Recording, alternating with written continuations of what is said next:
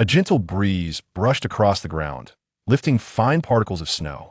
When it slipped down the collar he hadn't fully tightened, Gallop shivered involuntarily. With one hand skillfully supporting his entire body weight, he quickly tugged the drawstring at his neck, then pushed himself up the rope ladder hanging from the tree trunk, climbing into the treehouse 2 zhang above the ground. Unfastening the slip knot tied over his shoulder, his backpack and prey tumbled onto the wooden floor. 2 turkeys, 3 wild rabbits, not a bad haul. The young hunter nodded in satisfaction. Skinning the rabbits, plucking the chickens, removing the innards, his sharp little dagger danced in his hands with practiced precision, almost like a game. A dozen minutes later, the game was already roasting over the fire pit. The hunter stepped out of the treehouse and sat on the tree trunk, gazing at the distant scenery. Morning sunlight struck the frost coating the treetops, reflecting a dazzling rainbow. The frozen river's surface echoed with the soothing rush of flowing water. A stream cut through the sparse fir forest. As the sun climbed higher, thick snow melted faster, revealing soil where green shoots could already be seen. Snow hares crept from their burrows to forage, and sparrows, previously nowhere to be seen, now sang from the branches. The forest, once bare and bitterly cold, had somehow donned new leaves as snowmelt seeped into the earth. The green on the branches grew richer and deeper. That faint green emerging from the lingering snow always stirred a sense of hope within one. Or perhaps it was because he had already grown accustomed to this place. The hunter shook his head, dismissing the absurd thought. No, how could he possibly get used to this? Entertainment here was laughably scarce. Life was basically sunrise to sunset, with no soda, no tea or coffee. Boiling a pot of water required striking flint and steel for half a day. He'd never see fine rice or snow-white flour again. Instead, he had jaw-breaking corn and flatbreads made from cassava flour, along with salted meat so salty it could kill you, harder than stone and requiring an axe to chop. And don't even get him started on using clean leaves as toilet paper otherwise. He'd have to do what the white elephant 3 brothers did and use his left hand. Toilet paper? That luxury hadn't been invented yet. Yes, this wasn't Blue Earth, and he, at least his soul, didn't belong here. His soul was that of a Blue Earth human, admittedly, an utterly ordinary one. Just a lowly office clerk who pulled all-nighters writing reports and proposals. But that identity was everything his consciousness recognized. A second-tier university graduate, 3 years of grinding at the company, and that bald, short, fat boss who had promised him a promotion and raised by months in meaning his mortgage would ease up. He could have more time for things he wanted to do, like finding a girl to end his loneliness. But all of that ended the moment he was at home, chugging coffee to stay awake while working late, when suddenly everything went black. A sharp pain pierced his forehead, and when he opened his eyes again, he was here. More precisely, his soul had arrived in this body. Maybe because he had never believed in ghosts or spirits before. The heavens had given him this chance? Nonsense. How could anyone so easily jump from one world to another? And into a beast-man world, of all things? This wasn't some third-rate novel or TV drama. But then again, maybe reality was stranger than fiction. For instance, the fluffy triangular ears drooping on either side of his head, and the 1-meter-long tail swaying behind his back. Yes, at least now, he was no longer that nameless office drone. He was now an even more obscure hunter and a beastman at that. Perhaps the heavens who sent him here understood the saying, leave a path open so you can meet again? Or maybe this whole fiasco was just a colossal clerical error, so a small oversight like this wasn't surprising. Hence, this body seemed to retain the memories and knowledge of its former owner. After sorting through the previous occupant's memories, Head grasped the basics. For example, he was now Gallop Austin Leslie, a member of the Woofer tribe among many beast clans. In a world without birth control, he was an unusual only child. His mother had been abandoned by his never-seen father while still pregnant, forcing her to flee with her unborn child. She struggled alone to raise him, but passed away half a year ago, leaving him a house in Tarktown as her only inheritance. With his mother gone, half their income vanished. The little money left was spent on her funeral. So the former Gallop ventured deep into the forest to hunt, but unluckily encountered a distant cousin. A winter wolf, not just a wolf that appeared in winter, but a monstrous creature far more vicious and intelligent than ordinary beasts, as large as a buffalo.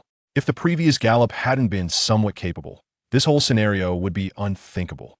After a bloody battle and desperate escape, the young hunter returned to Tarktown barely alive. The priests of Enlightenment Temple poured all their power into healing him, and after 3 days and nights in a coma, the hunter finally awoke. On that matter, his few friends and relatives celebrated his recovery, But only Gallop knew the truth. Perhaps the real Gallop had already died from his injuries, allowing him to take over. It's been a month now. Maybe he'll have to stay like this forever. The aroma of roasting meat brought Gallop back from his brief reverie. He shook his head lightly, muttering to himself. His frustration caused his pointed ears to droop on either side of his head. Confusion and bewilderment were inevitable. But Gallop found himself gradually accepting this bizarre fate and this strange world. He thought constantly, silently maintaining his life as a hunter. Though the priest had saved him, their healing came at an exorbitant price. After all, they wielded life magica, supernatural technique that could regenerate flesh before your eyes until it was as good as new. Even compared to Earth's most advanced surgical technology, it was an awe-inspiring power. According to the original Gallop's memories, reattaching a severed hand cost at least 10 gold wolfhead coins. Each gold coin bore the Wolfer tribe's totemic insignia and could be exchanged for 10 silver wolf fangs or 1,000 copper wolf claws. Yet 2 copper claws could buy a large roasted cornbread, and a well-prepared rabbit pelt was worth only 5 copper claws. The priest's fees were so high that Head had to sell many of his mother's belongings just to cover the cost. He wasn't destitute yet, but if he kept burning through his savings, He'd soon be. Gallop knew that without finding a way to earn more, He'd eventually have to sell his only house just to survive. To avoid ending up homeless, he gritted his teeth and ventured into the forest more often, chasing whatever luck he could find. If I could get a good wild battle wolf pelt, it might fetch at least dozens of gold wolf heads. And that winter wolf last time, well, forget it. If I ran into it again, I'd probably just end up as wolf dung. His fluffy long tail hung in the air, swaying gently from side to side, as if sweeping away some of his master's worries. But thoughts in his mind grew more tangled and chaotic. After muttering to himself, he sighed, stood up, and prepared to tend to the game, then get a good sleep to restore his strength for hunting valuable prey tonight. But the moment he rose, the world around him suddenly trembled. An earthquake? A strange sensation of weightlessness enveloped Gallop. The treehouse beneath his feet vanished. The surrounding light scattered oddly, like broken glass. For an instant, he felt as if trapped in a violently shaking box. This bizarre sensation lasted 2 or 3 seconds. Then his tailbone slammed heavily against something solid. Weight and soreness returned to his body, and the fragmented lights before his eyes became unusually bright. He blinked, then rubbed his eyes. Gallop realized he was now sitting in an opulent room. Snow-white walls held exquisite tapestries. Polished marble floors gleamed like mirrors, covered with crimson plush carpets. An intricately crafted crystal chandelier hung from the ceiling, its embedded gems radiating brilliant light, illuminating the room as bright as day. Further away, 5 rows of mahogany bookshelves, crammed with scrolls and books, stretched like soldiers awaiting inspection to the limits of sight. What in the world is going on? Gallop widened his blue wolf eyes, cautiously feeling around. But the cold marble floor and the softness of the nearby carpet felt real, not illusion or trickery. And the pain in his backside reminded him this wasn't some absurd dream. Could it be spatial teleportation? Rummaging through his knowledge of this world's oddities, he could only barely come up with this term to describe his situation. Dazed, he climbed to his feet, walked a circle, and noticed the disheartening fact there were no doors or windows in this room. Leaving was impossible, but if someone had invited him here, perhaps they'd appear soon. He took a few careful steps, looking left and right, then was instinctively drawn to the neatly arranged books on the shelves. As someone who had once been a cultured person, only in this world could he truly understand the agony of being cut off from culture. It wasn't just the lack of TV, internet, Wi-Fi, or cars. It was a loneliness etched into the soul. In this small villager indeed, most of this world, which seemed stuck in a medieval level of development literacy, was a rare and valuable skill. Only a few priestly figures could read and write. For others, knowing how to write their own name meant they weren't illiterate. Oh, wasn't that standard also true in some modern free and democratic country? Anyway, Gallop could read. His mother had taught him, passing on not just writing, but also various bits of knowledge: astronomy, geography, basic martial arts, and some simple magic. Vaguely, he recalled his mother calling these spells elemental magic, a technique invented by a goddess who protected humanity. Due to its versatility and practicality, it spread widely, and most self-proclaimed mages used it. But Gallop rarely used elemental magic while hunting. One reason: prey wouldn't stand still while he chanted incantations. By the time he finished, the animal would either be long gone or charging at him. Another reason: hurling a wind blade, ice shard, or fireball, while powerful, would ruin the pelt. Not even the most unscrupulous fur trader would pay a single copper claw for it. So the only magic Gallop used was lighting fires or drying wet clothes with a heat wind spell. Carefully taking a small, leather-bound book from the shelf, Gallop glanced at it, then sighed. The individual wolf-tooth-like characters were familiar. He could grasp the meaning without much trouble. As he returned the book to the shelf, the surrounding light seemed to flicker just for an instant.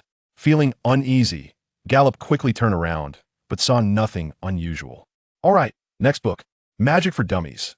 A complete beginner's guide even a weaned puppy can understand? What kind of title was that? The words on the cover left the young wolfman unsure whether to sigh or be amazed. Anyway, he opened it. The text inside was indeed very simple and clear. The divine power silently chant the great name of the Enlightenment God. Imagine a fireball within your body as hot as the sun.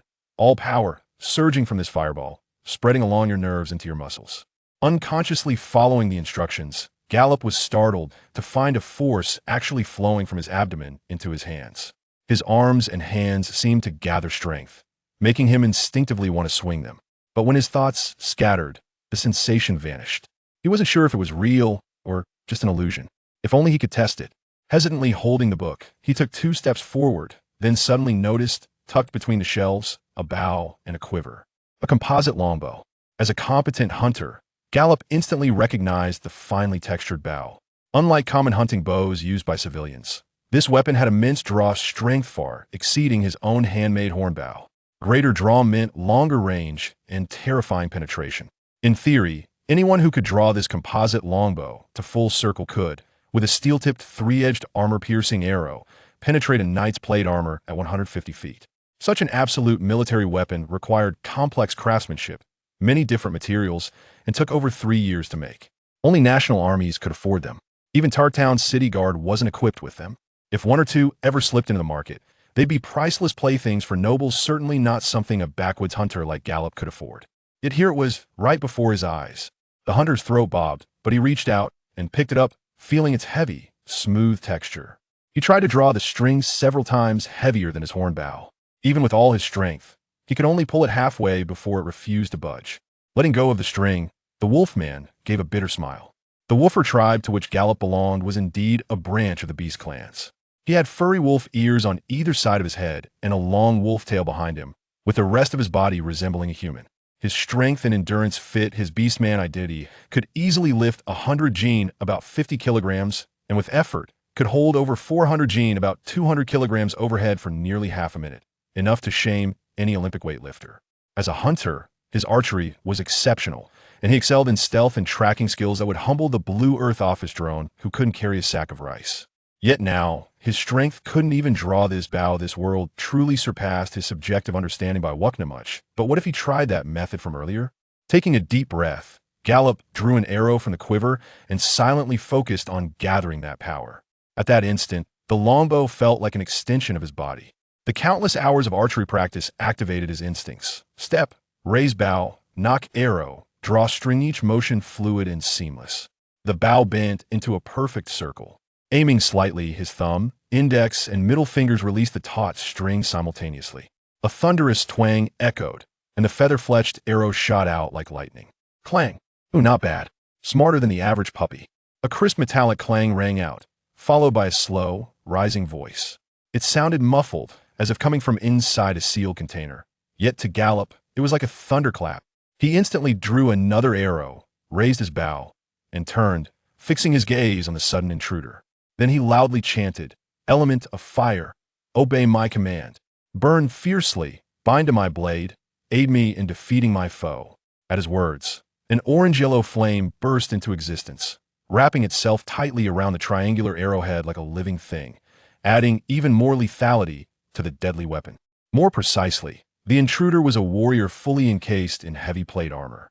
He wore a suit so ornate it was beyond description, every plate adorned with gilded relief carvings. The breastplate featuring a vividly rendered wolf's head in exquisite enamel work. The pauldron shaped like 2 crouching wolves, a bright red silk cloak trailing from his shoulders to the floor. At his waist hung a gem-encrusted mace. His face was completely hidden behind a full helmet, revealing only 2 eyes behind the visor that seemed to burn with purple flames. A month's time, and your soul and memories have fused this well. You show real talent. It was worth the effort to bring you to this world, the armored warrior said in a muffled voice, seemingly unconcerned that a deadly armor-piercing arrow was aimed straight at him. In fact, in his own hand, he held an identical arrow, its feathered tail still trembling, slightly making Gallop inhale sharply. Had he caught that arrow midair? How was that possible? Chapter 2 Mortals and the Divine. Who are you? Are you the master of this realm? Gallop inquired, yet his arrow remained steadfastly aimed. In a world where magic, an extraordinary force, existed, he never perceived this bizarre encounter as a stroke of luck bestowed by the heavens. If it were indeed a miracle conjured by a formidable sorcerer, it was evident that the summoner had a purpose in seeking him out. This space is one of my creations, the entity replied. Though it pales in comparison to the works of the goddess of truth, it remains quite convenient. The warrior nodded, a faint metallic sound accompanying his motion, and continued. As for who I am, you, who have merged with this corporeal vessel's memories, should be well aware. Does he know my secrets? Gallop clenched his teeth and delved into the recesses of his mind. In that fleeting moment of revelation, he held his breath and reluctantly uttered the name. You are the god of illumination? Indeed, that is I? Or did you presume me to be some strange soul from another dimension? The god of illumination let out a soft, melodic laugh, discarding the arrow and folding his arms across his chest. This posture finally triggered a memory in Gallop, one reminiscent of the deity worshipped at the altar of the Temple of Illumination in Tuckertown, strikingly identical in stance. The god of illumination is the Lord of Mercy, the deity of civilization, the embodiment of the wilderness, shepherding all things with darkness preceding and light following. In Gallop's recollections, this anthropomorphic deity was the only one revered by the Woofer people, their progenitor. According to Woofer legends, when their ancestors roamed the earth cloaked in thick fur, moving on all fours like ordinary wolves, the god of illumination descended from the heavens and adorned the necks of the 3 strongest and wisest female wolves with 3 powerful collars, thus transformed into beast-eared, wolf-tailed maidens. They were bestowed with knowledge of agriculture, mining, and martial prowess, and the deity took them as wives, begetting the lineage that would evolve into the contemporary Woofer people. Out of reverence for this deity and their forebear, all Woofer individuals don collars of varying materials according to their social standing, with Gallop's neck encircled by an iron collar symbolizing freedom. A remarkable sorcerer or a knight endowed with supernatural abilities, yet certainly not a god. What has become of this world, that deities of such stature would appear so cheaply before mortals? Gallop lowered his composite longbow. Before such a being that seemingly transcended the laws of this realm, even if he wielded a formidable mech, he would be swiftly vanquished. His meager combat prowess was best left unexposed. Perhaps that heavenly annihilation cannon could indeed eliminate me, assuming it truly exists. The deity, seemingly capable of reading thoughts, erupted into another resonant laugh, reclining back as the surrounding bookshelves shifted, revealing a magnificent throne that materialized behind him, perfectly accommodating his form. Atheist. The gods of this world are not as exalted as you might imagine. A millennium ago, deities who ruled over their subjects from thrones and palaces were commonplace. Even if you do not subscribe to the beliefs of any among them, there is no need to fear being branded as an unbeliever. The world is not as you may envision. Beings like myself, so-called deities, are not mere illusions conjured by mortals in your realm. We do not dissipate in the absence of acknowledgement from followers. Moreover, atheism and materialism can also be regarded as forms of belief. The ideology of communism, which aims to liberate all of humanity and eradicate exploitation, falls into this category as well. Gallop remained silent. The voice of the god of enlightenment was as gentle as a refreshing spring breeze, embodying the forbearance of an elder while dissipating Gallop's inner turmoil. According to Gallop's knowledge acquired on Blue Star, many deities from alternate realms harbor hostility towards atheists, hastily labeling them as non-believers and wishing to eternally affix their souls to a wall, subjecting them to relentless torment. To his surprise, the guardian deity of the Wuful tribe nonchalantly forgave Gallop for his disloyalty, exhibiting a level of tolerance unmatched by the domineering gods of monotheism on Blue Star, who proclaim that refusal to believe equates to death. As for matters concerning souls and transcendence, his secondary belief in materialism aptly elucidates these phenomena, suggesting that the world is replete with mysteries yet to be unraveled by humanity. Then, the god of enlightenment spoke leisurely. Do you not intend to inquire about anything? It is a rare occasion for me to be here, and time is limited. I cannot guarantee when I shall return. God, please allow me a moment to ponder. I have a multitude of questions stacked like a mountain. Gallop, in a state of inner conflict, rubbed his forehead and cast a swift glance at his tail, which cascaded down to his ankles.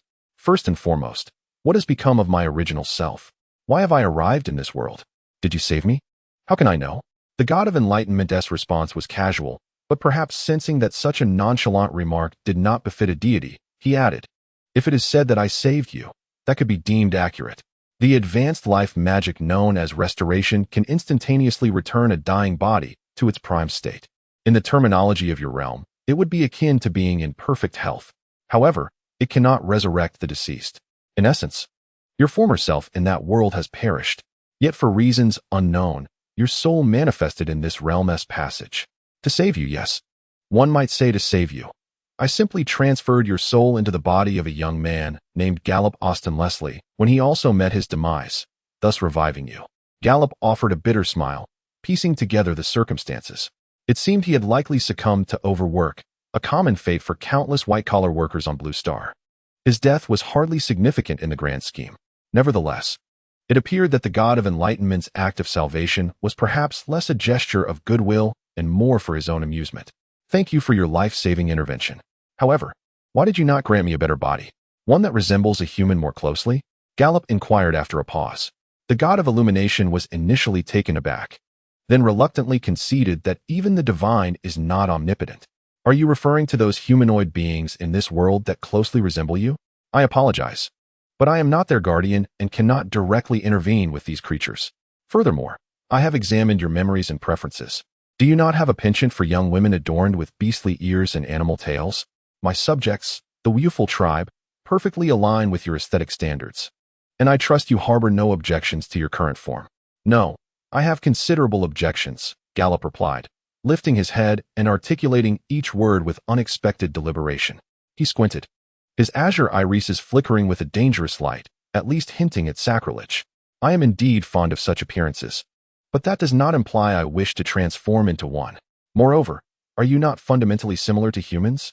Surely, transforming me into your likeness would be feasible. His outburst was inevitable, for the orcs of this realm starkly contrasted with the fantastical creatures conjured in some memories of a blue planet, lacking green skin, muscular builds, and protruding fangs. Instead, they possessed slightly pallid skin and stood around 4.5 feet tall, measured in imperial units. For Gallop, a soul hailing from the blue planet, encountering his friends surrounding him with anxious gazes led him to momentarily believe he was being taunted by enthusiasts donning beast ears and medieval attire. Indeed, the deity was partially correct. The former clerk had harbored a fondness for the appearance of beast-eared girls, for they were undeniably adorable. However, becoming one was an entirely different matter, particularly for Gallop, who sported long, fiery red hair cascading down to his waist, with matching red fur on his ears and tail. Though shorter than his peers, his exquisite features and sapphire eyes made him the object of many crushes in Tucktown. Yet, as a man from the blue planet, possessing such a beautiful face akin to that of a young girl severely tarnished his image of masculinity.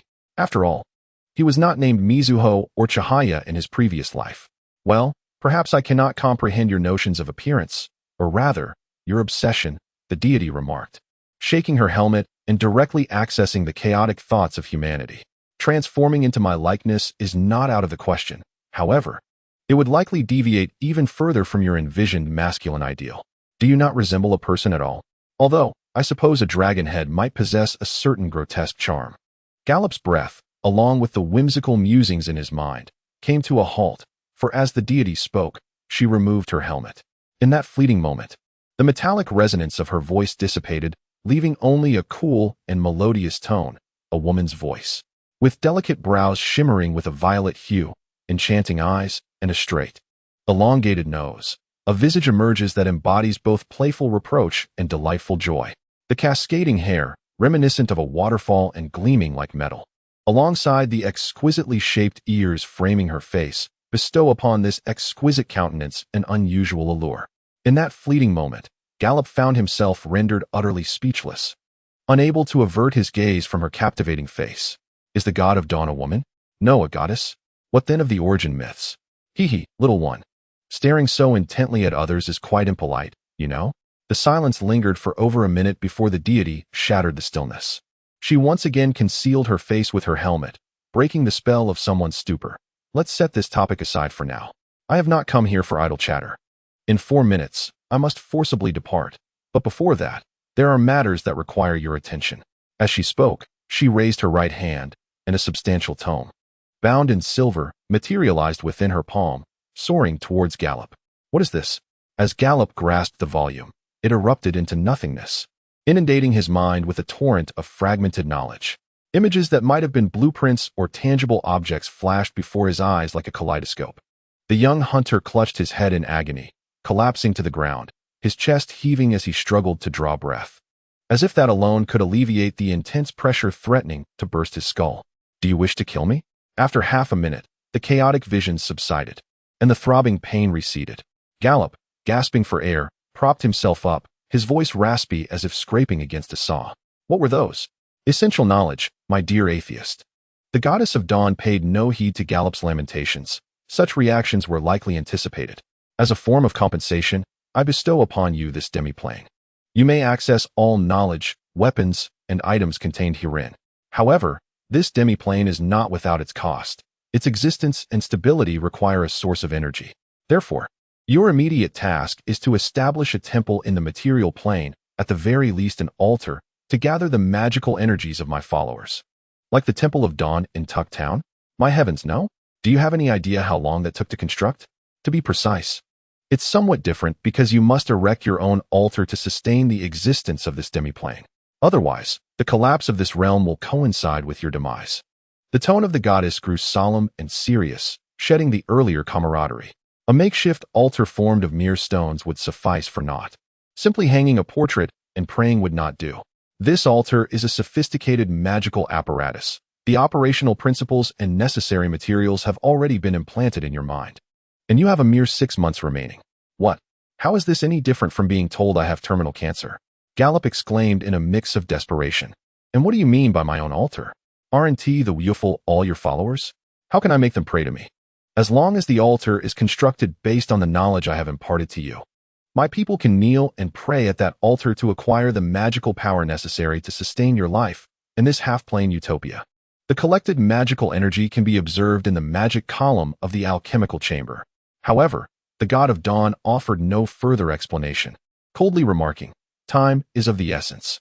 If you wish to avoid a swift encounter with your second death, you must act promptly." As the voice of the guardian deity of the Wuful clan faded into the air, the knight's figure dissolved like a mirage, vanishing from sight. Meanwhile, Gallop remained rooted to the ground for over 10 minutes, embodying the adage that misfortunes seldom come singly.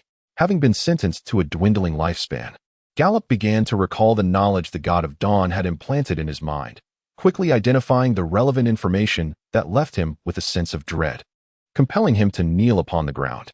In essence, the appearance of this magical altar bore no significant distinction from the altar within the Temple of Dawn in Tucktown, and there were no stringent requirements for its location. It could be constructed within any simple dwelling. The crux of the issue lay in the materials. The base required substantial blocks of pristine white granite, the cost of which from a stonemason would be far from modest. Even if Gallop intended to undertake the task himself, it would consume considerable time. As for the core components, they were to be crafted from high-quality crystals, mithril, and other precious metals and gems through alchemy. Even a single raw material would be beyond his means, even if he were to exhaust his entire fortune. Apart from the magical altar, there existed an alternative, albeit less desirable, method, utilizing magic crystals to energize the utopia. However, magic crystals were consumable items and equally expensive. The sole consolation was that the Temple of Dawn in Tucktown had them for sale. Thus, it seemed that this terminally ill patient must now strive even harder to earn money. Gallop stood up, brushed off the non-existent dust on his trousers, and began to acclimate himself to the space that had been granted to him by the deity. Firstly, according to the memories imparted by the goddess, this room had no entrances or exits. It could only be accessed through Gallop's own will. He could bring objects from the real world into this space, and vice versa, which was precisely what the mage referred to as a half-plane, a realm uniquely belonging to him. He could enter this chamber simply through meditation or even a brief slumber. Oh, it was not merely a room. Rising to his feet and taking a stroll around, Gallop discovered that this place was quite well equipped. It housed a complete set of living amenities, including a restroom, a bathing area, and a comfortable sleeping space. A weapons and armor repository filled with racks, and even a practice area featuring various targets and straw dummies. Though modest in size, it was remarkably functional. Most notably, the library stood out, with its diverse collection of books sufficient for him to grasp various aspects of this world. Now, as he reopened those tomes, he found no words or phrases beyond his comprehension. Yet, his attention soon shifted elsewhere. Crossing the corridor to the practice area, Gallop seized a composite longbow and 2 quivers of arrows from the armory. He drew the bow and aimed at the target set 450 feet away. Preparing to shoot, the dull thud of the blade piercing the wood echoed repeatedly. Soon, an arrow, its fletching trembling incessantly, lodged itself in the crimson heart of the target, which measured less than an inch in length and width. The quivering feathers elicited a satisfied smile from Gallop. The technique imparted by the deity earlier seemed remarkably effective. After unleashing a barrage of 10 arrows in quick succession, he felt merely a slight soreness in his right arm. This, after all, was the formidable composite longbow. Had he been using a standard bow, he could have released 100 arrows without a decline in precision. This realm, uniquely his own, appeared to be named Utopia, a land bestowed by the divine. Truly, the gods are exceedingly generous, gifting such a wondrous place so casually. Should he possess full autonomy over this bounty, it would indeed be a stroke of fortune. If he were to sell just a few items from the armory, he could easily amass enough funds for the necessary stone materials. Although it was a pity, the surplus was overwhelming. There were 4 or 5 longbows alone, far more than one individual could ever utilize. Contemplating these disarrayed thoughts, he took a moment to rest, closing his eyes to relax his mind and enter a meditative state. Finally, recalling the goddess's teachings, he silently intoned, "Return to the true earth." Thus, everything around him shattered and reformed, and he found himself once again at the entrance of his treehouse, the fatigue from drawing the bow still lingering in his body, along with the acrid scent of charred game wafting from within, serving as a reminder that the preceding events were not mere figments of a surreal dream. Peering out the window of the treehouse, he noted that it was still midday. Although he had yet to sleep that day, the excitement within him rendered him wide awake. After hastily consuming some charred meat and stored cheese, he donned his hunting bow and full gear, departing the treehouse in search of further provisions before nightfall. The pressing urgency was to stockpile sufficient food to sustain his future training. After all, Utopia was replete with tomes on magic and martial arts. The advanced texts, inscribed in beastly rune, documented various combat techniques and spells, all of which demanded his comprehension and assimilation. The knowledge directly transmitted by the deity was surely formidable. With time and dedication, he was confident it would transform him into a formidable warrior. Those endowed with exceptional talents, heroes and legends alike, naturally aspire to greatness. Thus, Gallop believed that with the knowledge he possessed as a traveler and the aid of this utopian realm, coupled with diligent effort and perseverance, even if he did not achieve monumental success, he would certainly lead a life superior to that of the average person. Chapter 3. The sound of arrows and serendipitous encounters. Gallop proceeded cautiously through the forest, his posture low. He carefully placed each foot upon the exposed roots and rocks. According to the knowledge imparted by hunters, disguising oneself during the transition from winter to spring proved most challenging. In the depths of winter, the landscape lay blanketed in white. A simple white cloak could effectively conceal a hunter's presence. However, during the flourishing season of spring, adorning the cloak with dried grasses and twigs could mislead prey into perceiving it as a dense thicket of shrubs. However, the snow blanketing the ground has now melted to a mere delicate layer, revealing patches of fresh grass sprouting from the soil. Lacking suitable camouflage, Gallop must navigate from one shadow to another, striving to remain as silent as possible while searching for signs of potential prey. Moreover, walking beneath the sun, allowing its warm rays to dispel the chill of the melting spring snow, also renders him vulnerable, for he is not the only hunter in this forest. The 6-legged leopard and the wolf as large as a pony also stalk these woods. In a world where small game has yet to fully awaken from their winter slumber, these creatures are perpetually famished, regarding everything as sustenance.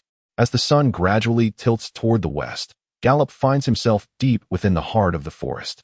The trees shield him from the spring breeze, and the ground begins to show delightful hints of green, while the footprints embedded in the mud become increasingly distinct, filling him with joy. His memories guide him, revealing that prey lies not far ahead. Before him, a set of tracks left by a herd of wild sheep, approximately 15 in number, catches his eye. These creatures, resembling goats, are among the primary livestock of the Wuful tribe. The largest of these rams can grow to the size of a cow from his recollection, serving as a vital source of meat and milk for the tribe. Every part of the ram is valuable. Its horns and tendons can be fashioned into bows and arrows. Its thick fur provides warmth, and its bones can be boiled down for glue, while its tender, fatty meat, when stewed with pepper, becomes a delectable meal. In the distance, the gentle sound of flowing water prompts Gallop to move even more cautiously. Peering from behind a protruding rock, he observes a small, nameless river where, on a patch of land newly kissed by greenery, 18 rams are greedily feasting on the bounty bestowed by the forest goddess. Among them, several particularly robust rams frequently raise their heads, vigilant for any lurking dangers. Silently retreating behind the rock, Gallop moistens his fingertips with his tongue, carefully gauging the wind direction before shifting downwind. Once in a suitable position, he draws 3 arrows from his quiver, skillfully holding them between his fingers as he holds his breath and readies his bow. What follows transpires in an instant. He suddenly springs up from the ground. The bowstring snaps, and the feathered arrow soars forth. One of the vigilant rams is struck through its left eye, collapsing instantly, before the rest of the herd can react. Gallop's bowstring twangs again, releasing the arrows he holds with precision. The newfound strength he has recently harnessed, albeit deemed merely an initiation, has multiplied his speed and power several-fold. His aim is remarkably precise, targeting the most formidable individuals within the flock. As the third ram falls, twitching from the arrow lodged in its eye, the remaining rams scatter in a panic, leaping into the small river to escape. Yet, for the hunter, this is sufficient. Gallop sheathes his bow and rushes toward his hard-won prize. A sense of pride inevitably welled up within him as he beheld the 3 magnificent rams, the epitome of strength, each arrow striking true through their eyes. The pristine, smooth pelts would surely fetch a handsome price. In ordinary circumstances, even a single intact ram skin could command 2 or 3 silver wolf fangs from a fur trader, and these would undoubtedly be worth much more. In days gone by, he seldom succeeded in hunting such prey, as they were swift and exceedingly vigilant, with opportunities fleeting like the wind. He was left to contend with the old, weak, and ailing. Although the bow he wielded was commendable, its power was insufficient, and the arrows often fell short, requiring 2 or 3 shots to bring down a single creature. Those damaged, worn pelts held little value. Truly, the divine gift of magic was effective, he mused, as he triumphantly retrieved the long feathered arrows, stowing them in his quiver. These arrows, akin to the fine longbow he now wielded, were remarkable weapons drawn from the half-plane, having pierced the ram's skulls with minimal wear, aside from a few bloodstains. They appeared fit for at least a dozen more uses, far superior to his previous arrows that would splinter after just a few shots.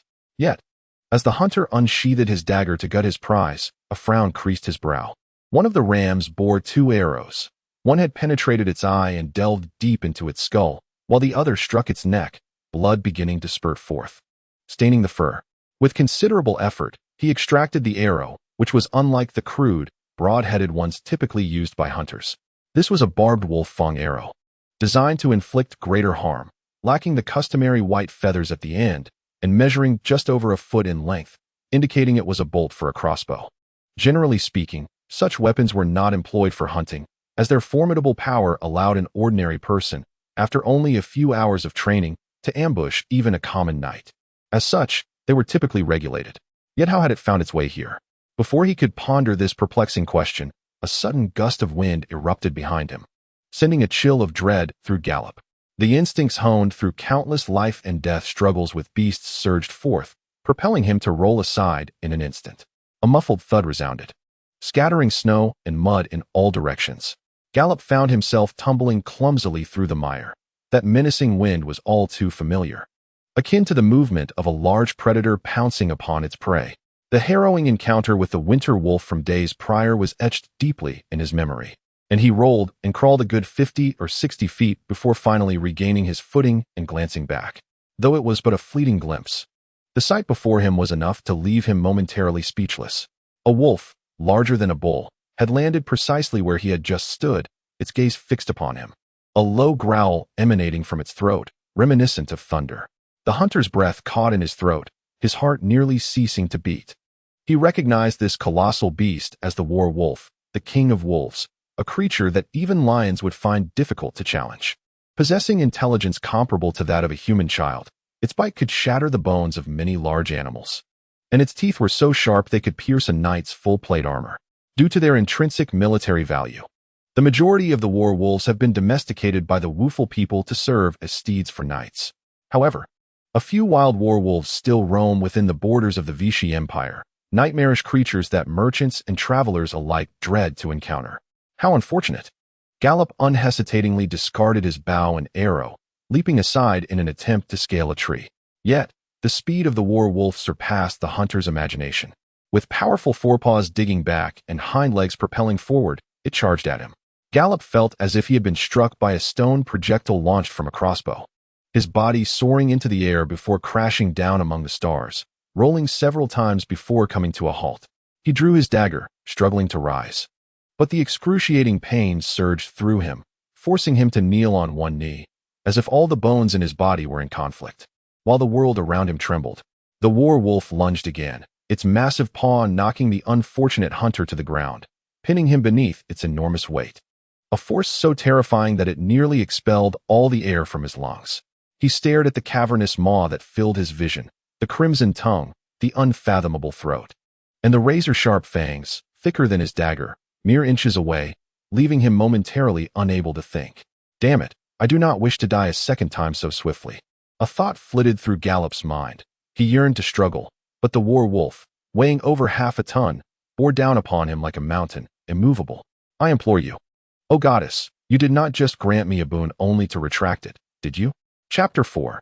An audience with the Lord in the midst of the days as the war wolf's colossal jaws threatened to crush his skull, a sweet, melodious voice resonated like divine music. Swift shadow, stand down.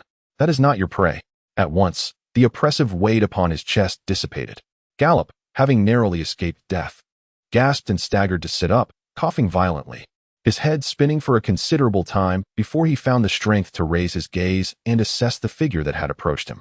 Beneath the brilliant sunlight, the girl was clad in radiant silver half-plate armor, almost blindingly bright, rendering Gallop unable to see clearly. He only noted the intricate design painted in porcelain glaze upon her shoulder guard, and the snow-white cloak billowing like waves. Oh dear, he groaned, struggling to rise. But the agonizing pain in his chest caused his entire body to tremble, clearly indicating that several ribs had been broken. Where are you injured? The girl inquired again, now crouching beside him, her luminous gaze fixed on his face, her delicate features contorted with concern and unease. I am truly sorry. Swift Shadow is still young and does not yet understand how to discern prey. However, it seems you are not bleeding. Can you stand? I am uncertain.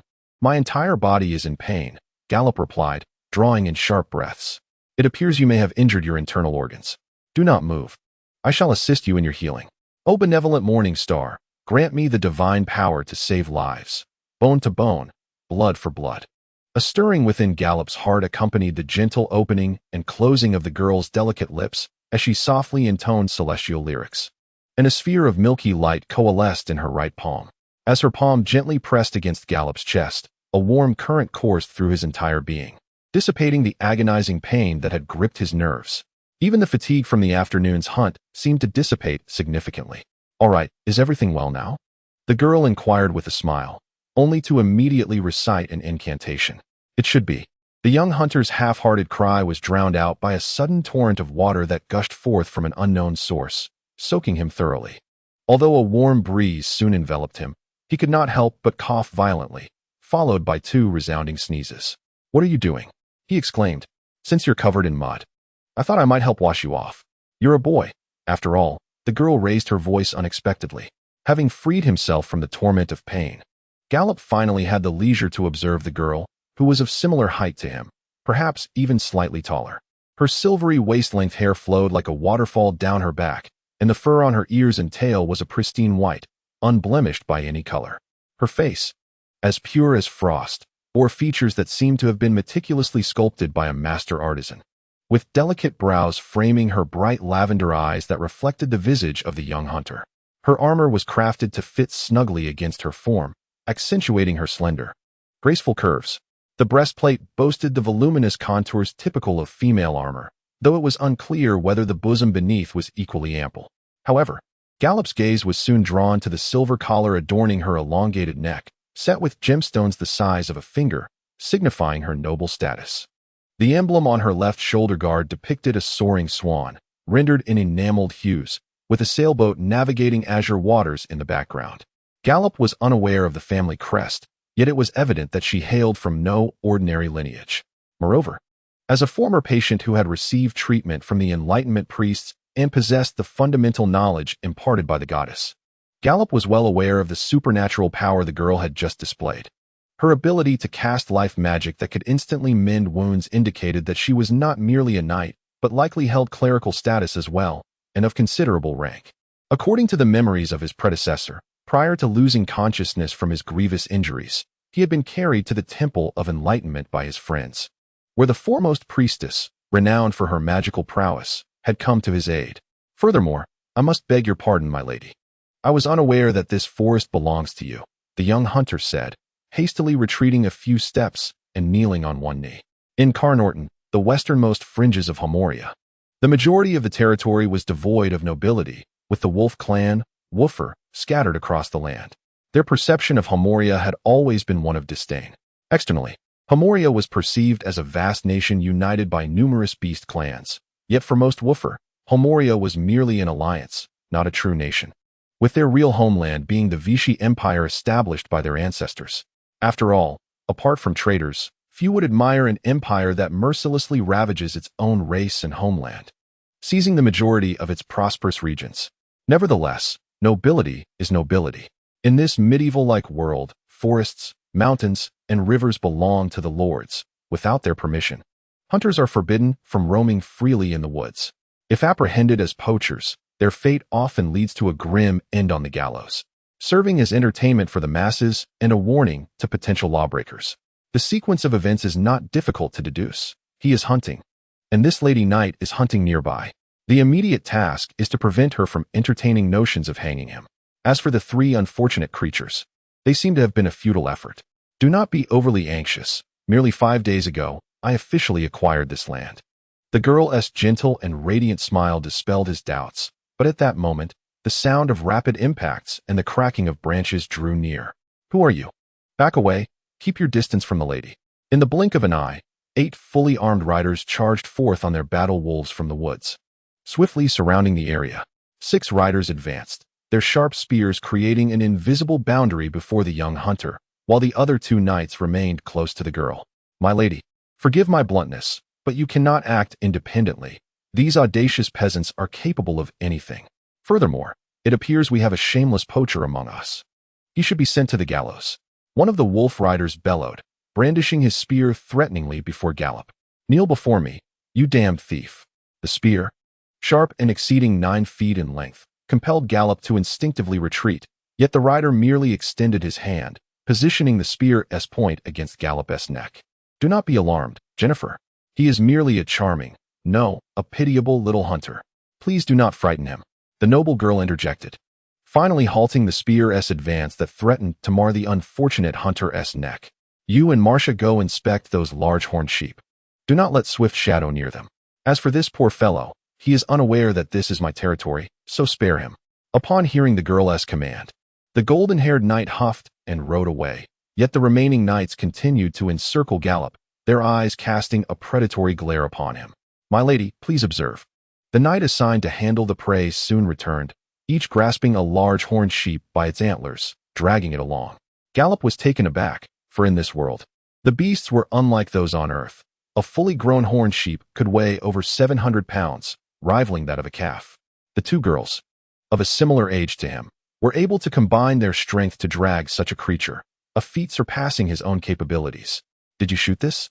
The knight inquired, directing her question at Gallup, while the other female knights, having noticed the prey, also turned their gaze upon the unfortunate hunter, making him the center of attention. 3 arrows struck the eyes. How did you manage that? This unblemished hide can fetch a handsome price. a skill every hunter possesses. How did you do it? Such a question is rather difficult to answer. Could it be a divine gift combined with one's own skill? Gallop paused momentarily, then innocently scratched the back of his head. Truly an impressive marksman, especially for a man. At this moment, the noble young lady at the center regarded him with appreciation, nodding slightly. I am Physitria Zakvalt, the newly appointed Lord of Tuck Town as of 5 days ago. Lady Walia Rydalvault is my mother. And you, I do not yet know your name. Oh, how fortunate to meet you, my lord, Gallop replied, bowing respectfully. I am Gallop Ostanlessly, merely an ordinary hunter. If a marksman capable of piercing 3 eyes with 3 arrows is considered ordinary, then I must be a wretched archer unable to even steady a crossbow. Physitria smiled brightly and inquired, Did you hunt those 3 magnificent rams? I do not wish to leave empty-handed. How about selling them to me? I shall pay you 1 golden wolf head for each. Gallop hesitated. He had anticipated being legally robbed by Physitria, and being released unscathed was the best outcome he could hope for. He never expected her to propose a purchase. However, his dazed expression led the knightly young lady to misinterpret his silence, assuming he found her offer too low. Without hesitation, she raised the price. All right then. How about 2 golden wolf heads? Should I raise it further? I may become quite displeased. No, my lord. I harbor no intention of negotiating a higher price. And I am sincerely grateful for your generosity, Gallop hastily replied, shaking his hands. Physitria chuckled, gesturing for a female knight to approach, who then retrieved a pouch of coins and handed 6 gleaming golden coins to Gallop. The young hunter accepted the coins, tucking them into his belt. Although this marked his first substantial income, each golden wolf head representing the wealth a farming family would amass over 3 years of labor. Gallop had only seen such lustrous coins when selling a trove of colorful feathers or the pelts of several rams after months of gathering. Yet, he felt no overwhelming joy at possessing this newfound wealth. However, his calm demeanor drew the attention of the observing blonde knight, Jennifer, who furrowed her brow. You say you are a local? Then, she said, patting her war wolf and stepping forward, suddenly thrusting her spear against Gallop's chest once more. With her other hand, she seized the composite longbow that Gallop had discarded. A local hunter, capable of wielding such a formidable bow that even the army might not be equipped with? Explain yourself. Where do you truly come from? You spy. This, knight, I assure you, I am not a spy. My family has lived in this town for generations, Gallop exclaimed, nearly losing his composure. The longbow, extracted from the realm of Utopia, is indeed not an artifact that a mere indigenous hunter could possess. Initially, he believed that utilizing it in the forest would pose no issues, as upon returning to the town, no one would scrutinize the circumstances surrounding the prey's demise. Yet, who could have anticipated an encounter with a newly appointed lord? This predicament was such that even a plunge into the river would fail to absolve him. To be frank, had it been the former Gallop, he would have been left in utter disarray, begging for mercy. However, the present Gallop at least retained the ability to make a desperate plea. Please, my lord, that is a treasured heirloom of my family. My grandmother was, well, I believe, a servant to a nobleman. Upon her return to her homeland in her later years, she received certain rewards, and this bow and arrow were passed down to me. Gallop swallowed hard, his mind racing with various television drama scenarios, gradually gaining coherence. But I was never able to draw it. I have never used it. This is the first time. You can inquire in the town. I was born and raised here. I am certainly not a spy. All right, Jennifer. You are indeed making a mountain out of a molehill. I did not disclose my route to anyone. And the decision to alter the path to pass through here was not yours to make, was it? If he were a spy, how would he know how I arrived? And how could he possibly wait here? Fussia clapped her hands, her voice calming. Leslie, are you a resident of Tuckertown? Yes, my lord, Gallop quickly nodded. My home is in Tuckertown, and I am one of your subjects. I merely set out to hunt and inadvertently offended you. Well then, do not be frightened by Jennifer. She merely appears fierce on the surface and is somewhat serious. I also dislike being addressed as my lord. You may call me Fussia. The girl chuckled lightly and then gazed at the position of the sun in the sky. How far is it to Tuckertown from here? Well, Fussia, my lady. It is still over a day's journey to Tuckertown, but that is on foot. Just as Gallop began to speak, he noticed the battle wolf, Shadow, which had nearly considered him dinner not long ago, ambling towards him, involuntarily causing him to shudder. The hawkish gaze of the golden-haired knight prompted him to quickly amend his statement. Oh, It seems we shan't make it back to Tuckertown before evening. Leslie, are there any nearby villages? None, my lord. Gallop inwardly scoffed, then gestured towards the direction of the treehouse. There is a treehouse I constructed nearby. Whenever I cannot return to the town in time, I spend the night there. Then may my knight and I be your guests in your treehouse. I will pay. It would be my honor. At this moment, Fussia noticed Gallop's gaze wandering around her side, prompting her to turn her head. Sit still. Do not move. Immediately, the gray-furred beast obeyed the command, settling down like a docile puppy. Do not worry. Shadow is very well behaved. He will not eat anything strange without my command. She remarked with a smile. Does that mean he will eat at your command? The hunter couldn't help but tremble again. Note, the Wufel tribe remains entrenched in a matriarchal society, wherein the number of females surpasses that of males, and the women are significantly stronger than their male counterparts. Consequently, they naturally fulfill the roles of laborers and warriors, while men like the protagonist, who strive for independence and venture out to work, are exceedingly rare. Thus, in the subsequent chapters of this narrative, when characters from the Wufel tribe are depicted, if their gender is not explicitly stated, it shall be assumed that they are female. I am somewhat reluctant to overemphasize gender pronouns such as female villagers, female lords, or female knights when portraying this group of wolf maidens. Additionally, the term master in the text actually refers to the word sir, a title commonly used to address nobility in medieval times. A more fitting translation would be lord. But due to the overwhelming influence of Japanese anime culture, master has almost exclusively evolved into a term for females. Therefore, I have opted to follow the mainstream usage of lord as a substitute. Chapter 5. The adorable boy adhering to the principle of cash on delivery.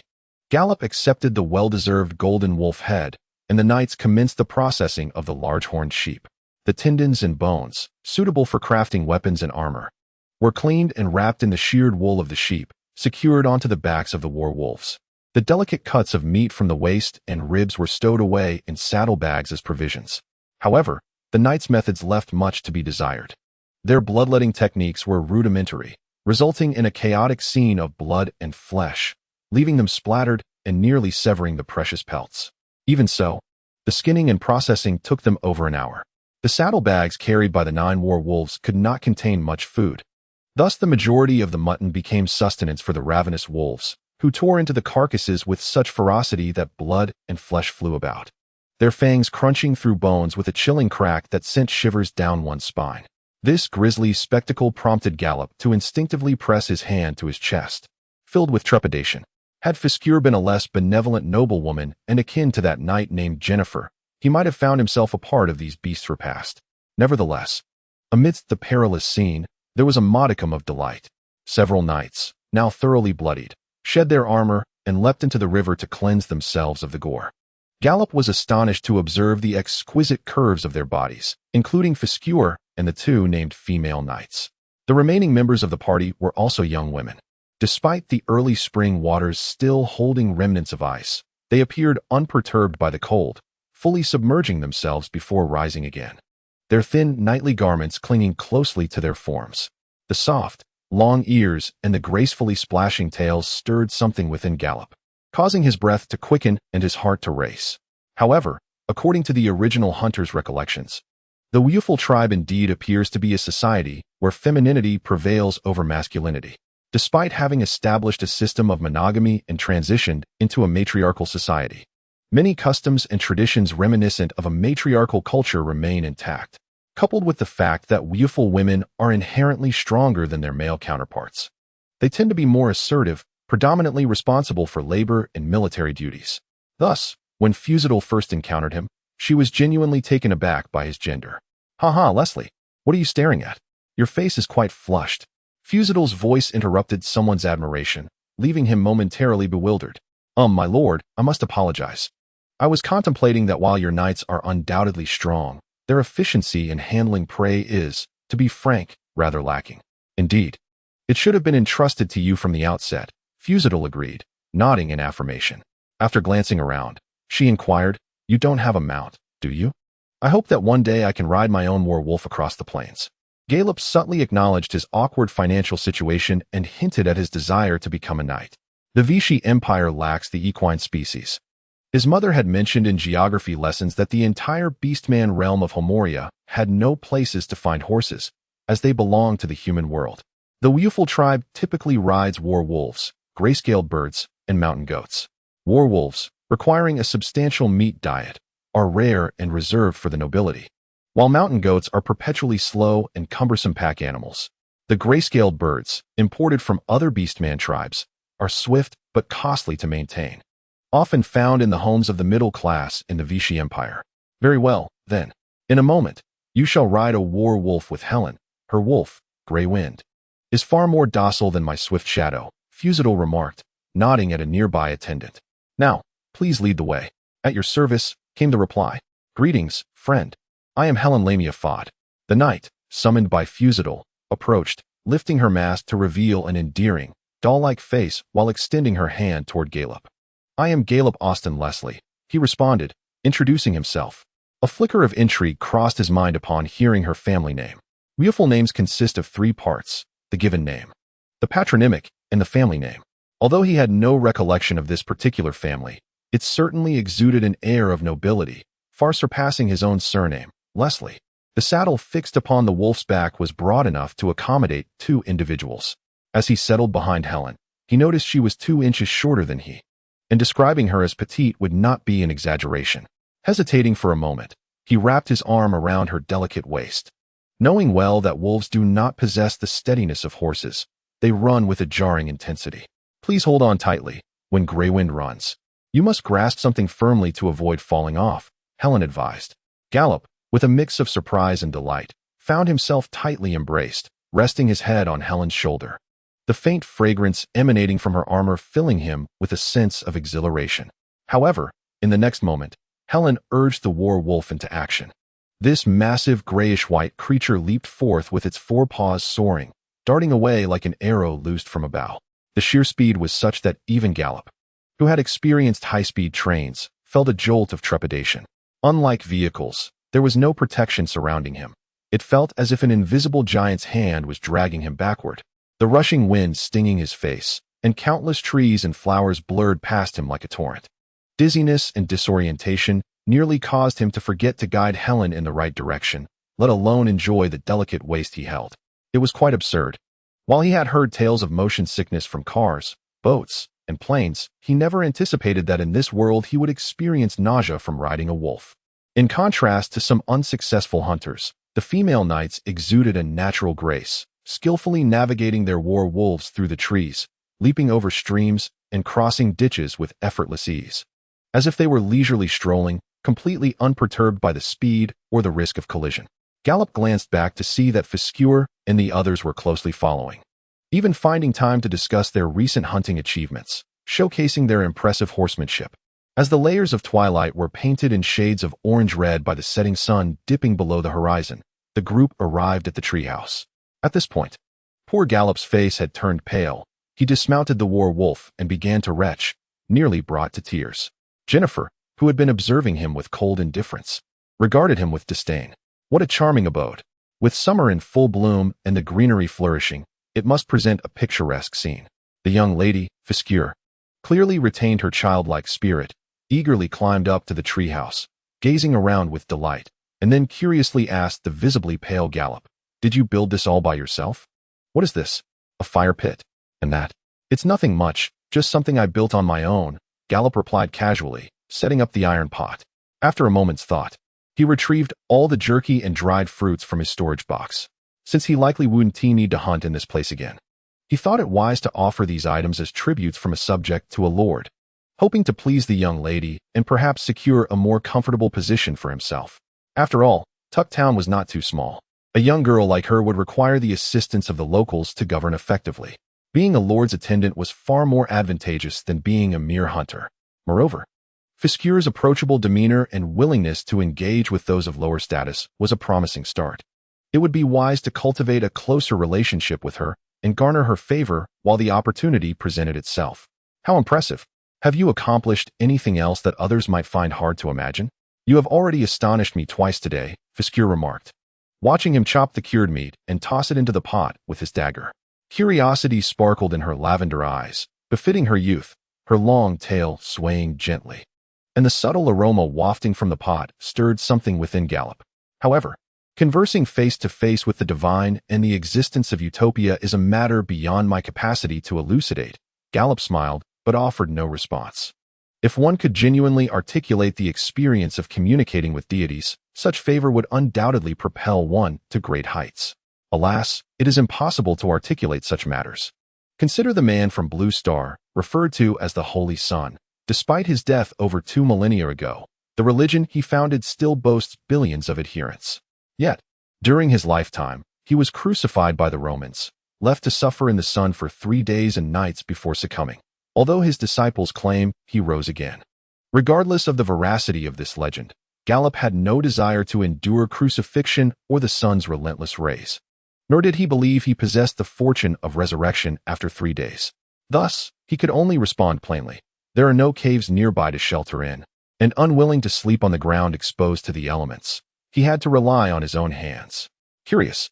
Fistral's eyes sparkled as she pointed to the assortment of wooden artifacts and colorful feathers piled in the corner, inquiring, "Are all these exquisite trinkets your handiwork?" Gallop replied, somewhat bashfully scratching the back of his head, "They are merely creations to pass the time during moments of idleness. In town, they fetch only a few copper wolf claws and hardly amount to anything substantial." His predecessor, while hunting, also crafted small wooden items and fashioned unmarketable wild bird feathers into trinkets, though the craftsmanship left much to be desired. Upon taking control of this body, Gallop inherited this side venture, albeit with a different motivation. Whereas his predecessor sought to establish a new source of income, he merely sought to alleviate boredom. For entertainment in this world was woefully scarce. "May I purchase one?" Fistral inquired, bending down to select among the wooden pieces and feather ornaments. Gallop responded, "Ah, Miss Fistral, if you fancy any, please feel free to take one as a token of our acquaintance." A gift from a boy. Fistral regarded Gallop with keen interest, a subtle smile playing on her lips as she picked up a short wooden comb, tugging a lock of her silver hair to try it out. "This one is quite nice. I shall choose it." "It is my honor," he replied. A cast-iron pot brimming with creamy cheese soup simmered over the campfire, with chunks of meat and dried fruits bobbing within, releasing billows of steam that filled the air with an enticing aroma. Gallop enhanced the fragrance by adding some herbs he had discovered. By this time, the knights had begun to ascend the treehouse, clutching flattened corn cakes, hardened goat cheese, and somewhat stale onions salvaged from their packs.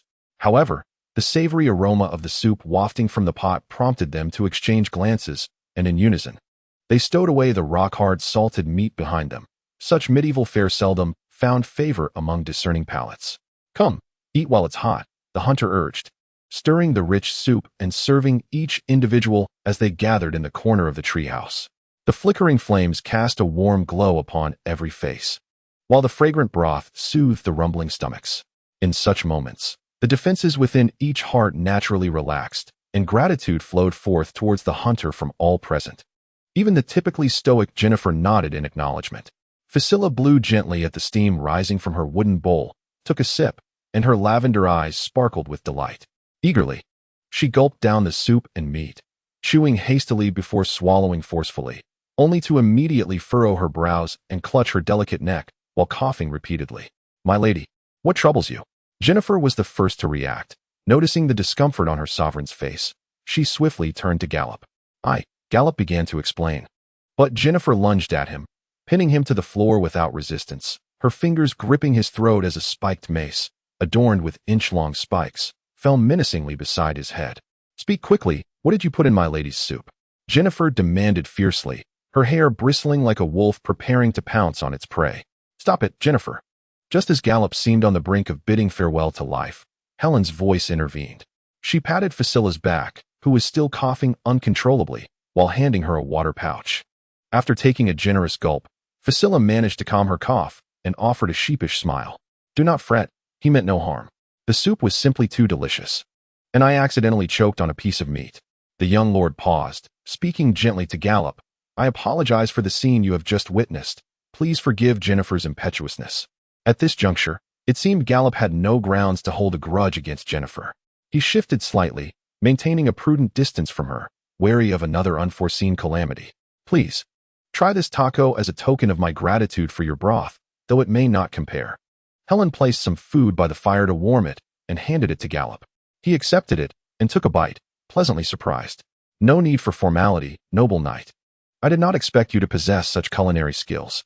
The corn of this world bore little difference from that in Gallup's memories, albeit slightly smaller yet fuller, as it was drought-resistant, high-yield, and easy to cultivate, making it the staple grain of the woofer people.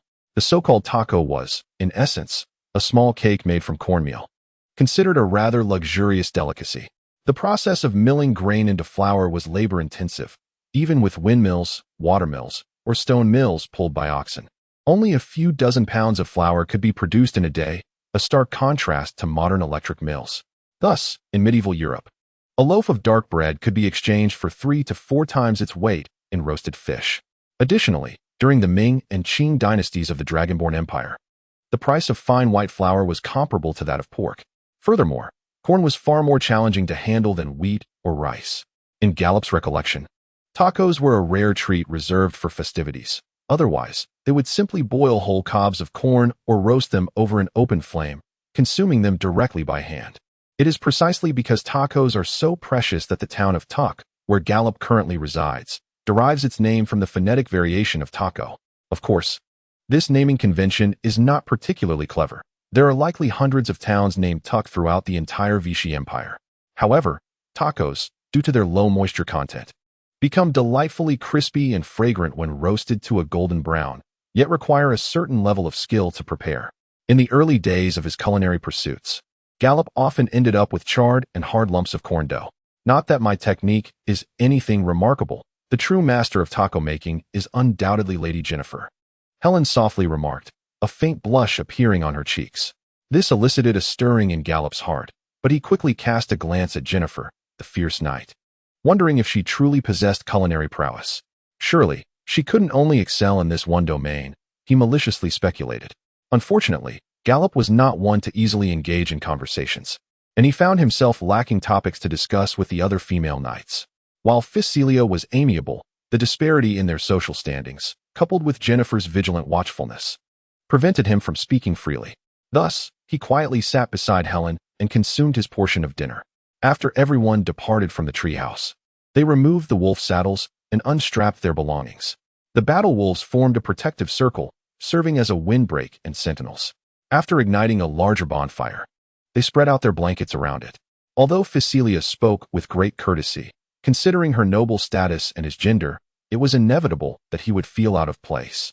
Gallup glanced at the treehouse, sighed silently, and laid down a piece of felt beside Helen's wolf, attempting to foster a closer bond with the massive creature to avert any untoward incidents during the night.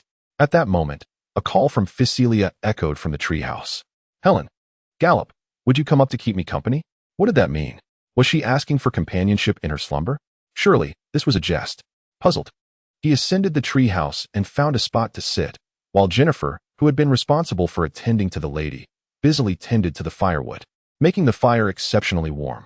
The flames chased away the chill of the night forest, filling the room with warmth.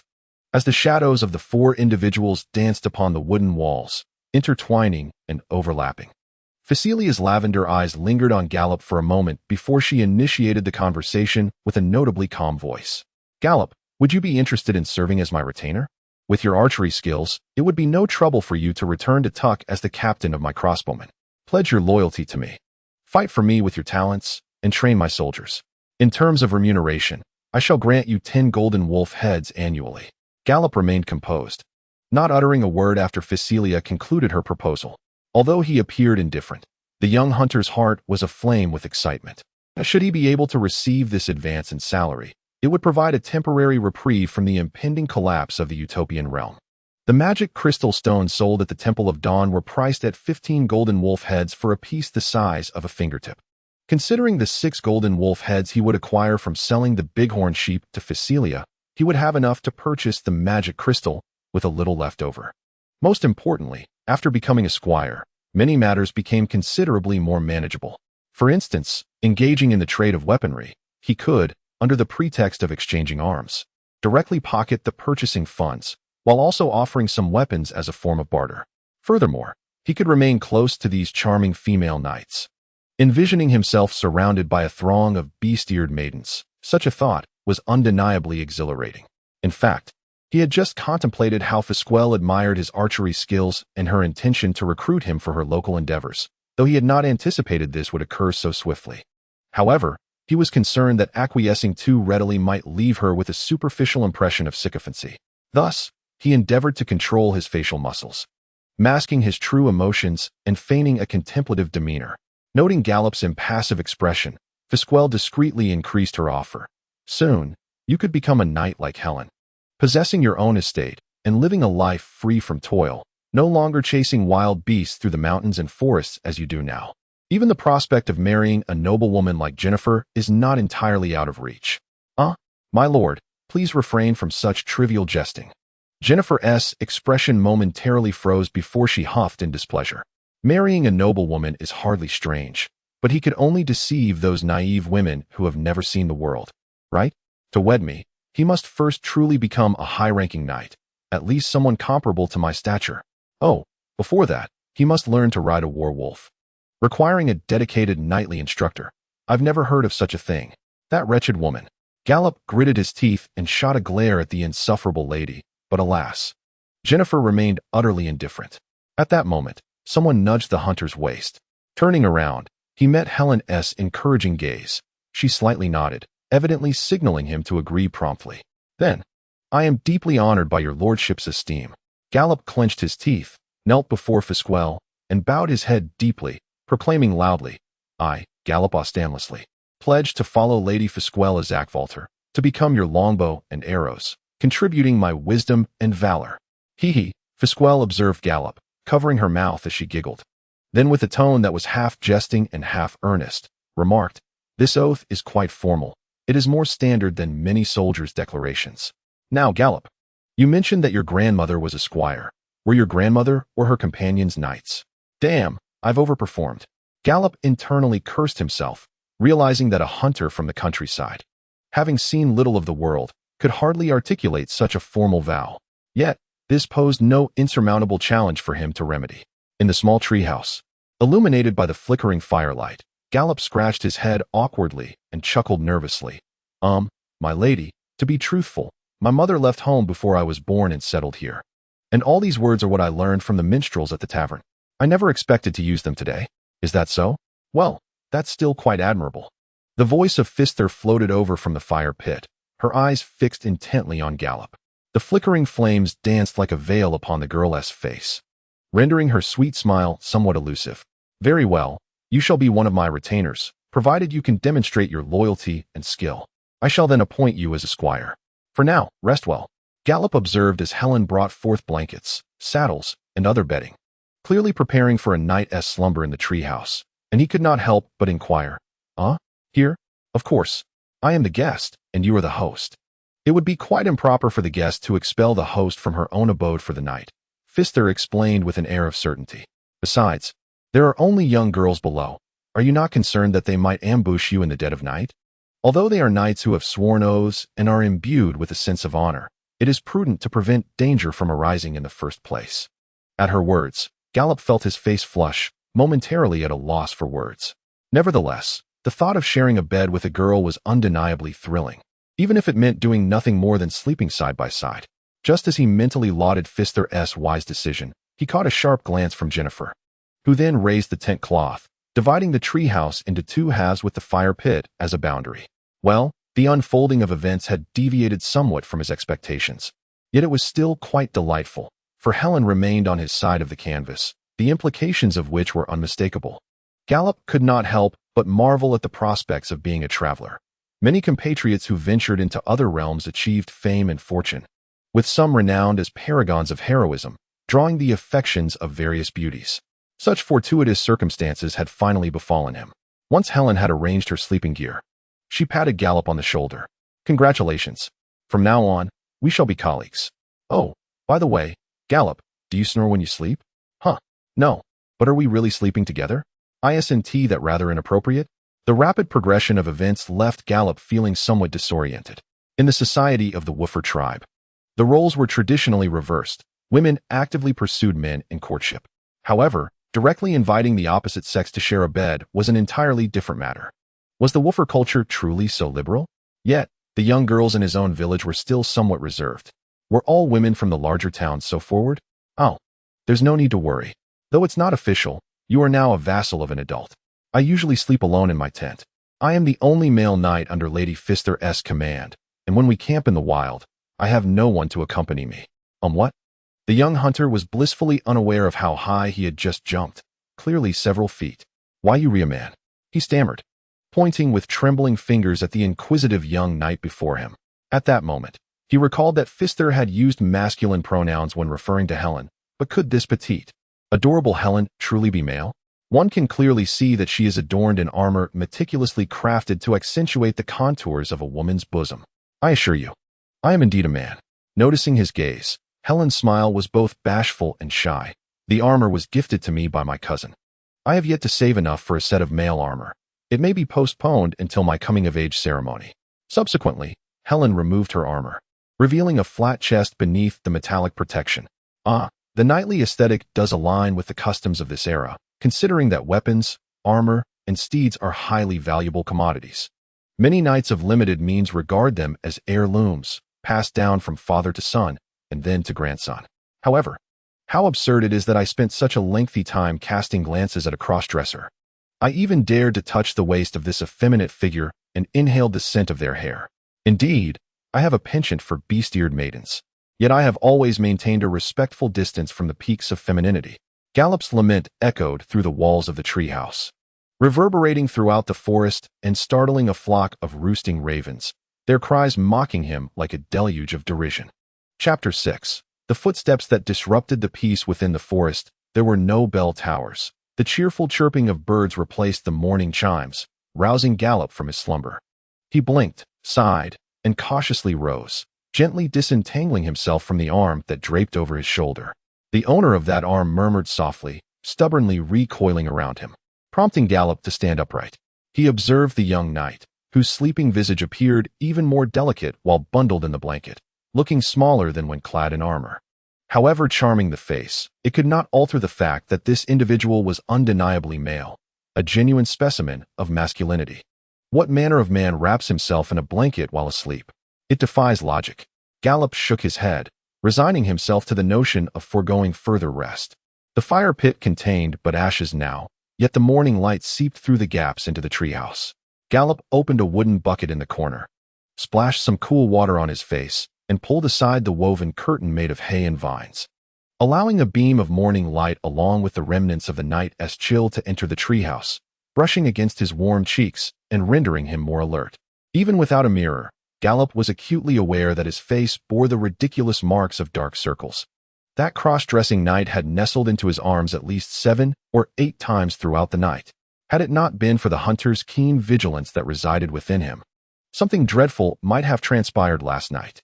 What a cruel jest this is, as if I were a contestant in a prank show. Gallop's gaze lingered on the effeminate figure before shifting to the curtains that hung in the middle of the treehouse. Memories of the silhouettes of Pfister and Jennifer shedding their armor danced across the canvas, illuminated by the flickering oil lamp, igniting a warmth within him. The curtain before him undoubtedly represented the fabled river that divides heaven from hell. How infuriating it is that behind that thin veil lies the very beast-eared maiden whom I adore, while I am compelled to wrestle with a cross-dresser throughout the night. Merely inches away. This is nothing short of torment. Indeed, it must have been during my previous encounter with the god of enlightenment that my demeanor lacked the requisite reverence. My careless grievances may have offended this divine being, resulting in the orchestration of this punishing scenario.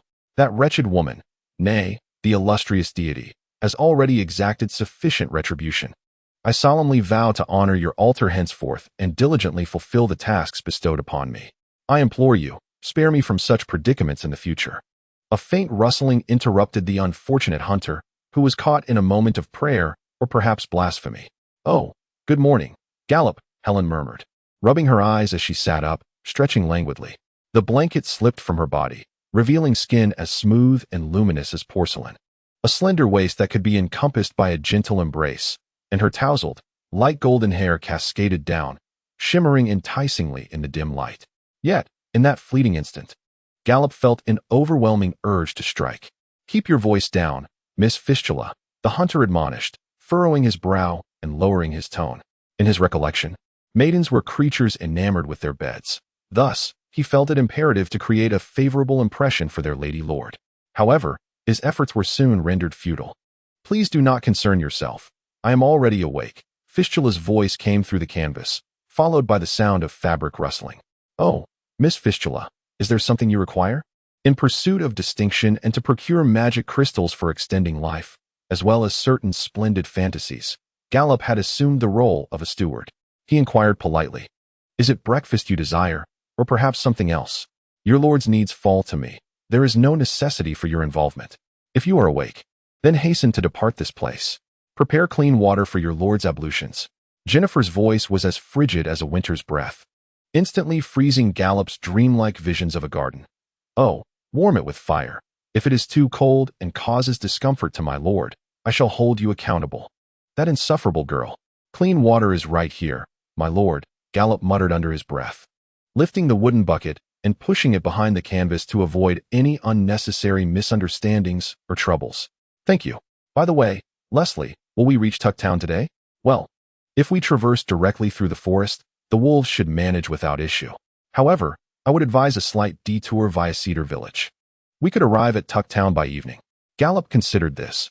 As a hunter reliant on the land, his predecessor had been fairly competent. Since he began hunting 2 years prior, he had nearly traversed every nook and cranny of this forest and its surrounding settlements. While he could not claim to navigate with eyes closed, he was at least as familiar with it as his own backyard. "Why take a longer route? We have mounts. Why squander time?" Jennifer interjected impatiently, her demeanor perpetually wary of hunters. Taking a detour could invite further complications. Moreover, who knows what Cedar Village is like? Do the inhabitants hold sufficient respect for our lord? Might there be those among them with nefarious intentions? "Very well, Jennifer, mind your words. Are you casting doubt upon Leslie, my personally appointed vassal?" Fussia exclaimed, causing the female knight to become immediately flustered. "My lord, I am not." She attempted to defend herself, but Fussia's voice had already shifted towards Gallop. "Enough. Now, Leslie, do share your reasoning." "Indeed, Miss Fussia," Leslie began. "The village of Cedarwood is approximately half a day's journey on foot. It houses around 500 villagers, primarily workers from a nearby lumber mill. Tuckertown, along with its surrounding timber supplies, relies heavily on this location. Hence there is a small market there for direct exchanges of ironware, salt, and textiles. Most villagers have resided there for 3 generations, and it has seen little in the way of outsiders, making it relatively safe.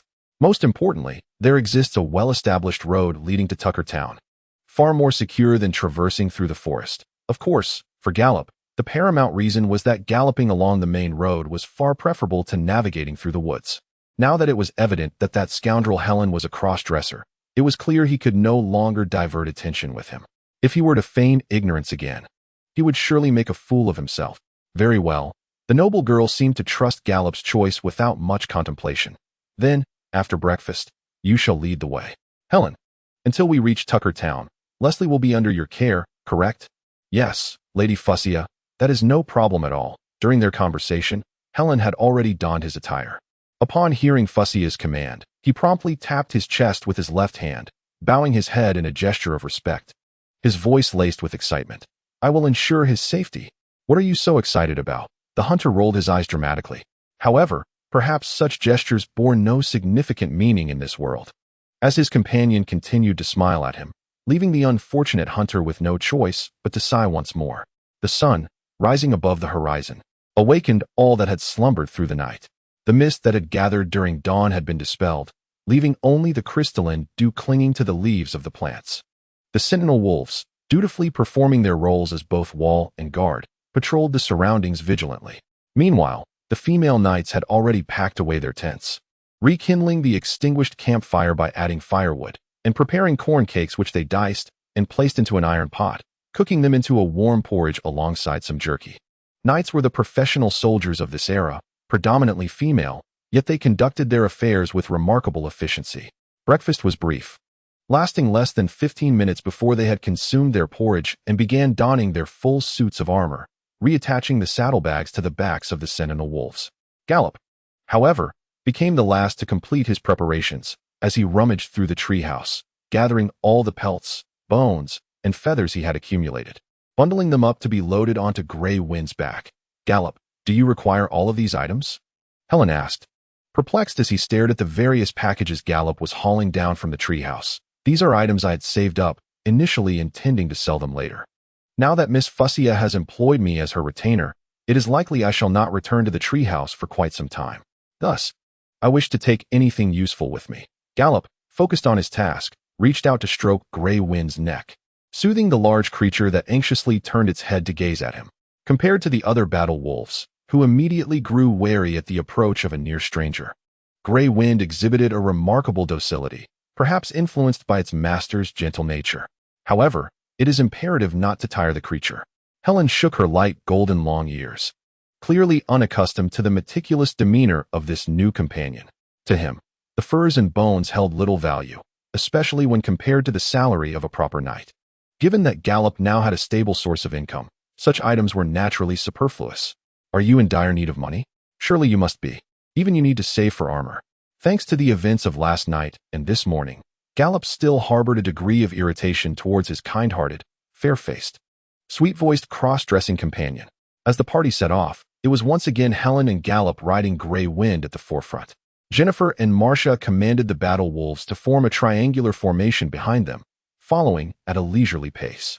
The other knights shielded Fussia in the middle of the group, establishing a defensive formation. However, as the group journeyed eastward, the tense atmosphere gradually dissipated. The girls chattered animatedly, finding novelty and amusement in everything along the way. A snake's shed skin or an old deer antler hanging in the woods could spark lengthy discussions. The sight of rabbits and field mice emerging from their winter burrows in search of food could incite bursts of laughter, evoking for Gallop a sense reminiscent of spring outings. In truth, it was quite similar, considering it was now early spring. Regrettably, the jolting ride on the wolf's back left Gallop little inclination to appreciate the grace of the female knights. He sat silently behind Helen, only raising his arm to indicate direction when necessary, fortunate that there was no pressing need to find a village for the night.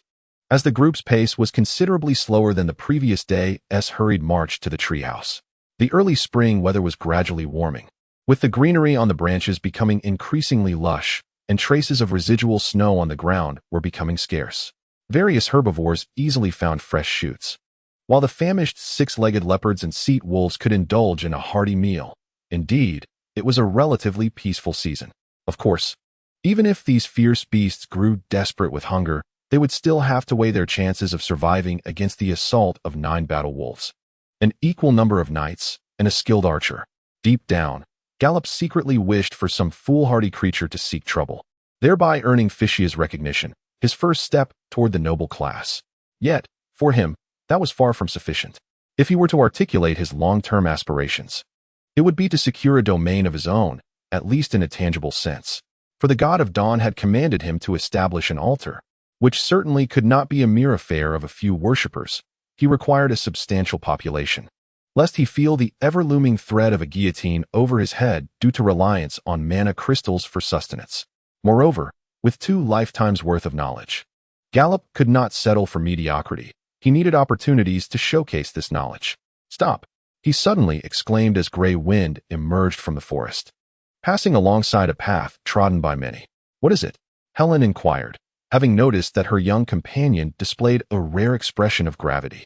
As Gallop alighted, he first sought the support of a tree to expel his stomach's contents, then squatted in a patch of mud, gently parting a few newly sprouted blades of grass to compare the revealed footprints with those of beasts he had seen in his mind's eye.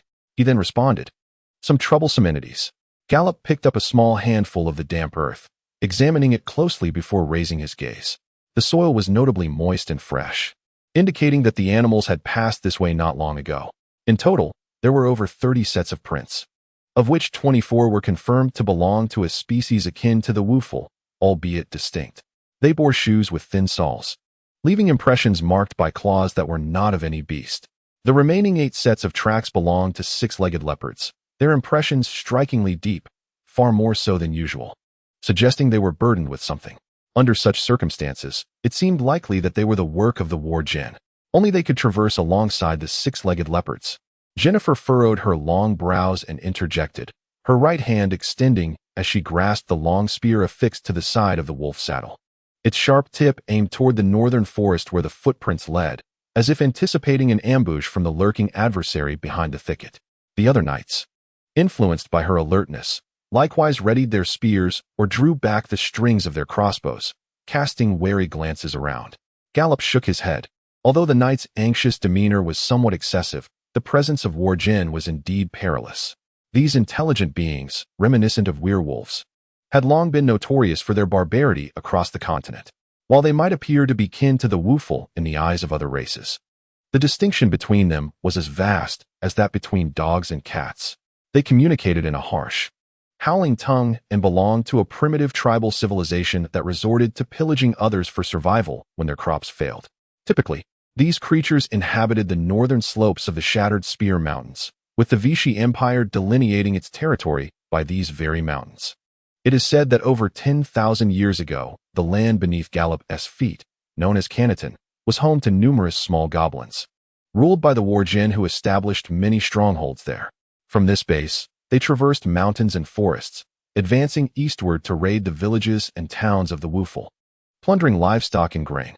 It was not until a millennium ago that the Empire's hero, Flame Wolf Silva, led thousands of wolf-riding cavalry to eradicate this menace. The loosely organized settlements of the Warjin were utterly incapable of withstanding the onslaught of disciplined soldiers, and they fled in disarray to the north of the Great Mountains, leaving behind countless shattered spears and broken weapons, which became the namesake of the mountains that divided the two lands. In the ensuing centuries, sporadic bands of Warjin would venture south to harass the wooful, yet they no longer dared to assault villages and towns, preferring to prey upon unfortunate solitary travelers and the hapless shepherd girls of remote hamlets. Since the dawn of Gallop's recollections, his mother had informed him that the Wolfmen brigands had not made an appearance south of the Broken Sword Mountains for over 2 centuries. It seemed that most of the wooful inhabitants residing in this region had gradually forgotten about this looming threat. Yet, Gallop himself was not entirely certain. His mother's frequent tales of distant lands had imparted fragments of knowledge about other realms upon him. "Gallop, can you ascertain their exact numbers?" inquired Fizriel, approaching on her swift steed. Her demeanor was grave, the youthful innocence of her visage replaced by an air of authority befitting a leader. Perhaps, at this moment, she truly embodied the essence of Fizriel Izakvalter. "I can confirm there are 24 sets of footprints and 8 six-legged leopards. They passed by not long ago," Gallop asserted, his expertise in tracking and tracing beyond reproach. "I am uncertain of their intentions. I have not heard of any trade relations between the Wolfmen and Cedar Village. However, it is likely that they consist of 24 Wolfman infantry and 8 Wolfman cavalry." Fizriel interjected, "The Wolfmen are adept at training 6-legged leopards as mounts. They are certainly not here for trade, as a Wolfman caravan would utilize wild boars for transporting goods." Noticing Gallop's confusion, she added, "This knowledge was imparted to me by the scholar. Common folk would not possess such awareness. By the way, how long ago did they pass?" Gallop's gaze followed the path ahead, a wry smile escaping his lips. "Not long. The moisture in the footprints has yet to evaporate. It appears they are less than a mile ahead of us. Then, my knights, assume battle formation and pursue. We must eradicate this band of brigands." Fizriel commanded, "My lady, that is unwise. We must prioritize your safety. If they are indeed Wolfmen brigands, we are outnumbered, and their cavalry poses a significant threat. This course of action is far too perilous," Jennifer exclaimed, seizing Fizriel's direwolf reins, halting the exuberant young woman. "Your safety is the foremost concern we must address," Fizriel retorted. "However, Cedar Village lies within my domain. As its lord, the safety of my subjects is my paramount obligation." With that, she drew forth her mace, her determination unwavering. "Jennifer, are you afraid? Have you lost faith in your own bravery?" "How could that be, my lady? I am a knight. You must not doubt my courage, which is as unyielding as my loyalty to you," Jennifer replied resolutely. "Then why must you choose between protecting me and safeguarding my people? Do you believe you lack the capacity to defend both?" The young knight found herself at a loss for words, biting her lip in contemplation. After a moment's hesitation, she relinquished her grip on the direwolf's reins. "Promise me, my lady, never to stray beyond our protective circle. Merely provide us with the necessary magical support from the center of our formation." "Very well, my brave knights. Let the heads of our enemies testify to your valor," Fizriel proclaimed. What began as a calm march transformed into a furious charge, the nine-headed dire wolves forming a wedge for the cavalry assault, with Jennifer at the forefront, while Helen fell to the rear to accommodate Gallop. Clutching Helen's waist, Gallop squinted as the sudden onset of battle ignited a sense of tension within him. This was no ordinary hunt. The target was an intelligent being, and their adversaries outnumbered them 3-1. Moreover, the enemy possessed cavalry as well, leaving only the element of surprise as their advantage. However, his mother had once recounted that Wurgens were typically highly vigilant. As a more savage race, their abilities mirrored those of wild beasts. Moments later, a group of tawny figures emerged along the distant muddy path, their silhouettes towering and more robust than those of the Woofle tribe. They scattered into a formation along the mountain trail, and even from afar, Gallop could discern their filthy gray leather armor. Approximately a quarter of them bore long quivers on their backs, while the other half wielded machetes and shields covered in cowhide or pigskin. It was evident that they were not mere travelers or wandering merchants preparing for trade. They were Wurgen marauders. Eliminate these fiends, Fassila commanded, her voice echoing. Otherwise, they will bring devastation to the village. Chapter 7.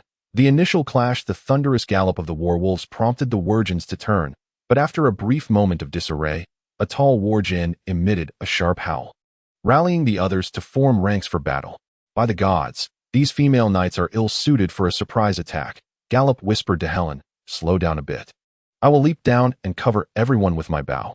Be careful, Helen replied, lowering her visor and raising her lance under her arm. In an instant, Gallop somersaulted off, landing on the soft grass, rolling to dissipate the momentum gained from the werewolf's charge. Despite this contact with the earth, it was still jarring. There was no time for hesitation. He nocked an arrow to his longbow, focusing intently as he imbued himself with divine strength. The compound bow, difficult to draw, instantly reached full draw, the motion several times swifter than before. After a brief estimation, the first arrow was released, whistling as it soared towards the Wurgen leader. A splendid shot. Taking a deep breath, he felt the reverberation of the bowstring travel from his arm to his heart, an exquisite sensation that prompted Gallop to silently commend himself. His gaze followed the arrow as it pierced the Wurgen leader's eye, penetrating deeply over a foot. The towering figure, taller than its kin, toppled backward from its six-legged beast, crashing to the ground and kicking up a cloud of dust. Amidst the haze, only the shaft of the arrow, lodged in the skull, trembled slightly, its pristine white fletching resembling a small, resplendent flag. The target was nearly 800 feet away.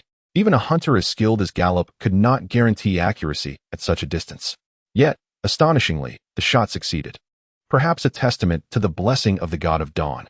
With the leader felled, the Wurgen's ranks, which had begun to coalesce, descended into chaos once more. At that moment, the wolf knights surged into view.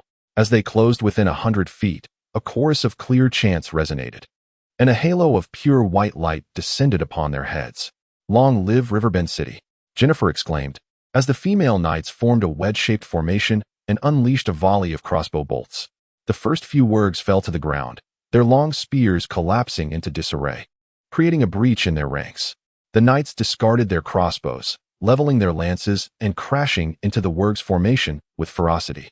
With the momentum of their war wolves propelling them forward, the steel lances possessed an unrivaled might, rendering the crude wooden shields as ineffective as mere parchment. Splinters of shattered shields flew through the air, followed by the gruesome sight of blood and flesh, as the lances pierced through the Wurg's chests, their hardened hides proving little obstacle. The wedge formation of the war wolf knights sliced through the Wurgs like a hot knife through butter, claiming the lives of several Wurgs in a single charge. Even two Wurg cavalry, mounted on six-legged leopards, were caught off guard, pierced by a lance before they could react. One Wurg let out a dying wail, but the knight following Jennifer swiftly silenced it with a brutal blow from a spiked mace, reducing the half-man, half-wolf head to a pulp akin to overripe fruit. The headless body collapsed, gushing crimson blood, while those Wurgs targeted by the knights met similar fates. A few fortunate ones who evaded the lances were swiftly dispatched by the following spiked maces, as the knights mercilessly trampled over their fallen foes. A Wurg howled in desperation, its voice a clear command that rallied the panicked Wurgs to action. Before the knights could pivot their war wolves, the Wurgs scrambled to their feet, dispersing into the thickets lining the road, an exploit of cavalry's vulnerability. Although the charge had wrought significant carnage, pursuit was impossible. The scattered wargs could utilize the forest cover to counter the knights far more effectively than waiting on the road for another charge. Gallop's initial excitement was swiftly replaced by tension. He sprinted forward, drawing 4 arrows with unprecedented speed, toppling 3 wargs in succession. These foes wielded crude longbows, posing a greater threat to the knights than mere foot soldiers, despite their difficulty in achieving distance within the forest. However, the wargs proved to be equally swift, darting into the woods where the dense branches made it increasingly challenging for Gallop to aim. Meanwhile, the remaining 16 wargs had executed a swift turnaround, charging directly toward him. The knights discarded their lances, now stained with enemy blood, and drew their blunt weapons, maces, spiked hammers, and war hammers, to take down the 4 wargs that had failed to escape into the woods. Yet, their next adversaries were the 6-legged leopards. With their numerical advantage and the enhancement of life magic, defeating these equally matched foes should pose little difficulty. Moreover, the lead 6-legged leopard had become a mere beast without a master, making it less formidable. However, Gallop soon realized he faced a significant problem. With the wargs' rallying cry echoing, the remaining 10 wargs turned as one, charging directly toward him. Cursed be this fate, he thought. Gallop retreated, traversing the narrow path, and without a moment's hesitation, ascended a mighty tree. The divine strength coursing through him amplified his power, enabling him to accomplish this seemingly cumbersome task in mere breaths. Leaning against the trunk, he drew his bow and nocked 4 arrows. His heart pounded robustly, and in a moment of intense focus, time seemed to slow as if held by an invisible hand. Gallop drew back the bowstring, fixating on the enemies who crouched low and charged at him like ravenous wolves. His mind inexplicably settling into tranquility. He aimed and released the bowstring. The first arrow struck true, piercing a warg's eye with unerring precision. The crimson-tipped shaft emerging from the back of its skull as the creature fell silently to the ground. The second arrow found its mark at the side of another's neck, the razor-sharp tip tearing through fur and artery, unleashing a splendid cascade of blood. The incredulous expression of the creature as it crumpled to the ground left Gallop's companions momentarily stunned, allowing the third arrow to pierce its gaping mouth, pinning its body against a tree. Yet, the fourth arrow failed. The fourth target, seemingly smaller than the average warg, displayed an agility that caught Gallop off guard. As the arrow sped toward him, he abruptly dodged, narrowly avoiding a fatal strike to his face. The arrow instead whizzed through his ochre ear, embedding itself like an odd adornment. The warg howled in agony, snapping the arrows that adorned his head and, gritting through the pain, rasped a command. Slay her. I want her skin and head to honor my brother. Gallop inhaled sharply, unsheathing his hunting knife and clenching it between his teeth. The enemy advanced rapidly. Despite having felled a third of their number, the remaining foes had already crossed the woodland and were now merely 20 paces away from his tree. In the distance, Fisker and her knights appeared to be ensnared by the warg riders, and it seemed unlikely they could provide aid in time. It appeared he must rely solely on himself. The narrow, unshielded path ahead was Gallop's last opportunity. With a resonant twang, he released 2 arrows in quick succession, bringing down 2 more foes. He relinquished the third arrow, ensuring these 2 struck true, both piercing through their eye sockets and pinning them down. At this proximity, Gallop discovered his aim was nearly infallible, and in a moment of inspiration, he opted for this challenging method of execution. Though lethal, it imparted a heavy psychological burden upon his adversaries. After all, for any creature with eyes, the eye is their most vulnerable point, and the instinctual urge for self-preservation would surely instill a sense of retreat. Yet, in the next instant, a faint sound arose from below, startling the hunter. Before he could turn, a sudden constricting pain seized his calf. A tremendous force disrupted his balance, sending him tumbling toward the ground. Curse it, a hunting snare. The hunter was horrified, realizing his grave mistake. In his zeal to eliminate the archers, he had overlooked the fact that threats capable of inflicting ranged harm were not limited to mere bows and arrows. The so-called hunting noose, also known as a beast snare, consists of a rope connected to 2 weights. When thrown, it utilizes rotational force to ensnare the prey's legs. In mountainous regions, some children craft similar devices from stones and ropes to catch rabbits. When employed adeptly, it proves remarkably effective against 4-legged creatures, though it is primarily suited for hunting on flat terrains like grasslands, requiring a certain degree of strength and specialized technique, skills that Gallop lacked. He had not anticipated that his adversary would possess such an apparatus. The hunting noose itself is non-lethal. However, the impact from falling from the tree caused Gallop to scream in agony. Instinctively, he flailed with his right hand, only to crash directly into the ground. A searing pain rendering him momentarily oblivious to his arm. In that moment, not only was archery impossible, but even wielding a dagger became unthinkable. Cursed fate. After rolling in agony, Gallop, gritting his teeth, grasped the short knife beside him with his left hand. Yet this action elicited a cacophony of mocking howls. And in the next instant, a sharp gust whizzed past his head. Startled, Gallop rolled backward, narrowly evading a second strike aimed at him. However, he could not escape the third, as a dreadful weight slashed through his left rib, the jagged blade tearing away flesh like a beast's vicious teeth. Then came the bone-chilling pain. The young hunter's vision blurred, nearly causing him to black out. Yet he clenched his jaw, desperately continuing to roll backward. For he knew that should he lose consciousness, the next blade would surely seek his throat. Bang! Everything before him swayed. The pain had become a distant sensation. Gallop struggled to lift his eyelids, revealing an ugly visage. A werewolf had seized his body, glaring menacingly, its yellow-brown eyes glinting with malice, its dog-like maw emitting guttural sounds. Yet in the next moment, the beast's head shifted away. I shall not allow you to perish so easily. I will not sever your throat, but rather, I shall flay your skin. It sneered, positioning the blade against Gallop's right shoulder and dragging it downward. A small patch of skin was brutally torn away, blood gushing forth like a fountain. The scent of blood seemed to invigorate the werewolf, which let out a hoarse howl before raising the knife once more. Gallop inhaled deeply, his throat feeling as if filled with sand, unbearably dry. The excruciating pain had become almost inconsequential. Numbness enveloped him, leaving him to ponder whether he was truly on the brink of death. Yet, the unwillingness to surrender ignited a fierce determination within him, compelling him to muster all his strength in a desperate attempt to grasp something. The werewolf's second strike carved from the hunter's shoulder to his chest. Beneath the deep wound, the stark whiteness of bone was becoming faintly visible, provoking a hiss of excitement from the beast. And finally, your head. It shouted in a garbled tongue of the beast folk, raising the knife once more. At that moment, Gallop's fingers brushed against something hard, his quiver. Slowly, he turned his fingers, grasping an arrow. No, it was impossible to pierce him with this. He had no chance unless in the fleeting moment where thoughts swirled within his mind, a distant roar surged closer, but swifter still was a shadow, dark as night. Then came the hoarse, anguished cry of a warg. The immense black figure had pounced upon one of the wargs, its fangs slicing through flesh with a brutal ferocity, decapitating the grotesque head in a single motion.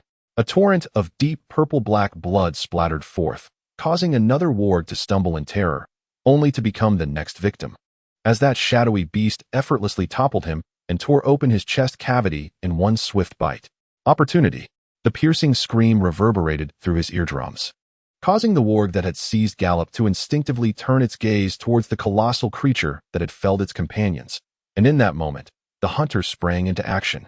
Empowered by divine force, he concentrated his strength, raising his left hand to drive an arrow deep into the warg's eye socket. The unleashed power was overwhelming, piercing through the creature's skull and propelling its head back several steps, its remaining eye locking onto the blood-soaked hunter with an expression of disbelief. Yet soon, that eye dimmed, its life ebbing away in tandem with the blood and brain matter gushing forth, until it collapsed lifelessly to the ground, gasping for breath. The final surge of energy nearly drained Gallop of all his strength, sending him tumbling backward. Through his blurred vision, the imposing shadow became strikingly clear. It was the swift form of Fiskure. Her presence indicated that the battle had concluded, and the outcome was a victory for the woeful people. Gazing at the fierce creature that had nearly claimed his life during their first encounter, a pained smile crept upon Gallop's lips. "Thank you," he silently expressed. At that moment, the great war wolf had approached his side, its emerald eyes fixed upon him, before it tilted its head and let out a mighty roar. The warm sensation of life magic gradually pulled Gallop's foggy consciousness back to clarity. He lifted his head, and there before him was Fiskure's gentle smile. As he shifted his gaze, he realized he had been carried to the opposite side of the path, reunited with the knights. In the distance, blood-soaked war wolves feasted upon the corpses of the wargs, while the knights sat exhausted on the ground, drinking water to recuperate. Some of them nonchalantly removed the feathered arrows that had lodged themselves in their armor. Before him, Fiskure stood, her silver half-plate armor stained crimson over much of its surface. A shocking sight under the sun's rays. Fortunately, her armor remained intact, indicating that the blood was solely that of her foes. However, Gallop soon noticed that he was covered with a blanket, beneath which he wore only trousers and leather boots, his upper garments evidently torn away due to damage. The tingling sensation on his shoulder and ribcage revealed the tender new skin emerging, suggesting that the effects of the life magic had been quite favorable. These seemingly severe wounds would likely leave no lasting scars. "I apologize for examining your body in order to treat you," she said.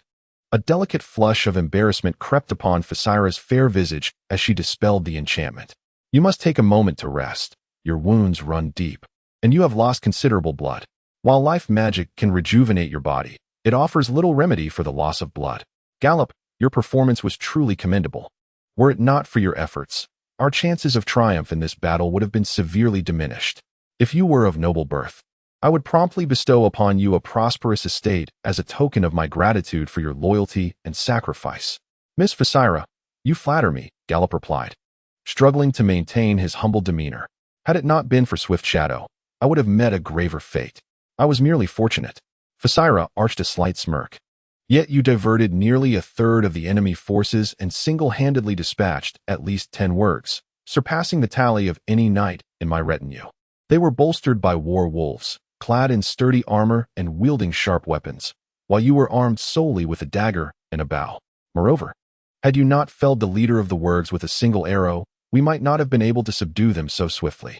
Gallop, realizing the gravity of the situation, found it difficult to feign humility any longer. He scratched the back of his head and chuckled, accepting her praise. "It seems one should not judge by appearances." Jennifer's voice interjected into the conversation, a proud knight looking down upon them. "I concede, I underestimated you. You possess not only remarkable archery skills, but also commendable courage. To pierce the eyes of 10 wargs with such precision is a feat rarely seen throughout the Empire. It is a loss to the military that you did not enlist sooner." Wait. It wasn't T10, perhaps 6 or 7 at most. The first was sheer luck. A few arrows went awry afterward. The last few were within 50 feet, hardly a challenge. And the final one was dispatched by my own hand. Does that even count?" Gallop protested, but the knight showed little interest in his rebuttal, tossing his longbow into his arms. "I hope you will continue to strive and not disappoint Lady Fisira's expectations of you." "My lord, the battlefield has been secured." Helen approached them, her armor stained with blood, yet she appeared unscathed. "Report," Fisira commanded. "We have 3 individuals and 5 war wolves injured to varying degrees. But with the assistance of your life magic, they have largely recovered," Helen replied, her tone imbued with a hint of assured confidence. "All 32 enemies have been annihilated, along with their mounts. A resounding victory." To Gallop, this outcome was both surprising and yet entirely expected. In terms of individual strength, wargs were larger and stronger than the woofers, outnumbering them 3 to 1. Yet, they had been completely vanquished. This disparity was crucially linked to the levels of equipment possessed by both sides. The same strike, if landed upon Gallop, who wore merely leather armor, could severely mutilate him or even result in death, whereas for Helen and her companions, it would only leave superficial marks upon their armor. In stark contrast, the knight's formidable weapons could easily disregard the meager defenses provided by the werewolves' leather armor, obliterating their resilient flesh with ease. It must be noted that in this era of cold steel, the value of a life is often reflected in one's armor. An arrow aimed at the heart is a fatal blow for an unarmored or lightly armored common soldier, while a knight, clad in heavy armor and encased as if in a tin can, can typically dismiss such attacks. "I must procure additional armor. I may not be so fortunate next time." Gallop silently vowed. "My lord, we have discovered this." After a pause, Helen extended her hand, offering a piece of something resembling animal hide. Upon merely glancing at it, Furthriel's expression grew even more grave. "They have a squad advancing from other routes." Observing the peculiar symbols etched on the hide with keen interest, Furthriel lifted her head and earnestly commanded the knights, "We must have everything ready within 3 minutes. We must reach Cedar Village before they arrive." Gallop felt a surge of alarm. "You worry for the villagers of Cedar Village, but can we not return to Tucker Town immediately to gather reinforcements?" 32 fully armed warriors. Though somewhat few in number, are sufficient to pose a threat to a small village like Cedar Village. If this group of slain werewolves is merely a small detachment of a larger army, then the situation becomes even more dire. There is no time, Firthriel insisted. Tucker Town has no cavalry. Even if we rally the infantry, Cedar Village will be lost. We must act swiftly. Firthriel nodded, a fierce light igniting within her pale violet eyes, a fierce intensity that was hard to behold. I must protect the life of every subject. It is my inherent duty as their lord. Chapter 8. The invasion. The morning sun shone bright and warm, filtering through the dense layers of foliage in the cedar forest, casting scattered beams of light upon the ground, creating a mosaic of varying halos. In this woodland, located less than a mile north of Cedar Village, the enchanting figures of the Woodfurl maidens filled the scene, their rhythmic labor songs echoing through the air. Though it was not yet the season for spring plowing, the villagers had bid farewell to their husbands, fathers, and children, armed with axes, long saws, and thick ropes, as they ventured into the woods to fell trees. For this settlement, the crops grown in the fields merely provided sustenance. It was the superior timber from these woods that could be sold to the merchant caravans from Tuckertown in exchange for ironware, salt, fabric, and other trinkets produced in the town's workshops, which Cedar Village could not manufacture itself. As the temperature gradually rose, most of the lumberjacks donned only scanty thongs and bandeaus, allowing their sweat-drenched, voluptuous chests, supple waists, and rounded posteriors to be exposed to the elements. Should an unfamiliar male from another race wander into this scene, he would likely be captivated by the alluring beauty of the springtime spectacle before him. Watch out, it's coming down. Accompanied by a distinctly high-pitched call typical of a female voice, a towering cedar tree, reaching 6 zhang in height, began to lean ominously, and with a resounding crash, it fell to the ground. Countless branches snapped under friction, and the dust rising from the ground mingled with the green leaves that cascaded like raindrops. Still dancing in the air, the lumberjack, eager with anticipation, rushed to the fallen tree, wielding a long saw to sever all the branches. Meanwhile, the waiting transport workers approached, using sturdy hemp ropes to bind the logs, hoisting the ropes onto their shoulders, and shouting in unison as they dragged the timber back to the village workshop. There, skilled carpenters would strip the logs of their bark and cut them into various sizes of lumber. The severed branches and the stumps left on the ground would not go to waste. They would be excavated and taken back to the village to serve as firewood for cooking and heating, or burned down to produce ash that would enrich the cornfields. However, no one bothered to replant seedlings in the original tree pits to prevent soil erosion. For the destructive impact of the meager population of Cedarwood Village was far outweighed by the natural expansion of the forest. In the Carnaton region, the Woofle people even took it upon themselves to uproot any newly sprouted seedlings along the roads, to prevent nature from reclaiming the thoroughfares. Amidst the bustling villagers, a young girl quietly crouched before a pile of stones, seemingly detached from the surrounding activity. Her full attention was devoted to a delicate purple grass that sprouted from the crevices of the rocks. With a small shovel in hand, she carefully shifted the stones and unearthed the soil, anxious that any abrupt movement might harm the fragile plant. Gently, she brushed away the soil from the roots and encased it in fresh, moist earth, securing it with birch bark. With a sigh of relief, she marveled that all the roots had been preserved, a testament to her diligent efforts. After much toil, the elemental mage Miafar Sandak Garcia finally stood up. Her long ears adorned with soft brown fur perked up in excitement. She wiped the beads of sweat from her forehead and raised the purple grass, wrapped in birch bark, to her eyes for inspection. This particular plant, known as the purple moon grass, yields a juice from its crushed roots that is used as ink for crafting magical scrolls, making it an invaluable resource for all spellcasters. Some knowledgeable herbalists and impoverished mages in dire need of coin would specifically seek it out to sell to the magical guilds. Her close friend, Winifred Majorie Arnold, had been assigned by the Temple of Enlightenment in Riverbend City to Cedarwood Village, filling the vacancy left by the passing of the old priest 2 months prior. After all, the Woofle people must maintain a constant connection with the god of enlightenment. And the resident priest also served as a healer. The absence of a priest meant that the local Woofle community would lack access to professional medical services. Seizing the opportunity to accompany her friend on her rural assignment, Miafar, fresh from her graduation at the Magical Academy, intended to broaden her horizons. However, upon arriving in this impoverished locale, Her desire to earn money led her to foray into the harvesting of purple moongrass. "Mia, are you nearby?" called her friend from a distance. Mia Farr, stretching her legs which had grown numb from crouching for so long, turned her head towards the source of the voice and shouted back, "Wind, I'm over here. Come this way." A young girl with shoulder-length black hair, clad in a white apron, stumbled towards Mia Farr, pressing her left hand against her heaving chest. After taking a deep breath, she exclaimed, "I've gathered enough herbs. Let us return."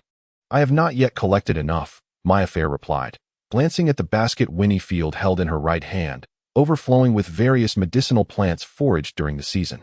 Although most were broken and incomplete, the sheer volume appeared to be at least 2 inches thick, making Mia Farr feel a flush of embarrassment at the thought of the actual quantity. As Winniefield linked her arm with Mia Farr's, her voice dripped with sweetness as she pleaded. "But concocting potions is of utmost importance. The village of Shawneen has been without a priest for over 2 months, and the supplies in the temple are dwindling. I need your assistance," she added. Faced with her friend's relentless charm, Mia Farr sighed in resignation. "All right, stop clinging to me. I will accompany you back." She couldn't fathom how someone with such poor practical skills could have been awarded this apron by the wolf priest of the Enlightenment Temple. "My magical aptitude is exceptional, and I scored full marks on my exam," Winniefield declared playfully, her dark eyes twinkling as her long lashes fluttered like delicate brushes. Her cheeks, aglow in the sunlight, were irresistibly rosy, evoking a sense of endearment.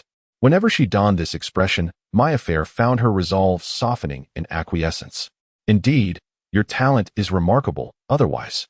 How could I have endured such a lengthy illness in bed?" Mia Farr retorted with a wry smile, recalling past incidents where Winniefield had inadvertently caused chaos, like burning through a crucible while brewing potions or miscalculating dosages, transforming minor ailments into severe ones.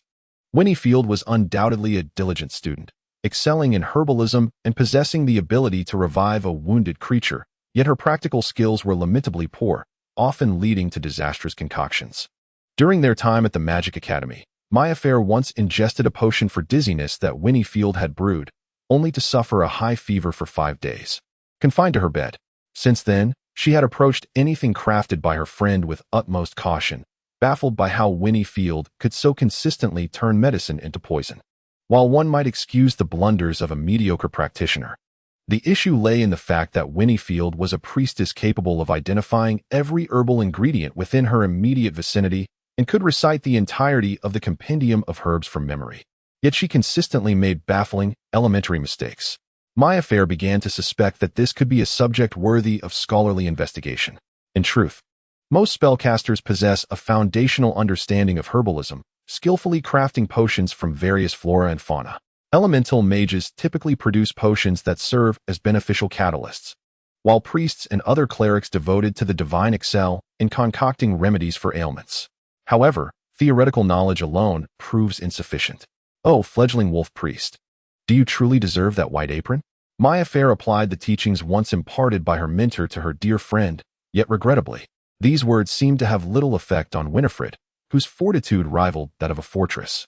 "Life magic can resolve many issues," Winifred retorted nonchalantly. "The head wolf priest's regeneration spell can restore a dying individual to full vitality in the blink of an eye." This assertion was indeed true. Elemental magic could harness energy and distort the physical laws of nature, while life magic could facilitate rapid healing of wounds, mend shattered bones, and even restore severed limbs. This left Mia Farr momentarily speechless. Winifred adjusted the priestly robe she wore, which resembled an apron, adorned with an emblem depicting 3 wolves intertwined in a circular embrace. It was easily recognizable, falling short of her knees, with a neck collar securing the neckline and a belt cinching her waist. She paired it with a strapless top and thong, leaving her arms, thighs, and smooth back exposed, not to mention the tail that swayed behind her. "And don't call this an apron. You're not dressed any less modestly," she quipped. Mia Farr merely pouted in response, deciding to remain silent. When it came to eloquence, a priest could outshine an elemental mage by leagues. Mia Farr's attire was not much more substantial than that of the lumbering villagers, barely covering 3 vital areas. A small triangular piece of cloth shielded her most sacred region, while a slender strip of fabric wound around her back, nestled between her rounded hips. Her elongated legs were fully revealed, and her ample bosom resembled 2 restless rabbits, seemingly on the verge of escaping the confines of her orange-hued corset. A belt adorned her exposed abdomen, from which hung a bulging pouch containing vials of liquid potions and a small wooden box for scrolls. Her delicate hands, clearly unaccustomed to labor, were clad in burlap gloves, with each index finger adorned by a ring set with a ruby. The birch staff that best reflected her status was secured to her back with a leather strap. Her voluminous, light brown hair cascaded like a curtain of willow branches, reaching down to her ankles, while her cloak, embroidered with the emblem of the elemental rings, struggled to assert its presence amid the tangled strands. The foundation of utilizing elemental magic lies in the practitioner's sensitivity to the elemental energies of the natural world. To enhance this sensitivity, it is essential to maximize the skin's exposure to the air. Thus, the simplest method is to don loose robes or minimize the fabric worn. As she prepared to return to the village, Mayfair closed her eyes, concentrating intently as she established a mental connection with her magical companion, a falcon she had named Nova. Soaring above the treetops, she intended to summon it back. Soon enough, the elemental mage and her familiar began to share each other's perceptions. She felt the wind streaming between feathers, the chilling moisture biting into her skin, and the earth unfolding before her like a canvas. Flapping its wings, Nova performed a turn, gradually descending towards the direction of Cedarwood Village. However, she soon noticed something unusual. Approximately a mile from the lumberyard, beside a creek, lay the lifeless bodies of two woeful tribeswomen. Miafar recognized them as Luna and Mina, the young twin hunters from Cedar Village. Their forms were grotesquely twisted, resembling broken dolls. The marauding werewolves had severed their tails and heads, fashioning the tails into scarves around their own necks and tying the heads to their waists as gruesome trophies. A pack of fully armed werewolves, riding six-legged leopards, surged across the stream towards the lumberyard. Mayafar's eyes flew open as she severed her mental connection with her familiar, Nova, and shouted, "Werewolves are charging from the north. Everyone, hurry back to the village." The warning of the elemental mage echoed through the woods, slicing through the air like a hot knife through butter. Beside her, Winifred jumped in shock, and all the villagers halted their tasks, turning to stare at her. "What's wrong, Miafar?" Winifred asked timidly. "Werewolves. Just now, through Nova's eyes, I saw hordes of werewolf cavalry approaching." "Are you certain you saw werewolves, my lady?" "I haven't even heard the sound of large animals running," replied Silva, a robust woman with rippling muscles and a chiseled abdomen, who hefted an enormous logging axe on her bare shoulder. She furrowed her brow and peered suspiciously to the north, where only thick woods met her gaze. "My familiar saw them. Less than a mile away. Those werewolves have already slain Luna and Mina. If we don't run now, it will be too late," Miafar exclaimed, one hand pressed against her tear-filled eyes from the abrupt severance of their bond, while the other grasped Winifred's hand firmly as they hurried towards Cedar Village. She understood the villagers' reluctance to abandon their logging for fear of diminished income, but she was even more concerned about placing herself and her friends in peril. If they refused to heed her warning and chose to remain here, awaiting death, she could not accompany them in that fate. "Miafar, are you serious? You're not joking, are you?" For the woeful people, who boasted lifespans of 300 years, it had been 2 centuries since they last clashed with werewolves, and they had gradually forgotten these ancient foes. "Do you truly think I would jest about matters of life and death?" Mayafar's delicate features were taut with urgency, her voice imbued with an unprecedented fear. If they did not return to the village to prepare, they would all perish. Realizing the gravity of the situation, Winifred grew anxious. Unlike the composed Miafar, she struggled to keep pace, being forcibly pulled towards the village. Yet, the compassion and kindness inherent to her clerical nature compelled her to speak earnestly. Disregarding her status, "Lady Silva, please trust my friend's words and let everyone return to the village quickly. She would not deceive us." Compared to the elemental mage's warning, the plea of the fledgling wolf priestess proved far more persuasive. Much like in the medieval era of Blue Star, a young noble, lacking in reputation, may struggle to sway the stubborn farmers of their lands, yet a priest with a silver tongue could easily lead them astray. This was the power of religion. The leader, Silva, wore a face of doubt, yet she chose to heed Winifred's plea. "Very well, my dear priest, I shall follow your guidance," she bellowed to the villagers, still frozen in place. "Girls, drop the timber and grab any tools that can serve as weapons. Run for the village with all your might." In an instant, the villagers scattered in panic, But Miafar could not share their enthusiasm. During the previous dispute, they had squandered precious time, which meant the opportunity granted by the Wurgs was dwindling. Above, a peregrine falcon cried out, echoing the somber toll of a funeral bell. Note: in this world, the advent of bras and modern women's panties occurred rather late. Despite their minimal fabric, the technological sophistication was exceedingly high, essentially a 19th century invention. Prior to this, the inhabitants of Eurasia generally existed without undergarments, in a state of complete nudity. However, certain depictions in medieval fantasy novels are excessively exaggerated. There is no need for the protagonist, a time traveler, to invent modern-style underwear. The original inhabitants of this world have already possessed such advanced garments, including women's lingerie with metal zippers. I truly wish to inquire of that author whether he comprehends the technological complexity and industrial processing involved in such innovations. The first metal zipper appeared in 1893 with a quality and design that were rather crude, and it was not until before the First World War that the modern safety zipper emerged. How is it that the native inhabitants possess such advanced technology, yet resort to using machetes for combat, hurling fireballs at one another, when they should be wielding bolt-action rifles and Maxim machine guns, exchanging fire with Krupp artillery, and occasionally witnessing tank-like or coffins maneuvering across the battlefield? Chapter 9. Collapse accompanied by the thunderous footfalls of carnivorous beasts. The word cavalry, mounted on six-legged leopards, emerged from the woods, around 30 in number. These riders donned iron helmets with nasal guards, clad in thick leather armor, wielding long spears, with round wooden shields, sabers, and quivers of javelins strapped to their saddles. Within the context of the Vichy Empire's military organization, these word cavalry served merely as scouts and light cavalry for ambushes, posing little threat to the fully armed wolf knights, even if their numbers were only half that of the knights.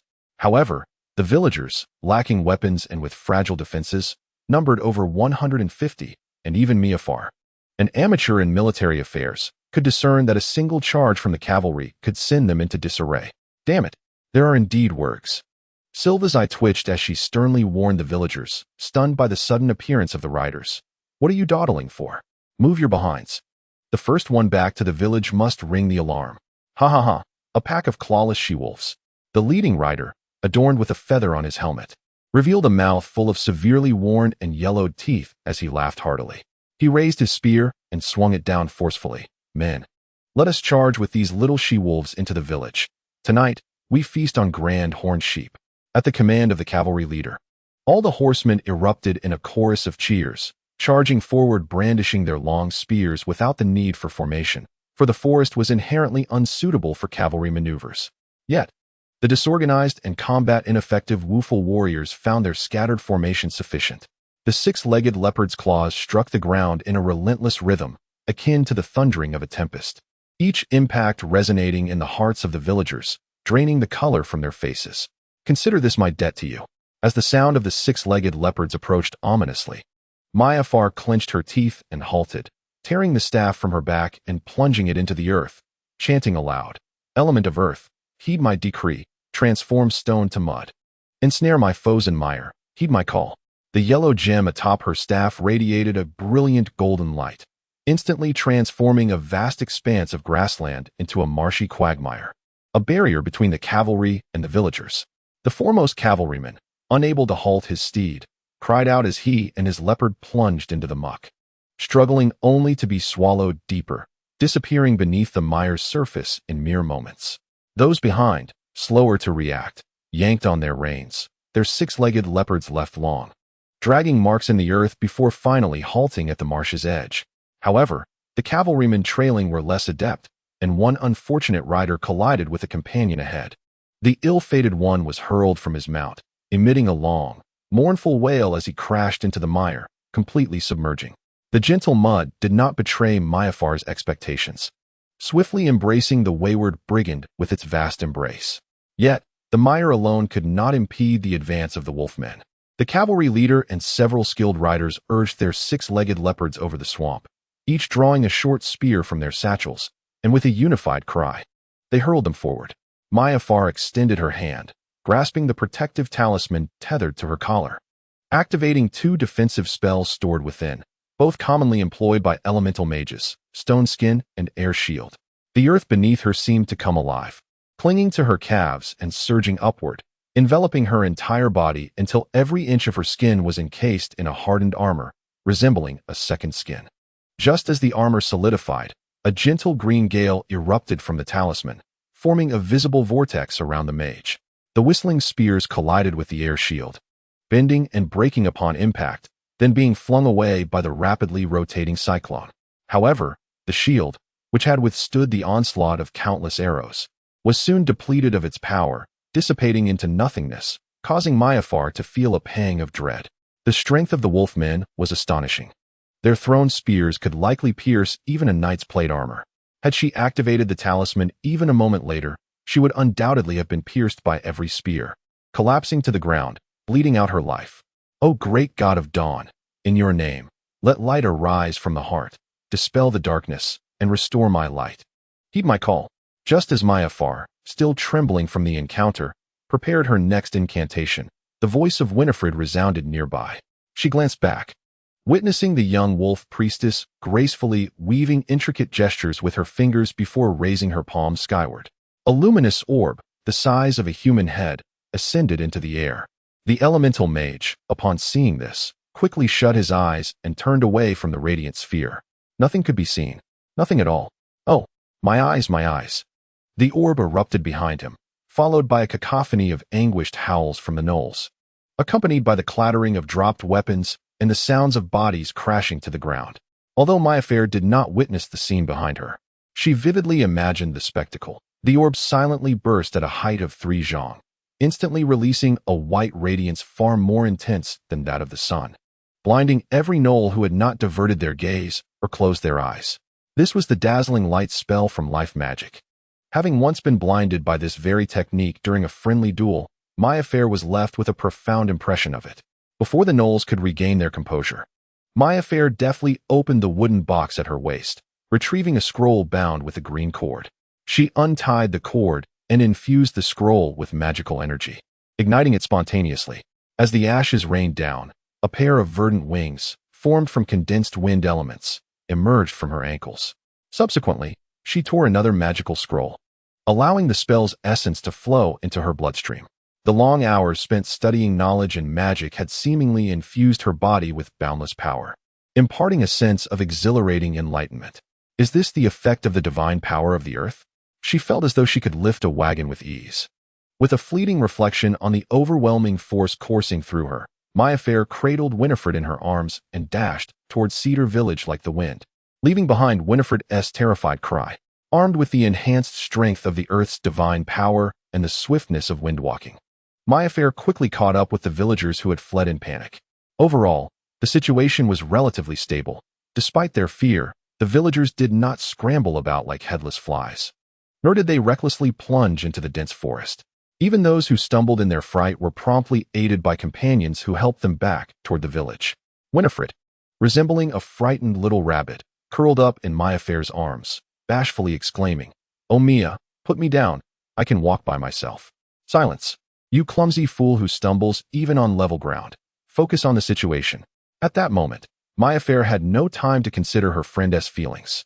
Just as she was about to scold further, she sensed a magical energy coalescing behind her, distinct from elemental power. Turning to glance at the unfolding situation, she noted that the surviving 20-odd gnoll cavalry had regained their senses, tears streaming from their eyes as they remounted their 6-legged leopards, beginning to maneuver through the swamp in pursuit. The fallen gnoll infantry also emerged from the forest. Yet none of this concerned her as much as the sight of the cloaked shaman, who, staff raised high, was intoning an incantation. The shaman abruptly thrust the oak staff into the earth, and to her astonishment, lush green leaves sprouted from the once lifeless staff. At that moment, something tripped Mayafar, causing her to stumble and fall to the ground with Winifred in her arms. The two girls, momentarily disregarding their pain, attempted to rise, only to discover that their limbs were ensnared by thick vines. "Oh, Mia, what is this?" Winifred exclaimed, struggling in vain. The more she fought, the tighter the vines constricted, as if these suddenly emerging tendrils possessed a consciousness of their own, tightening around their wrists, ankles, waists, and necks. Is this the vine spell? Although natural magic was not Mayafar's area of expertise, she recognized the spell immediately. Its reach was extensive, affecting not only the two of them but also the 20-odd villagers trailing behind, who were all struggling against the onslaught of the vines. Winifred, do not struggle. You will be all right. Harnessing the power bestowed by the earth deity, Miafar effortlessly tore apart the vines, ensnaring her arms, as if shredding parchment.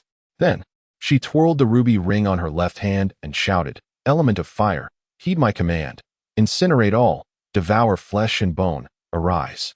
No sooner had she spoken than a vibrant flame, over 3 feet high, erupted from her fingertips. She wielded this flame with precision, incinerating the magically grown vines and liberating the villagers, including Winifred, from their bondage. However, the brief delay caused by the vine spell allowed the leopard wolf cavalry to close the distance between the two sides to within 12 paces. A volley of javelins flew mercilessly towards the fray of Waffle people. Miafar heard the piercing sound of the javelins slicing through the air, followed by the anguished cries of the villagers. Suddenly, a searing pain ripped through her left thigh, prompting her to clutch the wound and collapse to her knees. Upon looking down, she saw that a javelin had struck her left thigh. Its tip skewed, and large clumps of clay fell away, revealing her inflamed skin. Fortunately, the damage inflicted by the javelin ceased there. The surrounding villagers were not as fortunate as Miafar. 9 of them were pinned to the ground by javelins, unable to move, their desperate cries for help echoing in the chaos. As the cavalry hurled their javelins, they charged forward with their long spears. The fortunate villagers, driven by instinct, let out wolf-like howls and brandished their axes and saws in retaliation. The blood of comrades mingled with the threats of the enemy, awakening the primal bloodlust inherent in the Waffle tribe. The melee erupted into a frenzy, with spears piercing chests, axes cleaving skulls, claws tearing open abdomens, and saws severing necks, as crimson blood gushed uncontrollably from the bodies of both sides. Among them, the cavalry leader, grinning maliciously, tightened his grip on the leopard's belly and thrust his spear towards Miafar's chest. The elemental mage felt her body stiffen, with the distance so close. There was no time to chant a spell or use a scroll.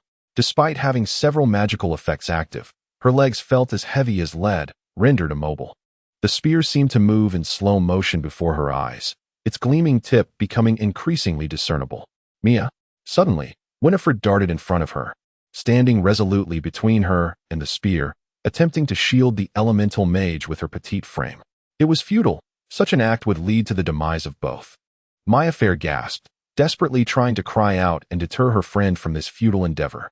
The spear, propelled by the momentum of its mount, posed a terrifying threat that even knights would shy away from. The stone skin spell, akin to chainmail, was insufficient for defense, and Winifred's presence would only result in an unnecessary sacrifice. In a flash of silver, an axe cleaved through the neck of the 6-legged leopard, causing the creature to collapse onto its knees. It rolled several feet before coming to a halt, while its rider, the cavalry leader, tumbled to the ground in utter shock. As he attempted to rise, unaware that a sturdy woman had extracted the axe from the fallen beast, she raised it high above her head, aiming for his back. The axe descended with a bone-chilling crack, and the leader's massive head burst forth like a ripe fruit, splattering blood and brain matter onto Winifred. Silva, stepping on the corpse, yanked the axe free and called out to the 2 stunned girls, "Are you both all right?" Fortunately, they were merely in shock. Regaining her composure, Miafar picked up her staff, intending to rejoin the fray, only to see Silva waving her off. "Return to the village, mage. Your strength is needed there to protect the high priest." Silva offered a faint smile, then swiftly swung the axe to fell another 6-legged leopard that had lost its master and was attempting to ambush. Miafar understood their intent to stay behind as a sacrificial rear guard. "Understood. Winifred, we must go." The typically gentle and fragile Winifred, rarely assertive, declared with unusual firmness, "No. I can fight. The injured require my life magic." "Obey."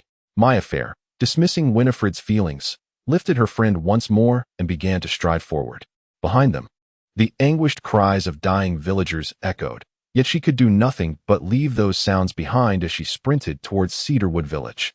Only by preserving herself could she honor the sacrifice of Silva and the others. Chapter 10. Perseverance. After leaping over a thicket with Winifred in her arms, Miafar beheld the towering wooden walls of Cedarwood Village. The heavy tolling of the bell reverberated above, calling the villagers outside to hastily seek refuge within the walls. Those who had returned first had already spread the news of the Wolfmen's incursion throughout the village. Even from such a distance, Mayfair could hear the pandemonium erupting behind the inner walls, a cacophony of chaos. A robust woman brandishing a spear stood guard at the entrance, shouting to each person returning from the lumberyard, "Look around. Who else is still outside?"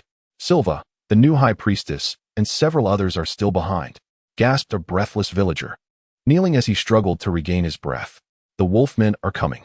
Close the gate," cried one terrified girl, frantically urging the adults at the gate to act swiftly. "Wait. We cannot abandon our compatriots outside," the young girl exclaimed, urgency lacing her voice. "The wolf riders, clad in full armor and riding their six-legged leopards, are surely pursuing and slaughtering them. If we do not close the door now, it will be too late when those cavalrymen charge in." Her palpable fear spread contagiously among the remaining villagers who had survived the calamity alongside her. "Indeed, we cannot jeopardize the safety of the entire village for the sake of a few individuals," urged another. "Quickly, let us shut the doors. Is there not a basket on the gate? We can use it to bring the others inside." Several timid men, usually hesitant, chimed in with suggestions. However, instead of the gatekeeper's agreement, a solid fist met the girl's delicate face, sending her sprawling to the ground, unconscious. "We must wait until everyone is inside before we can close the gate," declared the gatekeeper, her voice brooking no dissent. She turned to the stunned onlookers and shouted, "Instead of squawking here, grab your weapons. Today is the day we confront the wolf riders. Yes, we are all from the same village. We cannot forsake their lives for our own safety." A well-rested lumberjack picked up a log, standing resolutely beside the gatekeeper, ready to aid in the defense against the approaching compatriots or the pursuing wolf riders. Others quickly followed suit, arming themselves, erecting barricades. The Woofle people have never lacked courage. What they lacked was a leader to provide them with the right direction. When Mayafar finally dashed through the gates of Cedar Village, she realized she was the last to return. The chimes that had echoed over Cedar Village had ceased, and though chaos still lingered, those who regained their composure, men, women, and the elderly alike, abandoned their tasks, seizing axes, hammers, pitchforks, and sickles, transforming them into makeshift weapons. They either climbed onto the wooden walls, tense and watchful towards the lumberyard where the sounds of clashing metal and anguished screams resonated, or gathered timber to build barriers and rudimentary defenses at the gate. In the Vichy Empire, settlements of any size erect walls, utilizing logs or bricks depending on their economic means, to protect their inhabitants from beasts and potential marauding races. Upon seeing Mayafar return, the diligent gatekeeper approached her. "Mistress Mage, Priestess, it is a relief to see you both unharmed. Where are Silva and the others?" "Close the gate. There is no one left behind," Mayafar replied, gently setting Winifred down. She turned toward the lumberyard, a look of regret crossing her face as she shook her head. "The wolf riders are approaching swiftly." "I see," the gatekeeper nodded somberly, exchanging glances with a few villagers before they silently closed the gate, securing it with a wooden lock and propping it with beams. "Have you seen Mina? Do you know where she is?" A handsome young lad called out among the crowd, anxiously searching for the figure of his beloved. As he beheld the grand gates slowly closing, his gaze fell upon the last arrival, Mayfair. "Madam Mage, have you seen Mina? That huntress girl?" he inquired. She and her sister were slain by Wergs by the stream to the north. Mayfair's eyes flickered hesitantly before she resolved to share with the youth what she had witnessed through Nova's eyes. "Is this true?" The boy's bright eyes widened in disbelief, and he clutched his head, screaming in a frenzied manner, "This cannot be. How could this happen? She promised to marry me next month." With that, he rolled his eyes back and fainted. At present, Mayfair was burdened with numerous pressing concerns and had no energy to tend to the fragile boy's nerves. "How could you abandon them? They are our kin. You fled. You wretch." The previously silent Winifred suddenly erupted into a hoarse scream, grasping her friend's collar and shaking her vigorously, her words tumbling out in a disarray. "How could this be?" "They are." A sharp slap interrupted the frantic cries of the fledgling wolf priestess. Winifred stumbled back, covering her stinging cheek, incredulous as she gazed at Mayfair, her friend, who had always maintained a demeanor of calm, bordering on indifference, and had never displayed anger before. "Because you understand the magic of life. We must flee back to the village," Mayfair sighed, her tone brooking no argument. "A spellcaster without guardians is merely a target. The lumber axes and long saws cannot shield us. Only by returning to the safety of the village walls can our magic reach its fullest potential. Moreover, the wargs likely aim to plunder the village. If we perish in the lumber yard, how many will die from grievous wounds without the healing of life magic? They willingly sacrificed themselves to cover our retreat. Do you intend to squander their lives? Witnessing her saviors walk willingly to their doom, only to ensure her survival by abandoning their companions, weighed heavily on Maiafer's heart, far worse than Winifred's despair. Are we to trade their lives for our safety? This is too cruel. Gazing at Maiafer, whose expression was as grim as the depths of the ocean, Winifred whispered, catching sight of the tears that gently traced down her friend's cheeks. This is the only course we have, Maiafer asserted, brushing away the tears from her eyes, a spark of defiance igniting in her amber gaze. But it must not end merely like this. A villager, armed with a hunting bow, leaned over the wall, calling towards the gates, "Priestess, Madam Mage, the enemy approaches. What shall we do?" Maiafer and Winifred ascended the narrow, sloping pathway to the wall, witnessing the word cavalry bursting forth from the forest. Each rider brandished spears and cleavers stained with fresh, crimson blood, while their six-legged leopards were drenched in gore, some licking their lips with their pink tongues, savoring the remnants of their butchery. Yet, these murderers bore wounds of their own, indicating that the villagers they had slain had not gone down without a fight. A hunter, upon witnessing the scene, drew his bow and released an arrow aimed at the werewolf standing at the edge of the woods. The arrow traced a graceful parabolic arc through the air, only to fall feebly to the ground a mere 6 or 7 paces away from the beast. Assured of their safety, the werewolves leaped from their six-legged panthers, rummaging through their saddlebags to retrieve peculiar salves smeared upon bark and hides, tending to their wounds while awaiting the infantry they had once again outmaneuvered. Observing the tense yet hopeful faces of the villagers, Maiafer felt a surge of determination. She swiftly transformed her thoughts on defensive measures into commands. Bring the logs piled in the clearing, and we shall use them to strike the werewolves as they approach. Additionally, boil water. It can be poured upon them as they scale the walls. Let us also construct a pyre in the village square, dampening it with water before igniting it. We must inform Tacktown of our plight. The villagers sprang into action, devoid of any dissent or hesitation. With the loss of their leader, Silva, they yearned for a resolute and courageous new guide. For the Woofer people, a mage represented a scholar endowed with wisdom. Following her directives was undoubtedly preferable to the notions conjured by their own unsophisticated minds. Furthermore, the Dawn Priest served as the emissary and servant of the Illuminator, spreading light and grace while guiding these wayward young wolves toward their path.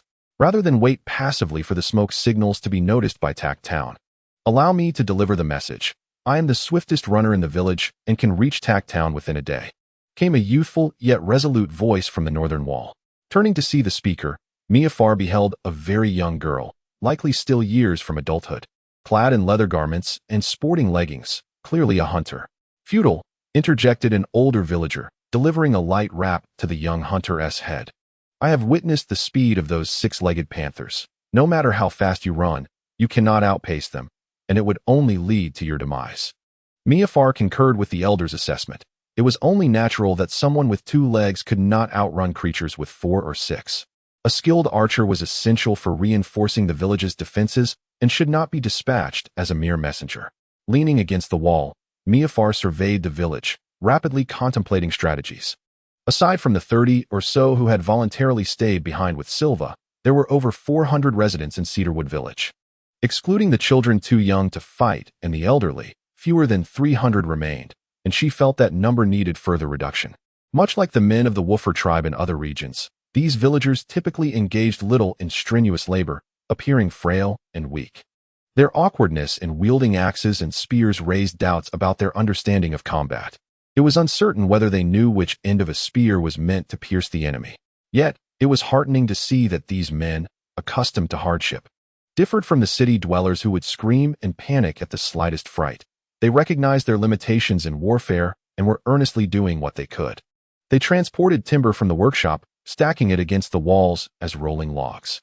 In the village square, 5 bonfires were arranged, one of which was meant to ignite a signal fire as instructed by Maiafer, while the other 4 had large iron cauldrons placed atop them. Buckets of well water were drawn from the village's deep well and poured into the cauldrons to bring to a boil, preparing to fend off the werewolves that might swarm the walls. A young boy stood vigil by the bonfire, diligently adding fuel as needed. Even the youth, who had fainted from overwhelming sorrow, awoke, clutching a wooden post taller than himself, setting out resolutely toward the walls. "Gather all skilled archers here," Mayafar commanded, "and only shoot when they are close. We must conserve our arrows, for this battle may endure beyond a day." She patted the wall as she spoke, instructing that some personnel be stationed on the western and southern walls, and others behind the main gate to maintain vigilance. Although the cedar village housed over 500 residents, the close proximity of the houses rendered the perimeter rather small. Only a little over 100 robust wolf women wielding weapons were barely sufficient. Having suffered losses in the skirmish at the lumberyard due to inadequate defense, they had thickened their clothing as much as possible for added protection. Even an additional layer of leather was preferable to mere bandeau and thong. There was only one entrance to the village, situated to the east, for the werewolves to invade.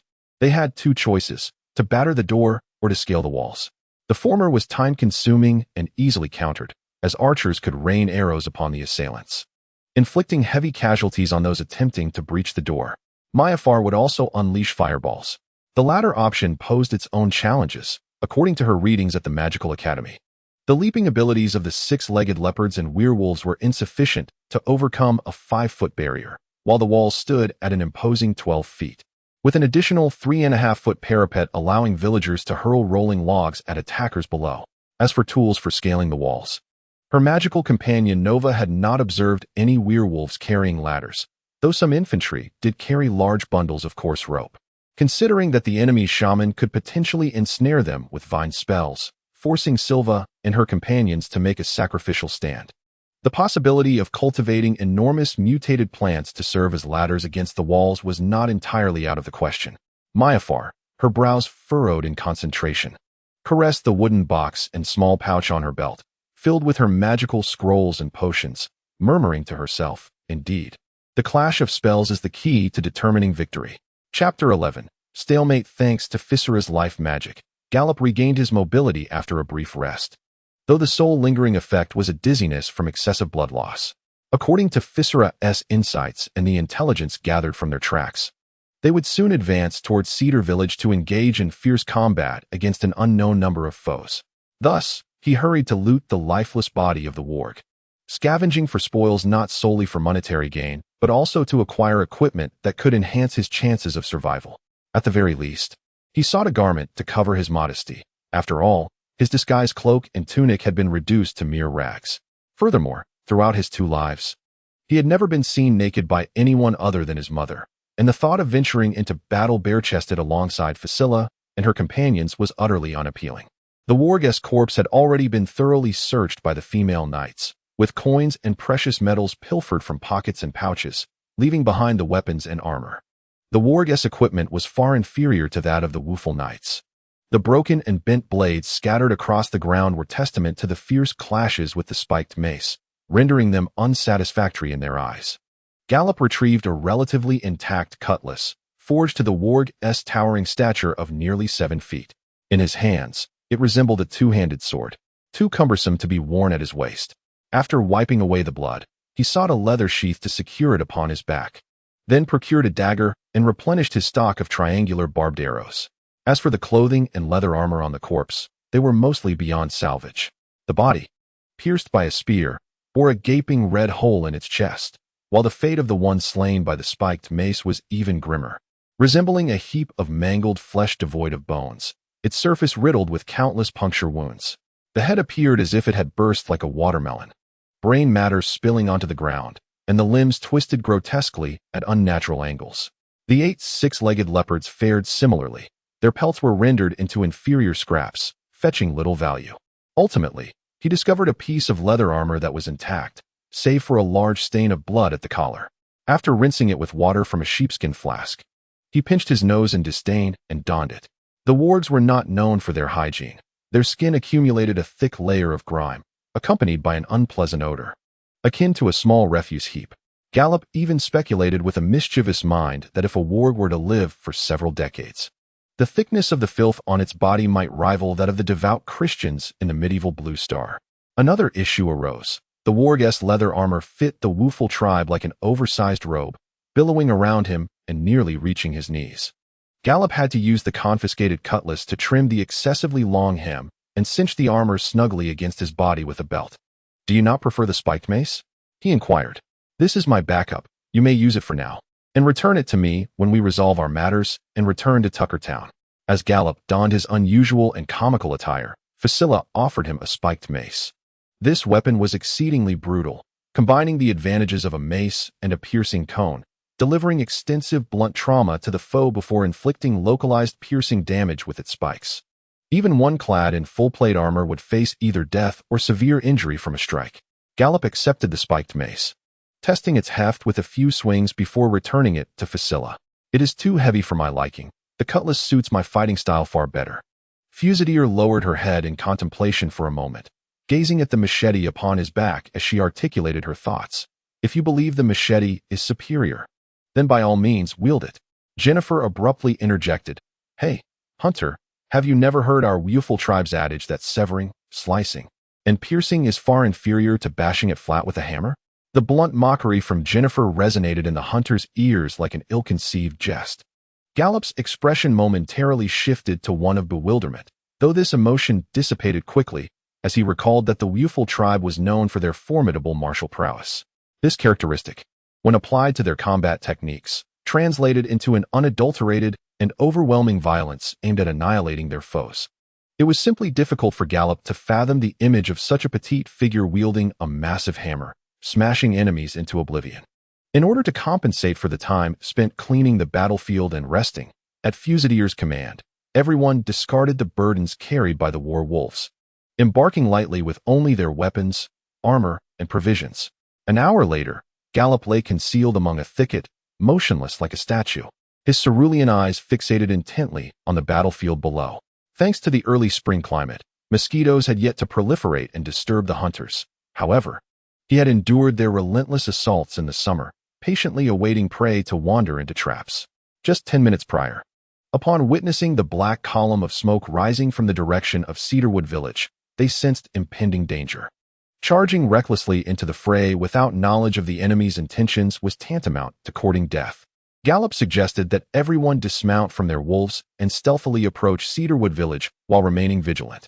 Fusilier concurred, and the 10 of them crept forward, their movements careful and deliberate, as the 9 war wolves slithered along the ground in tandem with their masters. Drawing upon Gallop's familiarity with the terrain, they soon located a hillock that afforded a panoramic view of Cedarwood Village. Below them lay the village itself, with wooden houses constructed from locally sourced cedar planks leaning against one another. Villagers tended to their turkeys in the grassy fields, while children brandished wooden sticks, frolicking and playing. If one listened closely, distant labor chants and the thunderous crash of felled trees from the lumberyard could be heard. However, their ears were now inundated with an overwhelming cacophony of children's shrieks and sobs, adult shouts and roars, the howls of wolfmen, and the sharp clinks of metal striking metal. The idyllic pastoral scene had vanished, and the cornfields surrounding the village, once brimming with the bountiful harvest of the previous autumn, were now marred by a multitude of chaotic footprints and arrows of varying lengths, like horrific flora nourished by the blood of the fallen, interspersed with countless corpses, all of which belonged to the wolfmen, their bodies riddled with crude arrows crafted by the rustic hunters of Wuful. It seemed the villagers had retreated with relative swiftness. The wooden houses engulfed in flames resembled colossal candles, crackling as they burned, thick black smoke rising skyward, swaying in the wind like the mourning garments of a widow. The fierce battle raged upon the walls of the village. Like most villages, the walls of Cedar Village were constructed from high-quality timber, sourced locally and treated through a drying process before being embedded in the ground to deter marauders and wild animals. These walls could effectively withstand the arrows launched by the wargs, yet the humble wooden houses behind them were highly combustible. Some of these structures had already been struck by the flaming projectiles, igniting into roaring infernos akin to candles. Faced with the frenzied assault of the wargs, nearly all able-bodied villagers, regardless of age or gender, ascended the walls to fight, unable to spare anyone to extinguish the flames, and could only watch as their possessions and homes turned to ash. At the foot of the outer wall lay many charred corpses, their bodies blackened and stained with blood, alongside logs and remnants of smoldering embers. Judging by their size and shape, these were likely the remains of wargs. It seemed that the villagers, in a bid to thwart the enemy's advance, had toppled flaming houses and repurposed the burning timbers as makeshift projectiles. After sustaining considerable losses, the Wurgs, having learned from their mistakes, retreated to a distance of about 10 paces from the walls, forming a battle formation reminiscent of ancient Roman tactics. Shield-bearing warriors took the front lines, absorbing the villagers' arrows and stones, while providing cover for their companions behind them. Over 20 Wurg archers squatted behind these shield-bearers, methodically unleashing a torrent of flaming arrows upon the walls, suppressing the sparse volleys of arrows shot from the villagers' bows. This method of aerial combat significantly mitigated the defenders' geographical advantage. With little protection, the villagers, when struck, often met their demise. Gallop witnessed a villager pierced in the chest by a Wurg's arrow. The tremendous force compelled her to stagger backward, and she fell straight from the wall. Conversely, the villagers' arrows either fell short of their targets or harmlessly lodged in the Wurg's shields. 6 paces behind the battle line stood a banner made from large animal hides, adorned with white paint depicting an animal that could be either a bear or a dog. A group of armored Wurgs huddled around a figure adorned with a feathered crown and leaning on a staff. Without needing further indication, Gallop recognized that this individual was of great significance. Many Wurgs and 6-legged leopards rested nearby. Some had just withdrawn from the fray, while others, having regained their strength, rearmed and returned to the battle line. This practice of alternating rest to restore combat efficacy, though lacking in technical skill, proved remarkably effective against the defenders of Cedar Village, who, outnumbered and continuously running along the walls without respite, were in dire need of a reprieve. When did the Wurgs become so astute? They seemed to understand formations and the concept of resting in shifts. They should simply rush in and flail about. Jennifer furrowed her brow in discontent, as if perceiving something that existed solely in a fantasy.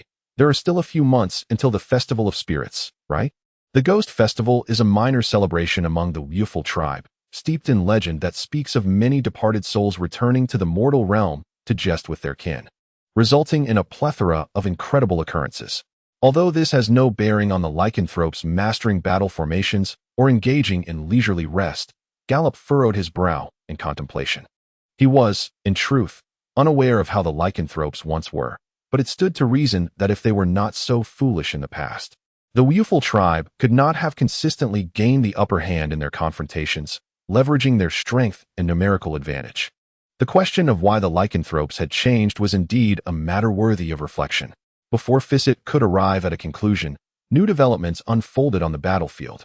A few lycanthrope warriors emerged from the fray, escorting 3 naked youthful maidens, and proceeded to strike them with the wooden shafts of their spears and the backs of their blades, exultantly shouting at the walls. Upon witnessing this scene, not only were the villagers atop the walls filled with rage, but the knights lying in ambush on the hillside were equally outraged. Perhaps only Gallop, possessing a soul anew, felt somewhat detached. The lycanthropes then kicked the maidens to the ground, seized their tails, and raised their blades to brutally sever them at the base. The heart-wrenching screams of the maidens drowned out all sounds on the battlefield as the 3 tailless bodies writhed upon the grass, blood gushing from the severed stumps like a fountain, splattering everywhere.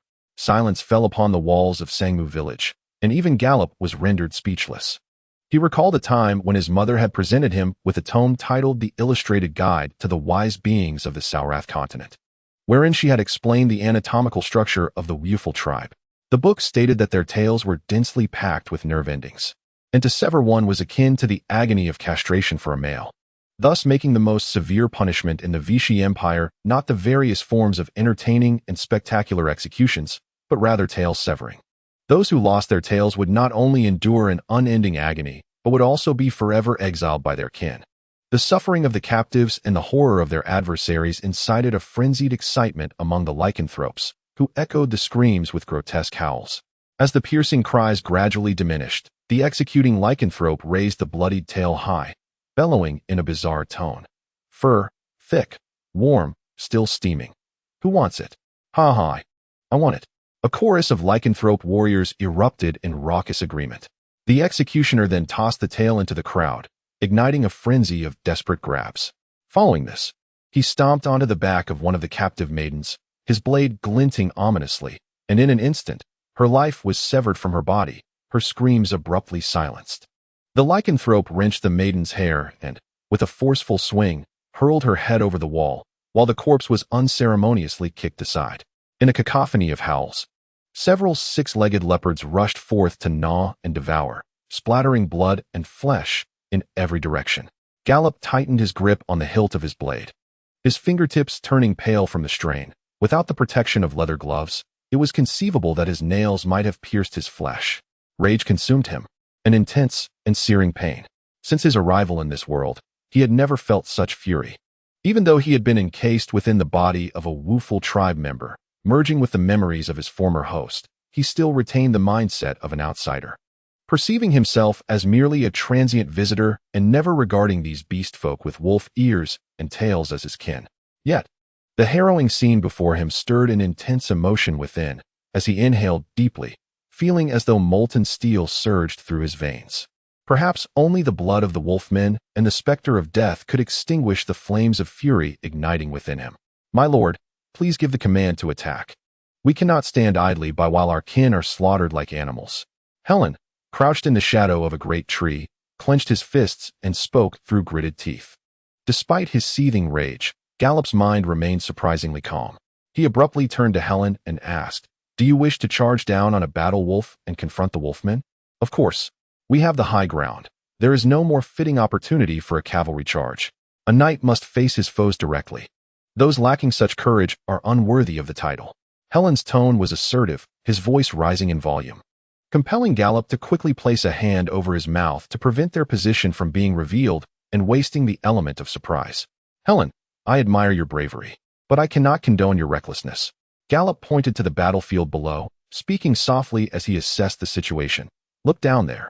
The wolfmen number at least 60 or 70. With over 20 archers. We are but 9 knights and 1 archer. Even if we were to charge down, we might create enough chaos. But I must remind you that we might not eliminate these brigands and save the villagers, especially with spellcasters among them. Are we to simply lie here and watch our kin be slaughtered? The warhammer and lance of a knight should be wielded in defense of the weak. Sacrifice is a knight's form of devotion." Gallop was at a loss for words, the slight twitch of his cheek revealing his struggle to contain his own fury. However, as one who had lived 2 lives, Gallop understood that objective circumstances cannot always be altered by subjective desires. He longed to charge forth and vanquish those foreign brigands. Yet a clear and feasible plan was essential, otherwise their sacrifice would be in vain. He shifted his gaze toward the one with the ultimate authority, Fizriel. If this young lady truly resolved to sacrifice herself to fulfill the Lord's obligations and the virtues of knighthood, he would steel himself to accompany her, though he feared he would have to seek a new master afterward. Fizriel glanced back at him before returning her gaze to the village of cedarwood below. "Leslie, are you a spellcaster?" "Yes, Miss Fizriel. I had no intention of concealing this. I do possess some elemental magic, taught to me by my mother." Suddenly called out by Fizriel regarding his small secret of spellcasting, Gallop initially felt panic, but then clarity washed over him. Since the truth would eventually surface, he chose to confess. "I sensed the elemental turbulence in the air caused by spellcasting. And look at those charred craters outside the walls, as well as the broken logs of the palisade, crushed by some heavy object. If the wolfmen do not possess a catapult, these must be the remnants of a magical duel. The elemental energy of this world is akin to the ions found on Earth, embedded within the very fabric of existence. When a spellcaster invokes magic, it forcibly alters the arrangement of elements within a defined vicinity, causing elemental chaos. Other practitioners can sense this phenomenon and pinpoint each other's locations before the elemental energy realigns itself. He surmises that at least one spellcaster resides among the villagers of Sugi village, and the Wurgs must possess one as well. Otherwise, without the aid of magic, Sugi village would not have been able to endure until their arrival. Thus, even if he refrains from voicing it, Fisthyra would still perceive the disarray of elemental energy. Might your aunt be a reclusive elemental mage? Fisthyra gazes intently at the battlefield below, her expression devoid of doubt or surprise, a calmness that unnerves Gallop. Perhaps, he muses. Gallop takes a deep breath, striving to infuse his tone with sincerity and composure. "I have seen her wand in research notes. Yet she has never acknowledged her status as a mage. Answer me, Leslie, how many spells can you cast today?" Fisthyra's voice suddenly adopts a serious tone, and Gallop discerns her true intentions from her stern profile. "I have not yet formally accepted your fealty. Thus, You do not yet qualify as my vassal.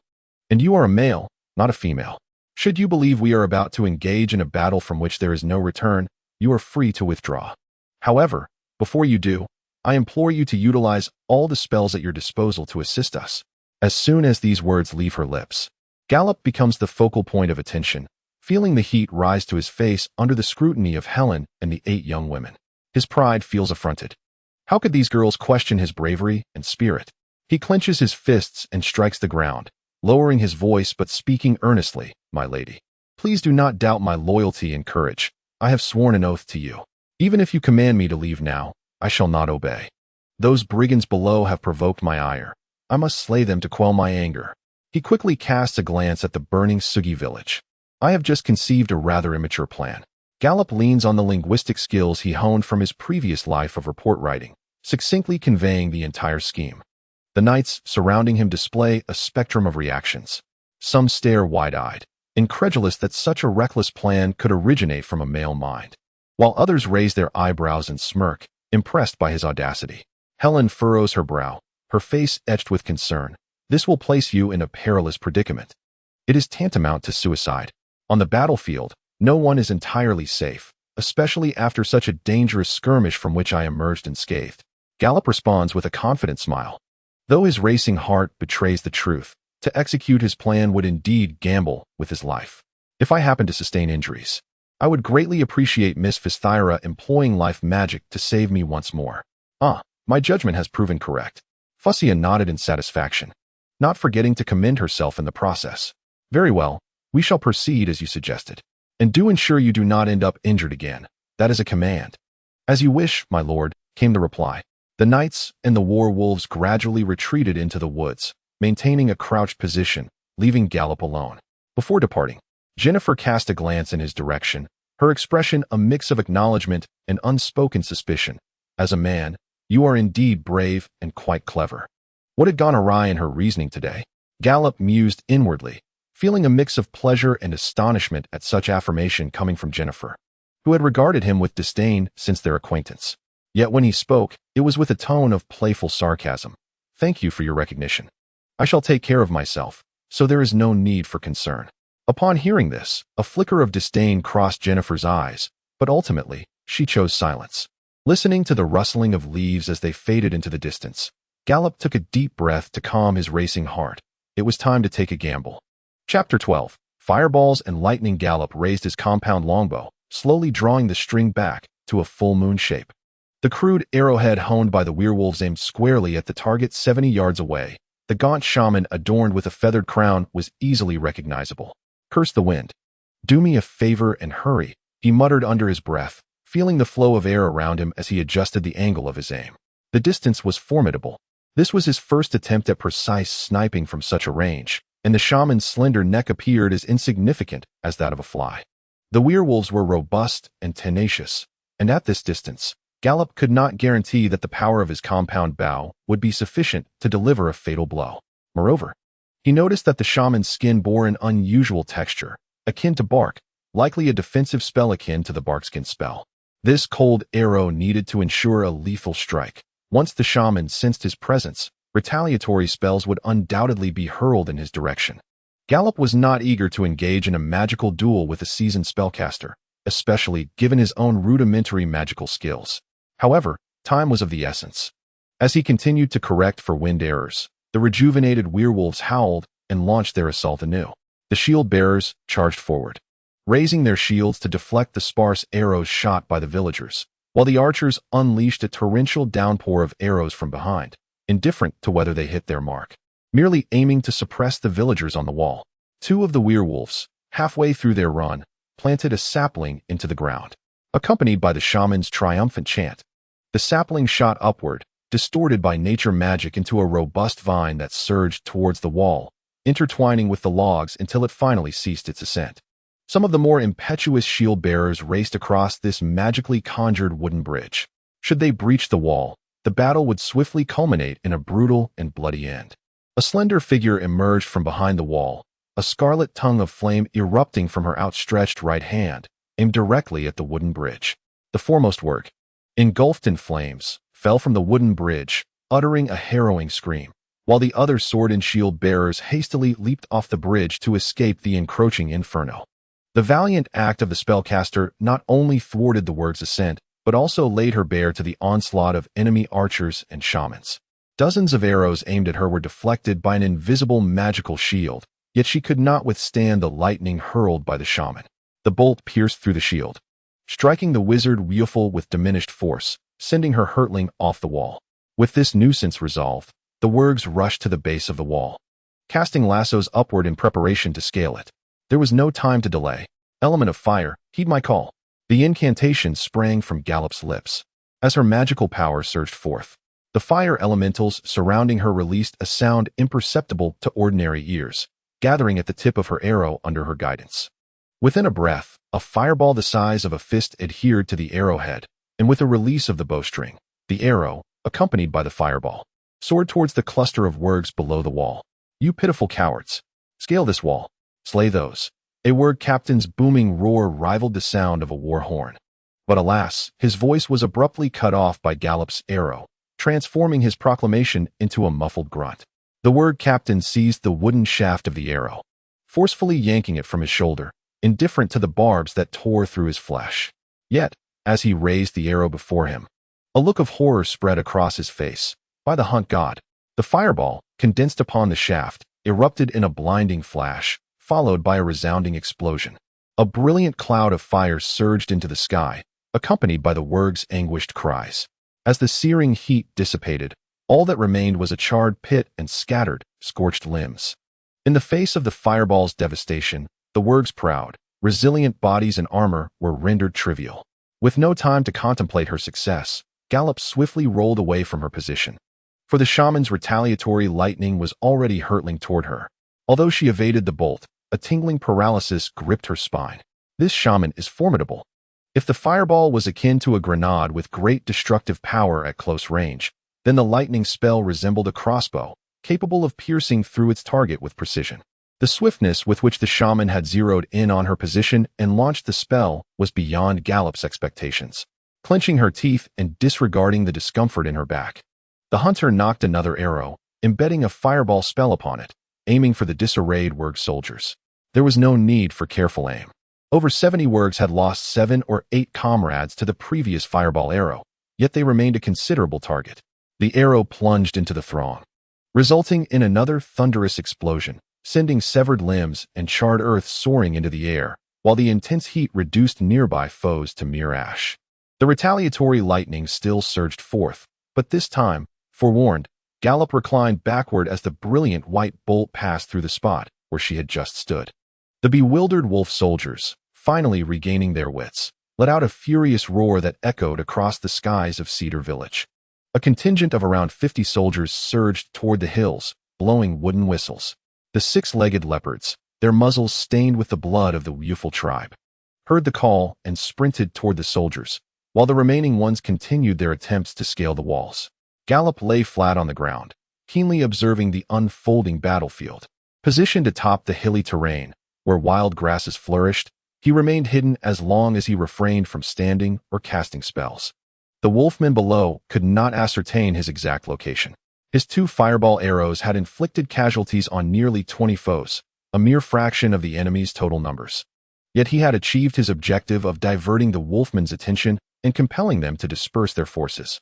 The earlier harassment had momentarily alleviated the pressure on the walls, allowing the villagers to exploit this brief respite to sever the ropes thrown over the ramparts, while they hurled stones and timber down at the wolfmen, temporarily driving the enemy back. Nearly 30 6-legged leopard cavalrymen and over a dozen archers began their charge up the slope. Gallop felt a mix of exhilaration and trepidation. The incline slowed the wolfmen, extending the time before they could reach him, yet they would inevitably draw closer. He noticed the shaman gripping his oak staff tightly, fixating on his position, indicating that the wolfmen regarded him as a significant threat. His task was to hold out until Fiskure and her companions could maneuver behind the wolfmen, directly targeting the beast's skin banner. Gallop crouched and drew his bow. Although he lacked the standing position necessary to fully pull back the composite longbow, even with the might of the divine, it mattered little. He aimed for the exposed 6-legged leopards beneath their riders. The arrow arced gracefully, striking the leading leopard in the eye. The creature let out a pained shriek, dislodging its rider and momentarily halting the charge. As the hunter released the arrow, the reverberation of the bowstring still echoed in his ears, and he swiftly rolled aside.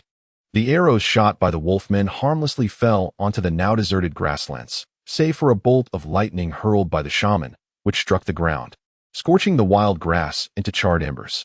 Witnessing their attackers subdued, the cavalrymen immediately surged with excitement, fiercely squeezing their mounts' flanks to accelerate the six-legged leopards toward the hills. Seeing that the wolfmen he had lured were halfway through their charge, Gallop stealthily shifted behind a mound of logs stacked high. This hill was far from the ideal vantage point he and Fiskure had previously agreed upon. It was lower in elevation and had several blind spots, preventing a comprehensive view of the battlefield. Nonetheless, he had taken nearly 10 minutes to reposition himself here as a strategic lure for the enemy. For this hill was laden with numerous stripped logs drying in the sun, which, if utilized properly, could serve as formidable weapons. Just over an hour ago, with only a single bough, he had been unable to withstand the onslaught of 10 wolfmen. Now, the number of foes he needed to entice was several times greater, bolstered by the presence of the shaman. If he failed to exploit every available advantage, the outcome would be dire. Element of wind, heed my command, flow and shift. Move objects across the void, respond to my call. Gallop set aside his composite longbow, directing the gemstone ring left to him by his mother towards the front. A tempestuous gale surged forth from the gem's core, violently crashing into the pile of logs, dislodging the heavy timbers. The bottommost log was propelled aside, rolling down the sloping hillside, followed by the entire stack as its structural integrity succumbed to chaos. The werewolf cavalry, akin to leopards in their swiftness, stood agape before the cascading deluge of logs approaching them. A select few among them, suddenly enlightened, hastily pulled their reins to veer aside, while the archers at the rear turned to flee, desperately attempting to distance themselves from the slope, though all was in vain. The descending logs thundered upon the foremost cavalry. Amidst the anguished howls of the wolfmen and the sickening cracks of bones, some logs crushing flesh, while others carried their victims further down. Colliding with those in the second rank, followed closely by the third. Whether they raised shields to block or wielded swords to slash, the outcome was invariably fatal, resulting in shattered limbs and demise. The adeptly mounted wolfmen maneuvered their six-legged leopards along the slope, performing tricks reminiscent of lions leaping through rings of fire. Yet, the sheer volume of logs was overwhelming. Evade one, and another would inevitably strike. One particularly unfortunate wolfman was struck at the knee by a log, causing his leg to bend grotesquely against the natural structure of his joints. He collapsed to the ground, dragging his shattered limb, only to hear the rumbling grow ever closer. Turning his head, he beheld 3 or 4 logs, each over a foot wide, hurtling towards his fallen position. He could not suppress a scream as he raised his arms to shield his head. Alas, how could mere flesh withstand the crushing weight of such timber? The logs cascaded down, rolling over the wolfman's body, akin to a giant squashing a tomato, bursting the flesh beneath them and leaving a scarlet stain as they continued their descent down the hill. After toppling 4 logs with his wind pressure magic, Gallop gasped for breath, shaking his head, now dizzy from the waning of his magical energy. He then resumed his crawl, making a wide berth around the site of the fallen timber. The elemental arrangement in that area had become irreparably chaotic, appearing far more radiant to the spellcaster than a solitary torch igniting in the pitch darkness. He was certain the shaman was preparing a lightning spell for when he dared to show himself. Parting the grass before him, Gallop peered down at the scene below, where hundreds of logs lay scattered, devoid of momentum, amidst the grotesque bodies of wolfmen and their 6-legged leopards. A few unfortunate souls, caught between survival and despair, lay crumpled on the ground, their limbs twisted at unnatural angles, emitting pained groans. Observing this, a smile crept across the hunter's lips, not quite knowing whether it stemmed from the satisfaction of avenging his kin or the pride in the success of his own scheme. Yet one thing remained certain. This batch of over 50 wolfmen was utterly doomed. In the distance, the shaman remained beneath the banner of animal hides, intently watching for any movement upon the hillside. He raised his oak staff, the gemstone atop it sparking with electric brilliance. The concentration of magical energy so dense that even a half-baked mage like Gallop felt a sense of suffocation. A commander clad in a steel helm lashed out at the sole archer who had survived the onslaught of the wooden waterfall, vociferously berating him. Although the distance rendered the words inaudible, it was not difficult to surmise that his tirade likely revolved around accusations of cowardice and weakness. Meanwhile, the battle beyond the walls had also reached its conclusion. Witnessing nearly half of their comrades fall in an instant had driven the morale of the wolfmen to an all-time low, allowing the villagers, emboldened by their newfound courage, to push them back with fervor. The battlefield had once again descended into a stalemate, and Gallop understood that this impasse could not last indefinitely. He flattened his long ears against the ground as he sensed the faint rumble of predators approaching. Chapter 13. The rescue. Over 40 wolfmen retreated from the wall, their faces etched with fear as they gazed upon the hill where half of their companions lay in a woeful demise. Atop that hill stood seemingly a solitary adversary. Yet this foe was formidable, wielding magic and perhaps even the ability to render himself invisible.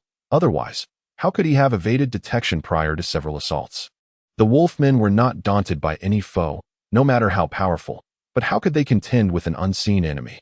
Observing the archer, whom he had nearly beaten to the brink of death, the newly appointed leader, having taken command after the previous captain's demise, felt his rage subside somewhat, though his countenance remained grim. More than the anger over the loss of his warriors, he was consumed by a sense of bitter frustration at having their efforts thwarted by an unexpected intruder.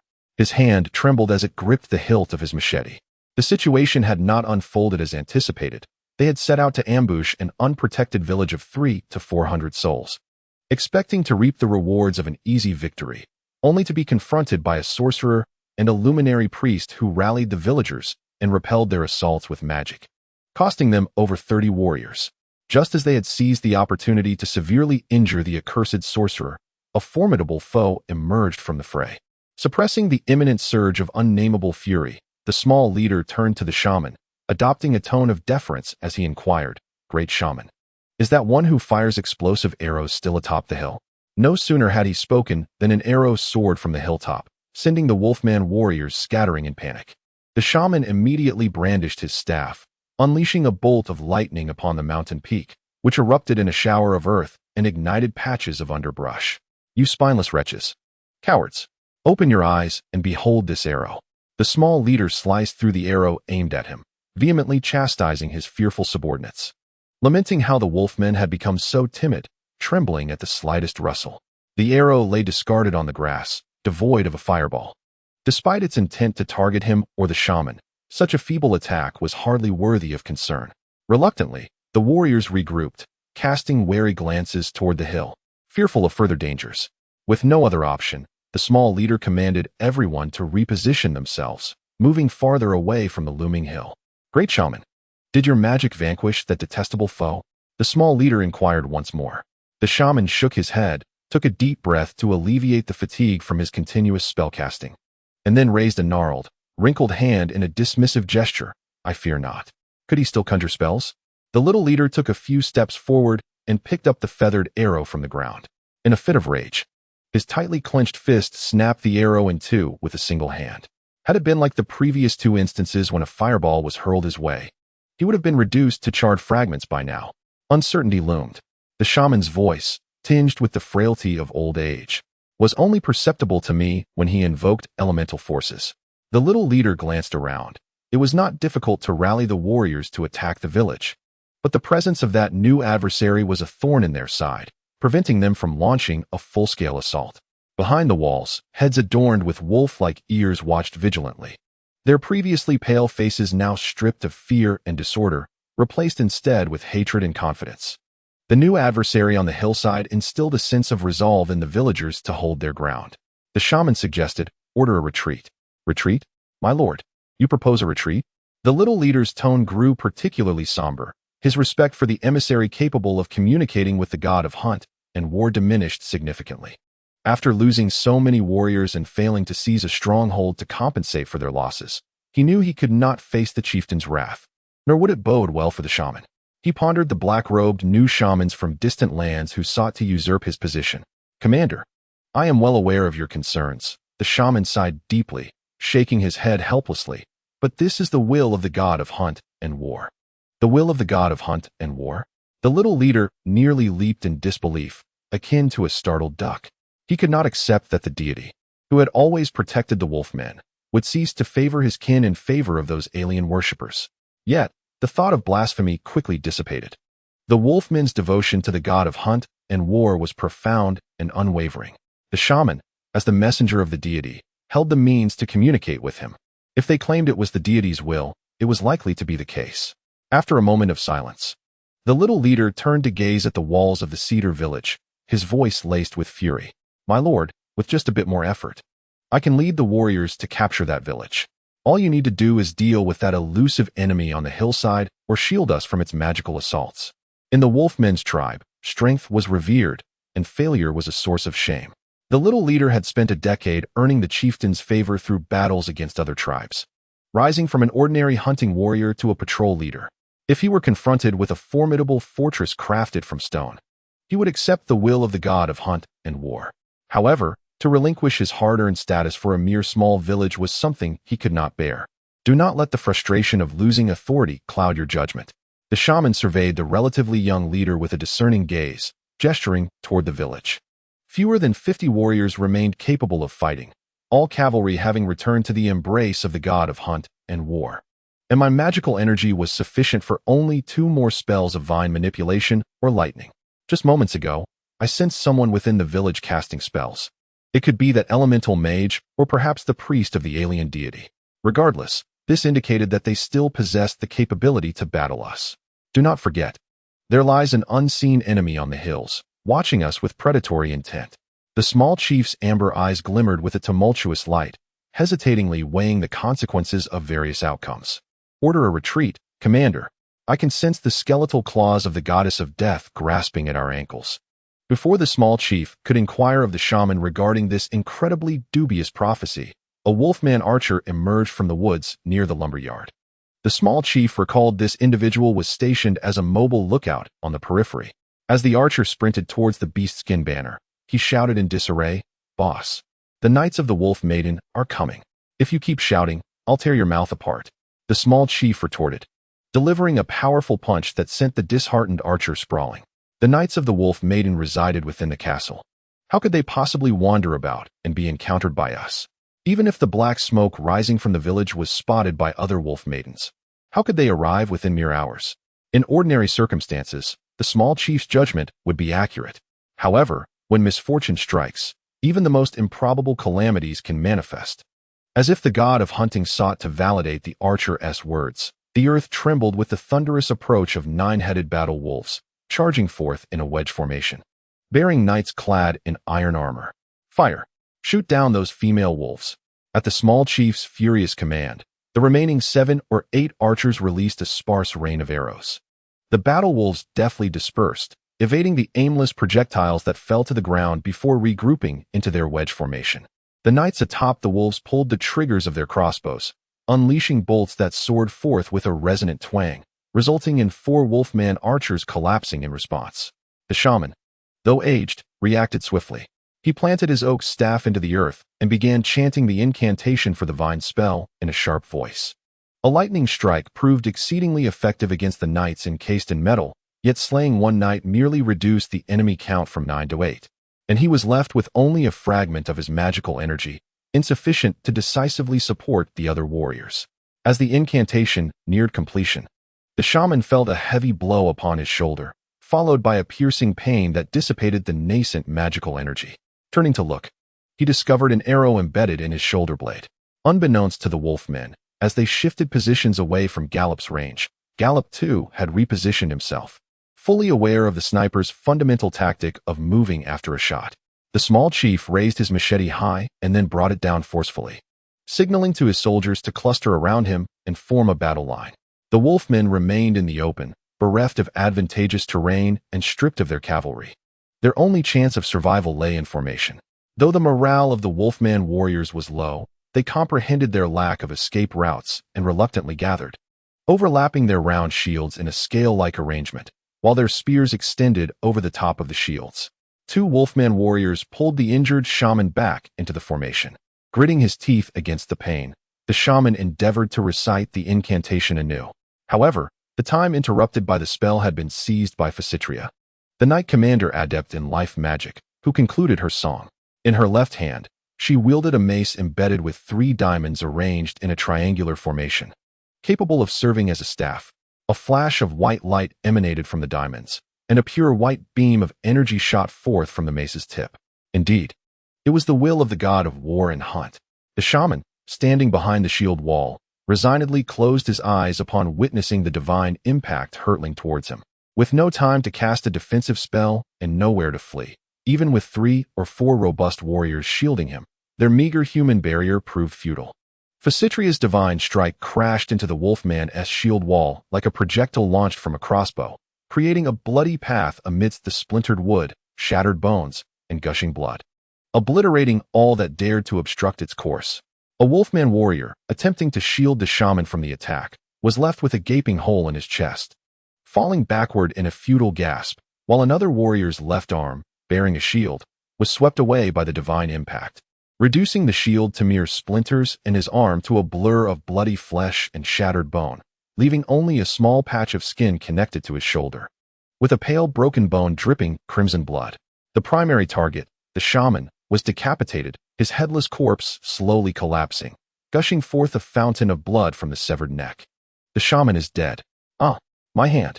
The news of the shaman's demise coincided with the agonized cries of the wounded, plunging the morale of the Wolfman's small leader back to freezing point. The already fragile shield wall trembled, revealing more vulnerabilities. The 9 wolf knights, though few in number, surged forth with the might of 1,000 armies, crashing into the Wolfman's ranks and erupting in a shower of blood. Like a colossal wave crashing against a rickety wooden barrier, the tide surged, leaving behind only a chaotic scatter of splintered timber. After merely 1 charge, a third of the Wolfmen lay defeated, while the Wolf Knights remained virtually unscathed. Physitria and her comrades still held the reins, directing the war wolves. As the Wolfmen's formation collapsed first, the unscathed survivors abandoned their fallen comrades and moaning wounded, fleeing into the woods, screaming in terror, abandoning their spears and shields, and allowing the banner, symbolizing their military spirit, to fall. They succumbed entirely to their fear, failing to realize that exposing their backs to the enemy would only lead to being chased down and slaughtered. "Come back, you cowards!" The small leader cried out like a dying beast, but his voice failed to halt his already terrified subordinates. The shaman was right. Failing to capture the village was indeed the will of the god of war and hunt. They had already been ensnared by the bone claws of the goddess of death, destined to perish this day. Yet, he refused to meet his end like a coward, allowing the enemy to stab him from behind. Standing alone, the small leader propped up the fallen standard, raising his sword and pointing it at the wolf knights, while shouting in heavily accented common tongue, "Come on, let me take a crack at your backsides." If he possessed even a modicum of decorum and refrained from foul language, he might have garnered some respect. Physitria observed the scene with furrowed brows, expressing her discontent. "Helen, fulfill that fellow's dying request. Jennifer, lead the others in pursuit of those fleeing wargs. They must stain this land with their blood to atone for the slaughter of my people." "As you command, my lady," the two responded in unison. Jennifer, accompanied by the other girls, maneuvered on their wolves, flanking the warg chieftain as effortlessly as water flows around rocks, with the potential to reduce those obstacles to mere powder. Helen leaped from Greywind's back, returning her steel lance, still smeared with remnants of flesh, to its holster beside the saddle. Drawing her dagger, she advanced directly toward the warg chieftain. Her azure eyes reflected the imposing figure towering over her by more than 2 feet, its muscular form bulging with raw power, and the massive cleaver that was more than thrice the width of her dagger. The chieftain's face bore no expression, his gaze fixed upon his adversary as though she were merely a slab of meat awaiting preparation. "I shall slay you." The warg emitted a fierce roar, charging at Helen with a mighty swing of his heavy cleaver. In response, Helen surged forward, her lithe figure a mere flash, leaving behind only an afterimage. The tip of her dagger met the edge of the cleaver in a shower of sparks and rust, the descending blade rebuffed by her weapon. Nonetheless, the warg chieftain pressed on, intending to use his physical advantage to overpower the petite foe. This was a sound judgment, though his weapon had been deflected. Helen's armor afforded her some protection, and even the warg's massive fists would struggle to deliver a fatal blow. While the impact might not inflict substantial harm, it would at least buy him time to recover his cleaver. Unexpectedly, Helen darted aside with the swiftness of ice skimming over a frozen lake, gracefully evading the towering body. With her right hand poised at chest level, 3 resounding thuds echoed as her dagger pierced flesh. Gallop only glimpsed the glint of metal flashing behind the word chieftain 3 times before blood erupted from his throat, heart, and abdomen in gushing fountains. Remarkably, the word chieftain did not succumb immediately. Fueled by indomitable vitality, he staggered a few steps before collapsing against a flagpole, fixating on the distant village. His voice a gurgle distorted by the blood that surged forth. Helen approached him, gripping the hilt of her sword with her left hand, raising it high before delivering a powerful downward strike. A massive head detached from the word chieftain's shoulders, the flagpole splintering in response. As the beast-skin banner of the invaders descended slowly, accompanied by the jubilant cheers of the villagers and the cacophony of their hurried footsteps emerging from the village. The battle had concluded. Chapter 14. Aftermath. The thick columns of smoke, birthed from the conflagration, gradually dispersed in the wind, while white clouds rolled and transformed across the azure sky, resembling the undulating waves of the sea, as if a mere gesture could summon forth greater tumult. If only I were a bit stronger, Gallop gazed at the sky, now restored to its azure brilliance. His arms fell back to their original position, devoid of strength, while the rise and fall of his chest produced heavy, labored breaths. His legs felt as though they were encased in lead, weighing him down to the point of immobility, and the ache in his arms rendered them nearly impossible to lift. Fortunately, after a few moments of rest on the grass, the dizziness from his dwindling magical energy dissipated, leaving his mind remarkably clear. To ensure that the word remained within striking distance, Gallop had circled nearly half of the village of Cedarwood, traversing the slopes in search of a high vantage point, exhausting himself in the process. In contrast, the heavily armored knights, after pursuing the remaining enemies, still possessed the energy to cleanse the battlefield and assist the villagers in clearing the debris. He sighed, acknowledging the distinct prowess of knights trained from a young age. Helen rode in swiftly on gray wind, halting beside him, and inquired gently, "Gallop, are you injured?" Her tone was soft and sweet, her face devoid of any hint of harshness. The polished half-plate armor she wore gleamed brightly. Had Gallop not witnessed her personally dispatch the Word leader, he would have found it difficult to reconcile her current demeanor with the fierce, intimidating presence she had just displayed. "I'm not injured, just a bit weary and unable to stand. Could you assist me?" Upon hearing this, Helen dismounted and helped Gallop to his feet. Gray Wind nuzzled him gently with his nose, gauging his condition. The two made their way toward the village gate, and Gallop initiated a conversation. "There is something that weighs on my mind. Pray tell, what is it? Is Miss Fussatral the Dawn Priestess?" Reflecting on the moment when Fussatral had vanquished the shaman with her spell and the incident in which she had healed his excessive blood loss during the skirmish, Gallop could not restrain his curiosity.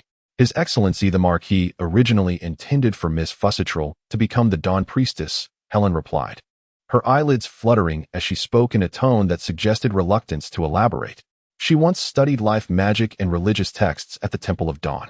Some of the werewolf priests have claimed she possesses a remarkable talent for life magic, having passed the qualifications for the fledgling werewolf priesthood. Gallop sensed that this inquiry had brushed against an important aspect of Fussatral's past. Then, what prevented her from becoming a priestess? Helen pondered, her demeanor transforming from the gentle warmth of their initial meeting, her smooth forehead creasing with deep lines of thought. Her sister, Marissa, passed away. In that moment, Gallop grasped the underlying reasons. In noble families, the eldest son inherits titles and lands, while siblings often marry into other families or serve as vassals to the eldest. Alternatively, one might enter the church and become a cleric. Gallop was uncertain whether the god of dawn permitted her clerics to marry, but he was certain that had Fussatral truly become a priestess, she would have little time to manage her territory. It left him with a tinge of regret that he would never have the opportunity to see Fussatral adorned in the robes of a dawn priestess. Though this thought was fleeting, if Fussatral were truly to become a luminary priestess, preaching and spreading the divine word from within a sacred temple, he would have no choice but to continue hunting in these woods, unaware of when his fortunes might change. The knowledge he inherited from his deceased mother revealed that most temples dedicated to the deities were akin to the churches of previous lives. The clergy predominantly possessed knowledge of herbalism and life magic, a formidable skill capable of hastening wound healing, rejoining shattered bones, and even regenerating severed limbs. Thus, these temples served not only as places of worship, but also as hospitals, though the cost of seeking healing from a priest using life magic was rather steep. A reality Gallop was all too familiar with. The attire of a luminary priestess is perhaps the most alluring among all clerics. The priestess robe, resembling an apron, is easily recognizable, a long piece of fabric adorned with the emblem of 3 wolves, falling short of the knee, secured at the neck by a collar, cinched at the waist with a belt, and worn over a strapless top and thong, leaving arms, thighs, and smooth backs exposed, not to mention the tail that sways enticingly.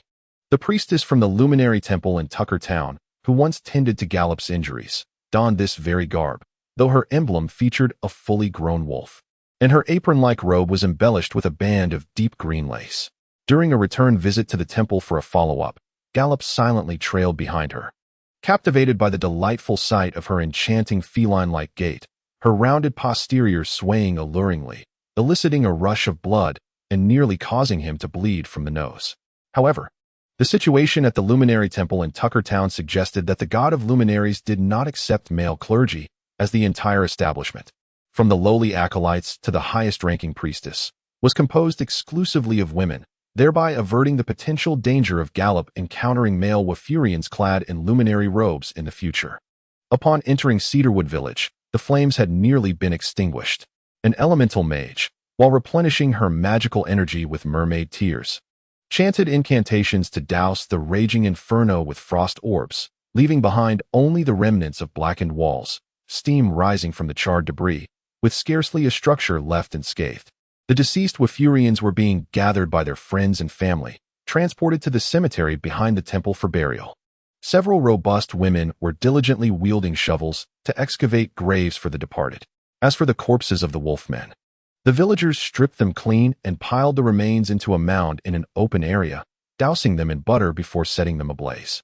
In the flickering firelight, despite the villagers' faces still bearing the sorrow of lost loved ones, there was a unique tranquility emerging. Gallop could not discern whether this calmness stemmed from the dilution of their grief by animosity towards the wolfmen, or if the Wafurians were inherently a remarkably resilient race. The injured were supported against the walls to rest, while Fisherel and a priestess adorned with the emblem of 3 wolf pups traversed among them, utilizing life magic to save the gravely injured, while several villagers, clumsily bandaging the lightly wounded with cloth and herbs, assisted with their recovery. In the realm of memory, Gallop reflects upon the population of Cedarwood Village. He cannot help but note that the actual number of villagers who have perished does not exceed 40, while nearly everyone bears wounds. In stark contrast to the over 100 corpses of the werewolves that lay beyond the walls, this is undoubtedly a resounding victory. Had it not been for the werewolves' repeated setbacks and declining morale, coupled with a fortunate geographical advantage that led to their collapse and retreat rather than a fight to the death, the outcome of this battle could have been uncertain. The pervasive aura of death that enveloped Cedarwood Village was so thick that it attracted numerous crows, creatures that thrive on decaying flesh, ominously cawing as they circled above the village. As Gallop withdrew his gaze from the sky, a weight settled upon his heart. The cool, fresh air enveloped him, and the werewolf army crumbled under his strategy, their bodies transforming into cold, lifeless forms beneath the lances and maces wielded by Fischia and her companions. This quelled the fiery anger within him, yet what followed was not the satisfaction of victory, but an inexplicable void. As though a gaping hole had been torn in his chest, he yearned for an opportunity to distinguish himself, and now that chance had aligned with his desires, he endeavored to seize it with all his might. However, witnessing the desolate aftermath of battle left him devoid of joy. No, this is different, Gallop mused. I fought to protect my kin, not to ignite flames of ambition for myself. With this thought, he felt a measure of relief, recognizing that in safeguarding his compatriots from harm, he was also striving for his own honor and rewards. What fault lay in that? Chapter 15. Interrogation. The sound of werewolves racing from the village entrance reached Gallop's ears. He turned to see Jennifer and several knights dragging a werewolf by a long rope, leading it directly to the village square. These unfortunate captives were evidently spared for the purpose of interrogation. Some villagers stared intently at the captured werewolves, their eyes filled with loathing. Yet, they refrained from rushing forward for revenge, for these captives were taken by the knights, and until the Lord granted permission, no one had the authority to deal with them. Endure a little longer, and you shall heal, Fischia said, extending her hand, aglow with pure white light, to touch the arm of an injured villager. The light flowed into the deep gash, visible to the bone, and with astonishing speed, the flesh and skin began to mend, ultimately leaving behind a mere pink scar. Thank you, priestess, the healed villager exclaimed, tears of gratitude streaming down his face. There is no need for thanks. It is my failure as your lord that I could not ensure your safety, Fishia replied, a look of guilt crossing her features as she rose and walked towards Jennifer and the others. Gallop followed suit. The captive, dragged along the ground, emitted pitiful cries. Its body a bloody mess, so weak that it could scarcely stand. Jennifer and Marcia each took hold of a werewolf's arm and helped it upright. In a common tongue, Fishia inquired, tell me, who sent you to assault our village? Your questions are futile. You shall glean nothing from a half-dead captive, the werewolf responded weakly, refusing to meet Fishia's gaze. The obstinacy of this individual took the young girl by surprise. Upon seeing her, Gallop momentarily paused before emitting a cold scoff and gesturing, commanding mercy towards the captive. No sooner had he spoken than Genevieve swiftly brandished her mace, shattering the captive's skull. The decisiveness and ruthlessness displayed by Fischl left Gallop astounded. As he pondered the multifaceted character of this young woman, gentle and benevolent priestess, curious and spirited girl, and a resolute and commanding lord. Yet, he could comprehend her reaction at that moment. After all, some anger can only be quelled by the blood of one's enemies. The headless corpse was dragged aside, its milky brain matter oozing from the shattered skull as the second captive was lifted. Now, who sent you across the shattered peaks? Fischl inquired, narrowing her eyes at the kneeling wolfman before her. I am in a rather foul mood today. The second captive, however, remained obstinate. I shall not speak. Arrange for me to meet the god of the hunt, he insisted defiantly. Very well, Fischl replied softly, ending a life with those few words. She understood that wolfmen were often brutish and ignorant, but they possessed a stubborn pride. Once more, the mace descended, and another half-man, half-dog head burst open. Following this, she shattered the skulls of 4 more wolfmen, leaving only 2 captives who still stared defiantly at Fischl, seemingly unperturbed by the threat of death, almost as if they regarded it as a high honor. Miss Fischl, please wait, Gallop interjected, approaching to examine the wounds on the captives. Can you still cast healing magic? Just 4 more healing spells should suffice. Are you injured? Let me see. Fischl, puzzled, tilted her head in concern and moved closer to inspect Gallop's injuries. Gallop waved his hand dismissively. No, thank you for your concern. I request that you use your healing spells on these captives instead. I have certain methods that might compel them to speak the truth, but their wounds are quite severe, and I fear they may not withstand the interrogation. Fischl acquiesced. Very well, you may try. 10 minutes later, within a wooden shed that had not been ignited, 2 wolfman captives, their wounds fully healed, were bound to a log, lying on their backs and writhing with laughter that soon turned hoarse. Their mirthful sounds intertwined with expressions of both pain and pleasure as 4 large rams licked their feet, rendering them helpless. Ha ha ha. Please, grant me a swift end. Ha ha ha. No more. I can't take it. The wolfman pleaded, tears streaming down his face. To the untrained ear, one might assume they were relishing the interrogation. Gallop, stifling a chuckle at the near-fatal hilarity of the captives, harbored far more effective methods of coercion in his mind, like impaling fingers on stakes or the slow slicing of flesh. Yet, mindful of maintaining his image, he opted for this seemingly ridiculous approach, finding it effective nonetheless. With a serious demeanor, Gallop inquired, is that so? Speak up, for once you do, your suffering will cease. Let those sheep laugh, for I must lower my tone as a captive. Gallop beckoned a few villagers to pull back the great horned sheep. Once the breathing of the 2 captives calmed, he stepped aside and gestured to Miss Fischl. Please, feel free to inquire. Alas, it is truly eye-opening to witness such absurd methods of interrogation yielding success. Jennifer glanced at Gallop, her lips twitching, a mix of admiration, helplessness, and sentiment enveloping her. Indeed, he is a boy. Gallop raised his slender eyebrows. What of being a boy? A method that resolves issues is a commendable one. To evade further torment of such excruciating nature, the 2 captives nodded vigorously, divulging all they knew, and the information they provided left everyone astounded. The pack of werewolves that attacked the Cedar Village belonged to a tribe known as the Chewing Teeth Clan, situated closest to the Broken Spear Mountains. They possessed considerable knowledge of the Canorton region, thus becoming the vanguard for the army's reconnaissance. Additionally, another tribe had dispatched a scouting team to join forces in the assault on Cedar Village. Yet they had not yet arrived, and were likely the pack of werewolves that encountered footprints by chance and were subsequently pursued and annihilated by Fushel and her companions. A coalition of hundreds of werewolf tribes, bolstered by several times their number in goblin tribes, had gathered months prior at the Rockneck Pass, moving southward in increments with the intent to seize the more prosperous and habitable Kennorton region. This maneuver had garnered the support of the majority of goblins, giants, and ogres residing in the same area, further augmenting the coalition's strength. Fushel inquired, "How many of you are there?" "Thousands. It's beyond counting," replied the captive, utilizing his sizable, yet not particularly astute brain to ponder for a moment before offering what he deemed a plausible answer. Gallop muttered under his breath, "But just how many?"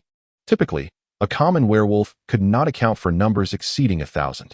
Jennifer shot him a look of incredulity.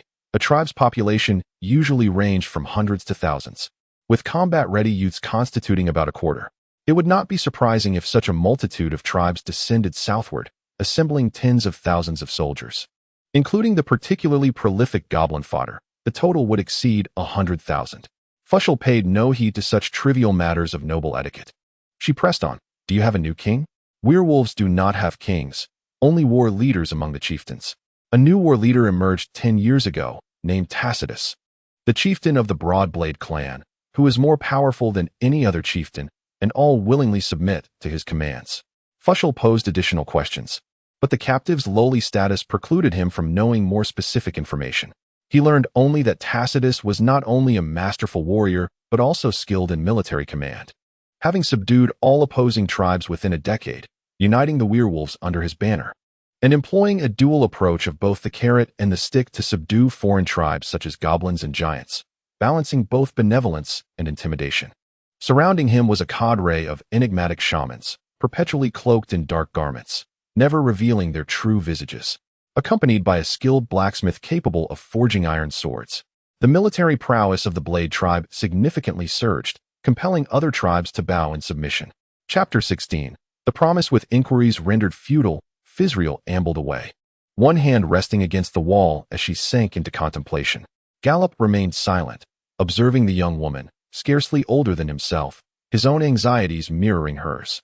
From his late mother and the Library of Utopia, he learned that nearly 80 million Wufel resided across the expanse of the Vichy Empire, a staggering figure.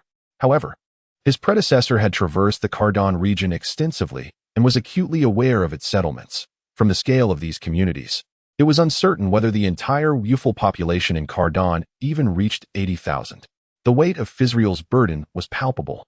Confronted with an enemy force potentially far exceeding her own populace, the choice to remain and defend her subjects and territory meant embracing an uncertain fate.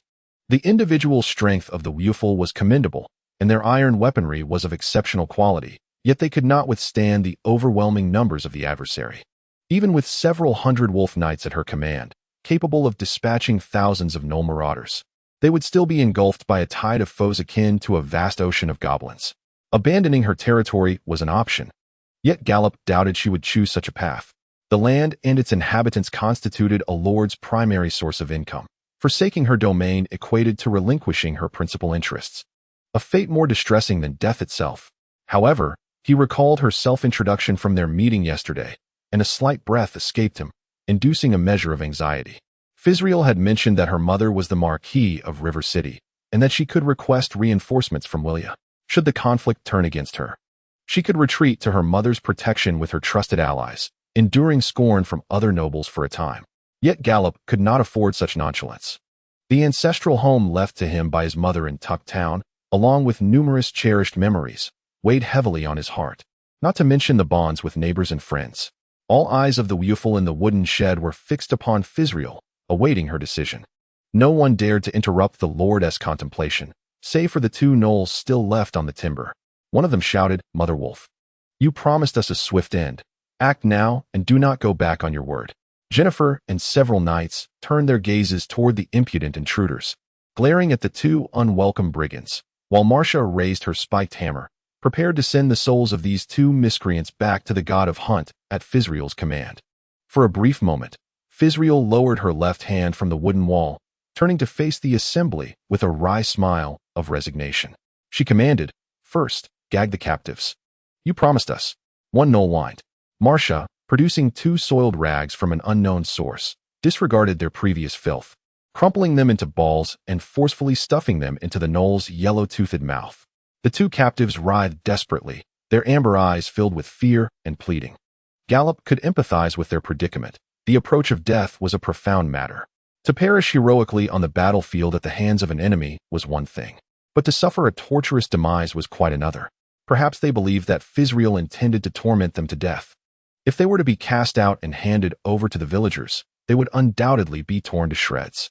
This world surely lacked any conventions safeguarding the lives of prisoners of war. In conflicts between different races, the execution of captives was commonplace. Surviving to become a slave could be regarded as a form of mercy for the victors and a stroke of luck for the vanquished. "I never promised to kill you," Fizriel remarked, glancing briefly at the 2 captives before disregarding them. "Marcia, keep an eye on them. Ensure the villagers do not kill them. Though the massacre of my subjects is an unforgivable sin, I have treated them, and they have lost their ability to resist. They should not be harmed further. In the days to come, these 2 invaders will suffer hard labor in the lumberyard or quarry to atone for their sins today." A particularly audacious thought crossed Gallop's mind. Had the template of the benevolent and compassionate priestess truly been restored? He was not alone. The other knights and ladies were equally bewildered. The cruelty and coldness displayed during the interrogation, was it merely an impulsive act born of rage? Unfortunately, Fizriel offered no answers to their unspoken questions. "Milady, what should we do?" Jennifer inquired. "Half of you will patrol the village perimeter to guard against further incursions by the wolfmen, while the rest will assist the local villagers with the aftermath. You shall be responsible for the allocation of personnel," Fizriel instructed Jennifer. Regrettably, the village chief perished during the defense of the village. "I will consult with the priests stationed at the local temple regarding the relocation of the villagers." "But what about the reports of the wolfmen's invasion?" Helen timidly posed his question. Fizriel smiled slightly and countered, "Little Helen, do you truly believe all the intelligence they provided is accurate? What leads you to ascertain the authenticity of the wolfmen's massive incursion?" Milady, that is because the captives said so," he replied. With a height advantage of 2 inches and a more senior standing, Fizriel patted Helen's head affectionately, as an older sister would scold a naive younger brother. "Precisely because this information comes from the captives, lacking documentation or maps, we cannot verify its truthfulness. It relies solely on their words. Moreover, an army composed of hundreds of wolfmen and various goblin tribes seems somewhat exaggerated. Until we confirm their true invasion, we ought not to entertain wild thoughts that might disrupt our composure." Upon hearing such a seemingly indifferent statement, Gallop could no longer restrain himself. He stepped forward, ready to speak, only to see Fizriel turn towards him, raising a finger. The young lord remarked, "Gallop, your thoughts are plainly written on your face." Gallop paused in surprise. Today, when I ordered everyone to pursue the Wolfman bandits, I stated that protecting the safety of our subjects is the responsibility of a lord. The authenticity of the news remains uncertain. However, I am not one of those fools who wait until the flood reaches their chins before seeking refuge in higher grounds. The organized assault on the village by 100 or more wolfmen brigands is certainly not a favorable omen. It is inconceivable to turn a blind eye to such a threat. As Fizriel approached Gallop, she stepped forward and gently cupped his face in her hands. This intimate gesture left Gallop somewhat bewildered, especially considering the piercing gaze directed at him from behind, undoubtedly belonging to Jennifer, causing him to break into a cold sweat. Yet, when his eyes met Fizriel's, his body unconsciously relaxed, as he stood still, awaiting her next move. Upon returning to Tucker Town, I shall mobilize the guard I brought from Riverbend City and write to my mother requesting reinforcements, sending someone to investigate whether the Wolfmen army has truly invaded the Carnadon region. Fizriel's expression was solemn, her tone serious, as if making an oath that she would never betray. Even Gallop could sense her unwavering resolve. "Within a single day, you have twice aided me and my knights with your wisdom and valor, saving numerous subjects. How could I possibly disregard your contributions? Do you perceive me as an unreliable woman?" "No, I do not think that way," Gallop replied, blushing and shaking his head in denial. "Then, I implore you to trust my judgment, and with your own eyes, see if I fulfill my promises." Upon hearing this, Gallop fell silent. For a lord to utter such words, even as a form of comfort, was a remarkable act of humility. Yet, why did it sound so much like a declaration of love? Chapter 17. Discrepancies. Fusariel's decisive stance would determine the future trajectory of Carnadon. Despite the uncertainty surrounding the alleged invasion by the Wolfmen, which cast a shadow over Carnadon's future, akin to a distant mountain obscured by thick fog, the will of the young lord signified that the Woofle people were not inclined to remain passive. Rather, they intended to seize control of their fate through their own determination. The knights dispersed to carry out Fusariel's patrol duties, and Gallop also exited the village, albeit to prepare foraging in the nearby woods. The village of Cedarwood lay in ruins, and he had little desire to speculate on how much grain remained undestroyed. As the sun ascended to its zenith, numerous bonfires reignited in the village, a result of most houses having been set ablaze by the Wolfmen's fire arrows, forcing the Woofle people to cook outdoors. The dead were gone, yet the living must continue with their lives. The intense battle that had raged throughout the morning had drained the strength of the village's defenders. The men of the village unearthed previously hidden corn from their cellars, roasting it over the bonfires. No one had the inclination to prepare complex dishes like tacos or bread. The ram, which had perished amidst the rain of arrows, became an addition to their meal, skinned and butchered, its meat skewered with small branches and grilled over the flames. Among the Woofle people, the ram held a status equivalent to that of an ox, serving as a vital tool for production. It was said that in some economically underdeveloped regions, even nobles rarely indulged in it. Thus, it was far better to consume it than to feed it to crows and flies. Gallop wrapped 3 eviscerated birds in moist clay and cast them into the flames of a bonfire.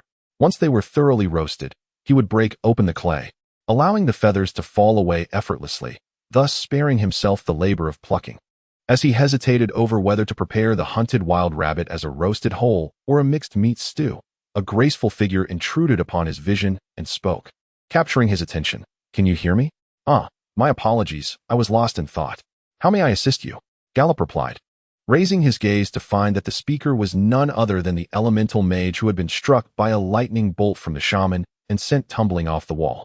The girl was scantily clad, resembling someone in little more than a bikini, yet her top and bottoms were intricately embroidered with silver threads forming magical circuits, serving a purpose beyond mere modesty.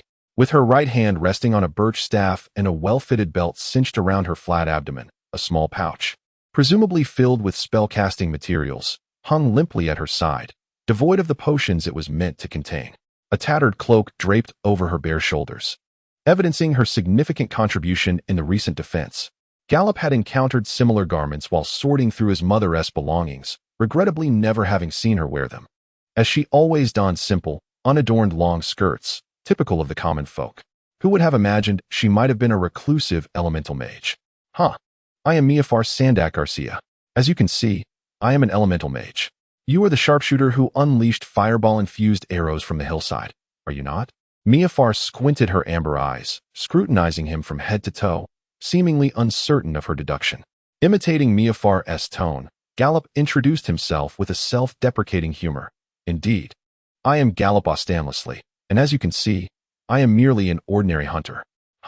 Miafar raised a finger, tilting her chin and exhaling slowly, her eyes radiating a look that seemed to say, "Do not mistake me for a fool. An ordinary hunter? You were the one who used wind pressure to push logs down the hillside to strike down wargs, were you not? Pray tell, where lies your ordinariness?" Gallop shrugged, spreading his hands. "Among a throng of knights, there stands only one hunter-archer clad in leather armor stripped from wargs, without even a mount. Is that not sufficiently ordinary? Then I find myself even more curious about your true identity."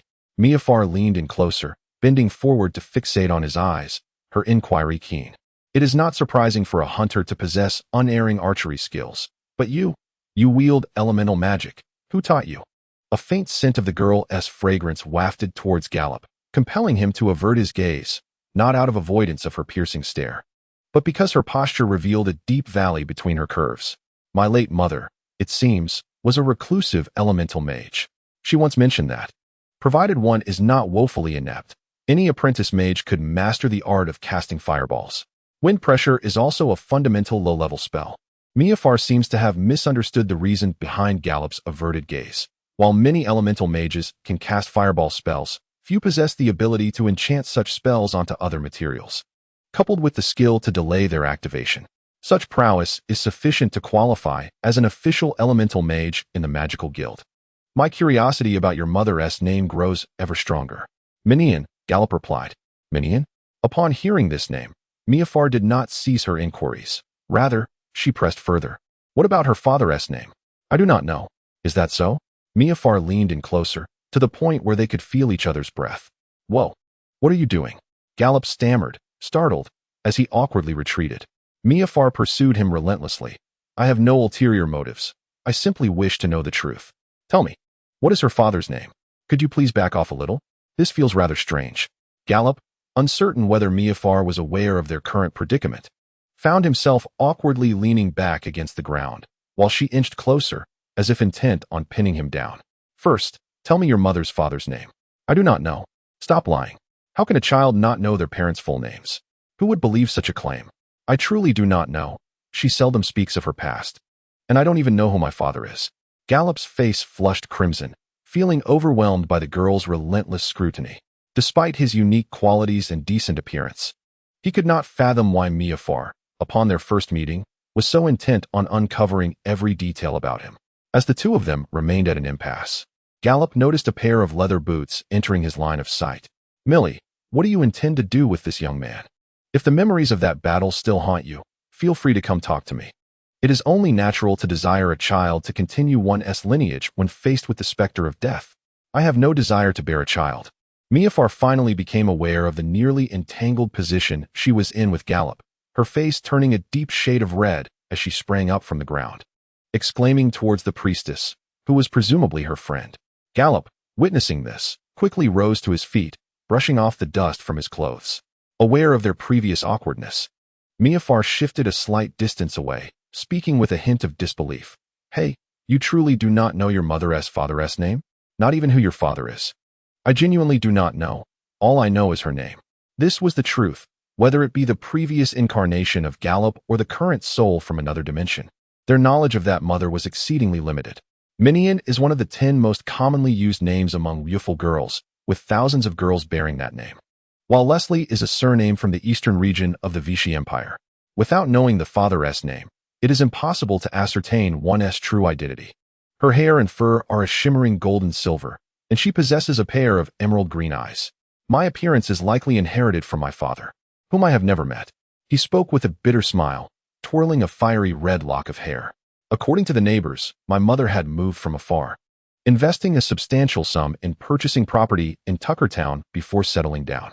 Her past remained a mystery to all. Upon hearing this, the two girls were taken aback. Miafar opened her mouth, and after a considerable pause, finally managed to utter a single question from her cherry lips. Are you a love child? Perhaps he was, or perhaps not. Gallop remained non-committal on the matter. The previous soul inhabiting this body had sought answers to such questions, yet he felt no inclination to pursue them now. Although significant, those matters were someone else's privacy, not his own. All he knew was that his mother was a woman of stories, yet those tales, along with the enigma of his lineage, were buried with her. Thus, it seemed more fitting to let the past be as ephemeral as the wind. He believed that his mother's reluctance to share these matters was surely justified. After all, the youthful tribe was matriarchal. The identity of a child's father was not of paramount importance. A child's lineage and societal standing were primarily determined by their mother. Therefore, even if he were a love child, he would not face significant discrimination. It should be noted that before the establishment of their nation, the youthful tribe engaged in mating practices akin to those of wild beasts, where adult females could consort with any male member of the tribe, leaving the paternity of each child indeterminate. With the formation of the nation and the transition from primitive tribes to a civilized society, the practice of polyandry was abolished, and monogamy was instituted, leading to the custom of assigning paternal names to children to clarify the source of their genetic heritage. Miafar reluctantly accepted this explanation, though it was apparent that she remained somewhat dissatisfied. Just as the atmosphere grew awkward once more, Helen, rushing from the direction of the temple, timely disrupted the tension enveloping the three of them. Gallop, so this is where you've wandered off to. I've been searching for you everywhere. Ah, Miss Garcia. Miss Arnold, it's fortunate you are here. Let us proceed together. Lady Fistra is summoning us. Upon hearing this, Gallop swiftly distanced himself from Miafar. while the two girls exchanged knowing glances before following suit. Chapter 18. The meeting at the dining table. The afternoon sun poured into the rear chamber of the temple, illuminating everything within. A long table occupied most of the space, adorned with simple wooden bowls and plates, the modest fare consisting of cornbread, vegetable soup, and a mountainous heap of roasted ram, even featuring a complete leg of the animal. Despite the hunger pangs resonating from the bellies of those gathered around the table, no one dared to begin their meal as Lady Fistra, seated at the head of the table, remained silent, lost in a stupor resulting from the overuse of life magic in healing injured villagers, which had led to her magical exhaustion. Fortunate enough to be seated beside the long table, Gallop observed the others. In addition to Jennifer and Marcia, there was the elemental mage Miafa, and the novice priest of the Wolf Cub class, introduced to him as Winifred Mageria Arnold by Miafa. According to the administrative traditions of the Wufel tribe, the village priest held the second highest authority following the village chief. Gallop was secretly astonished to find that the prominent figures he had recently encountered were all as youthful as himself. He could not discern whether the Wufel tribe was simply abundant in talent or if their elderly were indeed a rarity. However, he wisely chose to remain silent. Despite earning the favor of Sister Celia and achieving notable accomplishments, he had yet to alter his status as the most humble among those present. His presence here indicated that Sister Celia required his assistance in some capacity. After a considerable pause, Sister Celia lifted her gaze to the assembly. Feeling somewhat uneasy under their collective scrutiny, she cleared her throat and said, "I beg your forgiveness. My magical prowess is still a work in progress, and my energy has been somewhat depleted. Let us dine while we converse." As she spoke, she reached for a rather stale loaf of bread, tearing off a fist-sized piece and dipping it into some gravy before taking a bite. Observing this, Gallop swiftly drew his dagger, skewering a piece of roasted meat and hastily bringing it to his mouth. Having exerted himself more than any night during the day's battle, he was ravenously hungry. His stomach pressed firmly against his back, yearning for sustenance. "My lord, on behalf of the late village chief Cliff and all the residents of Cedarwood Village, I extend my deepest gratitude for your timely assistance in our time of peril," said Winifred, rising from her chair and bowing solemnly to Sister Celia. "I appreciate your sentiments. However, there is no need for such formalities. Protecting my subjects is an inescapable duty of a lord," Sister Celia replied, nodding in acknowledgement. "Now, what is the situation in the village?" "It is dire, as you have seen. Over half of the village has been consumed by flames, with numerous sections of the walls severely damaged, necessitating dismantlement and reconstruction. We have lost half of our ram population, with only a few dozen turkeys and rabbits surviving. The sole piece of good news is that the supplies in the cellar remain intact." Winifred's report cast a pall over the assembly, akin to hearing a prisoner divulge intelligence regarding the invasion of a ravenous wolf army. The devastation of Cedarwood Village was painfully apparent to Gallop.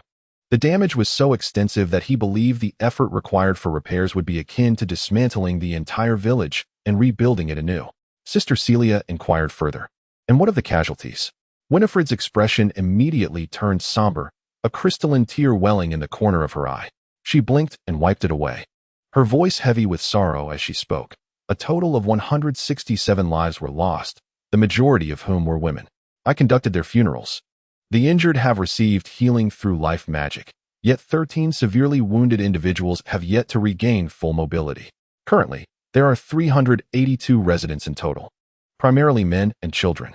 My lord, in light of this marauding attack by the wolf-like brigands, I beseech you, as a priestess of enlightenment, to grant Cedarwood Village a reprieve from all taxes this year and to consider providing a loan to assist the villagers in rebuilding their homes."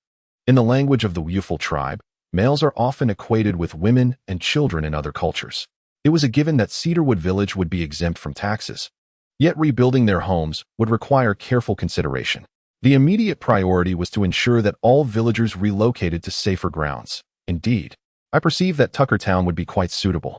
Sister Celia brushed her bangs aside, revealing a forehead creased with deep furrows born from intense contemplation. The words of Fisthreel left Miafar and Winifred exchanging puzzled glances, as though they could not comprehend what the Lord was articulating. Winifred, with her brows tightly knitted, retorted, "Are you suggesting that the villagers abandon the home they have valiantly defended for generations?" Fisthreel did not respond directly to Winifred's inquiry. Instead, she turned her gaze towards Gallop. "Gallop, How well do you know the Carnatan region? Well, as familiar as my own garden, he replied. Fithriel further inquired. Is there any settlement closer to the northern Dagger Mountains than Cedar Village? Gallop rummaged through his mental map, ultimately affirming, none. What about military outposts or fortifications? She pressed on. There are a few, all in a state of disrepair. The wooden palisades are overrun with mushrooms, vines envelop the stone walls, and the floors are carpeted with moss, while the halls have become roosts for bats. These outposts and fortifications were established during the conflict for Carnatan between the Gnolls and the Wuful tribe. Since the Gnolls have been deterred from crossing the Dagger Mountains after their defeat, and without any noble rule in Carnatan, these military installations have naturally been abandoned. Each structure bears centuries, even millennia, of history and has yet to collapse, which Gallop considers an architectural marvel. Thus, when he hunted in the wild, unless he stumbled upon a well-built stone fort, he preferred to kindle a campfire and lay upon the open grass rather than risk sleeping inside. This implies that should Gnolls invade, no one would provide any warning for Cedar Village, which currently lacks the means to defend itself. Fithriel articulated her judgment. Captives have reported that tens of thousands of Gnolls, goblins, giants, and ogres are amassing in the Dagger Mountains. Whether we desire it or not, war is upon us. How can this be? Winifred's delicate face turned as pale as snow, her voice trembling. The devastation of Cedar Village is so severe that even if reconstruction commenced immediately, it is uncertain how long it would take to restore it to its former state. Not to mention the construction of watchtowers and new walls for defense against the Gnolls.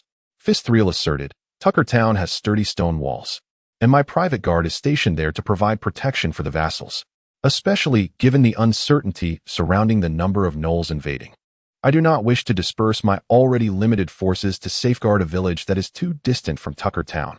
I believe you understand this better than I, a newly appointed lord in your esteemed domain. However, Winifred wished to voice her thoughts, yet Miafar grasped her arm, pressing the priestess back into her chair. The elemental mage advised her friend, be obedient, Winifred. The Lord is indeed correct. If we cannot secure every location, we must temporarily relinquish them. Once the war concludes, the villagers may return. Now please eat.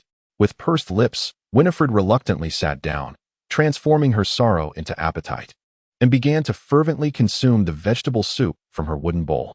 After witnessing the surrender of her opponents, Fissura cast her gaze over each individual present and commanded in an irrefutable tone, after lunch, let all villagers gather their portable provisions and prepare for the journey to Tack Town.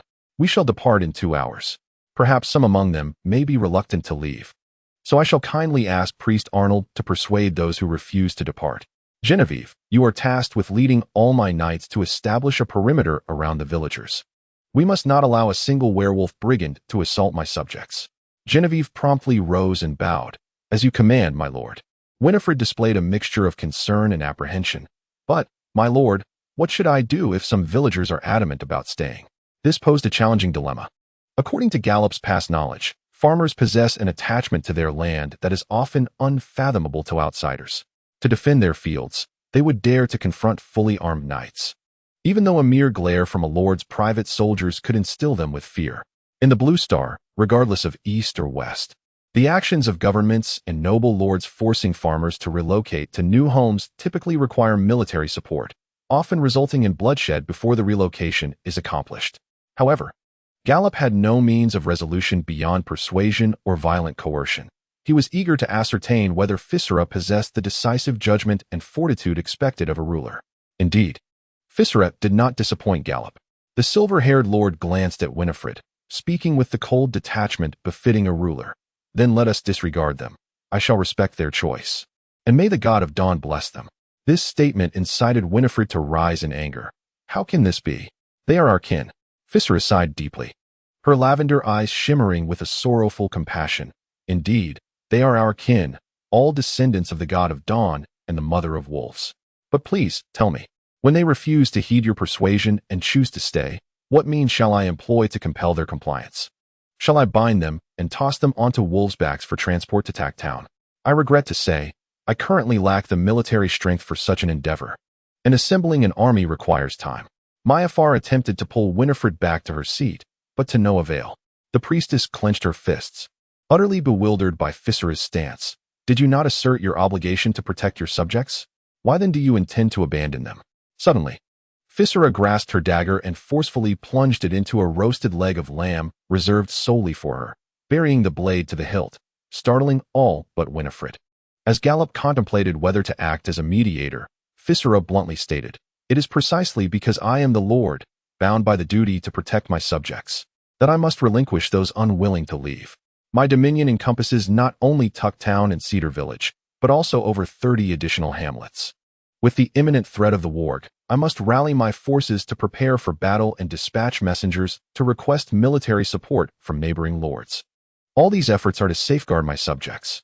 I cannot jeopardize the security of my entire realm for the sake of a few foolish individuals who willingly put themselves in peril." The voice of Fissura faded into the air over time, and Winifred slumped down like a defeated rooster, clearly swayed by Fissura's words. She bowed her head, her long ears drooping, and began to choke back tears, filled with resentment. Gallop, who had remained a mere observer, noted the scene with growing admiration for Fissura, and while he considered offering words of comfort to the devastated priestess, he quickly realized that he was merely a stranger, ill-suited for such intimate gestures. Moreover, Miafar had already reached out to gently stroke Winifred's back, softly comforting her friend. He could only return his focus to his meal. At that moment, Fissura added, "Priest Arnold, from now until the migration party departs, you have 2 hours. In the name of the god of dawn, and for the sake of our shared kinship as Weoful, I implore you to persuade them diligently. Do everything in your power to prevent any of my subjects from languishing in this wasteland awaiting the warg's blade." Chapter 19. Homecoming. The night sky, devoid of even a fragment of cloud, unfurled like black silk above all, while the stars twinkled like scattered diamonds. Gazing upwards, one would notice a crescent moon steadily ascending in the east, casting a soft, pure light. This illumination, incomparable to the brilliance of sunlight, rendered the figures of those traversing the main road somewhat ethereal, while the surrounding woods were shrouded in shadows. A gentle breeze rustled the leaves, creating an atmosphere both deep and foreboding. However, for the Weoful, such trifling troubles were insignificant, blessed with wolf-like night vision.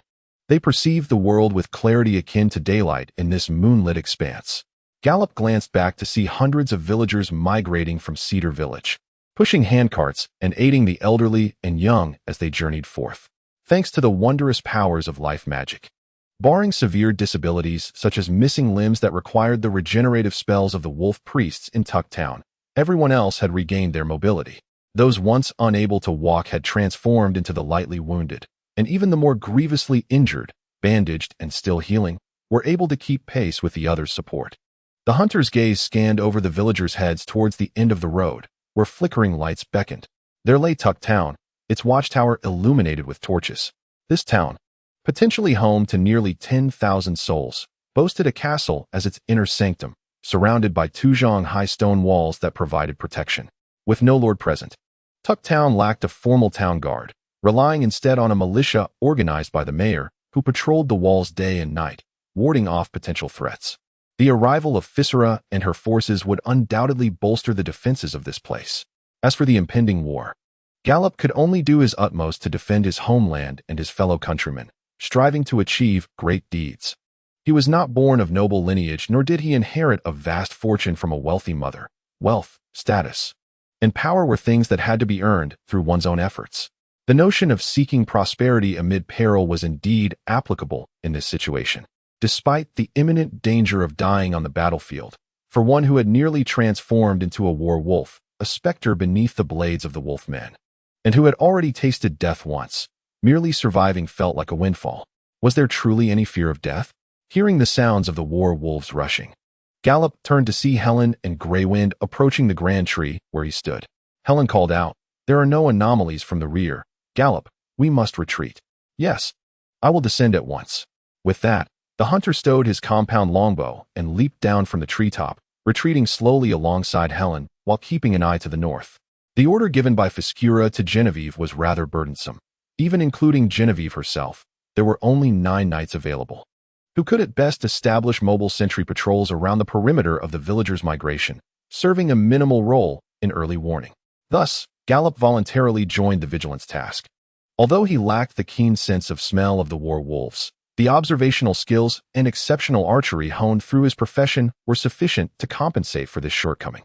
The relocation of Cedarwood Village proceeded relatively smoothly.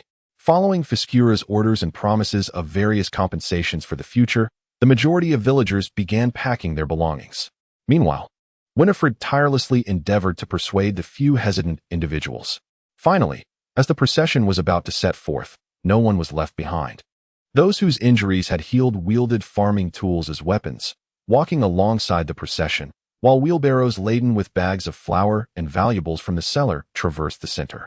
Even the children carried bulging backpacks, doing everything within their power to empty Cedarwood Village. For anything that could not be taken, especially food, was to be set ablaze to prevent it from falling into the hands of the wolfmen. Perhaps it was the blessing of the morning star, or perhaps it was due to the complete annihilation of the vanguard, that the wolfmen did not appear. This was fortuitous for the woeful people.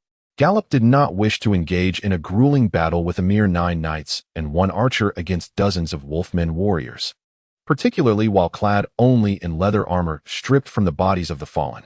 As he watched the oak gates of Tuckertown slowly close under the combined effort of 6 soldiers, Gallop lifted his gaze towards the flag fluttering atop the watchtower, bearing the emblem of a sailing swan. This banner proclaimed to both visitors and local inhabitants that this land was no longer a lawless territory devoid of noble governance. The soldiers' attire had also undergone a significant transformation compared to a month prior. They now donned new chainmail, heavy mace-like hammers, and long spears equipped with foot-long armor-piercing tips, complemented by deep blue short cloaks. The soldiers stationed at the watchtower wielded tiger-headed crossbows, their quivers filled with bolt arrows devoid of feathers. Although the effective range of the tiger-headed crossbow was not as far as that of the compound longbow, it was significantly easier to operate, utilizing a foot pedal to draw the string and knock the arrow, making it less strenuous than the compound longbow. The only drawback remained the lamentably slow rate of fire that had always plagued crossbows. Recalling the promise made by Fisriel, Gallop felt an overwhelming joy and impulse that made him chuckle like a child who had just received a new toy. He was to become one of Fisriel's knights, which implied the possibility of commanding a well-equipped army, and what he yearned for was to lead such a force to victory against enemies whose equipment, discipline, and training were vastly inferior to his own. The villagers of Cedarwood, who had arrived earlier in the town, gathered in the open space behind the city gate. This sudden influx of visitors disrupted the tranquility of the town, which had already succumbed to the night's embrace. More members of the city guard rushed over to assess the situation, while Fisriel calmly issued orders to the guards, directing them to guide the villagers to various squares or open areas within the town, where tents would be set up to establish temporary shelters. The villagers were orderly divided into groups and led in different directions, indicating that Fisriel had meticulously planned how to accommodate them when she proposed the relocation of Cedarwood. Gallop stretched his sore shoulders, exhaling a sigh of warmth that condensed into white mist in the cool night air. He reflected on the day's 2 fierce battles and a nerve-wracking escort mission, feeling exceedingly fulfilled. The fatigue accumulated in his body urged him to seek a bed and indulge in a restful slumber. The inner castle of Tucktown belonged to Fisriel and her knights, and Gallop did not consider himself entitled to enter uninvited, even though he had earned Fisriel's favor. Thus, he strode towards the western district of the town, where stood a 2-story brick-and-wood house left to him by his mother, Minian, his true home, while the treehouse was merely a temporary camp for hunting excursions. Having been away hunting for nearly a month, the place was likely cloaked in dust. However, that mattered little to him. A soft bed to sleep on and a roof to shield him from the elements were all he desired. Not having walked far, Helen approached him on her steed, Gray Wind, and inquired with confusion, "Hey, Gallop, where are you headed?" "Home to sleep," he replied with a wry smile, shrugging his shoulders. "I suppose there isn't a room for me in the castle just yet. I'll report to Lady Fisriel tomorrow." "Home." Helen paused for a moment, tapping her chin in recollection. "Isn't that treehouse your home? All the hunters I've seen live in the woods." "Not at all. I have a property in Tucktown that my mother bequeathed to me. The treehouse is merely a campsite for when I hunt. I haven't been back to that house in a month." It was evident that Helen had conflated the roles of the ranger and the hunter, but Gallop was more concerned with another matter. "Might I inquire if Lady Fisriel has any instructions for me?" I nearly forgot. Lady Fisriel intends to devise a plan with Master Dickway tonight for the accommodation of the villagers and the defense of the territory. She sent me to arrange a bed for you, and prepare a warm meal. Would you like to accompany me to the castle? Apologies, Helen. I would prefer to check on my home first. Gallup's polite refusal left Helen somewhat disappointed. Very well, please tell me your address, and I shall come to fetch you tomorrow. After exchanging addresses and confirming a time to meet the following day, they bid each other good night and parted ways. Although the house bequeathed to Gallup by his mother was somewhat dilapidated, it was not a dwelling that an ordinary citizen could afford. It piqued one's curiosity as to the source of her wealth in acquiring such a property. Even an elemental mage may not possess a keen aptitude for amassing riches. Inserting the key into the red-painted door, Gallup turned it, and with a crisp click, the lock yielded. He ignited an oil lamp with a spark of fire magic, filling the air with the fragrance of animal fat. The furnishings in the hall were precisely as he remembered. Yet what struck him as peculiar was the immaculate condition of all the furniture and the floor. Had someone entered while he was out hunting? With this question lingering in his mind, Gallup swiftly inspected every room in the house, only to find no evidence of theft. Valuable items such as pristine pelts, candles, and copperware remained untouched. Just as he pondered who might have kindly tidied his home, the sound of the front door creaking open reached him from the first floor. Startled, Gallup extinguished the oil lamp and pressed himself against the wall, instinctively gripping his compound longbow and nocking an arrow. Employing the natural low-light vision of his woofer lineage, he peered into the hall illuminated by moonlight streaming through the window. Before long, he discerned a familiar figure. It was a young girl clad in a brown linen dress, holding a lit candlestick in one hand and a blacksmith's hammer in the other. Her bronze skin glistened with health, and her chestnut hair was elegantly gathered at the back, while her slate-gray tail stood erect, betraying her evident tension. Her bright eyes scanned the room as if searching for something. "Hero, what brings you to my home at this late hour?"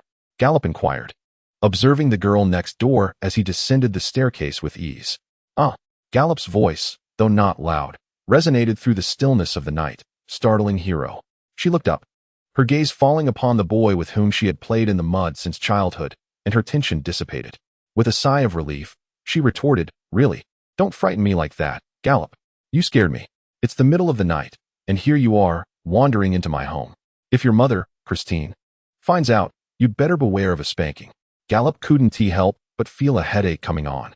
Realizing that the reason for the house's pristine condition was indeed the girl standing before him, who had taken it upon herself to clean. Hero Brandicannon, Gallup's childhood companion, was the daughter of Christine, a renowned blacksmith in Tuckertown who operated a forge called Shining Armor adjacent to Gallup's home.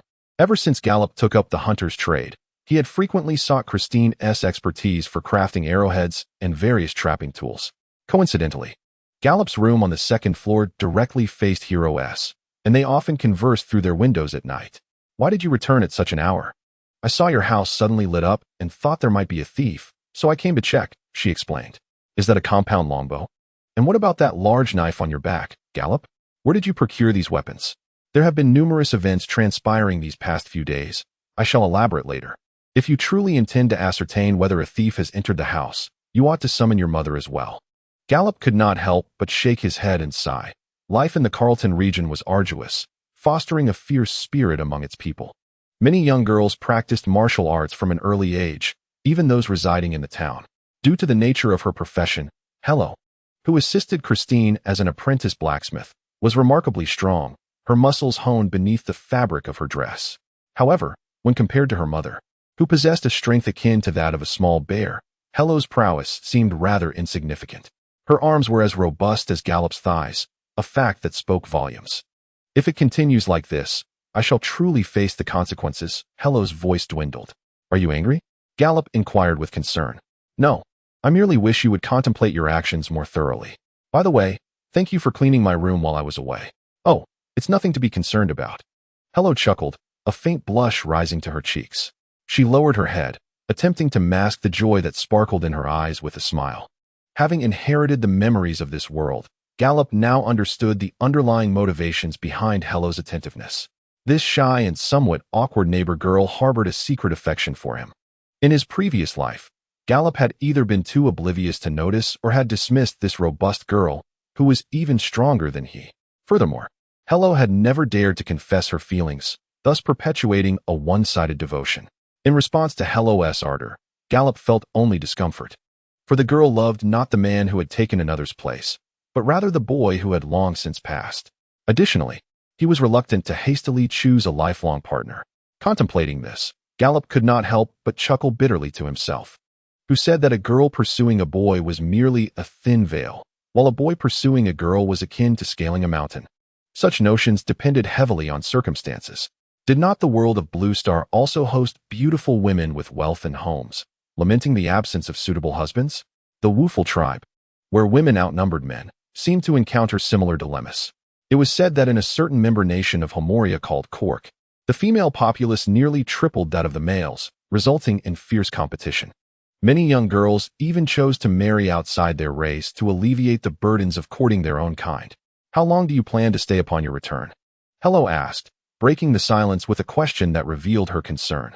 I do not know, Gallop replied honestly. He often ventured into the cedar woods and other hunting grounds for weeks at a time, returning only when he needed to replenish his iron supplies or sell his spoils. However, this time was different. The invasion of the wargs and the admiration of Fizra would undoubtedly disrupt his routine. The girl quietly sniffed, her face illuminated by the candlelight, revealing a countenance tinged with melancholy. I shall certainly remain in the town for the next few days. The warg raiders have descended, and war has erupted. It would be best if you refrained from leaving Tucktown. I must visit the castle tomorrow to pay my respects to the new lord. Hello's expression brightened momentarily before she furrowed her brow again. Has the lord summoned you? I have earned her favor, rest assured. I promise I shall not engage in any perilous endeavors. Gallop's gaze fell upon Heloise's face as he extended his hand to gently stroke her head in a gesture of reassurance. However, the girl stood an inch taller than him, which appeared rather peculiar. Heloise, with a hint of disbelief, inquired, Is that true? Indeed it is. Chapter 20. A formal encounter. The incessant ringing of the bell roused Gallop from his slumber, disrupting his peaceful dreams. He opened his eyes and rubbed them, taking in the pristine white walls, the still curtains, and the ajar door. On the desk lay a plate that had not been present the previous night, adorned with steaming roasted lamb, cooked turkey eggs, and a few sautéed onions. Without pondering who had placed the meal there, Gallop hastily donned his outer garments and rushed out of the bedroom. The ringing emanated from the doorbell at the entrance, indicating a visitor. As he dashed outside, he was met with an unexpected sight. At the threshold, Heloise, clad in a leather apron and long skirt, and Helen, donning feminine half-plate armor, scrutinized one another.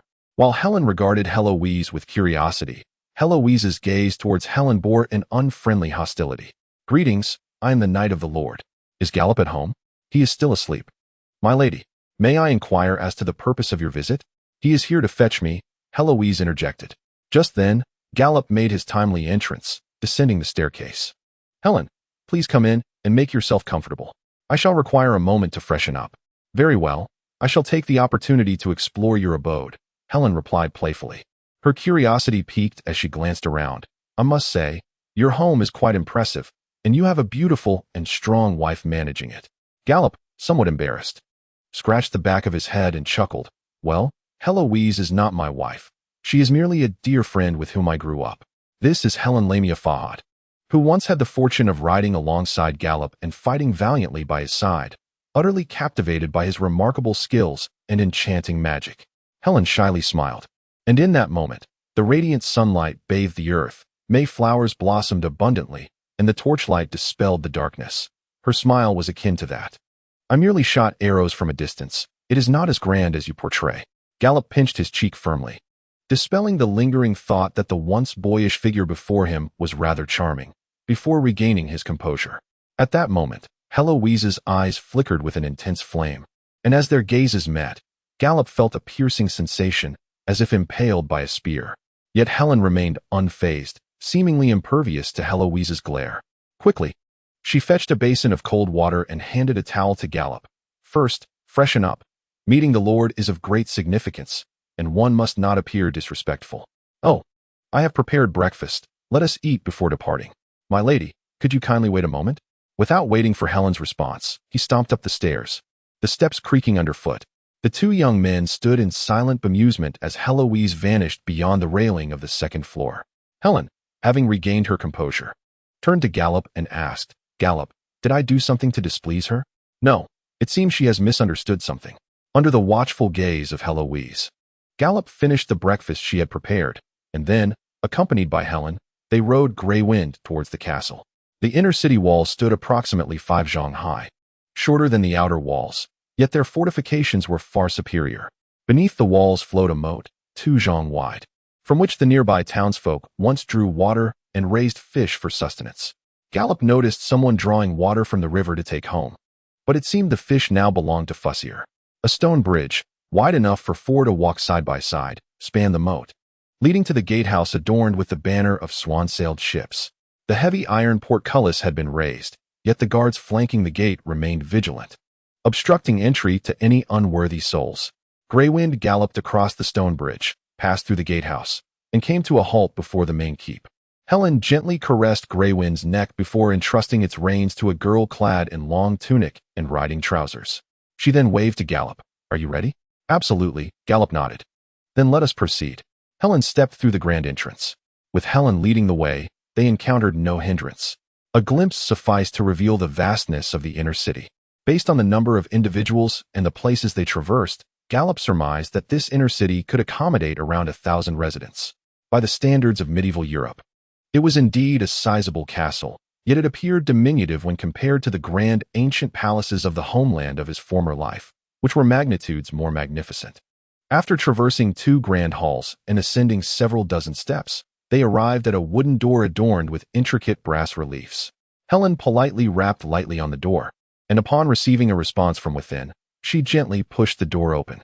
The room was bright, with 3 large floor-to-ceiling windows on the northern side, the glass crafted from the bladders of bighorned sheep, allowing sunlight to flood in unabated. On either side were rows of bookshelves brimming with countless scrolls of parchment. Directly opposite the entrance stood a mahogany desk, behind which Fussier sat in an armchair, engrossed in writing. Her light orange silk gown contrasted beautifully with her silvery hair. Upon noticing Helen and Gallop's entrance, she set down her quill and slightly raised her hand. "Please, have a seat." The room was furnished with several armchairs and a long table. Helen and Gallop chose seats near the desk. Fussier rose from her position, stretching lazily as she spoke. "Ah, Gallop. Helen informed me that you chose to spend the night at home last evening instead of sleeping in my castle. It seems the comfort of one's own bed is unmatched." "That is not quite the case," Gallop replied cautiously, sensing the delicate nature of the topic and fearing a misstep might lead to dire consequences. He quickly formulated his response. "My lady, you had many matters to attend to last night, and having been away for over a month, I merely wished to return home to see it, and did not wish to impose on you and Helen." "How considerate you are." Felicity gracefully approached the long table, her form-fitting gown accentuating her delicate waist, while her ample bosom subtly quivered with each step. "Given this, I shall not press you further. My castle will always reserve a featherbed for you. Now, let us continue what we left unfinished in the treehouse that day." "Kneel, Gallop Austenly," Felicity commanded, one hand moving towards the cane clasped at her waist. The cane, approximately 3.5 feet in length, was entirely black, topped with a dainty brass sailboat. Upon hearing her words, Gallop bowed his head and knelt before her, the weighty cane striking his left shoulder as he listened intently to Felicity's solemn declaration, as the ship sails upon the azure waves. "I swear by my bloodline and the name of House Walter, I hereby appoint you as a squire under my dominion, alongside Helen. You shall pledge your loyalty to the descendants of Riverbend, fighting beneath the banner of the Swan sailboat, defending the territory of the Vichy Empire and safeguarding the people of the Woofle clan. I vow to be eternally loyal beneath the banner of the Swan sailboat, obeying Felicity Little Walter as my liege, and I offer my blood to the Swan sailboat's flag. Now, please take this oath with me." "I solemnly swear." Gallop echoed Felicity's words, "to show mercy to the weak, to resist tyranny, to defend my kin, and to uphold my faith. As you kneel, you remain my vassal. The moment you rise, you become a knight of Riverbend, a guardian of my clan." As Felicity spoke, she retrieved a hammer, a cloak, and a pair of new spurs from a tray on her desk, handing them to Gallop. She imparted a piece of wisdom. "A ship cannot sail without water. A swan cannot fly without wings, and a lord cannot exist without subjects.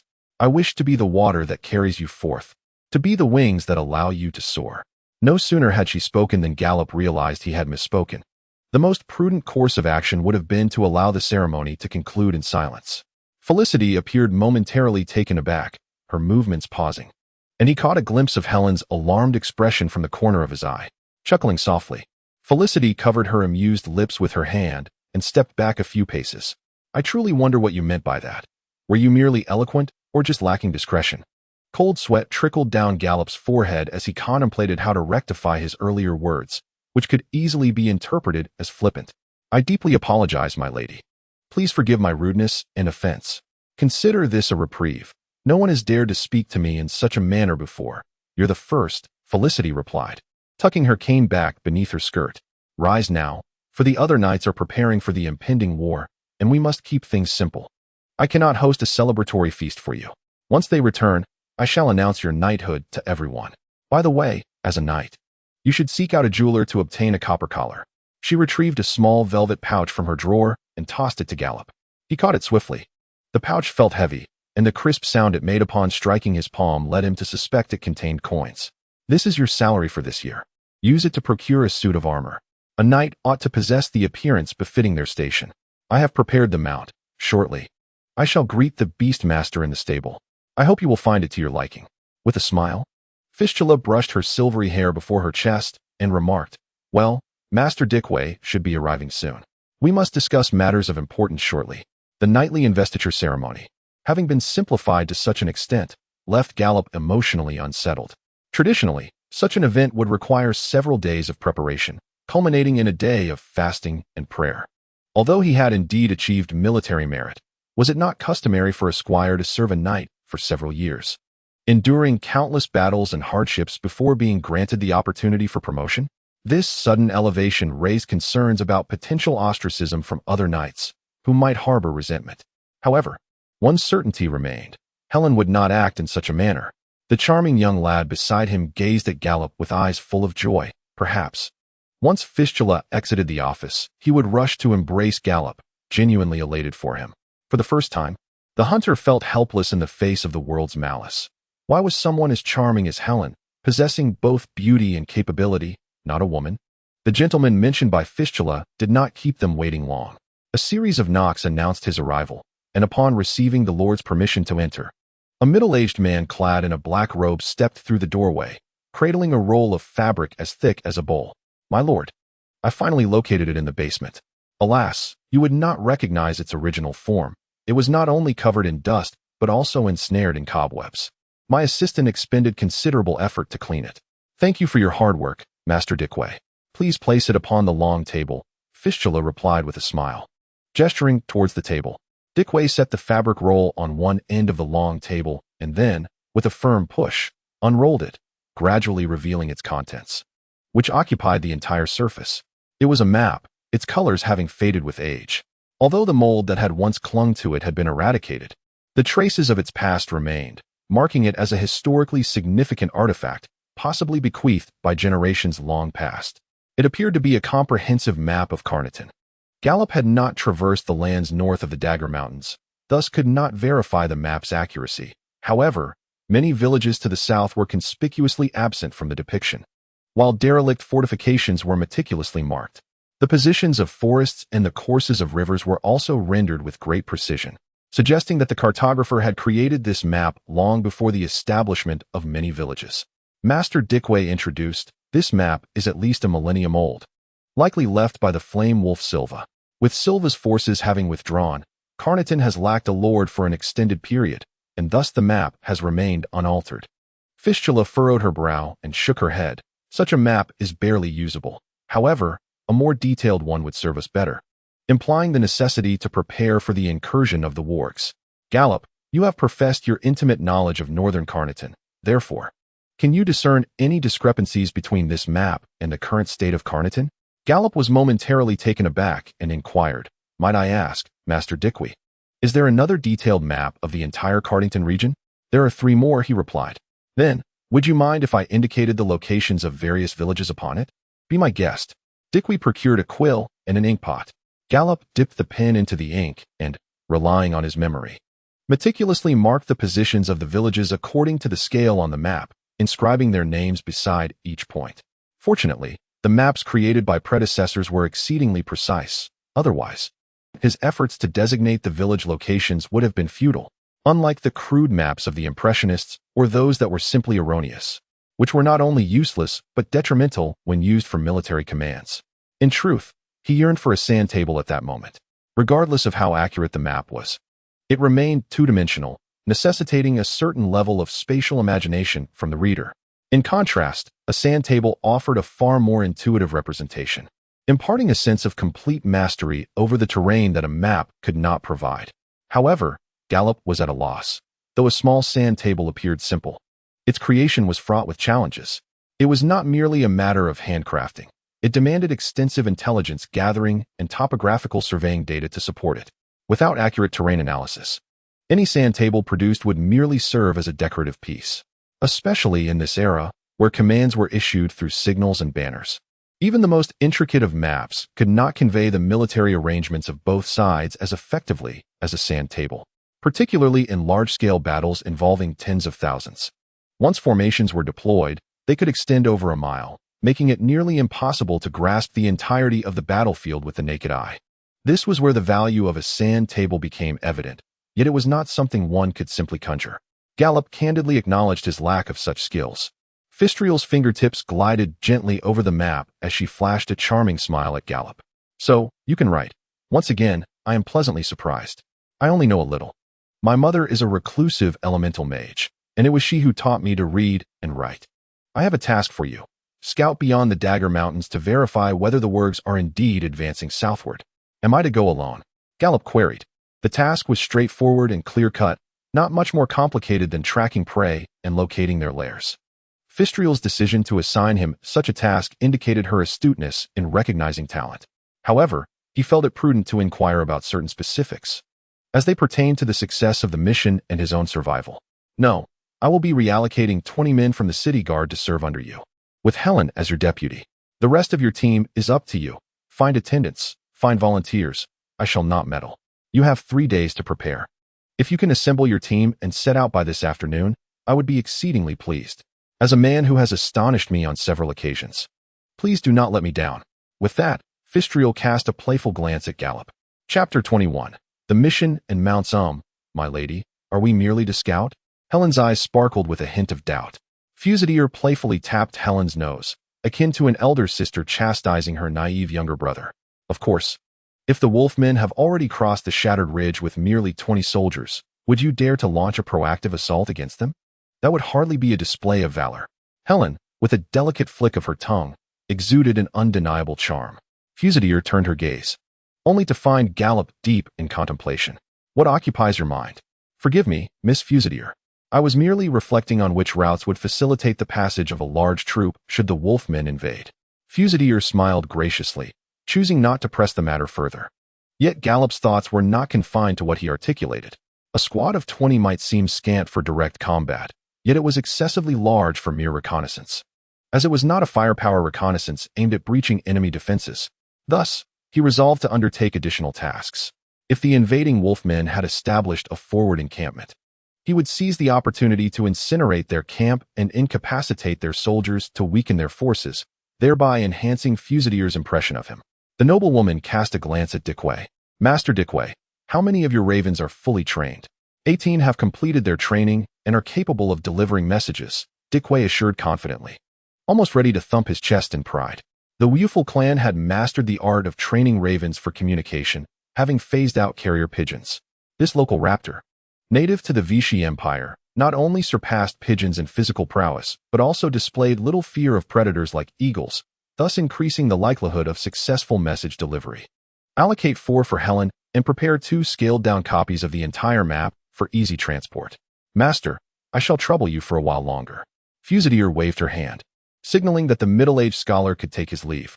"My lady, it is my duty, and I am delighted to be of service," Dickway replied, bowing deeply. "By this evening, you will find 2 copies of the entire map on your desk." With that, he gathered his materials and exited. Fusilier then turned her attention to the 2 male squire knights, gesturing for them to depart. "You may also prepare for the journey." "As you wish, my lord." The youthful knight, possessing a visage akin to that of a beautiful maiden, bowed low, then escorted Gallup towards the door.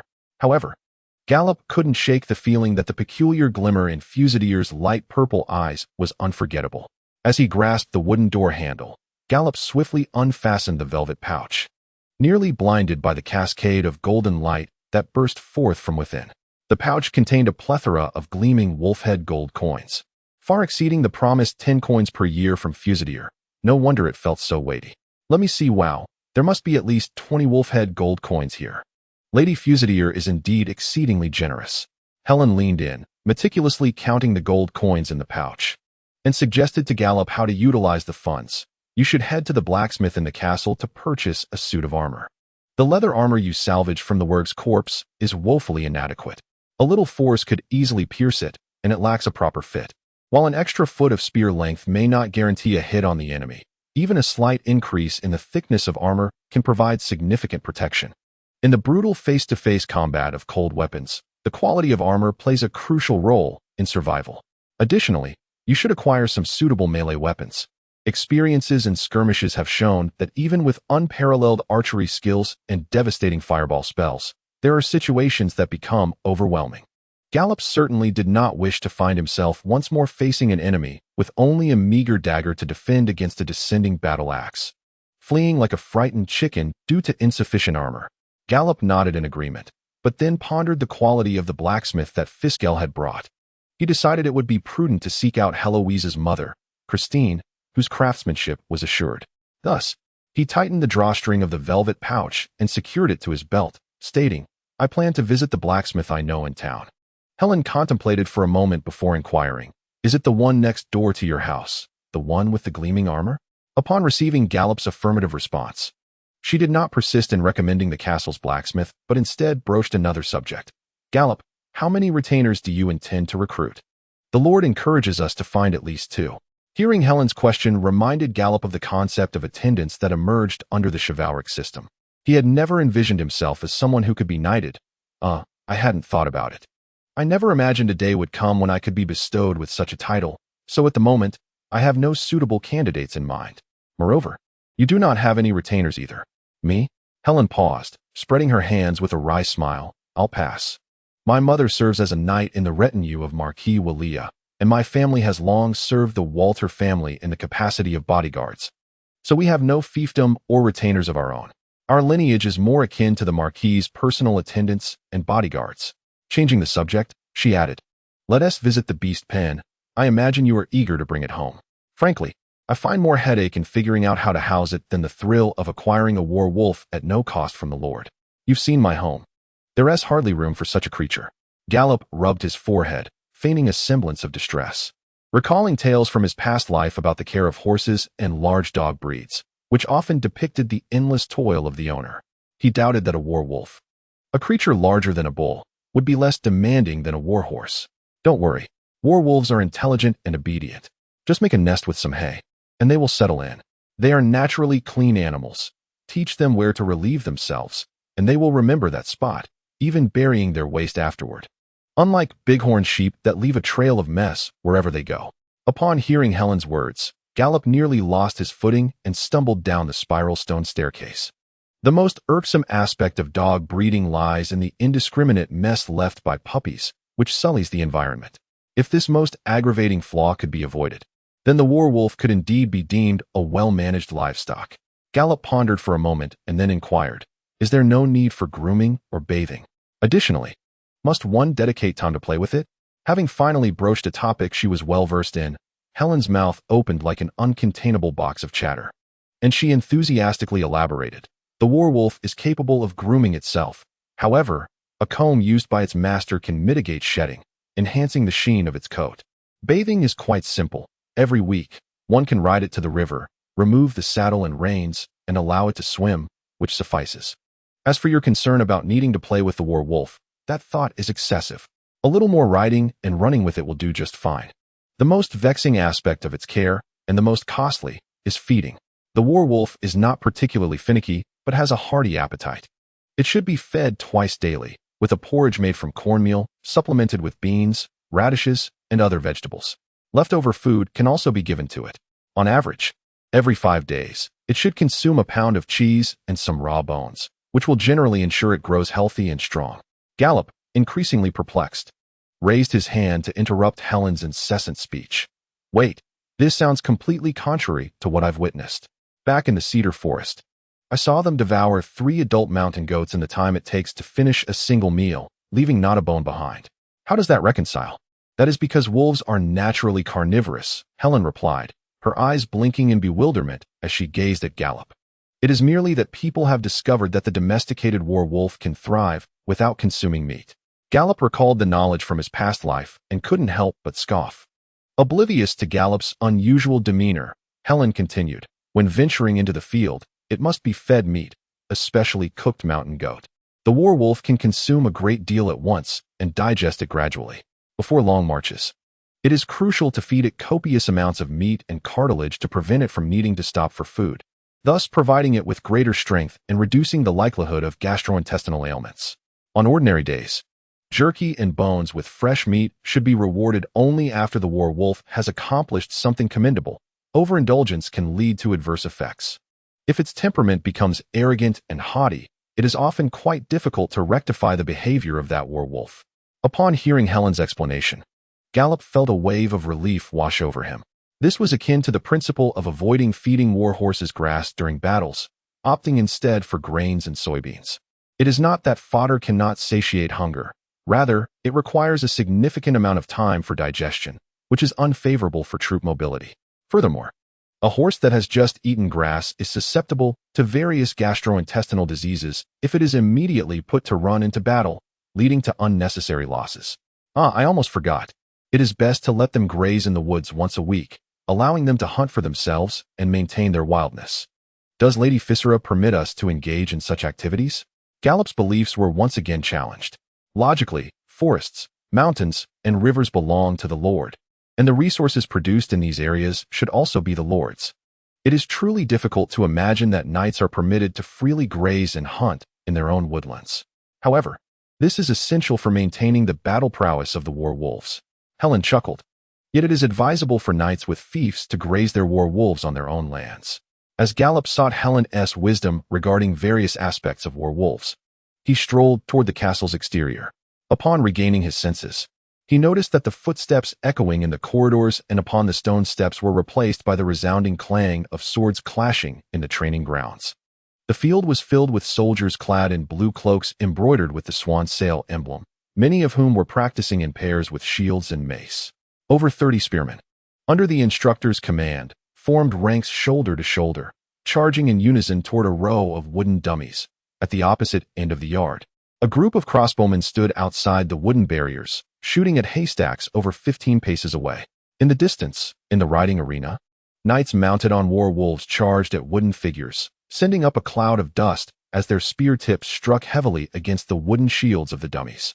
Amidst the splintered wood, the knight on the wolf gracefully bent or leaned back to avoid the chain, mace swinging back from the impact on the right side of the dummy. The beast pen is this way, follow me. Helen guided Gallop across the training ground towards a cluster of low buildings on the west side of the inner city. The so-called beast pen appeared no different from a stable, with a thatched roof of hay to shield against wind and rain. Nearly a quarter of the enclosures stood empty, while the remaining ones housed slumbering werewolves, which, at first glance, resembled large wolf dogs. With minimal formalities, Gallop explained his purpose, and the beast master instructed a handmaiden to bring forth a werewolf. Shortly, a handmaiden led a saddled werewolf before them, handing the reins to Gallop. My lord, it will now belong to you. Please treat it well. It is only 15 years old, still a child, the beastmaster said, tenderly stroking the werewolf's neck, as if Gallop were taking away her daughter rather than a beast. Rest assured, I will not let it suffer from hunger or cold, Gallop assured as he examined his new werewolf. It was a small female, her fur as white as snow, standing out amidst the predominantly gray and brown werewolves in the other enclosures. With blood-red eyes wide open, she tilted her head, gazing at her new master, and then circled around Gallop, sniffing his scent. After thoroughly assessing him, the little she-wolf obediently sat down, wagging her tail, evidently pleased with her new owner. Helen scrutinized the white werewolf and remarked, a white one, and a female at that. She seems quite intelligent. Indeed, Sir Fahad, she is as clever as a human, capable of understanding her master's commands through the reins, voice, and touch. The beast master elaborated. She has been ridden before and will not refuse a stranger's mount. making her perfect for inexperienced riders. Helen suggested, let us name her. How about treading on snow? Treading on snow. Gallop. Reaching out to gently stroke the head of the white war wolf, observed the creature as it affectionately licked his palm, displaying a demeanor of utmost docility. He subsequently inquired of the beast trainer regarding the wolf's characteristics, relying on his previous experiences of riding steppe horses at tourist attractions to ascertain that the animal did not have issues such as stumbling, sudden starts, or abrupt stops. Encouraged by Helen, he mounted the wolf and began to jog back and forth. Initially, Gallop clung tightly to the front of the saddle, allowing the wolf to move forward at its own pace. With each lap, his confidence grew. Have you ever ridden a bighorn sheep or a grayscale bird? He asked cautiously, pulling the reins to signal the wolf to stop before turning to answer Helen's question. No, this is my first time riding an animal. Well, you certainly possess a natural talent, Helen remarked, casting a grateful glance at the beast trainer, whose training skills were undoubtedly commendable. I must attend to the military camp to handle the departure of the troops. Please ensure that you gather your weapons and equipment promptly before returning to the castle. Lady Ficetra has only allotted us 3 days. Rest assured, I haven't forgotten, Gallop replied, suddenly reminded of his task amidst the joy of acquiring a steed. Although 3 days seemed ample, he couldn't be certain it would suffice to prepare everything he needed, as it entirely depended on Christine's supplies and craftsmanship. Chapter 22. The shooting range challenge. As the two were preparing to bid farewell, a sweet voice interjected. Say, Helen, is this the new retainer of the Lord? Gallop turned to see a silver-armored, silver-haired knight in her 60s, equivalent to around 20 in human years, approached by several city guards, making her way towards the beast enclosure.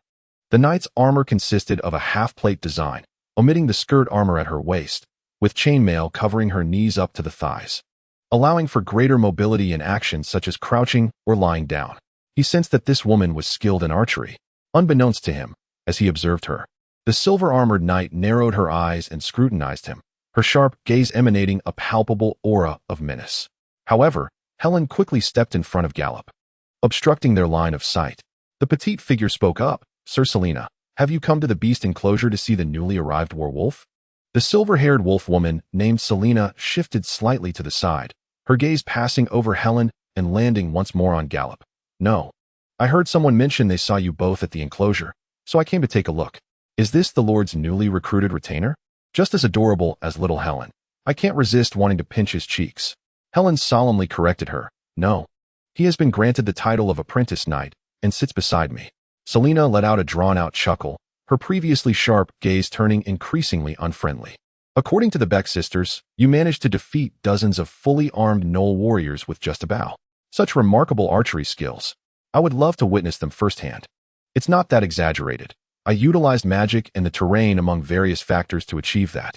Otherwise, relying solely on my bow, I would have been torn apart by the Knolls. Gallop, feeling the piercing gaze directed at him, struggled to comprehend the intense animosity emanating from this knight, whom he was meeting for the first time. That is quite impressive, Selina remarked with a smile that did not quite reach her eyes. I have some expertise in archery. Would you care to engage in a friendly contest? Gallop smiled faintly, disregarding Helen, who was signaling him and tugging at his sleeve, and inclined his head towards Selina. I would be most delighted. A group soon made their way to the archery practice grounds. During this time, Helen leaned closer to Gallop and whispered, "You should decline her challenge." Why? Gallop was reluctant to create enemies so soon after entering the ranks of Lady Fisthral's retainers. Yet he found himself with no choice but to retaliate. The ancestors of his previous life, the Dragonborn, had once said that a kind soul is often taken advantage of, much like a horse that is ridden. If one does not make a stand when confronted, they are easily perceived as weak and may find themselves further bullied. Such Na'vi notions, akin to those found in the fantasies of the delusional, where a character endures oppression without resistance and even aids their oppressor, are far removed from reality. She is the captain of the crossbow team, the most skilled archer among all the knights under Lady Fisthral's command, capable of hitting the eye of a bird in flight from 100 feet away. You may be talented, but it does not necessarily mean you can best her, Helen urged anxiously. Last night, upon returning to the inner city, Charlotte had exaggerated their triumph over the Wolfmen bandits during the raid on Cedar Village, and somehow, she had learned that Lady Fisthral had entrusted Gallop with the command of the crossbow team. Consequently, Selina had likely developed a strong dislike for him. I see. Gallop replied with newfound clarity. Thus, I cannot shy away from her challenge. This was indeed a case of rivals among peers. Apologizing silently to the figure ahead of him. He had no intention of usurping her position, but he needed to establish his authority within this circle. They halted before the target range. Gallop observed the line on the ground, demarcating 150 feet to a row of wooden targets. The center of each target was marked with a red heart. And remarkably, 10 evenly spaced concentric circles were drawn around it, giving the impression of a modern shooting range on Blue Star. Gallop inquired, "What format shall we use for the contest? Continuous shooting or accuracy?" Accuracy, as the name suggests, will follow the conventional archery competition format, where each participant shoots an equal number of arrows, and the one who hits the target most frequently emerges victorious. Continuous shooting, however, is said to be a tradition from the Elven realm, where both parties aim at a single target, taking turns until one falters. This latter format tests not only the archer's skill, but also their endurance and concentration, as precise shooting is mentally taxing. Let us proceed with accuracy, for it may seem unfair otherwise, given your male stature. Shall we settle the outcome with a single quiver of arrows?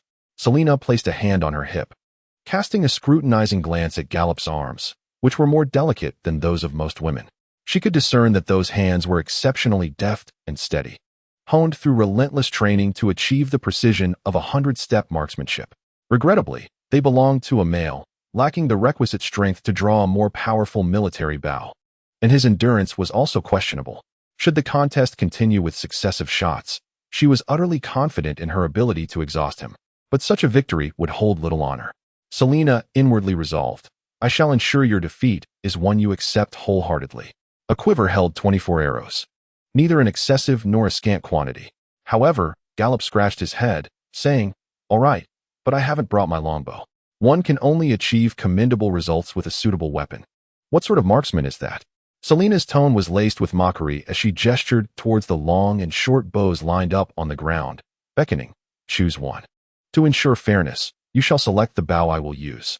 Just to clarify, my usual battle bow is not among them." After saying this, she deliberately raised her chin towards Helen. "Indeed, the knight speaks the truth," Helen began, but was interrupted by Gallop's raised hand, signaling him to cease. "Quite fair," he conceded.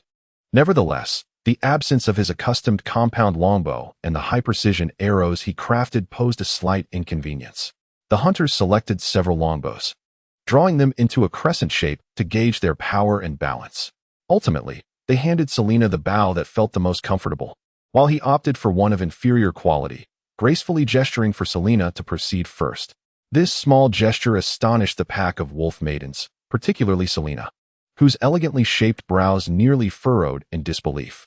According to her initial assumption, if Gallop deemed her a formidable opponent, in this scenario where the weapon choice rested with her, he would surely have handed her the least effective bow. Yet, he chose not to utilize the finest one and instead placed it in her hands. Perhaps this young man possesses genuine skill, not merely the charm that caught Pfister's attention. Selena slightly tempered her earlier disdain for him due to his gender, but her competitive spirit ignited, compelling her to deliver her utmost performance to vanquish him. With the bow selected, nearby soldiers promptly presented each of them with a quiver filled with arrows. Following Gallop's customary practice, he would surely take each arrow one by one, using a small knife for calibration, for the quality of the arrows equally impacts accuracy, especially in long-range precision shooting. Fortunately, the target was merely 150 feet away. As long as the arrows were not abysmally crafted, he could still salvage the situation with his skill. Selena positioned herself, legs astutely poised, and drew back the longbow, aiming with the crescent-shaped bow towards the target as if she had not even taken a moment to truly aim. The longbow, in her grip, resembled an instrument. The iron plate clasped around her thumb danced along the bowstring, sending the arrows slicing through the air with an incessant, piercing wail, as the resonating sound of the string orchestrated a brief, yet deadly melody. By the time the piece concluded, the target's red center had erupted into a flurry of trembling white feathers from the fletching of her arrow. As the applause of the crossbowmen resonated, Selena entrusted her longbow to a soldier beside her, taking a moment to steady her tumultuous breath. With one hand resting on her hip, she cast a confident smile towards Gallop, radiating an air of triumph. "What do you think? Is my archery commendable?" Gallop had to concede that Selena was indeed skilled, While he could manage to shoot a quiver of arrows rapidly with high accuracy, it would undoubtedly leave him utterly exhausted. Moreover, having witnessed her performance, attempting a rapid succession of shots himself would only evoke the impression of an awkward imitation. Truly impressive, my lady, Gallop remarked, choosing honesty over flattery. He humbly added, my movements are somewhat sluggish. I ask for your patience. With composure, he drew back the longbow, meticulously aiming at the target for several seconds before releasing the arrow. It struck the fourth ring. A momentary silence enveloped the crowd, some taken aback, while Helen rubbed her eyes in disbelief that Gallop had missed the bullseye. The second arrow landed in the second ring. This prompted a ripple of suppressed laughter and hushed whispers from the onlooking wolf maidens. Helen's expression shifted subtly, while Selena remained silent, her smile deepening. The consensus among the wolf maidens was clear. While the boy possessed some talent, he could never rival a woman. This conclusion aligned perfectly with their preconceived notions of masculinity. Gallop, undeterred by the laughter, focused intently on the target, as if the world had faded away, leaving only the target and himself. He nocked another arrow, and this time, it struck the bullseye. However, the audience, including Helen, sensed that the outcome of the competition had already been decided. They refrained from interrupting, adhering to the decorum of the woeful society where women graciously yielded to men. The fourth arrow struck the tail of the third, splitting it in two before embedding itself in the target. This astonishing display momentarily silenced the laughter and chatter around them. Following this, the fifth and sixth arrows, along with a total of 24 arrows, found their mark, aside from the first two arrows that hit the bullseye. All others not only struck the center, but also pierced through the previous arrows, landing precisely on the same spot. An eerie silence fell over the range, so profound that even the sound of a pin dropping would have been audible. The audience, including Helen, watched in awe. It was rare to witness a marksman strike the bullseye with every arrow, but to see Gallop land all his arrows on the same point was a revelation of archery's potential. Gallop lowered his longbow, exhaling a long, warm breath. Turning to Selena, he remarked, "It seems I have lost." By the rules of the contest, Gallop indeed had lost. Yet, anyone with functioning eyesight could discern that his archery prowess surpassed that of Selena. Selena approached him, lips pressed tightly together, gripping his shoulder with indignation. Were those initial two missed arrows a deliberate act? Not at all, my lady, Gallop replied with an innocent smile. As the bow is not one I am accustomed to, and the arrows are not of my own crafting, it took me a moment to find my rhythm after misfiring twice. The hunter candidly recounted that, in the past, to achieve the precise requirement of sniping from 300 feet away, he crafted each arrow himself. Akin to certain marksmen from Blue Star who would modify their bullets to enhance accuracy when precision fell short. Selena scrutinized Gallop from head to toe, gritting her teeth as she inquired, "You are indeed a girl, merely appearing as a boy, are you not?" "No, my lady, I am unequivocally male," Gallop replied, his lips twitching slightly. "Come now, isn't that a form of gender discrimination? Does losing to a man truly vex you so?" The hunter mused internally. While he could overlook the matriarchal societal structure of the Woofer clan, he perceived the notion that men were inferior to women as a manifestation of an overbearing femininity. He felt a certain obligation in this world to enlighten the wolf maidens on their archaic beliefs. Chapter 23. The Temple of Dawn. Gallop's victory over Selena not only granted her an exit from the competition, but also left her troubled by the defeat to a male. This prompted the concerned Helen to intervene and smooth things over. Thus, the two departed the archery range under the varied gazes of the wolf maidens. 5 minutes later, Gallop ambled leisurely down the street atop his mount, treading snow, feeling remarkably stable. Although the exhilarating speed and refreshing breeze experienced while racing on the gray wolf with Helen were enticing, his cautious nature restrained him from dashing through the bustling thoroughfare. Wary of causing an accident, he harbored doubts about Helen's assertion that he possessed a talent for riding the war wolf, especially considering that galloping at high speeds induced a jarring sensation akin to being confined within a water-filled barrel violently shaken by a giant. To ride like Fistula and her companions, balancing on a running war wolf while securing oneself with merely the waist and legs and accurately striking enemies with weapons, would require years of rigorous training. With treading snow's shoulders towering over 5 feet above the ground, Gallop experienced a subtle sensation of superiority as he surveyed the surroundings from atop. The southern gate of the inner city connected to the main thoroughfare of Tuck Town, where the streets were simply ordinary dirt paths that turned muddy and pockmarked with rain. Nevertheless, the neatly arranged three-story houses lining either side exuded a certain grandeur. Constructed from sturdy timber and finely polished stone bricks, accessible only to the affluent within the town.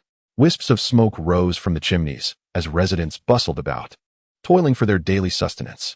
As he rode past, many townsfolk bowed their heads to clear the way, not out of fear, but as a gesture of respect and submission to the nobility. In Woofer society, riding a war wolf through the streets was a symbol of elevated status. Gallop tugged the reins to the right, and treading snow adeptly turned down the adjacent street. Departing from the main thoroughfare and proceeding westward leads one to the bustling market square of the West District. Wooden stalls overflow with an array of goods from various vendors, while farmers from nearby villages push their carts, hawking fresh vegetables and game from their latest hunts.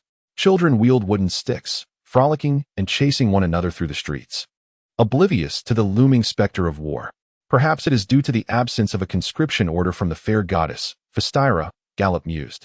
In this era, a lord must inevitably resort to enlisting peasants to bolster their military ranks, whether in conflict with foreign foes or skirmishes with neighboring lords of the same realm.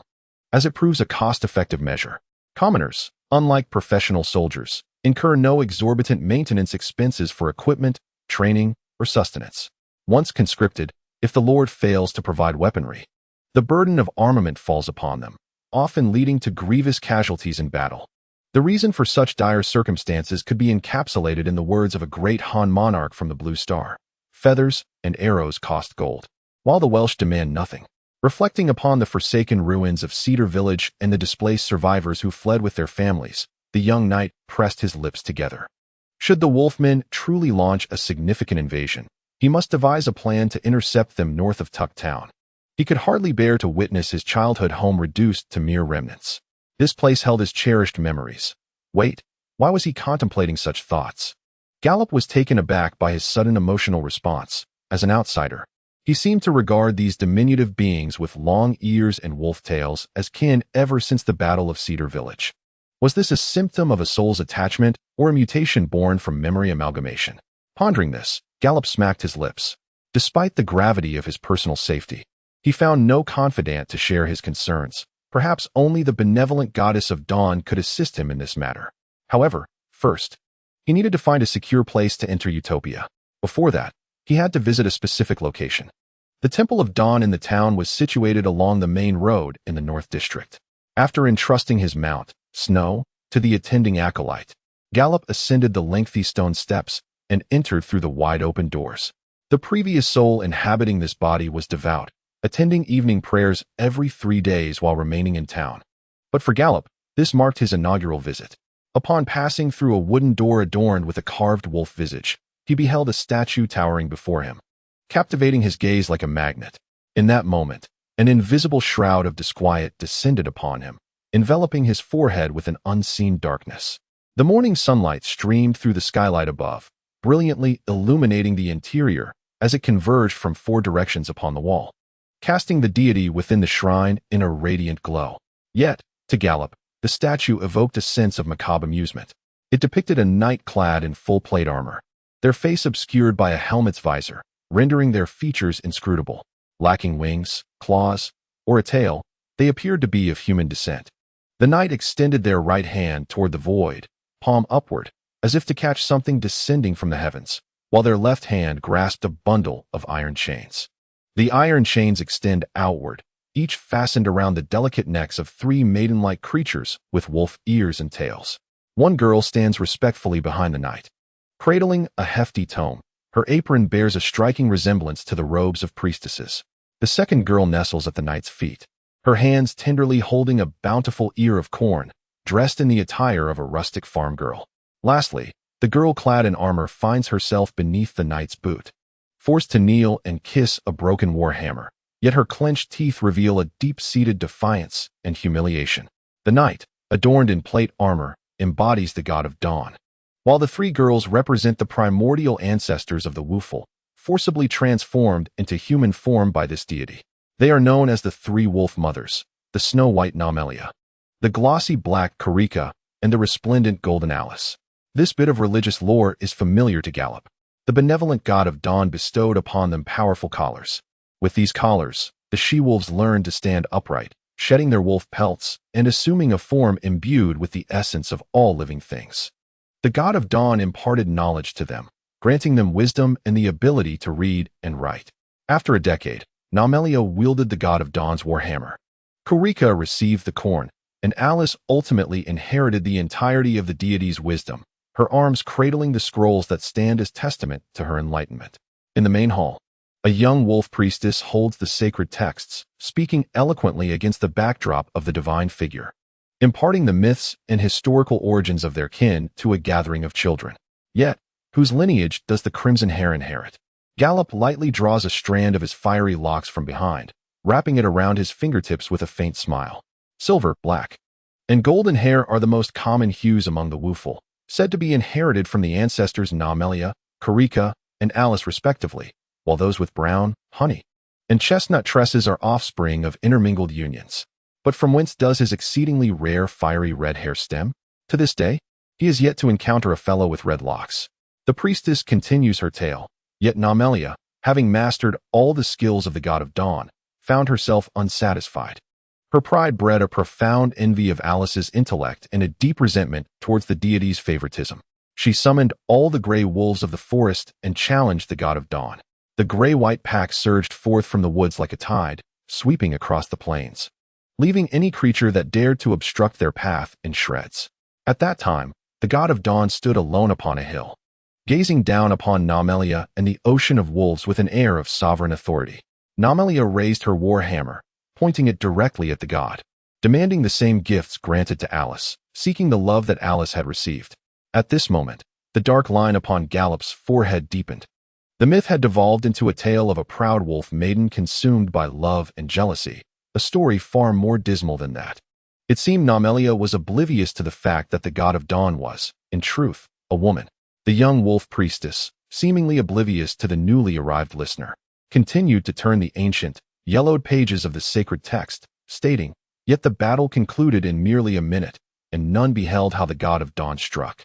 It was as if, in the blink of an eye, he stood before Naumelia, merely lifting a hand, causing the sea of wolves at her back to prostrate themselves in fear, their heads bowed. With a mere touch, her warhammer shattered into fragments. Naumelia found herself beneath the foot of the god of dawn, unable to resist, yet her spirit remained unyielding. However, in his mercy, the god of dawn set her free. Before she returned to the forest, Naumelia warned him that should he release her, she would undoubtedly return for vengeance. "Pray tell, dear priestess, did Lady Naumelia utter words of my return?" A curious child finally inquired. Indeed, it is mentioned in the origin of the Wolf King that Lady Naumelia spoke thus. Subsequently, as foretold, Naumelia returned to exact her revenge, yet once more, she was effortlessly vanquished by the god of dawn, who refrained from taking her life. After 7 repeated challenges and failures, Naumelia ultimately bowed her proud head before the god of dawn. Thereafter, she, alongside Kurika and Alice, wed the god of dawn, and their descendants became the Wolfers, the founders of the Vichy Empire. As the tale drew to a close, Gallop, who had come for a purpose, interjected, feeling that the story had reached its natural conclusion. Religious narratives could be savored at any moment, and the Utopian library housed an abundance of tomes for exploration.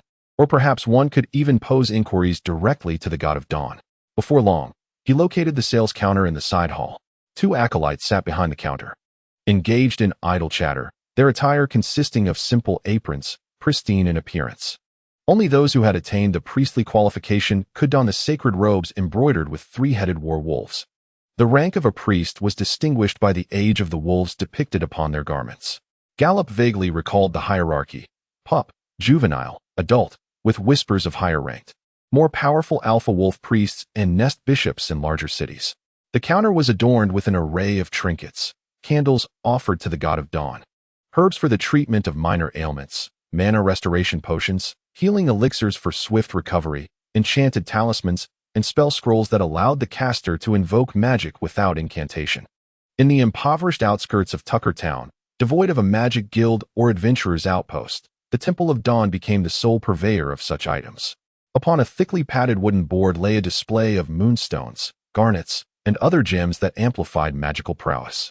Gallop scanned the gems laid out on the board, and upon not finding any magical crystal, inquired, "Do you possess any magical crystals? What grade of magical crystal do you require?" The two acolytes exchanged sweet smiles at his question, and one of them crouched down to rummage beneath the counter, emerging with a leather case measuring 2 feet on each side and 2 inches in thickness. Gallop could not discern whether it was merely his imagination or if the case indeed emitted a dazzling light, illuminating the already bright side hall even further.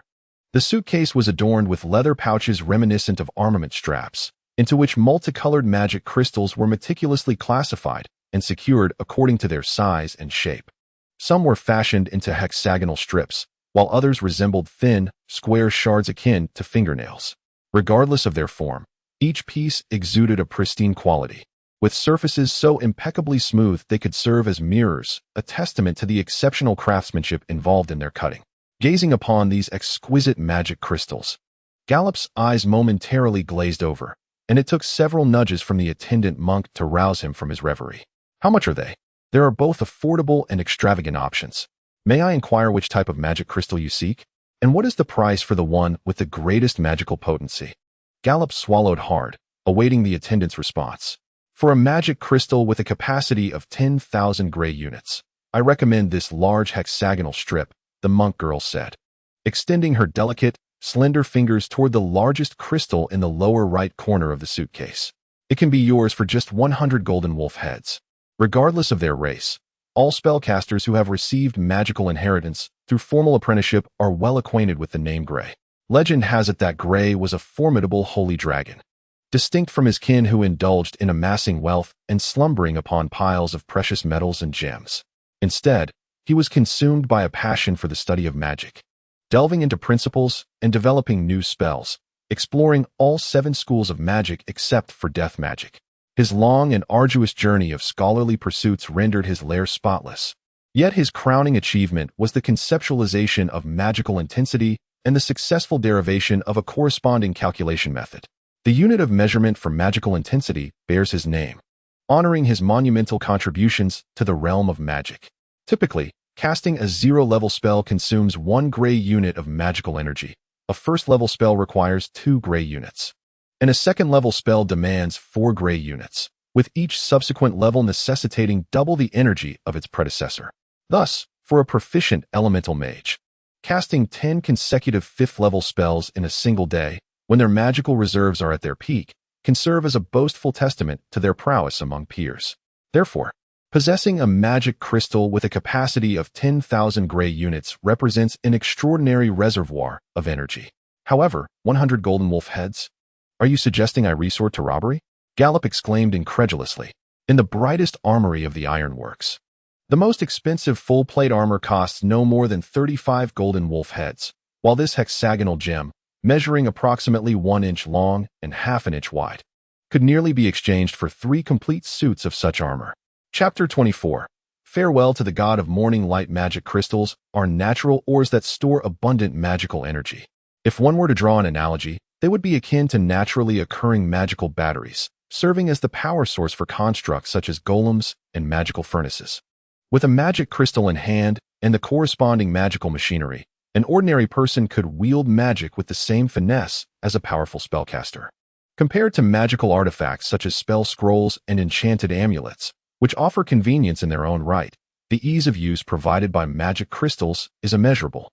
It is worth noting that even those spell scrolls and amulets, designed for non-casters to activate without infusing them with magical energy, still require the user to possess a basic level of literacy. For instance, a spell scroll necessitates the recitation of the incantation inscribed upon it.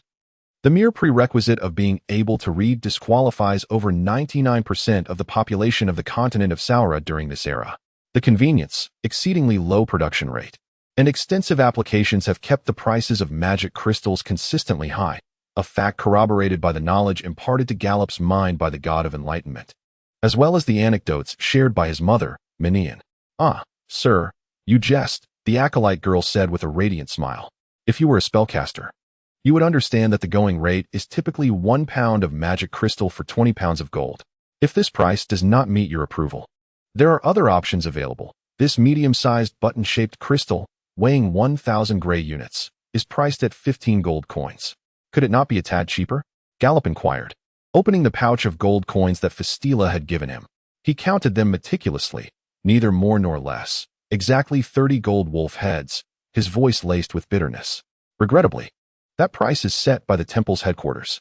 I too would love to sell the goods entrusted to me by the esteemed priest, especially to a beauty such as yourself.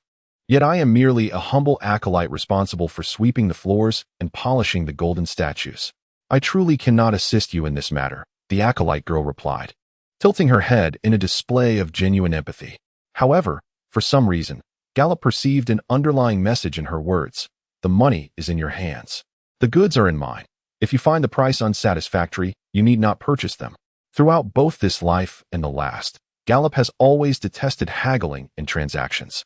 Yet, during his inaugural attempt at bargaining in this realm, he found himself shamefully defeated, bested by a girl younger than he.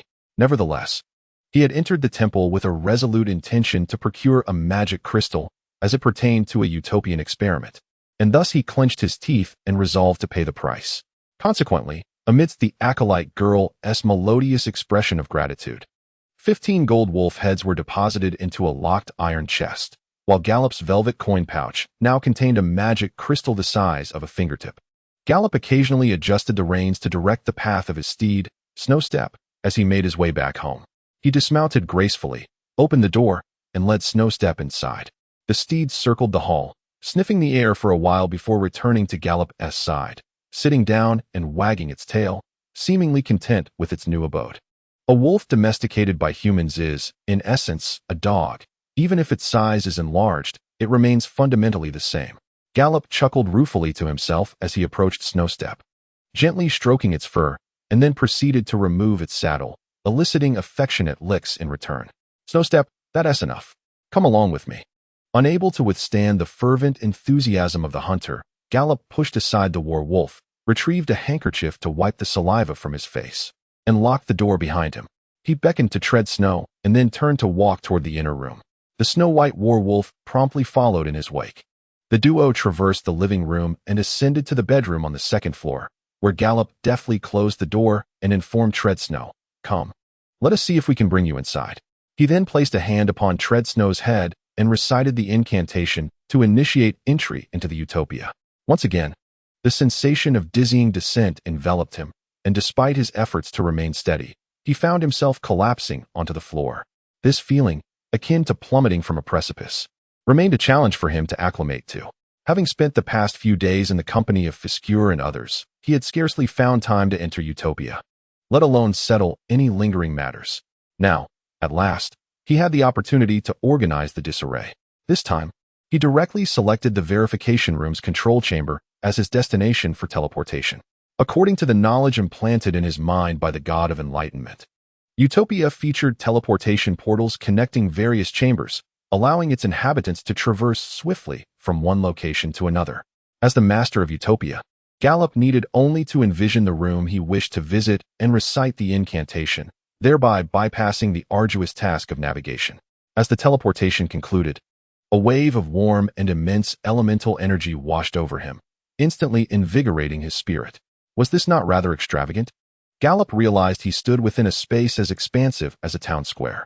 At the center of this space was an obelisk crafted from black obsidian, its imposing form radiating an ineffable weightiness and mystery. The tower extended towards a circular black dome above. Intricate patterns were etched into the dome, and as beams of magical white light traversed these designs, they shimmered like countless twinkling stars. The knowledge bestowed by the god of enlightenment revealed to him that these patterns constituted various functional runes. Whenever different effects were required, the caster need only activate the corresponding rune, transforming the dome into a resplendent river of starlight. Complementing this was a magical array radiating outward from the base of the tower, with a radius exceeding 18 yards, sustaining the very existence and operation of the demi-plane. Tread Snow remained nearby, alertly scanning the surroundings, seemingly bewildered by the abruptness of their arrival. "Nothing to worry about. Follow me," Gallop reassured, gently stroking Tread Snow to soothe its emotions before striding toward the base of the obelisk. A flawlessly polished white crystal orb floated up from the altar, suspended at a height parallel to his chest. Reaching out to touch the crystal orb, a luminous screen emanated from within, unfurling before him. 2 columns of beastly glyphs appeared in the center of the screen. The upper column displayed the total amount of magical energy stored within the obelisk, the numerical value diminishing steadily with the passage of time. The lower column indicated the countdown until Utopia would exhaust its previously amassed magical energy and collapse. Kindly formatted in years, months, days, hours, minutes, and seconds. I have merely 5 months and 2 weeks left to live. Gallop, with his hand resting upon his face, was already aware of this revelation from the deity of enlightenment. Yet, witnessing the seconds of his remaining existence dwindle away before his very eyes evokes a profound sense of sorrow. On the altar, several grooves of varying shapes and sizes are present, designed as receptacles for a myriad of gemstones, intended for energizing or enhancing the utopia. He withdrew the magic crystal, which he had kept nestled within a velvet pouch, and embedded the hexagonally cut gem into its corresponding groove. A query in the language of beast fangs appeared on the light screen. Is this for utopia energization? Confirmed. As soon as Gallop uttered his assent, the magic crystal radiated a dazzling array of colors, shimmering with a resplendent brilliance. After a brief moment, the luminosity faded, transforming the once clear azure crystal into a mundane stone of muddled gray and black, while the time displayed on the screen increased by a mere 2 months. Such an exorbitant expense only yielded an extension of 2 months? Even chemotherapy for cancer is not this disheartening. At that moment, Gallop felt that merely refraining from smashing something was a testament to his restraint. A vociferous outburst of discontent seemed a necessary release. Given his current financial predicament, purchasing a magic crystal from the Temple of Enlightenment had already been a grievous sacrifice, and now he faced the disheartening results of energization, which undoubtedly made his heart bleed. After all, that was a magic crystal worth 1,000 gray units, an enormous reservoir of energy for Gallop. As the echoes of Gallop's furious roar resonated through the control room, a sudden voice, rich and sonorous, emerged from behind him. This is precisely why I advised you to establish the altar sooner. Chapter 25. Expansion. The unexpected voice prompted both Gallop and Treading Snow to turn around. Gallop had already recognized the speaker, thus directing an expression of displeasure toward them, while Treading Snow, startled, abruptly spun around, instinctively poised to pounce, emitting a low growl toward the guardian deity, the god of enlightenment. The deity raised her left hand, gently signaling for calm, causing Treading Snow to abandon its hostile stance, lowering its ears, and lying down as if it were a docile kitten. My savior, first and foremost, I am grateful for your visit. Secondly, given the present circumstances, I fear that within these remaining 8 months, completing the task of establishing a dedicated altar may prove impossible. Merely gathering the necessary materials and funds for the altar is an insurmountable challenge. Lastly, do you possess any more effective means to extend the lifespan of both myself and this demi-plane? Gallop sensed that his rising agitation was gradually subsiding, yet the sarcasm in his tone remained unmistakable. I presume you must have arrived at a clear answer by now.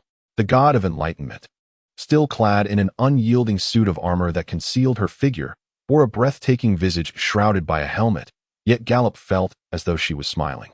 Receiving the Lord's favor, triumphing in the war against invaders, obtaining fiefs and rewards. Surely, your plans align with this? That was indeed the original plan.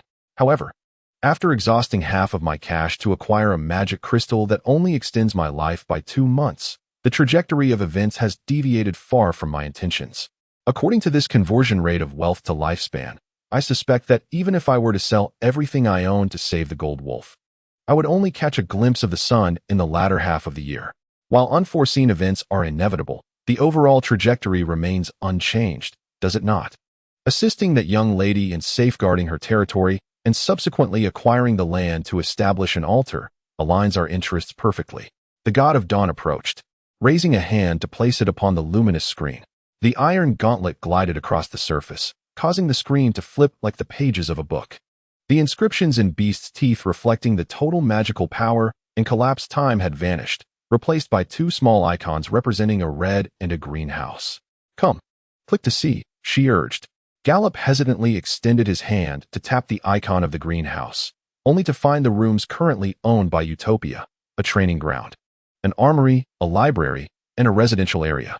The astonishing aspect was that behind each room's small icon, There was a mark in Beast's teeth denoting the potential for upgrades and expansions. He clicked on the upgrade icon for the training ground, eager to see the outcome. But upon receiving a prompt indicating that it would consume a month's worth of life-sustaining magical energy, he quickly withdrew his hand, as if he had inadvertently grasped a venomous snake.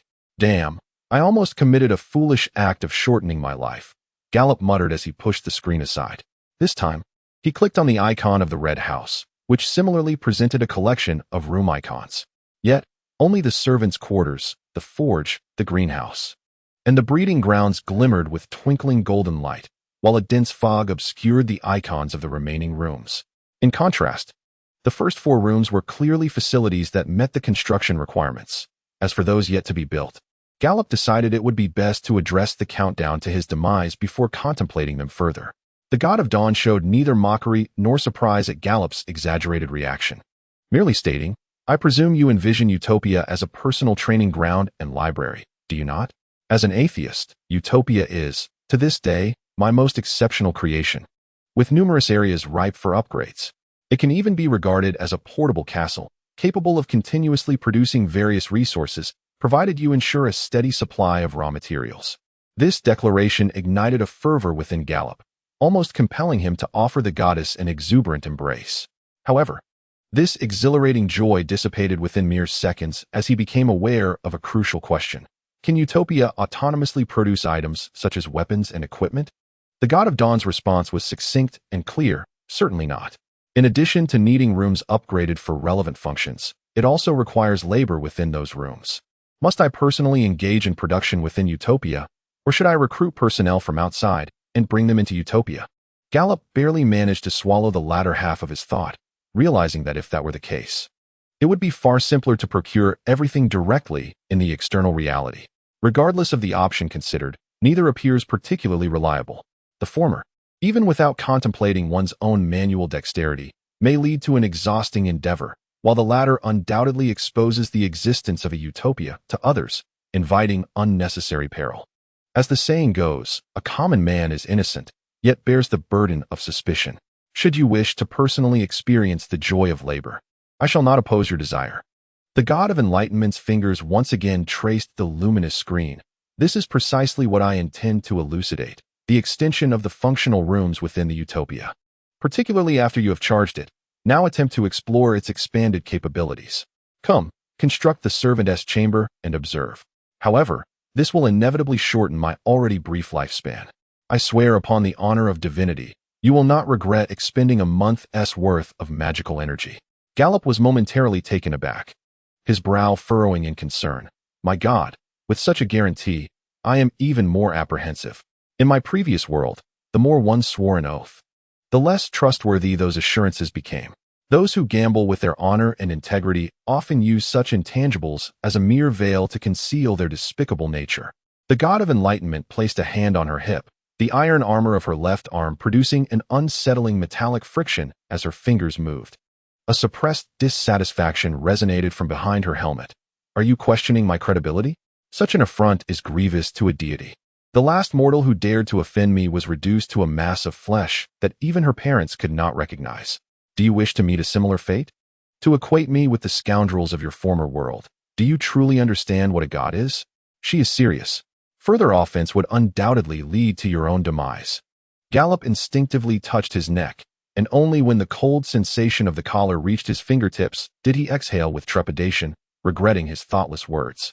Despite the God of Enlightenment's voice being soft, the moment her gaze pierced through the visor of her helmet, a vision of his own decapitated head flashed before him, sending a chill down his spine. The air seemed to thicken with a palpable substance, causing a slight prickling sensation on his skin, worse than the feeling of a blade against his throat. Since rejecting the expansion of the Utopia was not an option, he resolved to adopt a reckless attitude. After all, the current situation was already dire, and shortening his life by a month could hardly worsen his plight. Moreover, upon reflection, the God of Enlightenment had indeed contributed significantly to his cause, leaving little reason for her to wish him harm. Even if she harbored ulterior motives, he had no means to counter her influence. Gritting his teeth, he tapped the icon labeled Servant's Chamber on the screen. Watching the numbers of his remaining lifespan diminish rapidly, he turned to the God of Enlightenment. As you wish, What comes next? Let us proceed to the servantess chamber, and you shall see. The god of enlightenment replied, not waiting to see if Gallop followed, as she turned towards the portal.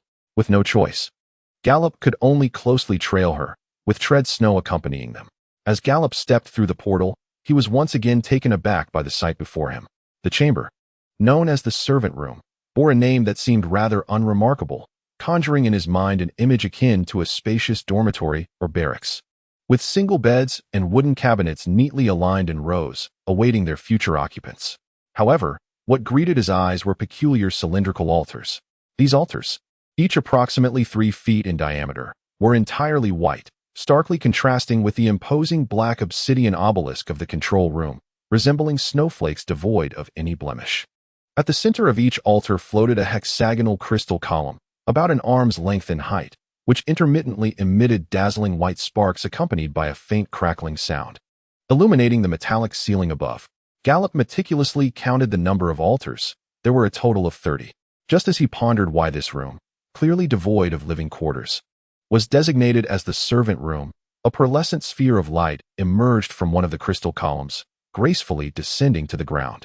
It then expanded and transformed, sprouting limbs reminiscent of hands and feet, and ultimately, as its radiance dimmed, a slender figure materialized before Gallop. Before him stood a beautiful and enchanting youthful maiden, her soft fur a common shade of grayish-black, with unassuming amber eyes. Her bare legs and arms, along with a trim waist, were exposed, while her lustrous brown hair cascaded down her back, secured by a white satin ribbon. A black chest piece accentuated her voluptuous form, and a minimalistic thong of the same color showcased her perfectly rounded posterior. "Master, how may I serve you?" the maiden inquired, her lips forming a gentle smile as she curtsied, revealing the valley created by her bosom. Faced with such allure, Gallop felt a rush of heat to his cheeks, his veins dilating, nearly overwhelmed by an urge that would have raised a tent in his trousers. "Master, how may I serve you?" Her voice resonated once more, finally bringing Gallop back to his senses. Instinctively, he licked his lips, the metallic taste of blood flooding his mouth. He discovered that blood had already trickled down his chin and made an effort to suppress the impulse to pounce on the maiden, hastily pulling out a handkerchief to staunch the flow from his nose. Clumsily, he turned to the god of dawn, questioning, "Is this what is referred to as a servant?" "Indeed," the god of dawn nodded. "I had expected something more ordinary," Gallop confessed. "If they were ordinary, you would likely find it quite troubling, wouldn't you?" The god of dawn replied with consideration. "This is an artificial being. You may think of it as a construct akin to a magical automaton, albeit of a significantly higher caliber. They require no sustenance, do not tire, and will execute your commands with unwavering precision. They can manage your utopia and labor endlessly. How splendid! As long as this demi-plane exists, so shall they. The only drawback is that they lack a physical form, hence they will disintegrate if they leave the utopia." "Wait a moment, my god. What did you just say?" Gallop was jolted as if electrified, rudely interrupting the words of the god of dawn.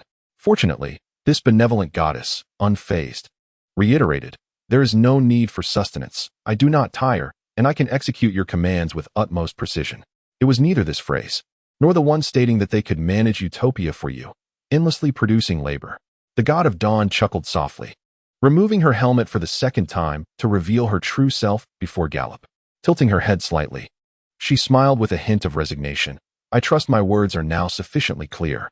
The ethereal beings shall remain in utopia, generating various resources for you. They possess no physical form and will dissipate into nothingness if they leave utopia."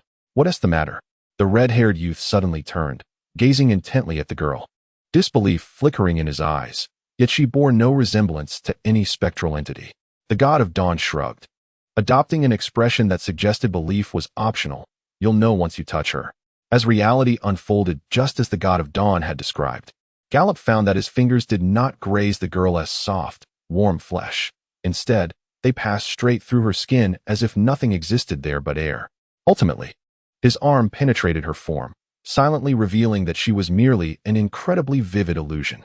A wave of profound disappointment engulfed him, aptly described as a heart turned to ashes. He cherished the beast-eared maidens and was particularly enamored by the one before him, whose physique and beauty were undeniably enchanting. To claim he did not desire some form of progeny with her would be a falsehood.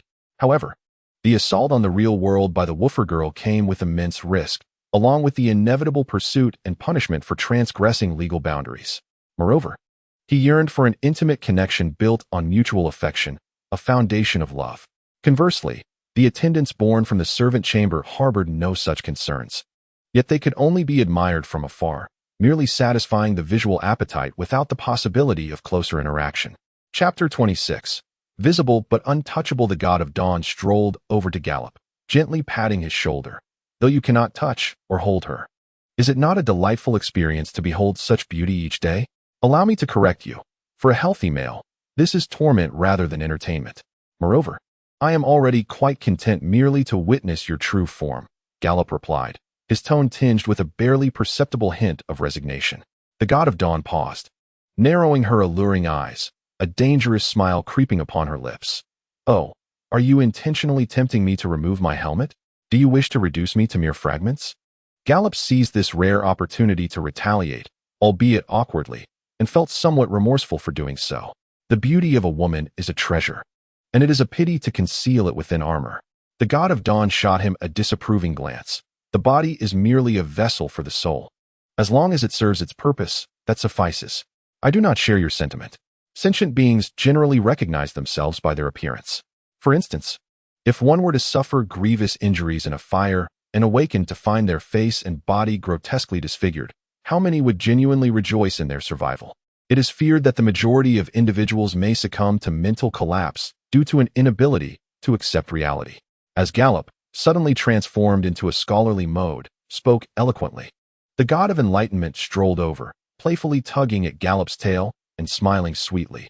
Do you harbor resentment towards me for this? I dare not. The boundless grace of the Almighty is something no mortal can ever forget. A tingling sensation surged from his tail, prompting Gallop to feign a look of trepidation and bow deeply to the god of enlightenment, which elicited a chuckle from her. Very well. Let us return to the matter at hand, my god. How should I utilize these attendants? The god of enlightenment referred to these spectral servants as phantoms, devoid of physical form, capable of one-sided interaction with tangible substances within utopia, and even serving as guards. Yet, Gallop could not fathom what formidable beings might invade utopia, nor did the god of enlightenment elaborate. Furthermore, the appearance of the phantom maidens was not limited to the alluring guise of seductive lingerie. They could alter their appearance, physique, and attire according to their owner's will. Thus, Gallop instructed them to don maid outfits in a monochromatic palette, which aptly suited their functional roles. When the god of enlightenment inquired if Gallop intended to replace the phantoms with hulking brutes or balding men, figures unlikely to stir masculine desire, he politely declined, for no man, unless foolishly brainless, would ignore the allure of beautiful women, choosing instead to gaze upon something that might blind him. Then, proceed to the armory at once and organize all types and quantities of weapons and armor within, then report back to me. As you wish, master. The lead phantom replied without hesitation, and they glided towards the portal with a grace reminiscent of gliding on ice. An atheist. I expected you would have them maintain their lingerie attire, or perhaps don even more provocative clothing. The god of enlightenment watched pensively as the phantoms vanished into the pale blue light of the portal. It seems I am not regarded as particularly stable or reliable in your eyes. At 45, a member of the wooful race is considered newly adult, brimming with youthful vigor, impulsiveness, and romantic fantasies. Stop right there. That may be true for the average wooful, but I am far more mature than mere adolescence, having lived 2 lives. Gallop sighed, shaking a finger in mild exasperation. Moreover, aside from your occasional visits to instruct me on the functionalities of utopia, there must be more pressing matters at hand. Before you utter another word, kindly remove the handkerchief obstructing your nostrils. Such an absurd sight is hardly persuasive. The god of enlightenment disregarded Gallop's feelings and directly criticized him. Well, you are correct. This does concern you somewhat. The southward migration of the wolfmen is quite unusual. I sense an aura of malevolence among them. Perhaps they have acquired some form of power. If the opportunity arises, eliminate the spellcaster among the wolfmen and bring back a few of their magical artifacts to utopia. Recalling the battle in Cedarwood Village, where the wolfman shaman was sent flying by Physitria, Gallop noted that the items on that individual had likely been taken by the villagers, making them difficult to retrieve now. No problem, unless I happen to encounter them. Indeed, Tomorrow I am likely to lead an expedition against the Wurgs. Might you lend me one or two of your divine artifacts for my use? While equipped with a composite longbow and a full arsenal, it still feels insufficient. The composite longbow is formidable, yet it is ill-suited for close-quarters combat. Gallop involuntarily recalled the oppressive sensation of being cornered by the Wurgs during an encounter. It was a most disconcerting experience. I have yet to peruse the contents of the armory, but I surmise that, irrespective of their craftsmanship, they are unlikely to be magical relics. No warrior would deem it advantageous to possess a meager arsenal. As a deity, surely you have superior items at your disposal? I did not expect you to be so avaricious. The god of dawn lifted his chin and scrutinized Gallop anew. Although deities are not inherently aloof, do you truly believe that a mere mortal can lay claim to a divine collection without offering something in return? A favorable omen, Gallop mused. The notion of a price implies room for negotiation. His greatest fear was not the cost, but rather that the god of dawn would flatly refuse to lend anything. If leaving a greedy impression could enhance his chances of returning alive, he would not hesitate to embrace it. After all, his life was of utmost importance. So, do present your terms. He chuckled. As for payment, let that be cast aside. Take as many as you can carry. With a gesture, the god of dawn conjured a magic circle that unfurled upon the floor between them, revealing a stone platform nearly 20 feet in length, adorned with an array of weapons. The deity then gestured invitingly. Thanks to the previous smile of that ethereal attendant, combined with the familiarity of meeting the god of dawn for a second time, Gallop had developed a measure of resilience. Yet, the deity's smile, which could illuminate the world and warm the heart, now struck him with an unsettling ambiguity. Returning his focus to the stone platform, he beheld the weapons, each radiating an array of colors, their subtle glows betraying the powerful enchantments they housed. Having studied elemental magic under his mother, Gallop understood that each weapon was like a cage, imprisoning an immense reservoir of magical energy yearning to burst forth. As he surveyed the dazzling array of divine armaments, he could not suppress a gulp, his pale hands rubbing together in greedy anticipation. His gaze settled on a long sword at the far right of the platform, glowing with a crimson hue. The hilt was adorned with a large crystal, within which danced a fierce flame, while the bronze hilt was fashioned to resemble flames in motion. The blade, scored with 3 blood grooves, bore a sinister dark red hue, as if it had quenched its thirst with the blood of countless foes. Gallop leaned closer, astonished to see his reflection in the mirror-like surface of the blade, evidence of its meticulous forging and expert polishing. It was, indeed, a divine weapon. The young hunter, entranced, grasped the hilt and felt an indescribable sense of balance emanating from it. Men possess an innate fascination with weapons, a primal instinct honed over millennia of evolution for the purposes of combat and hunting, even in societies that have stagnated in matriarchal structures, such as the Woofer tribe where gender roles have been inverted. Unfortunately, his musings were abruptly interrupted by his own anguished cries. A surge of flame erupted from the crystal embedded in the hilt, instantly engulfing the entire sword. Gallop, unable to escape the ensuing inferno, was seared by the flames, causing him to relinquish the sword and roll on the ground, desperately attempting to extinguish the fire that had ignited his sleeve. Treading snow beside his master, Snow hesitated. Eager to assist, yet paralyzed by the natural fear of flames, she could only gaze imploringly at the god of dawn, beseeching her for aid. After a harrowing struggle, Gallop managed to extinguish the flames, gritting his teeth against the pain as he rose to his feet. However, before he could voice his grievances, the god of dawn had already stepped forward, grasping his charred left hand. The infusion of life magic alleviated the surging agony along his nerves, restoring his blackened hand to its former state, with only a remnant of his singed sleeve serving as evidence that the incident was no mere figment of his imagination. Why didn't you warn me that it was dangerous to handle? The timely healing from the god of dawn softened Gallop's fierce gaze, though remnants of anger simmered beneath the surface. How can one comprehend the peril of divine artifacts without first-hand experience? I nearly met my demise. This was the first time he had expressed such fiery indignation towards another since arriving in this world. The god of dawn refrained from directly addressing Gallop's inquiry. Retrieving the sword from the ground and placing it back upon the stone altar, she then turned to him with a subtle smile, as if to convey that he had come to an understanding. During this exchange, the sword was once again enveloped in flames, though this time, the fire only consumed the blade, leaving her hand unscathed. Damn it, elemental control. It's such a simple trick, Gallop muttered under his breath. As a fellow spellcaster, witnessing the God of Dawn's demonstration clarified the technique she employed to avoid being burned. Mastery over the 4 elemental forces, water, fire, wind, and earth, is fundamental to elemental magic. An elemental mage shapes concentrated elements into desired effects, such as conjuring fireballs in their palm or creating illusions with mirages.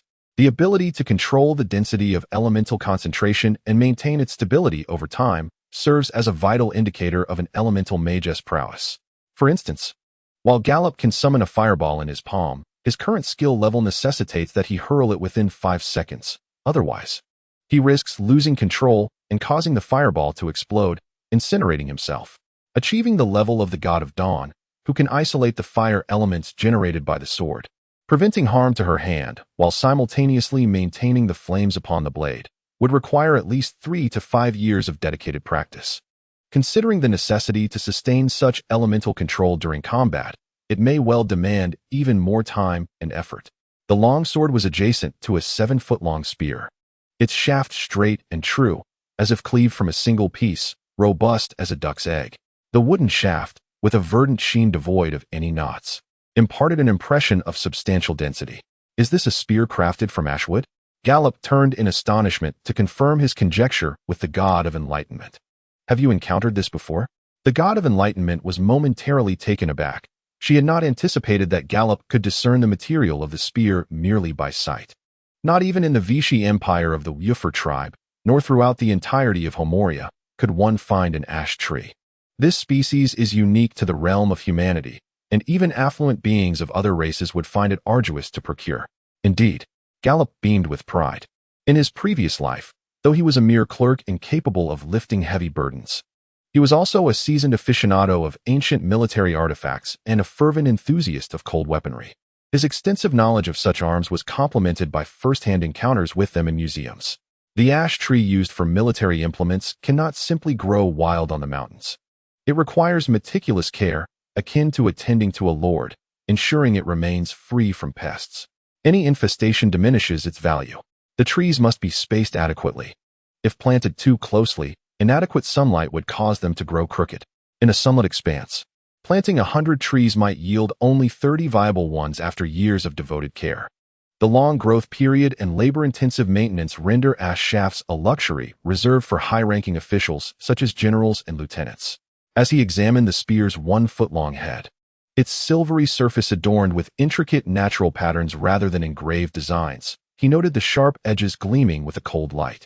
6 hooked steel prongs were each inlaid with a row of tiny diamonds, intermittently emitting dazzling arcs of electricity accompanied by a sizzling sound. Electricity?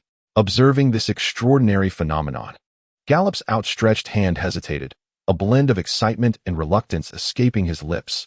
Does this spear, like the longsword, require elemental control for its use? The God of Enlightenment smiled mischievously. Indeed, do you not wish to attempt lifting it? Fear not. I shall heal you, provided you do not perish on the spot. Gallop immediately shook his head. No, I appreciate your kindness, but I shall not trouble you. What an absurd notion, having just ignited myself and scorched a wolf's paw. I shall not tempt fate again with 100,000 volts of electricity. Even the most fortunate among us do not seek death so deliberately. The subsequent divine armaments appeared considerably safer.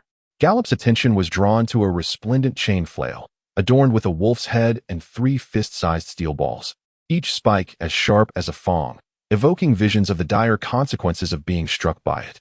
However, when he grasped the exquisitely wrapped leather handle and shook it vigorously, he found it seemingly fused to the rack. Upon closer inspection, he confirmed it was not welded. Gallop discreetly summoned the divine strength imparted by the God of Enlightenment, yet his typically formidable method yielded no effect whatsoever. Even with his arms entwined around it, he could not budge it an inch. Does this require an incantation to activate? He inquired. No, yet it possesses its own will. If you are its acknowledged master, it can be as light as straw, yet wield a weight exceeding 10 tons, capable of breaching city walls with a single strike. Must it truly recognize a master? Would it suffice for me to offer my blood? Perhaps then you could lift it, but it would undoubtedly become heavier the moment you attempt to raise it. Are you certain you can bear its weight? Gallop shook his head and turned to the next item. It was an exquisitely crafted staff, merely half an arm's length, adorned with countless intricate patterns that formed strange floral designs upon its surface. Most importantly, when Gallop reached out to grasp it, he easily lifted it.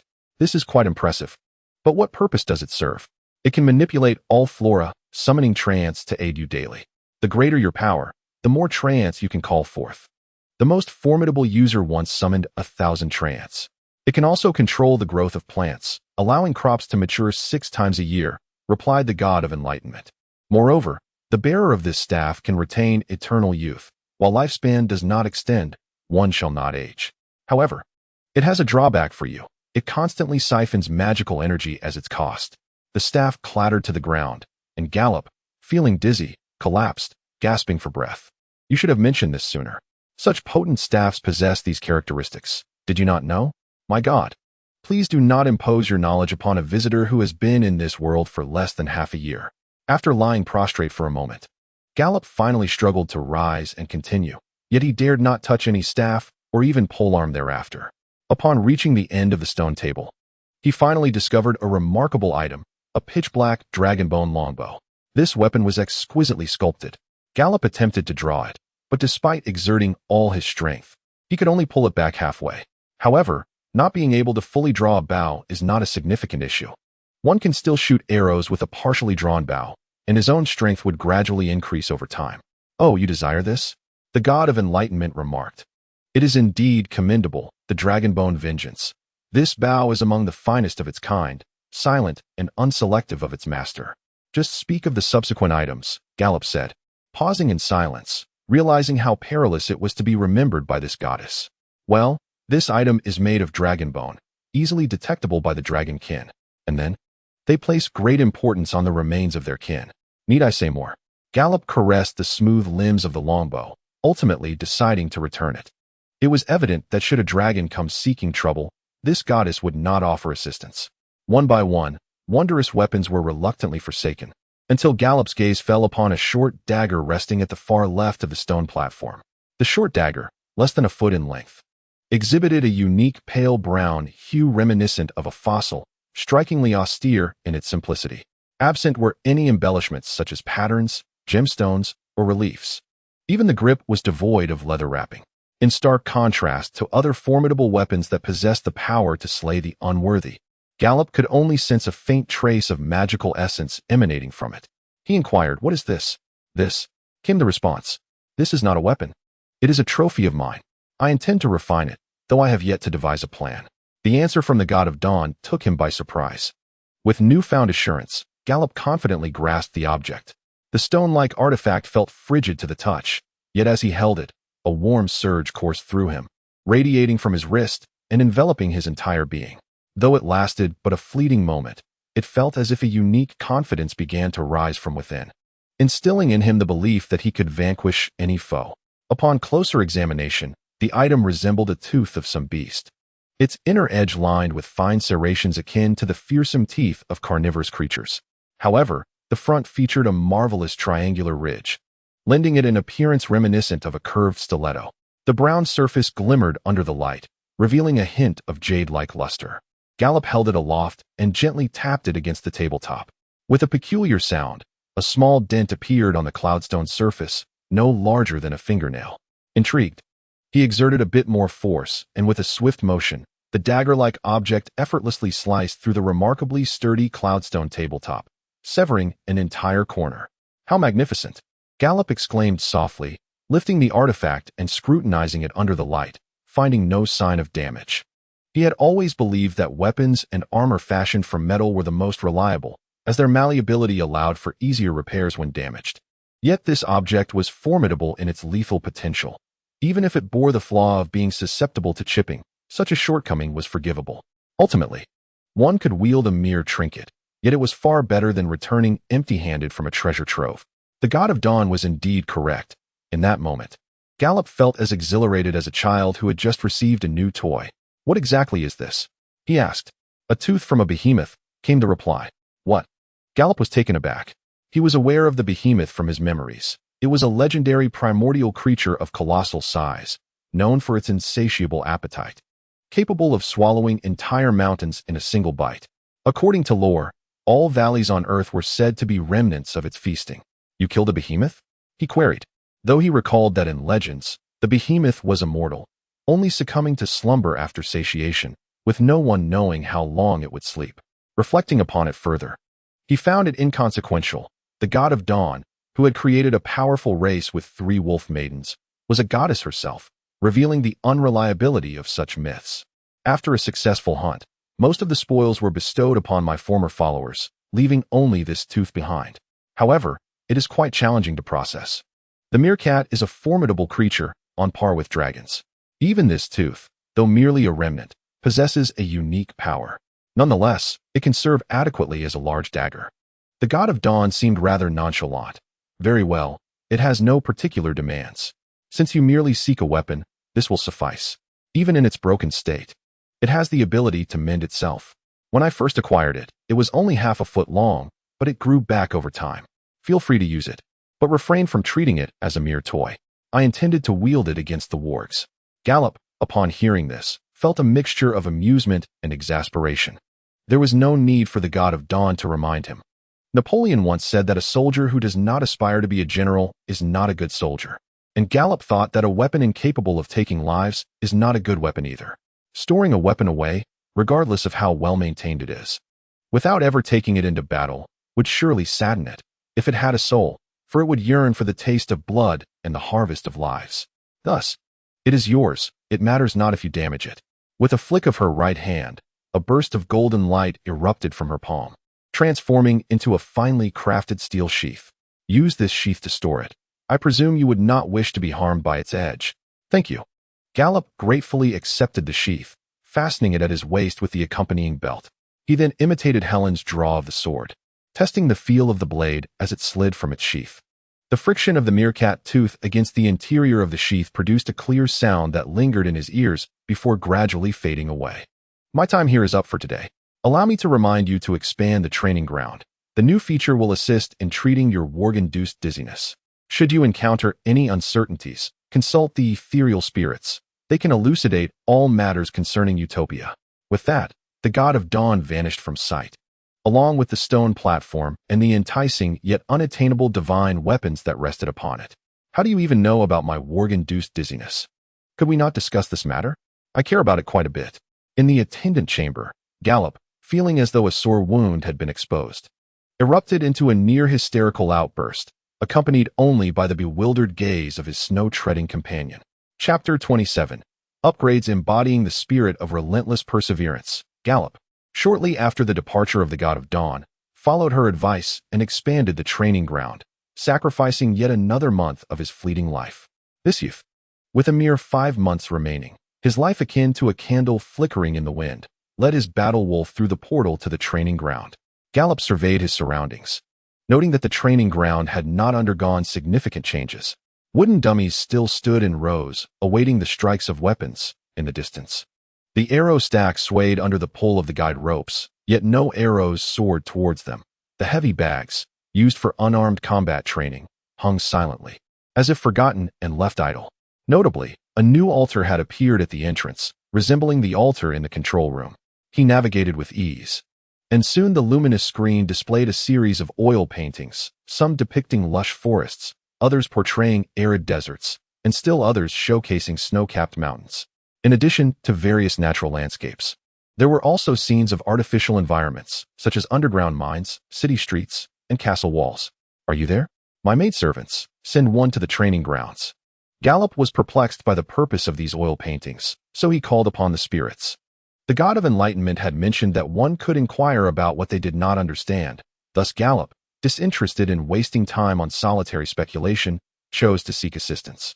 Master, how may I serve you? His own voice echoed in his ears as one of the ethereal maidens stood respectfully beside him. He appreciated the efficiency. Gallop nodded in satisfaction at the maid. Since the training grounds have been expanded, what is the purpose of this crystal displaying the oil paintings? The maid answered meticulously. This is an enhanced feature of the training grounds, capable of simulating various environments for the user to train in. Sounds promising. Is it akin to a full information imaging system? With a mindset open to experimentation, Gallop tapped on the painting of a beach scene. Suddenly, darkness enveloped him, and he felt as if he were being cast into an endless void, plummeting endlessly. Once the sensation of weightlessness and dizziness subsided, he first experienced a wave of warmth across his skin, reminiscent of standing beneath a bright sun. Then, a cool breeze, tinged with salt, caressed his face, instilling an indescribable sense of pleasure and refreshment. To his astonishment, he heard several cheerful bird calls above him. Even with some mental preparation, when Gallop opened his eyes, he was awestruck by the breathtaking scenery before him. The golden sun hung high in the azure sky, accompanied by a few pristine clouds, while flocks of seabirds soared gracefully, occasionally emitting melodious calls. Beneath his feet lay a dazzling white sandy beach, with crystal-clear waters shimmering with flecks of gold. The white waves crashed rhythmically against the shore, composing a harmonious natural symphony alongside the calls of the seabirds. Not far off, small crabs scuttled across the sand, and as the sea breeze blew, the coconut trees swayed gently, their rustling leaves adding to the ambience. In the distance, mountains were cloaked in lush, verdant forests. Gallop bent down to grasp a handful of sand, the warm grains slipping through his fingers. He then approached the ocean, extending his hand into the incoming waves. As the water receded, the droplets that lingered on his skin, coupled with the chilling sensation, were strikingly vivid. Yet beside him, the ethereal maid and the snow treader confirmed that this was merely an illusion conjured by a utopian creation. God of enlightenment, you are truly remarkable to have crafted such a masterpiece, the atheist expressed with genuine admiration. It was not due to the deity's self-proclaimed divinity, nor any shift in Gallop's beliefs or principles, but rather his profound respect for the God of enlightenment's extraordinary abilities. After all, even in the industrial era, with its unparalleled technological advancements, the blue planet had failed to produce an illusion so remarkably authentic. After a moment of admiration, Gallop regained his composure and turned to the ethereal maid, inquiring, "What must I do to change the scene or leave the training ground?" "Master, please envision the control altar before you."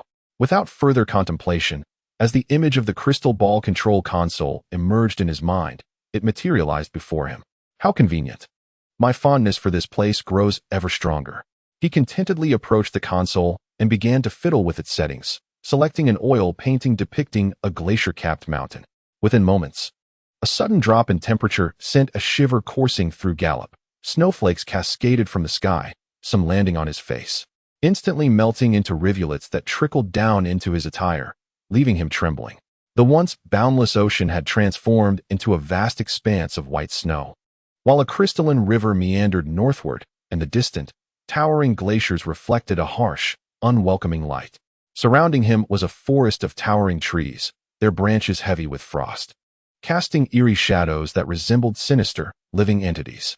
Having abruptly transitioned from a warm, almost sweltering environment to one below freezing, the drastic temperature difference compelled Gallop to sneeze several times.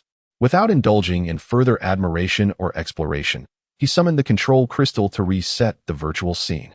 This time, he found himself amidst a verdant plain, where the humid air was filled with the fresh scent of rain-soaked earth and blooming wildflowers.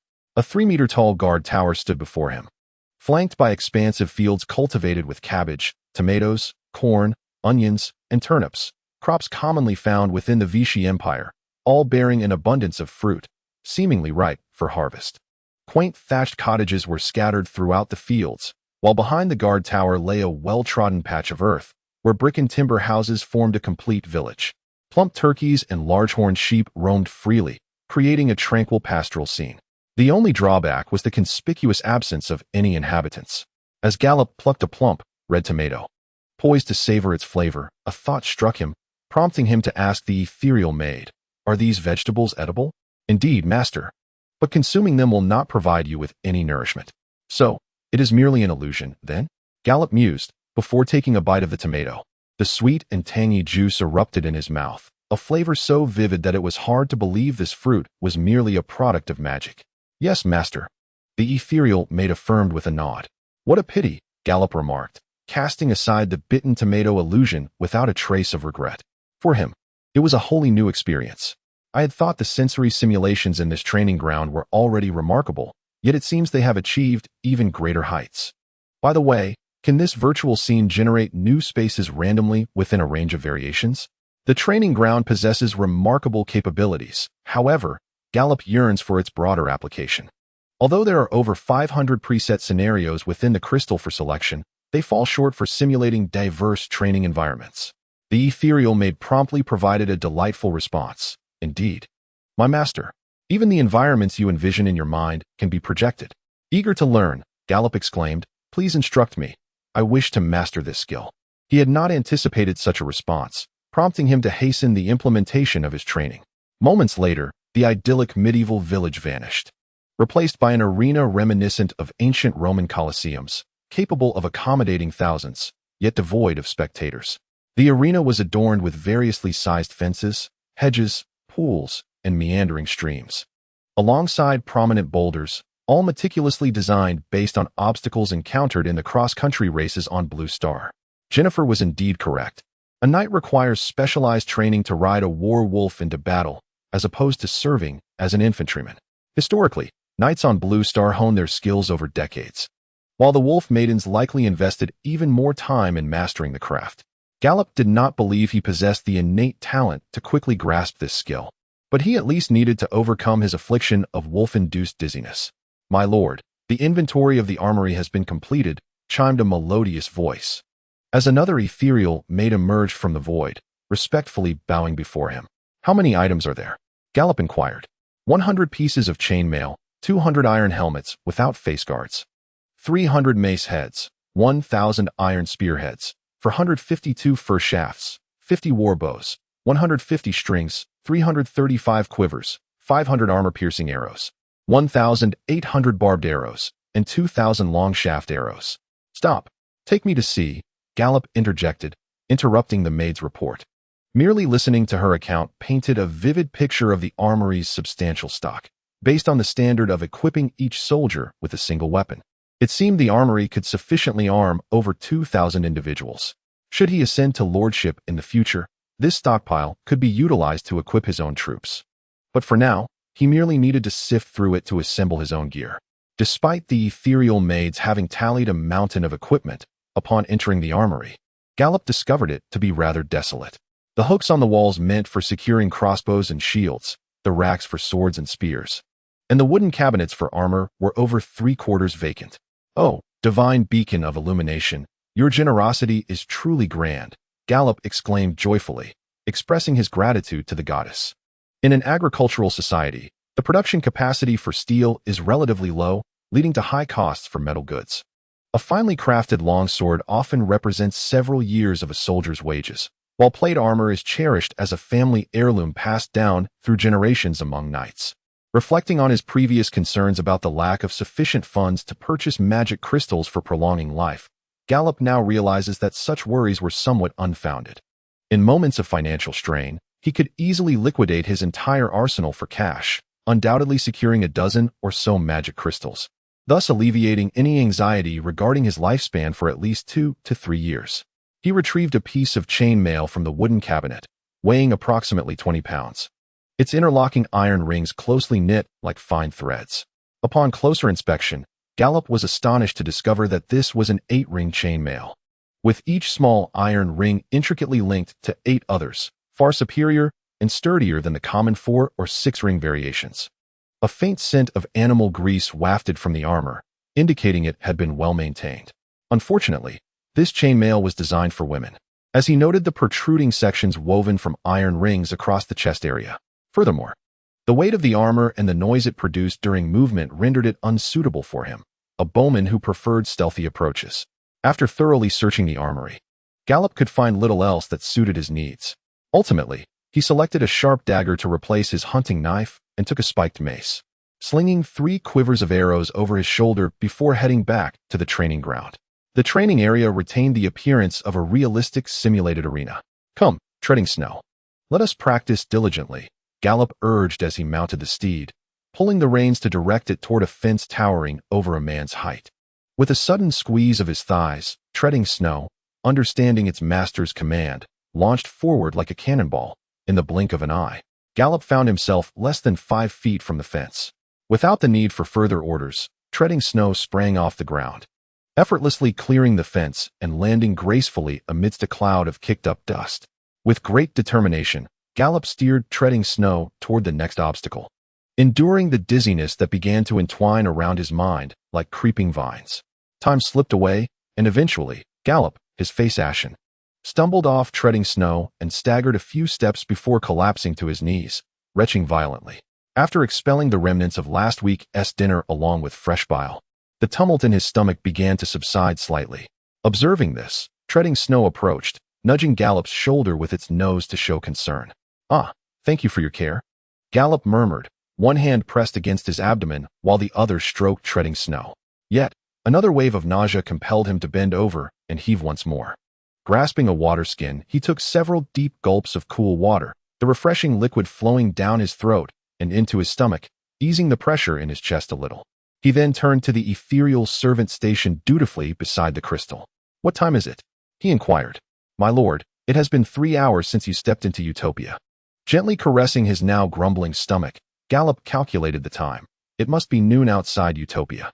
He needed to venture out for sustenance and later visit the armory to procure some useful items.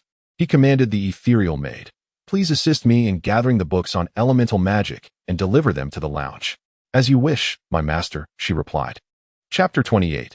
The neighboring matrons stepping out of Utopia, Gallop led Treadsnow directly into the basement, where he laid down several felt mats to create a cozy nook. He instructed Treadsnow to lie down in the nest and secured its leash to a stone pillar.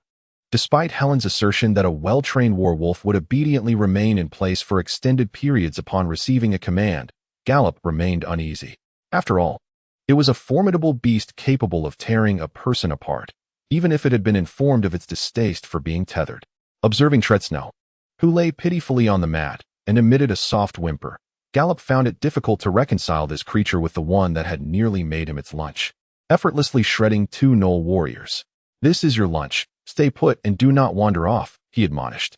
With little desire to kindle a fire for cooking, he retrieved a string of sausages and a bowl of clear water from the kitchen, offering gentle words of comfort while scratching its fur until Treadsnow began to gnaw on the sausages. Only then did he contentedly nibble on a piece of cornbread and depart. The Shining Armor was the finest blacksmith shop in Tuckertown, characterized by its typical layout of storefront in the front and living quarters in the back. A metal sign, deliberately crafted to resemble a fully armored knight, hung at the entrance. According to Christine, her ancestors had commenced their blacksmithing endeavors here when Tuckertown was first established, creating that very sign, which had become rusted and weathered over a millennium, yet had never been replaced. As Gallop entered the hall, he paid no heed to the array of weapons and armor displayed on racks and in showcases, instead fixing his gaze upon the several apprentice girls tending the shop. "Is Aunt Christine inside?" One of the apprentice girls stepped forward eagerly. "Ah, Gallop, my master is in the back room. I shall take you to see her." As if to validate her words, the sound of clanging metal resonated from behind the wooden door leading to the back room. "Thank you, but I know the way," Gallop replied, subtly evading the girl who attempted to take his hand, and he proceeded directly toward the corridor leading to the back room. Thanks to the friendship of their mothers and their childhood bond, Gallop and Hero had often visited each other's homes when they were young, thus becoming intimately familiar with the layout of one another's residences. Now grown, Gallop began to distance himself from Hero, particularly upon realizing that several of the female apprentices working alongside Christine harbored crushes on him, which deterred him from entering the back room of the Shining Armor. With a firm push, he opened the thick oak door, designed for soundproofing, and as he stepped into the back room, a wave of heat mingled with the acrid scent of charcoal enveloped him, accompanied by the rhythmic clang of metal. The furnace blazed with smokeless coal, dispelling the lingering chill of early spring and evoking the sensation of basking beneath the summer sun. A dozen iron rods awaited processing, glowing red-hot within the furnace. Completed weapons were neatly stacked on the racks, while the crafted armor pieces were transported to another room, where skilled senior apprentices meticulously assembled them into a complete suit of armor. The blacksmiths donned scant attire, akin to bikini-style thongs and bras, with heat-resistant leather aprons wrapped around their waists, busily wielding tongs and hammers. The bellows roared, and the anvil rang with the sound of clashing metal, sparks flying as red-hot weapons were plunged into cooling troughs, the sizzle of steam rising as water met fire. This scene, once a feast for the eyes, had previously left Gallop breathless and bloodied, yet he had since built an immunity to it. "Ah, little Gallop, long time no see." Have you come to visit your dear aunt, or to check on my silly daughter? Christine set down her hammer, passing her unfinished work to an assistant and greeting Gallop. Heloise's ears perked up, clearly intrigued by Gallop's words, but out of respect for her mother's presence, she focused intently on forging the shoulder piece in her hands, while also straining to listen to their exchange. Within the bright confines of the forge, particularly in the production area, Christine reigned as queen.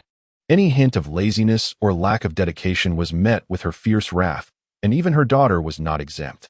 Gallop, having witnessed her fury once, had chosen to selectively forget that memory. For every time he sought to recall it, his body would uncontrollably tremble, akin to an epileptic fit, revealing that it was a memory best left undisturbed. Both, actually. However, the important matter is that I require your assistance. Gallop tilted his head upward to look at the formidable blacksmith, who stood at a height of 5.5 feet. Heloise's robust physique clearly inherited from her. All women possess an innate desire for beauty, yet for the sake of practicality, many women of Wufel, including Christine, tied their hair back into a bun. She sported a short ponytail, her muscular arms well-defined, and her ample bosom, reminiscent of ripe melons, strained against her apron, creating a striking décolletage. Dust clung to her features, rendering her face a dull hue, but a good wash would surely restore her concealed beauty. I require a set of fine armor, the lightweight kind suitable for archers, along with reliable weapons and the finest shield. Excuse me, little Gallop. Heloise mentioned this morning that you truly intend to serve that noble lady as a soldier? Christine prodded Gallop's forehead with a force that caused him to stagger back a step. What business do you have in the military, especially someone as fragile as you? Who could be toppled by a mere breeze? Are you in such haste to meet the god of dawn? She has already knighted me, and I owe her my fealty. I am bound to serve her. As soon as he finished speaking, the resounding thud of a hammer striking something startled Gallop. Everyone turned towards the source of the sound, where Heloise was seen striking the workbench with her hammer, a coin of unknown metallic composition pinched between the hammer and the surface. However, Gallop had reason to believe that the metal was not intended for coinage. Christine frowned and admonished sharply, Heloise, focus on your work. If you allow your mind to wander and ruin the product, you will be grounded at home for the month. Do you understand? Understood, mother. Helo remained silent, expressing no dissatisfaction as she quietly discarded the discarded coins back into the furnace for remelting, and then carefully extracted a small iron ring to hammer it into shape. Gallop shifted uncomfortably, forcing himself to refrain from focusing on Helo. Annie, you must be aware that a large number of refugees have migrated to Tuckertown last night, right? I heard this from familiar patrons who came to the shop this morning. Well, do you know anything? Those individuals came from Cedarwood Village. Just 3 days ago I, along with the Lord and her knights, engaged in battle against the wolfmen attacking the village. The captured wolfmen revealed that more were preparing to invade Carnarvon. Now that war has arrived, whether we like it or not, we have no choice but to take up arms to protect our homes. And I am not alone on the battlefield. The city guard soldiers will gather around me to protect me, the archer, while other knights and war wolves will fight alongside me. Who, on the battlefield, could be safer than an archer shooting from the rear of the entire army? Clayston let out a long nasal sound, placing a hand on Gallop's head, tousling his red hair as if he were playing with the white mane of a snowstepper. You've grown quite a bit, haven't you? When did you become so articulate, speaking in such a polished manner? Well, it's rare for a noble young lady to take notice of you. I can't stop you from serving her through bloody battles. So in honor of your late mother and my precious daughter, I shall lend you a hand. She pulled open a drawer and retrieved a leather strap marked with measurements. Come here, little Gape. I need to measure you. Gallop stretched out his arms, standing as still as a statue, while Clayston measured his shoulders with the strap. Nodding at the markings, she remarked, You have narrower shoulders than my late husband. I truly wonder if you can run in full plate armor. I never considered wearing full plate armor, Gallop protested softly, although Wufel's physique granted him strength beyond that of ordinary humans. Donning a suit of armor weighing several dozen pounds was still a laborious task. Moreover, engaging enemies in heavy armor wielding a great sword or hammer was not only perilous, but also resulted in being drenched in blood. It was far more elegant to maneuver from a distance and execute precise shots to take down foes without coming into direct contact or staining one's garments with blood. A knight without plate armor? Quite unconventional, Clayston remarked as she moved behind him to wrap the strap around his waist. What a slender waist. Even more delicate than mine was in my youth. Thank you for the compliment, young hunter, he said, turning his face away to avoid the blacksmith's intensely scrutinizing gaze. Receiving praise and affirmation from an elder should be a joyous occasion, yet his mood remained dismal. Keep your head still. Yes, just like that. Cleiston lifted Gallup's long hair, placing the strap across his broad forehead. As the strap was released, his hair cascaded like flowing crimson over Cleiston's fingers, and she pinched his cheek. Your hair feels wonderful. Your skin is so smooth and elastic. I'm quite envious. Hey, little Gabe, do you eat something special to maintain this? Please tell Auntie. I promise to keep it a secret. Not only Christine, but also through the corner of his eye. The young hunter perceived that all the blacksmiths and senior apprentices in the back room had perked up their ears to listen to the ongoing conversation. After all, amidst the entire armory, he was the sole male present. The sustenance I consume should not differ much from that of others. It primarily consists of corn, rabbit meat, and roasted game birds. Gallup did not believe that the food he had partaken in would be markedly different from that of others. Logically speaking, men typically do not concern themselves excessively with the care of their skin. However, the men of the Woofle tribe fall outside this norm. Oh, so you indulge in wild game, Christine noted, committing the information to memory. Now, extend your hand forward. Christine began to measure his wrist, arm, and forearm. Generally, the men of the Woofle tribe are somewhat more slender than the women. Yet, observing Christine's arms, which seemed almost as robust as his own thighs, in stark contrast to his notably delicate wrists, Gallup felt a sense of inadequacy. While Gallup began to regret his decision to don the armor, and his mood gradually soured, Christine's enthusiasm surged, particularly as she wore an expression akin to a young girl playing with her cherished doll, sending a shiver down Gallup's spine. After a round of measuring and assessing, Gallup gained a fresh understanding of why the Woofle tribe had evolved into a matriarchal society. There are some items in the warehouse that would suit your physique, Christine remarked, retracting the leather thong and patting Gallup on the shoulder. She then turned to an apprentice and instructed, go to the warehouse and fetch the crate marked with a cross. The apprentice, with a swish of his tail, returned shortly with a chainmail shirt that resembled Gallup's build, devoid of any rust, and finished with a matte treatment that would not reflect sunlight, making it ideal for his stealthy combat style. Even more splendidly, beneath the chainmail shirt lay a leather lining to prevent chafing against the skin, complemented by gauntlets, shin guards, and a helmet. Gallup tried on the helmet, and it fit perfectly, equipped with a movable nasal guard. Christine tapped the helmet he wore, stating, crafted from superior steel. It is simple yet sturdy, though the design leaves something to be desired. Would you prefer a full-face helmet? We have bucket helmets available. If your handsome visage were to be harmed, I suspect many young women in town would shed tears. No need for that. This one will suffice. How much is it? Gallup replied, content as he removed the helmet. While a full-face helmet and a bucket helm indeed offer greater protection, their narrow viewing slits significantly restrict the wearer's field of vision, often allowing only for a clear view of what lies directly ahead, unsuitable for an archer who requires a broader perspective.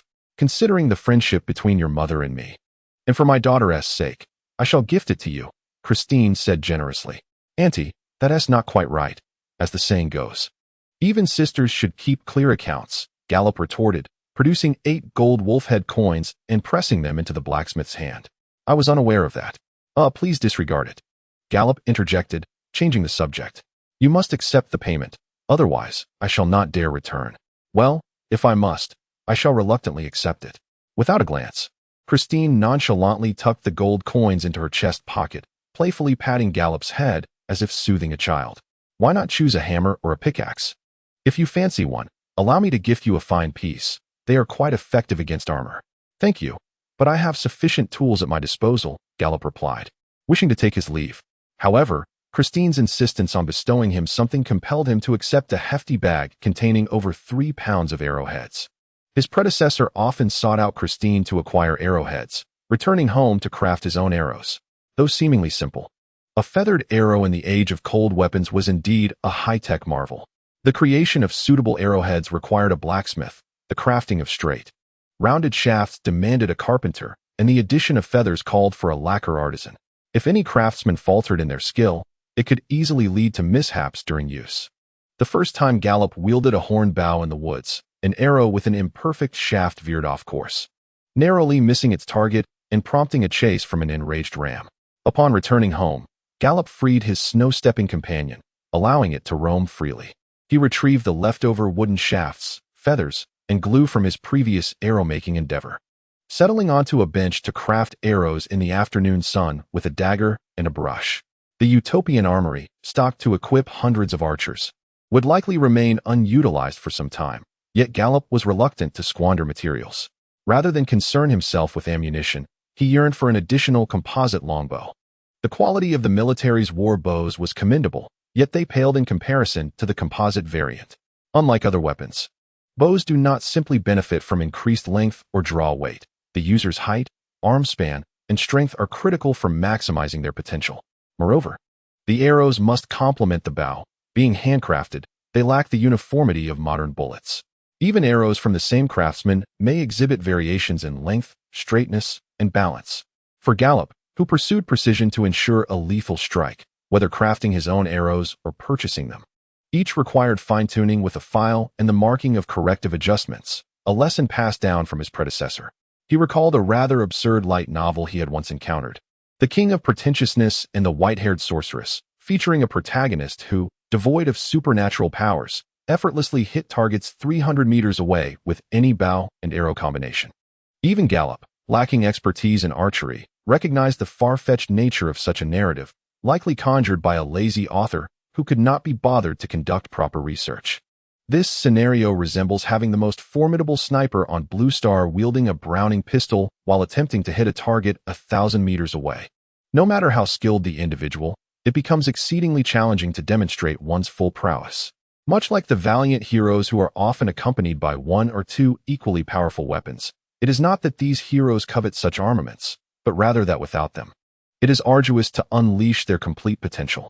The short feathered arrows commonly used by the Woofle people and the barbed arrows of the Jackal men possess lethal capability. However, maintaining accuracy at distances exceeding 300 feet proves to be quite difficult.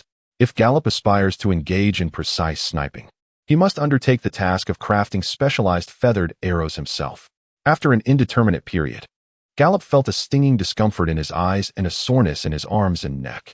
The sunlight streaming through the window had transformed into a dim, golden hue, while the sky gradually shifted from a vibrant orange-red to a deep blue. Treading snow, with muscles taut, bared its teeth and emitted a silent growl directed towards the doorway. Soon after, a voice resonated from the hall. "Gallop, are you home?" Chapter 29.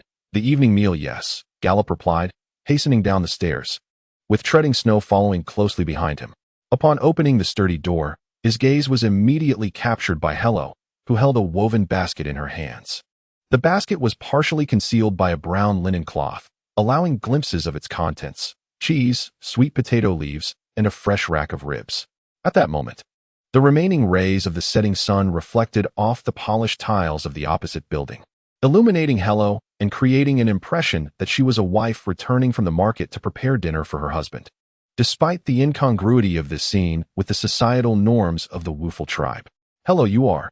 In such a context, only a fool would fail to grasp Hello's intentions, yet Gallop remained perplexed by her motives, particularly regarding her acquisition of the ribs.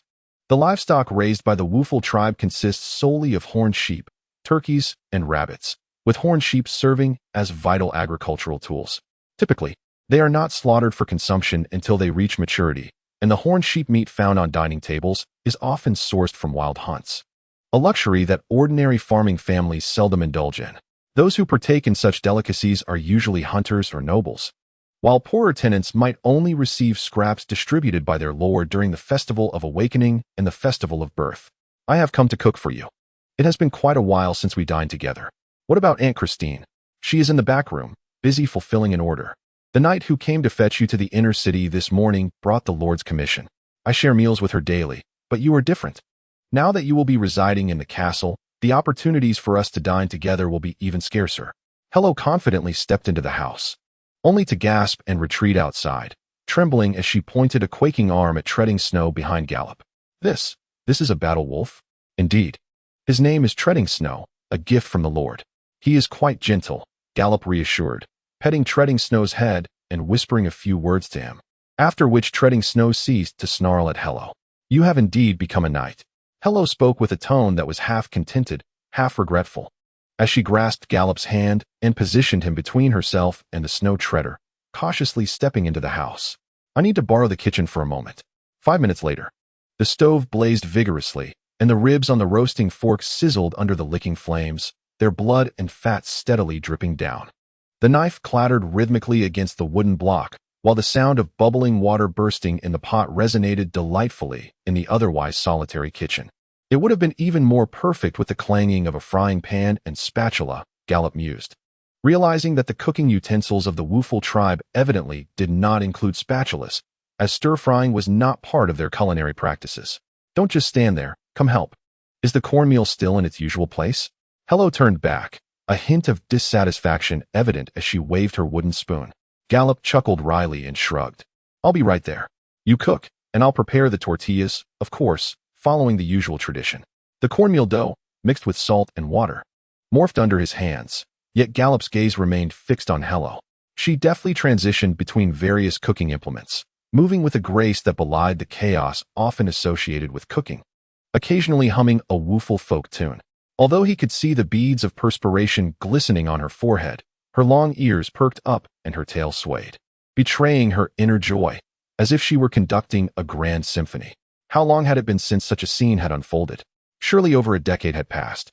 In the matriarchal society of the Wooful tribe, gender roles were inverted compared to patriarchal human societies, with men often remaining at home to care for children and manage household chores, while women ventured out to work and produce.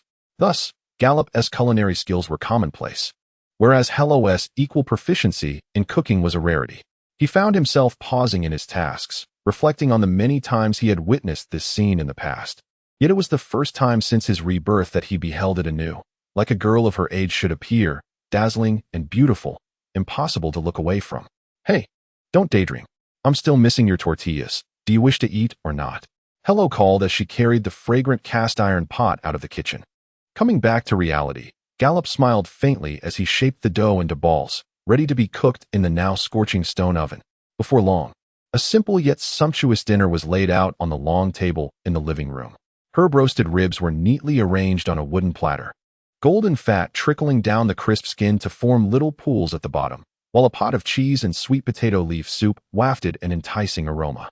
The freshly cooked tortillas, golden and crispy, were piled high in a basket for diners to take at their leisure. As Hello untied her apron with a cheerful demeanor, she brought over a chair and sat down. Try it. It's your favorite dish. Thank you. Gallup picked up a rib and took a bite, chewing thoughtfully before gazing at Hello in surprise. This texture, this flavor, you've improved. At this rate, I may have to seek your tutelage in the culinary arts. It is sufficient that you still cherish these two dishes. It is hardly reasonable to request my mother to prepare the meal, as our household lacks a man. Thus, the culinary responsibilities fall upon my shoulders. My proficiency stems merely from the frequency of my cooking, although a blush of shyness tinges my cheeks. The glimmer in Hello's ever-blinking eyes conveys a desire for further praise. She presented a ceramic bowl brimming with cheese soup before Gallup. The soup was rich and thick, as if one could savor its familiar sweetness with each delightful spoonful. Gallup cradled the steaming bowl, unable to suppress a smile of satisfaction. This dish was one he had taught Hello, and now she had infused it with her unique flavor, elevating it beyond its original form. Gallup, could you please move it a bit further away? Its gaze is making me somewhat anxious. Upon turning, Gallup beheld Tashu's head pressed against the table, her big eyes wide with longing, drooling over the aromatic food. He promptly delivered a gentle tap to Tashu's head, shooing her away from the dining table. Behave. You've already eaten. However, seeing Tashu sulk with her ears drooping on the floor stirred his sympathy. He took out a knife and sliced the meat from the ribs, placing the bones along with some large ram bones from the soup pot on the floor.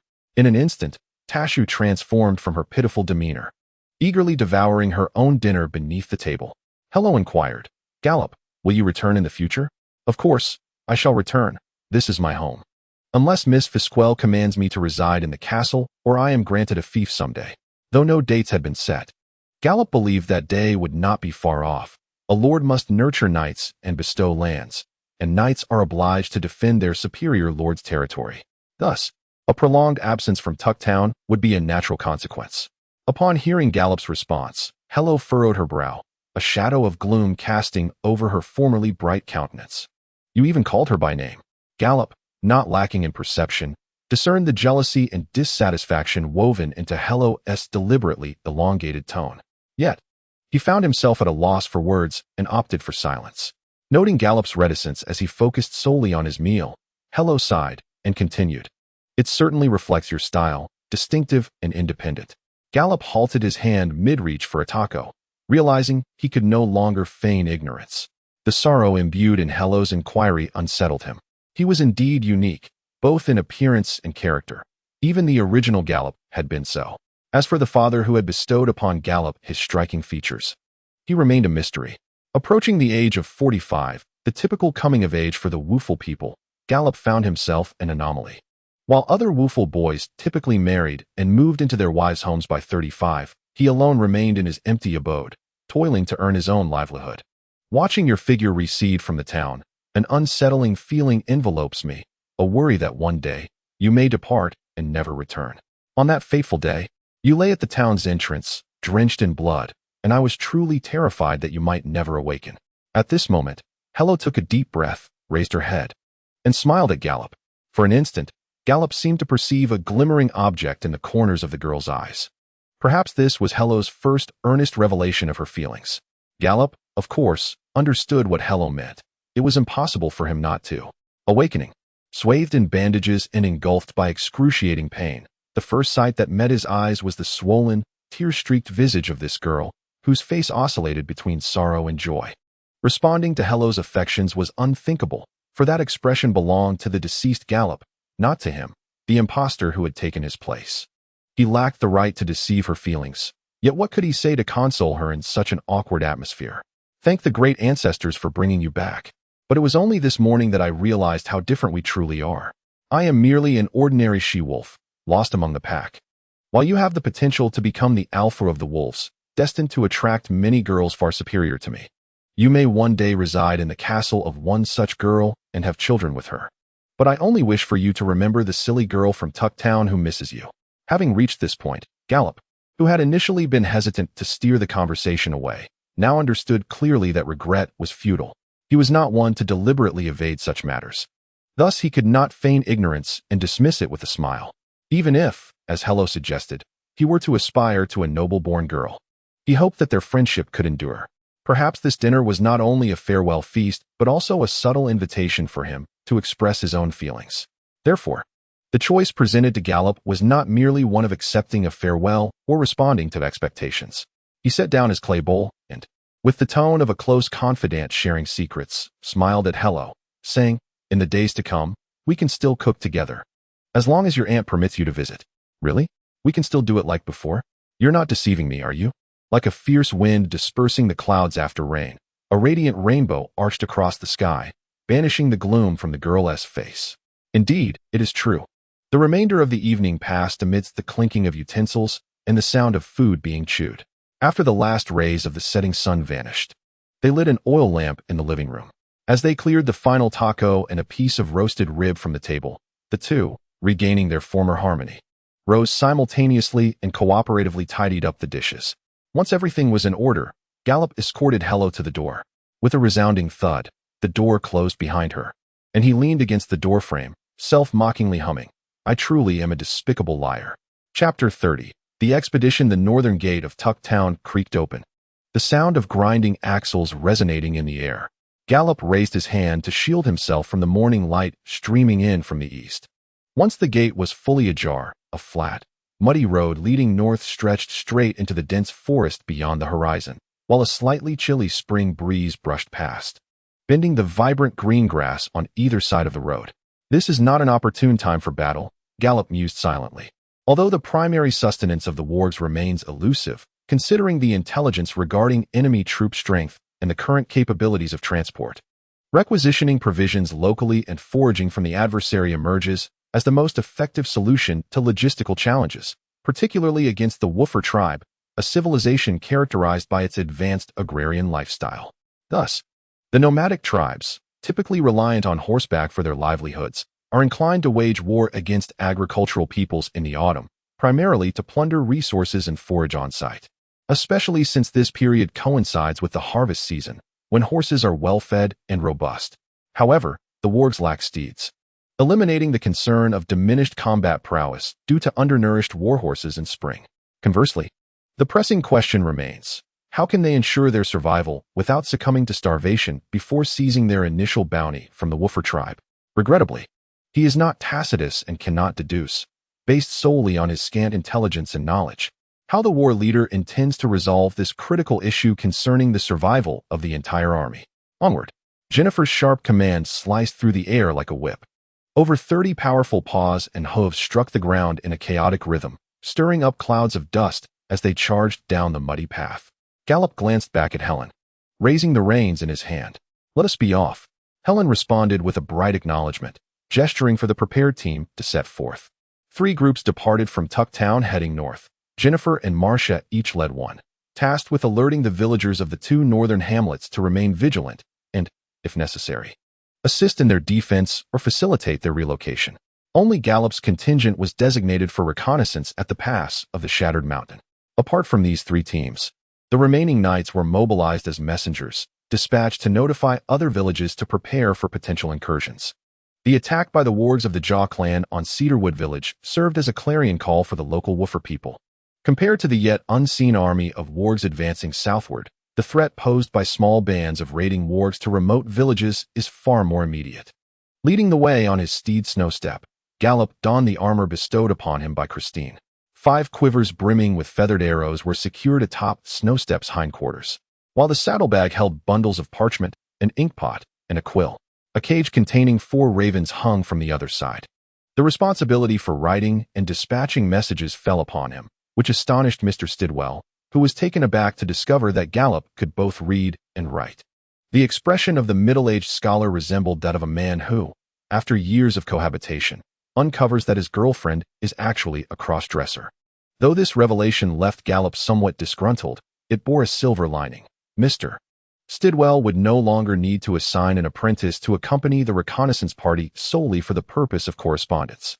Gallop had encountered those young women, quintessential clerical types, incapable of carrying burdens. Having such a liability along would divert his attention from ensuring their safety. Serving as his aide, Helen rode atop Grey Wind, and the 2 novice knights traversed the muddy path northward, trailed by 20 young soldiers of the city guard, all of whom were remarkably youthful, with the eldest only 15 years his senior, equating to a mere 20 years in human terms.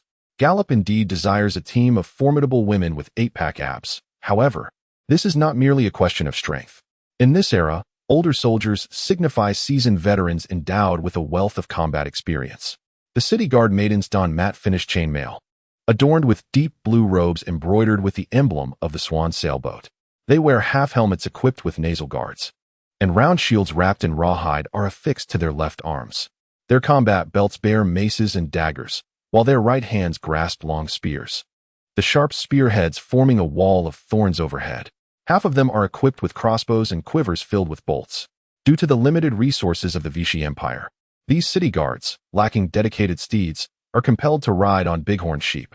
4 of them grouped together, seated in baskets strapped to the sheep's backs, while another sheep is procured to serve as a pack animal for transporting provisions. Mr. Stillwell initially contemplated using a cart, which would increase the cargo capacity and enhance the speed of the convoy. However, this notion was ruthlessly dismissed by Gallop. Beyond the Cedar Village lies an unbroken expanse of primordial forest, where the paths forged by the woeful ancestors have long been reclaimed by nature, rendering cart travel impossible. In addition to the standard personnel, 3 volunteers joined the expedition, a bighorn sheep and a grayscale bird, all acquaintances of Gallop. Hello gifted him a pair of bowstrings and a breech spear of a length comparable to a short sword, clad in a complete set of heavy plate armor. She wears a helmet with a single observation slit. Her back carries 2 large leather sheaths, each encasing a formidable square warhammer and a double-headed battle axe with a crescent blade. Her metallic belt is adorned with 3 or 4 daggers. Upon first seeing her armored ensemble, Gallop was nearly rendered speechless. The weaponry at her waist would require both hands for most, leading to doubts about her ability to wield them single-handedly. Yet, when she deftly swung the square warhammer in her left hand and the double-headed battle axe in her right, Gallop felt his worldview undergo a profound transformation. "Hello, burdened by her formidable armament, caused the gray-scaled bird that bore her to lag behind the convoy. Despite its impressive stature and strength, the other two volunteers shared a bighorn sheep. They were Winifred, the fledgling wolf priestess from Cedar Village, and Miafar, an elemental mage. Their attire remained scant, though Miafar had draped a full robe over her priestly garb, which bore a striking resemblance to an apron. Winifred's belt was brimming with various magical potions, scrolls, and spell components. Their rationale for joining was straightforward. The reconnaissance mission was perilous and required a healer proficient in life magic. I am the resident priestess of Cedar Village, free from the jurisdiction of the Dawn Temple in Tucker Town. The villagers have settled in, and Cedar Village lies in desolation. Rather than languish within the temple, it would be more beneficial to accompany you, lending my humble assistance against the Wolfman bandits, in gratitude for the day you saved our village. Winifred expressed upon meeting the reconnaissance team at the northern gate of the town. The resilience of a team will ultimately dictate its duration in combat.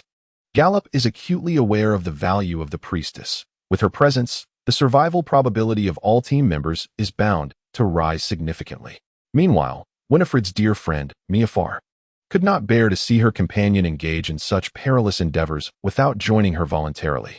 Among the entire team, only Gallop and Helen are the two male members. As the walls of Tuck Town gradually disappeared behind them, and even the swan sail flag atop the watchtower sank beneath the horizon, Helen rode up on Grey Wind and gestured towards the armor-piercing spike that Gallop carried at his waist. "Did that girl craft this armor-piercing spike?" he inquired. "Indeed. But I am not accustomed to thrusting motions," Gallop replied, withdrawing the spike from its leather sheath to scrutinize it under the sunlight. The weapon resembled the quadrilateral military dagger, yet its entire blade was square-shaped, leaving a cross-shaped wound upon piercing an enemy, though it was ineffective for slashing. Nonetheless, it served well for parrying. From this creation, it was evident that Hello's craftsmanship was swiftly approaching the level of her mother, Christine. The iron-gray edge of the armor-piercing spike exuded a chilling aura. Gallop, with an air of bravado, tested its sharpness with his fingertip, resulting in a crimson cut accompanied by a stinging sensation. The spike was entirely blackened, suggesting the addition of some material that imparted a sense of sturdiness. The creator clearly considered its intended use and enhanced the hardness of the material to prevent it from breaking under enemy weaponry. At the end of the grip, he noticed an etched word resembling a beast's fong, precisely the phonetic spelling of Hello's name. This word meant to face. In response to Gallop's inquiry, Hello blushed, turned her face away, and shyly said, "It's just my name. I crafted this weapon, and the inscription is merely for quality assurance and accountability. It carries no other significance." How could he not comprehend Hello's delicate sentiments? However, to address them directly would be rather unamusing. "It is a pity you do not intend to wield it. Nonetheless, I never imagined you would opt for a sword rather than a mace, finally transforming me into a knight not solely reliant on blades. Would it not be more prudent to select a higher quality steel or iron sword? Such a choice seems to undervalue the sheath's worth," Helen remarked, her gaze landing on the mongoose tooth hanging at Gallop's left hip. Due to the absence of a forge, Gallop dared not approach Christine for modifications, instead hastily wrapping several layers of leather around the base of the mongoose tooth for grip, rendering it rather rudimentary and starkly contrasting with the exquisite steel sheath gifted by the god of dawn. Do not be deceived by appearances. The blade concealed within is capable of slicing through iron as if it were mud. Helen smiled faintly at this remark and chose not to delve deeper, turning her gaze towards the rear of the group. "Is that girl truly not your beloved? Living in your home, tending to your daily needs, willingly acting as your retainer. How splendid. I too desire a girl who would willingly bear my spear, though it is somewhat peculiar that her equipment surpasses that of a knight." This is precisely the concern that Gallop harbors. On the battlefield, a squire is far more susceptible to demise than a knight. Although Hello's armored defense is undoubtedly superior by several folds, it does not guarantee her safety. True to her nature, once combat commences, she would be the first to charge forth. She is neither my beloved nor does she reside in my home. Gallop finds himself regretting last night's failure to resolutely reject Hello's affections. Yet, is it truly a matter of great consequence? The tale of Little Axe Tori also began with her knightly master's rejection. Perhaps she can persist and ultimately win over that knight's frigid heart. Helen displays a smile laced with intrigue. It is quite unfathomable that Helen, appearing as the epitome of a well-behaved child, possesses a sharp tongue, Gallop muses. Little Axe Tori is the protagonist of a folktale from the Wooful tribe, a kind-hearted yet clumsy rural girl whose home was destroyed, only to be taken in by a male knight. She earned her moniker due to her possession of a mere hatchet for chopping wood at the time of her rescue. Together, they weather numerous trials, including quelling banditry, resisting foreign invasion, and becoming embroiled in the courtly strife among lords. By the story's conclusion, Tori's sincerity finally touches the knight's heart, leading him to spurn the daughters of wealthy merchants, noble duchesses, beautiful and wise priestesses, and queens of vast dominions, ultimately forging a union between master and servant to continue their life as wandering mercenaries. Gallop does not doubt the veracity of this tale. There are indeed individuals in the world willing to forsake wealth, power, and status for love. However, such souls are as rare and precious as gold buried deep within the earth. He perceives that Little Axe Tori's story serves primarily as a beacon of hope for those common-born she-wolves who dare to dream. Chapter 31. Is this creature a goblin? On the morning of the third day after their departure, they arrive at the abandoned cedar village and proceed upstream along the nameless river. The upper reaches of this river are dotted with several long-deserted watchtowers. Gallop would never consider taking refuge within those dilapidated structures, yet, maintaining a stance of not underestimating the enemy, it is prudent to inspect these towers en route to the Broken Sword Mountains. One can never be certain if the Wolfmen might refurbish these facilities as strongholds for their advancing armies. Having left Cedar Village over 3 hours ago, the entire party is now enveloped by trees and flora. Towering cedars stretch upward, their dense canopies forming a vast green curtain that filters most of the light, casting a verdant glow over the ground and illuminating it with dappled sunlight that seeps through the leaves. Looking around, it appears that shadows lurking behind the trees conceal various creatures. Tracks of wild rabbits and wild turkeys can sporadically be found on the soft earth, and if one listens carefully, amidst the murmuring of the flowing water, faint calls can be heard from the depths of the trees. Those are the calls of bighorn sheep communicating with their kin. Visibility is exceedingly low. Helen clicks her tongue, turning back to signal the city guard. Circle formation, prepare for battle. The Wooful tribe is a martial and valiant race, where, barring those born with inherent frailties or disabilities, the majority of women engage in the practice of wielding war hammers and spears from a young age, coupled with their innate penchant for bravery and combativeness. Even the most ordinary of civilians transform into fierce warriors at the mere touch of a weapon. Those who undergo systematic training within the disciplined city guard become even more formidable. At the command of Helen, a single gesture swiftly mobilizes 20 soldiers of the city guard. They leap from their baskets, forming 2 concentric circles, one large and one small, in groups of 10. Soldiers equipped with crossbows draw their arrows, vigilantly surveying their surroundings from the inner circle, while the remaining soldiers brandish their spears in the outer circle, establishing a line of defense to protect the bighorn sheep and 2 unarmored volunteers within. Hello also dismounts from the back of her gray-scaled eagle, her hands firmly grasping the weapon's hilt, while the now at ease eagle is herded into the inner circle, where soldiers bind the mouths of the bighorn sheep with grass ropes to prevent any sounds that might reveal their position. Should we dispatch scouts? Helen queries, placing her arrow within easy reach after knocking it on her crossbow and raising her spear in readiness. Her movements resonate with her steed beneath her, Gray Wind now adopting a more measured gait, shedding the earlier carefree demeanor. No need, Gallop replies, vaulting off the snow steed and raising the composite longbow in his hand. Who better suited for this task than I? After all, as they advance, the likelihood of encountering werewolves increases should they indeed be mounting a large-scale invasion. He hastily consumes his portable rations for lunch and traverses the forest for several hours, with dusk approaching.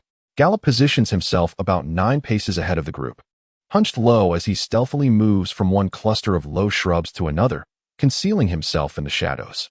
His cloak, adorned with fresh foliage, serves as a layer of camouflage. Though his chainmail shirt is somewhat cumbersome, its protective value outweighs the minor discomfort of being encumbered, especially when faced with the mortal peril of direct confrontation with foes. Snowsteed wishes to follow, but its pure white coat would only prove a hindrance. Upon nearing a watchtower, approximately a mile from his recollection, this tense and oppressive silence finally presents a hint of excitement.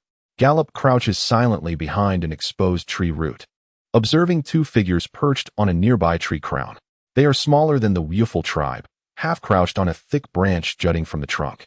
Clad in camouflage cloaks similar to his own, holding short hunting bows with feathered arrows resting against their bodies. Yet they appear woefully unalert. Gallop notes one with its head drooping against the trunk in a comfortable pose, while the other listlessly scans the surroundings. Gallop has never encountered such beings. They are certainly not native to these lands, but likely sentinels of the werewolf faction. An easily obtainable target, he assesses the strength of this new adversary in his mind.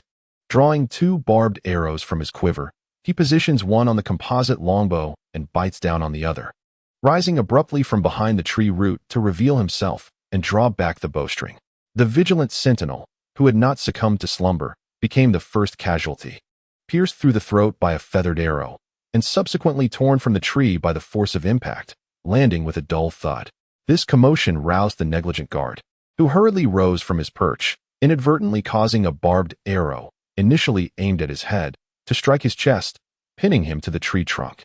After a torturous struggle, he succumbed to his fate, accepting his body's new role as an ornament upon the cedar.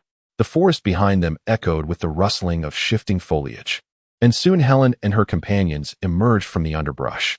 Noticing Gallop's hesitation, Helen swiftly approached his side, sword drawn in vigilance as she inquired, "Have you encountered trouble?" "Indeed. Look at what manner of creature he is." Gallop gestured toward the fallen corpse. Helen bent down cautiously, peeling back the camouflage that draped the body, revealing a form akin to that of a child, a cherubic face still bearing the innocence of youth. Its skin was an unsettling shade of grass green, with short, disheveled brown hair reminiscent of tangled underbrush. The blood-red eyes gazed vacantly at the sky, as if yearning for life and lamenting the loss inflicted by its assailant. The half-open mouth revealed rows of sharp teeth, reminiscent of a carnivorous beast, severely worn and yellowed, likely due to neglect or poor quality sustenance. The creature's limbs, contorted from the fall, bore the appearance of a marionette in disrepair. Realizing that the victim had perished prior to the fall, Helen turned to Gallop with admiration. "It is a warrior of the small goblin tribe." "Small goblin," Gallop exclaimed, his surprise evident. The appearance of this creature starkly contrasted with his conventional understanding of goblins. However, reflecting on the existence of such endearing beast folk as wooful, he deemed it unsurprising that this world could harbor charming little goblins as well. Helen, grasping the frail little claw of the corpse, added, "Indeed, it is a small goblin. Mr. Dickway once showed me the bestiary of intelligent beings from the Salraf Continent during his lessons for attendants and apprentice knights. This species cohabitates with werewolves, not necessarily in a symbiotic relationship, but they occasionally cooperate. Their strength and intellect are lacking, their discipline is lax, and their weaponry is rudimentary. A single wooful warrior could easily best 10 of them. It seems the bestiary speaks the truth." Gallop nodded, perceiving this as promising news. In the midst of a military conflict, one naturally hopes for the enemy's diminished prowess. The act of dozing while on watch is utterly intolerable within military ranks, even in feudal armies where organizational structures may be imperfect. Upon examining the corpse's possessions, he found the equipment to be equally dismal. A necklace strung with beast teeth adorned a neck so slender it appeared it could snap with a firm grip. The leather armor, which enveloped the body, emanated a faint odor, likely not due to being tanned with excrement, but rather from never having been cleaned since its creation. The short hunting bow could pierce leather and cloth armor, yet the tips of the feathered arrows were fashioned from animal bone, only capable of wounding the exposed flesh outside the steel armor. Otherwise, they would struggle to harm a wooful warrior. Equipped as a melee weapon is a primitive stone axe, crafted from suitably sized stones meticulously shaped into a blade, then bound with vine to a sturdy hardwood handle, appearing rather unreliable at first glance. A leather pouch, stitched from animal hide, contains moldy bread and a few strips of jerky. Helen scooped up a handful of mud to wipe away the bloodstains clinging to her gauntlet. Rising once more to assert, the scale of their numbers remains unclear. Seeing is believing. "Is it due to their remarkable fertility?" Gallop inquired, fixing his gaze on the direction of the little goblin sentinels. As a common hunter encountering goblins for the first time, Gallop unconsciously drew upon knowledge from a previous life. Aside from being somewhat cuter, these goblins shared the same traits, suggesting that they too possessed the traditional advantage of a rodent-like reproductive rate, which would result in vast numbers. At that moment, Helen did not notice his verbal slip, instead responding affirmatively. Indeed, the deployment of sentinels indicates they are under the command of a more intelligent being, possibly a werewolf or some other clever goblin. Given the goblin's abysmal execution capabilities, one could expect at least a 40% deviation from any commands issued by their leader. Gallop felt a twitch in his eyelid, suppressing the urge to scoff. 2 knights. Are you suggesting that the distribution of the little goblin sentinels may not be uniform? Miafar interjected. Helen glanced at the elemental mage with some hesitation before nodding. More scouts must be dispatched. I am the only one who frequents this area. Gallop shook his head, well aware that the goblins' failure to establish sentry posts according to their commander's intent was a fortuitous circumstance. However, it resulted in an erratic distribution of their watchmen. In a forest where visibility is limited to a mere 20 feet, should one sentinel fail to die quietly, a single scream could betray the reconnaissance team's presence. The city guard, though equally unfamiliar with the woods, must remain silent from beginning to end, whereas the goblins need only one individual to cry out before fulfilling their task. Sending out more scouts increases the likelihood of encountering sentinels. However, assigning the task of scouting alone is not particularly safe. Even the most skilled hunter cannot guarantee the discovery of every lurking beast, though this conservative measure carries relatively lower risk. Wait, the elemental mage's amber eyes glimmered. I have a solution. Please summon the soldiers most adept at reconnaissance. Helen tentatively asked. Magic? Most likely, Gallop replied. Moving amongst the city guard to select 3 soldiers armed with crossbows based on the criteria of priority for seasoned hunters. Without waiting for questions, Miafar explained in a calm tone. I have bestowed upon you the silence field. This spell will last for approximately 2 hours, ensuring that within a radius of 40 feet centered on you, even a scream akin to a dragon's roar will not reach the outside world. What a convenient spell. Gallop smiled with satisfaction, resolving to practice his elemental magic thoroughly when the next opportunity to enter Utopia arises. He had encountered the wind element spell in his Mother Minyan's spell book, yet he had never studied it. Moreover, given his current level, he was unable to bestow the spell upon others. Even an apprentice spellcaster could apply the effects of a spell to themselves. However, the ability to transfer these effects to others served as a distinguishing criterion between true professionals and mere amateurs. He commanded the soldiers, hand over your backpacks and belongings to others, and do not carry your spears and shields. Move lightly. Proceed in a fan-shaped formation and eliminate all humanoid beings that are not of the Wuful tribe. Remember, act swiftly and remain silent. Yes, my lord. Chapter 32. Kicking the door with the magical support of Miafar, the reconnaissance team's advance exceeded all expectations. The 4-man vanguard unit, led by Gallop, cautiously progressed while dismantling the goblin sentries positioned throughout the forest. The newly appointed knight moved like a small shrub with legs, silently shifting positions. However, the heavy boots of the 3 accompanying soldiers crunched against the vibrant green ferns, creating a sound that resonated in his ears like the beating of war drums. Even the snapping of a dry twig underfoot produced a startling crack in the stillness of the forest. Yet, such overwhelming noise failed to disturb the birds perched atop the treetops. If the timid and sharp-eyed birds could not detect the stealthy Wuful warriors, then the drowsy goblin sentinels on watch would certainly remain oblivious to the approaching scythe of the goddess of death. In the combat environment of the dense forest, the initial clash often involved a silent duel between scouts and sentinels, where the roles of predator and prey were not fixed. The ability of either side to assume the other's role depended on their capacity to detect one another beforehand. However, with Miafar's spell and Gallop's stealth techniques, it was evident that the goblins could only play the role of prey. The sensation of being a hunter was exhilarating. With this thought in mind, Gallop stealthily approached a small goblin peering into the distance from the treetops. He readied an arrow, drew his bowstring, aimed, and ultimately released the feathered projectile, piercing the slender body of the little goblin. The corpse fell softly, yet did not crash to the ground. A vine fortuitously obstructed its descent, suspending the body in midair. Observing the body swaying like a hanged man, Gallop smacked his lips and climbed to the treetop to sever the vine, ensuring this unmistakable marker of their presence was removed. As he prepared to descend, a flicker of movement caught his eye. Against a backdrop of lush greenery, a wisp of gray smoke was rising, drifting toward the azure sky adorned with scattered white clouds.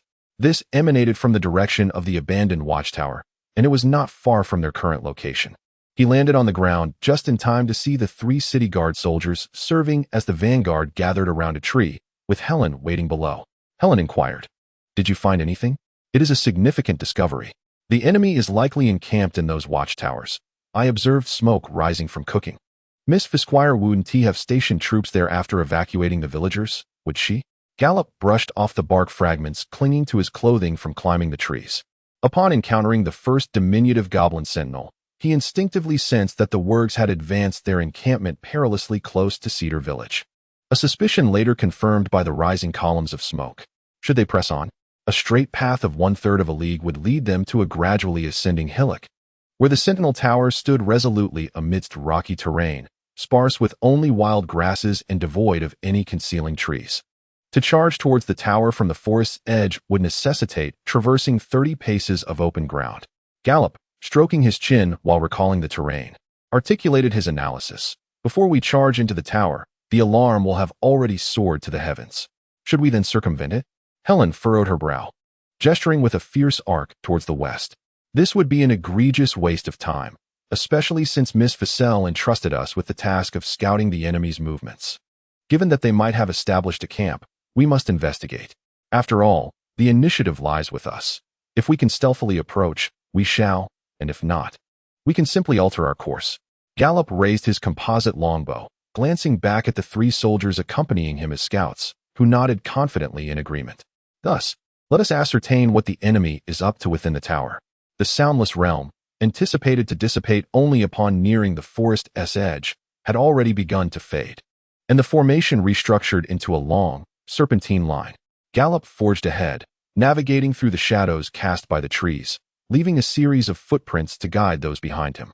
The winter's accumulated moisture had yet to be fully absorbed by the soil, and the ferns erupting from the earth grew wildly, rendering the ground slick, with exposed stones and tree roots creating treacherous traps for the unwary. Given the uncertainty of the enemy's numbers at the tower, prudence was certainly warranted. As the trees thinned, the ground beneath them became increasingly littered with hard stones, signaling to Gallop that he was nearing their destination. He raised his hand into a fist, signaling for all to halt. Helen and the city guards immediately crouched low, and to his surprise, Greywind and Snowstep comprehended his gesture, following suit and remaining motionless. Hello also complied without dissent, albeit a bit clumsily, the sound of her armor clinking softly. Winifred hesitated momentarily, but tightened her cloak and crouched down. Among them, Miafar was the most ill-prepared, wearing the least clothing and lacking a full cloak like Winifred's. Having journeyed thus far exposed, her fair skin bore numerous red marks from branches, now smeared with mud and decaying leaves. Frowning deeply, she waited until her friend crouched down before laying a handkerchief on a protruding rock and precariously seating herself atop it. Gallop gently parted a cluster of obstructive shrubs, revealing a breathtaking vista. The expansive rocky terrain abruptly ascended, punctuated by sporadic patches of vibrant green emerging from the peculiar crevices of the stones, a testament to the resilience of life. Atop the hill loomed a sentinel tower imbued with a sense of historical gravitas, its timbered columns, cloaked in verdant moss, anchored firmly into the earth, encircling a modest encampment centered around the tower. Atop the watchtower, reminiscent of days gone by, no flag of the invaders was found. Yet several nests once built upon the battlements were conspicuously absent. Suddenly, there was a commotion at one of the parapets. Gallop fixed his gaze upon it, and soon spotted a pair of small hands emerging from behind the parapet, grasping the stone bricks of the shooting port. Following that, a small head adorned with brown hair and green skin peeked over the battlement, its wide eyes scanning the area below. Indeed, it had been occupied. Gallop scrutinized the little goblin, who was struggling to position itself in a manner that would not obstruct its view behind the protective wall, and drew his conclusion. Helen remarked, "There is only one sentinel, yet we cannot ascertain how many foes lie within. It could not be many. In the past, he had explored most of the abandoned watchtower fortifications, and that tower could accommodate at most 40 individuals, unless the little goblins had a peculiar affinity for crowding together." Gallop pondered, somewhat concerned about how to bypass the enemies inside without alarming them, while also managing to open the great door. "We are undaunted. That is not the issue," Gallop retorted, his lips curling in discontent, for Helen had clearly misinterpreted his intent. This was a tactical dilemma, not one of morale. Striking the enemy unawares could significantly mitigate our losses. Even a battle wolf must exert itself fully against a rabbit. You overthink it, my lord. Your archery is exceptional. It should be no challenge to fell that sentinel atop the tower with a single arrow. Then, one of us can imbue the area with silence and rush to the door, encompassing it within the realm of quietude. Miafa, who had somehow squeezed her way up from behind, shielded her eyes and gazed at the grand door upon the wooden walls. Breaking down the door is not a problem. With a door of such hardness, 2 or 3 fireball spells could easily dismantle it. I have seen your prowess with fireball spells, though demanding. It would be feasible for each of us to cast one half. The proposition put forth by the most astute elemental mage of the team was remarkably straightforward and rather surprised Gallop. But what if enemies nearby witness us breaching the door? Moreover, I would prefer to utilize this watchtower. I would reserve the door demolition for a dire situation. Miafa pointed to a peregrine falcon circling above the tower. That poses little concern. My familiar Nova will keep watch over the situation beyond the walls. Once the core elements of the plan were established, several finer details were promptly settled. Miafa cast the silence spell upon Helen, while all eyes were on Gallop as he demonstrated how to eliminate a sentinel atop the watchtower from 30 paces away with a single arrow. The feathered arrow found its mark in the gobliness eye, the inertia of its flight carrying the green-skinned head behind the parapet. Helen drew her dagger, gesturing towards the watchtower. City guard, follow me. Let us vanquish the enemies who invade our land. Long live Riverbend City. With that, she charged from the forest. Except for 2 soldiers who remained to tend to the mounts and supplies, the rest of the city guard echoed Helen's battle cry. Long live Riverbend City. As they surged forward, closely followed by a burly figure adorned with a horned helmet. Hero, wielding a square war hammer in his left hand and a double-bladed axe in his right, sprinted ahead, even outpacing the relatively lightly armed city guard. Only second to Helen in position. Gazing at his comrades charging forward with battle cries, Gallop nearly struck his forehead in frustration. The medieval knight was not accustomed to such folly. Fortunately, Helen and her group had formed a tight cluster, sheltered within the confines of the silent domain. Otherwise, after stealthily advancing for so long, being undone by his own war cry could have led him to a fit of rage. The group arrived at the wall, unhooking their ropes slung over their shoulders and casting grappling hooks toward the parapet. As one hook after another secured itself to the wall's edge, the warriors of Wuful adeptly ascended using the ropes. It must be noted that the city guard was remarkably well equipped. Each soldier possessed a grappling hook, an item rarely utilized in their typical operations. Initially, Gallop had anticipated that he would be the sole one to scale the wall and subsequently unlock the gate for the others. As they surmounted the wall, just as Miafar had assured, there were no enemies in the open space between the wall and the watchtower. However, the ground bore the scars of fire. The once verdant undergrowth now a memory. Gallop knocked an arrow, aiming at the watchtower's closed gate, prepared for any foes that might emerge unexpectedly.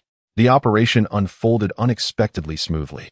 All soldiers scaled the wall and, aided by the silent domain's concealment, forced open the gate, allowing the hesitant Winifred and Miafar to enter.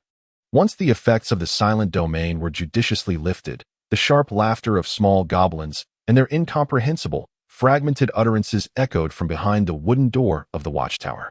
Pressing his ear against the door, Gallop listened intently. Though he could not comprehend their language, he could discern the number of voices to ascertain the enemy's strength. They were not merely idly conversing. The count ranged between 15 and 20, just enough for each to be accounted for.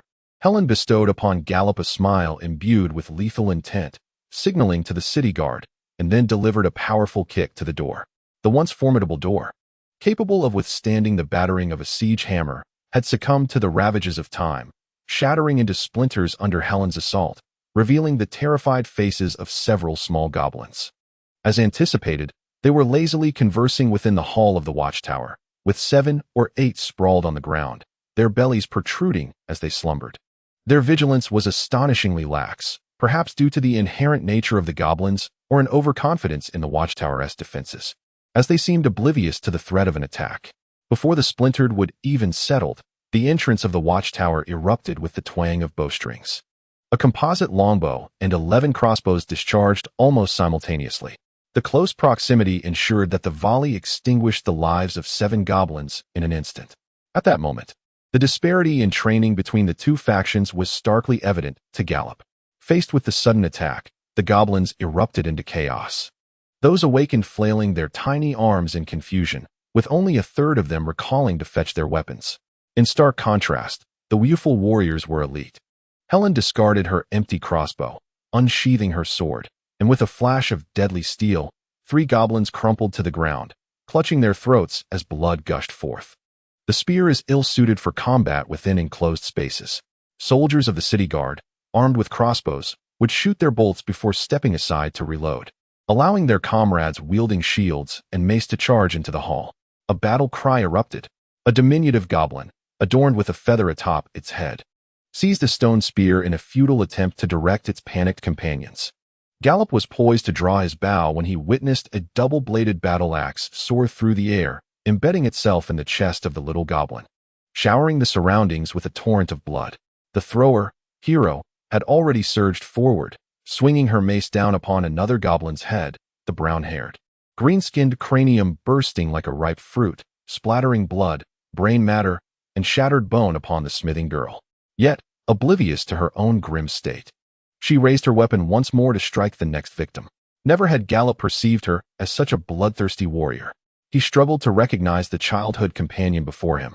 As goblins fell one by one, pools of crimson blood slowly expanded beneath them, and the cacophony of battle within the tower hall gradually subsided, ultimately yielding to a profound silence.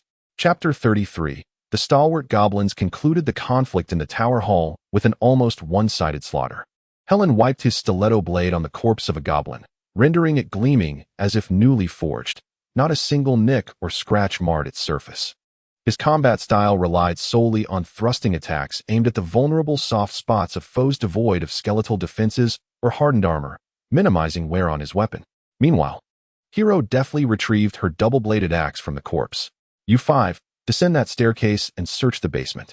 Eliminate any foes you find. The rest of you, follow me upstairs. Understood. The response from the city guard was uniform and vigorous.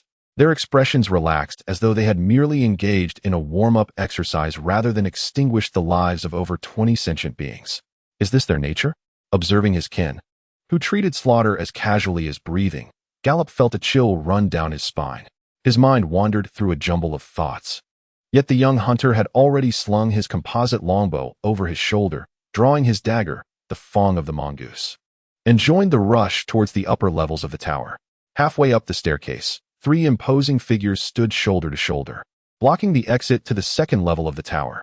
The one in the center boomed in a heavily accented common tongue of the beast folk. Wolf maidens, it ends here. We are the earth goblins, distinct from the lesser goblins. This proclamation struck Gallop as eerily familiar. He vaguely recalled a figure clad in light blue one-eyed armor uttering something akin to it. Yet that same figure had ultimately met his demise at the hands of a demon, just like those adorned in green one-eyed armor. Traditionally, earth goblins and lesser goblins are considered close kin, sharing similar brown hair and facial features, yet their resemblances cease there. As the trio claiming to be earth goblins asserted, they stood in stark contrast to their smaller counterparts. If the lesser goblins embodied the image of weak, green-skinned children, the earth goblins resembled robust, yellow-skinned warriors. A formidable figure, towering 6 feet tall and as robust as a grizzly bear, donned a suit of chainmail, albeit rusted, yet far superior to the tattered leather attire of the diminutive goblins. Exposed areas revealed well-developed muscles, reminiscent of a sculptor's masterpiece of an athletic man. In his hands, he wielded a heavy tower shield and a long, unblemished cleaver, indicative of his diligent maintenance of his weapons. His blood-red eyes radiated a fierce determination and courage, starkly contrasting the confusion and hesitation often seen in goblins. There is no distinction, Helen replied nonchalantly, taking a bold step up the 8 stone steps, her sword gleaming as it aimed directly at the central goblin. The targeted goblin deflected the piercing thrust aimed at its face with its shield and retaliated with a sweeping strike, while another goblin simultaneously attempted to flank the lone knight. Recognizing her attack had failed, Helen deftly retreated, her movements as agile as if traversing flat ground. The goblins, having repelled their adversaries, chose not to pursue but instead returned to their previous formation, blocking the exit and maintaining their defensive stance. A second clash ensued after a brief pause. Helen, Her sword, still glinting ominously, now had the protection of a few city guards at her flank. The collision of long blades and spiked maces produced dazzling sparks, their metallic clang resonating through the air. The watchtower, designed for defense, featured somewhat broad staircases facilitating the movement of defenders between floors, seemingly advantageous for invaders as well. However, 3 warriors standing shoulder to shoulder could effectively obstruct the exit, forcing intruders to navigate the uneven stone steps, which spiraled upward in a leftward fashion, restricting the weapon-swinging space for the majority of right-handed combatants. The trio of goblins coordinated their movements with precision, retreating and advancing strategically. Their sturdy tower shields absorbed Helen's lethal thrusts, while their long knives parried the city guards' maces, occasionally retaliating with swift strikes. In contrast, Helen's aggressive thrusts, though fierce, were thwarted by the impenetrable tower shield, preventing her from tasting the warmth of fresh blood, akin to a tiger unable to feast upon a tortoise. The 2 city guards assisting her fared even worse. Their maces lacked impact, each swing requiring careful consideration to avoid striking the walls, all the while exposing themselves to the downward slashes of the goblins' long knives. Such a stalemate quickly drained their patience. Seizing an opportunity while Helen engaged the central goblin, a city guard shouted, raising his round shield and charging fiercely at the opposing goblin, his mace crashing heavily against the tower shield. Against the backdrop of splintering wood and the stumbling goblin, he bellowed, "Die, you hideous creature!" Observing from a distance, Gallop, relegated to the role of spectator, discerned the impending danger and called out urgently, "Fall back. It's a trap." Unfortunately, no sooner had he spoken than the central goblin, with a swift and powerful thrust of its long knife, struck the brave city guard in the side. Despite the chainmail's robust defense, augmented by a hardened leather jacket, it could not withstand the explosive force unleashed by the goblin's arm. She let out a muffled grunt, gritting her teeth to resist the urge to fall. At that moment, the earth giant she had forced back let out a sinister laugh, brandishing its blade and compelling her to raise her round shield to absorb the blow. Immediately afterward, the giant delivered a brutal kick to her unprotected abdomen, sending her sprawling backward, the long knife embedded within her being wrenched free, splattering a vivid scarlet across the staircase. To make matters worse, her backward tumble caused the other city guard soldiers, who were stationed behind on the stairs, to stumble and fall as well. Realizing the precarious situation, Helen and another city guard at the forefront quickly retreated several steps, adopting defensive stances to thwart any further advance from the earth giants. For it would not merely be a matter of a few injuries then. However, the earth giants exhibited a surprising camaraderie, repositioning themselves at the exit, displaying no intent to press the attack. How vexing. This is precisely why I loathe engaging in room-clearing activities in castle watchtowers. Yet, why do the movements of those earth giants seem so peculiar? Gallop observed the soldiers at his feet, who were tangled together and groaning as they struggled to rise, and let out a sigh. He switched the mongoose tooth to his left hand and formed a spell-casting gesture with his right. "Hurry. There are 2 goblins at the top of the tower ready to signal with smoke." The confrontation had just begun when Miafa urged in a hushed tone, "Smoke signal?" No wonder they were adopting a defensive stance. It was merely a tactic to buy time. Gallop smiled faintly and turned to Miafa, offering a reassuring grin. "Do not worry. It will be over soon. Hello, come here. I require your assistance." He then stepped forward to stand alongside Helen. "You and her should go downstairs to rest. I can deal with these 3. Wait. But, trust me, I would never gamble with the lives of our entire squad of over 20. Observing Helen's indecision, Gallop succinctly stated, acknowledging her prowess. Yet he noticed that this charming faux knight was breathing more rapidly, already showing signs of fatigue. "Very well." With Helen stepping back, Hello took her place. Gallop remarked, "Can you help me knock down the tower shields of the 2 earth giants on the right? It's a simple task." Hello, clad in a bucket helmet that obscured her face, spoke with unwavering confidence. The leading earth giant paid little heed to Gallop's command, instead focusing intently on his gesturing right hand. "Wolf girl, the space here is confined.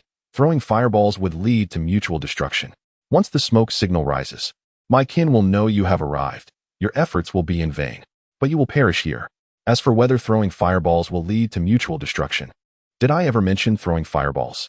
Just as Gallop's words fell, he propelled himself forward, leaping at the earth giant with the mongoose tooth held aloft. Perhaps driven by some instinctual intuition, the earth giant targeted by Gallop did not raise its shield to intercept the blade, but hastily retreated several steps, clearing a path for Gallop to land. The adjacent earth giant, attempting to replicate the earlier ambush, also shifted to the side with its weapon raised, only to witness a flame tongue erupting from Gallop's palm, hurtling towards him. The flames swiftly clung to the tower's shield, igniting with fervor. Although the first-tier fire element spell, Burning Hand, possessed limited power and range, it excelled in its lack of incantation. Despite the earthbound creature not being scorched, the intense heat radiating from the opposite side of the shield, coupled with the innate fear of fire, compelled it to make the erroneous decision to discard the shield. The defensive line of the earthbound creatures had yet to recover when Hello charged forward valiantly. The double-bladed battle axe, descending forcefully, collided with the hastily raised longsword, causing the blade to bend under immense pressure, emitting a strain-inducing, mournful resonance.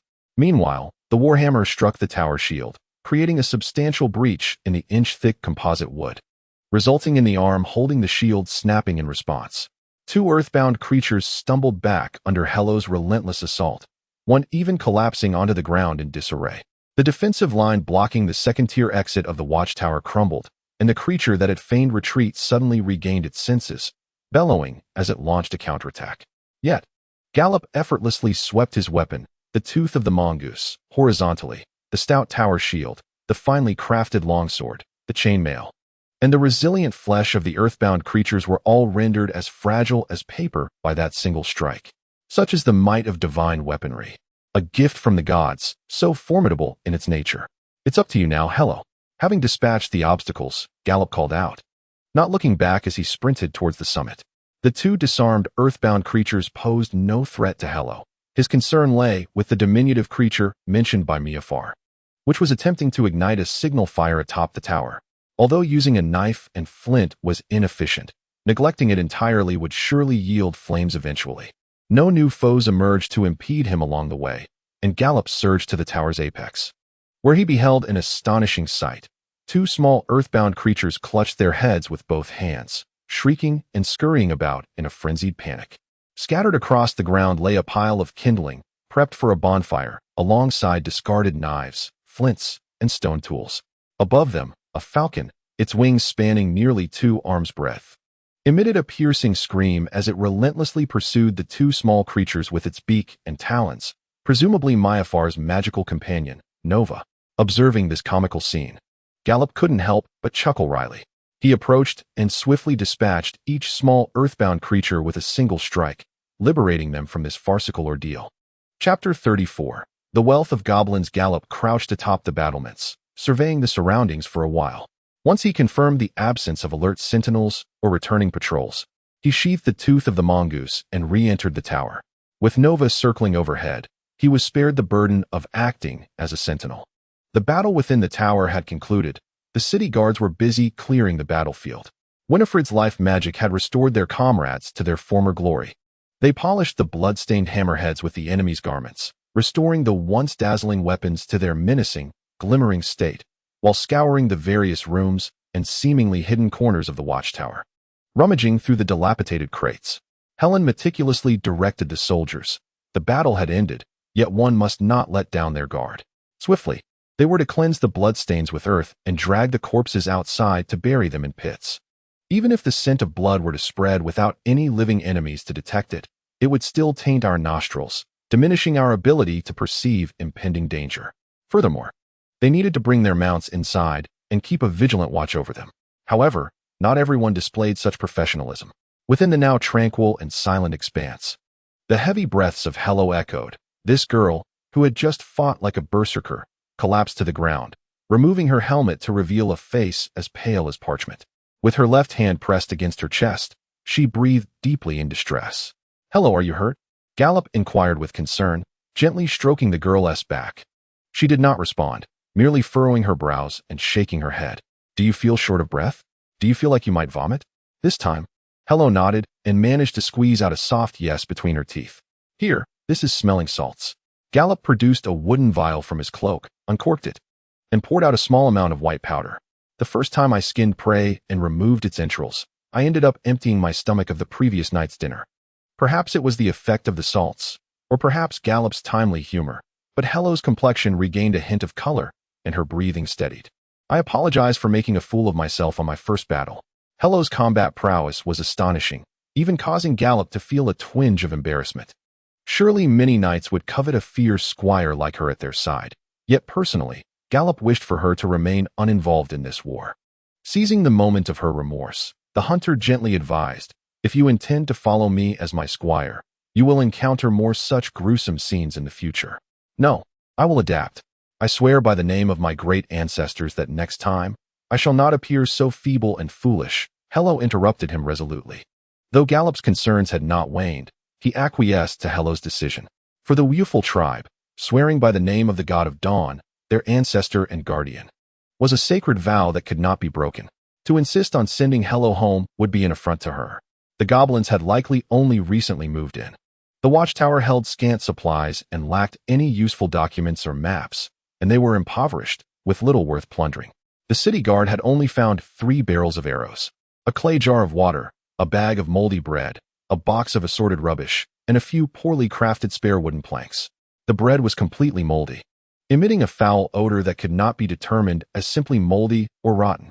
If given a choice, it was likely that no one but the little goblins would wish to fill their stomachs with such bread. Gallop inspected the arrows. Their shafts were only 2 feet long, limiting their range, and most were tipped with bone or stone, with merely 20 iron-tipped arrows, all rusted. The hunter sighed. Tossing aside a short arrow he deemed useless back into the wooden barrel, and turned his gaze towards Helen, who was intently examining the box of debris. When the box was discovered, it was secured with a small metal lock. The city guards, filled with eagerness, broke the lock in hopes of uncovering some treasure, only to be met with disappointment. The contents could only be described as refuse: thick-bodied caterpillars, plump beetles, unripe wild fruits, skinned moles, gray-black fungi, oozing tree roots, and even the leaves, stems, and roots of numerous wildflowers and grasses. One could scarcely fathom why these little goblins collected such items, treating them as treasures worthy of being locked away in a box. It seemed that the enemy would have to wait several days to discover that the goblins inside the watchtower had been exterminated.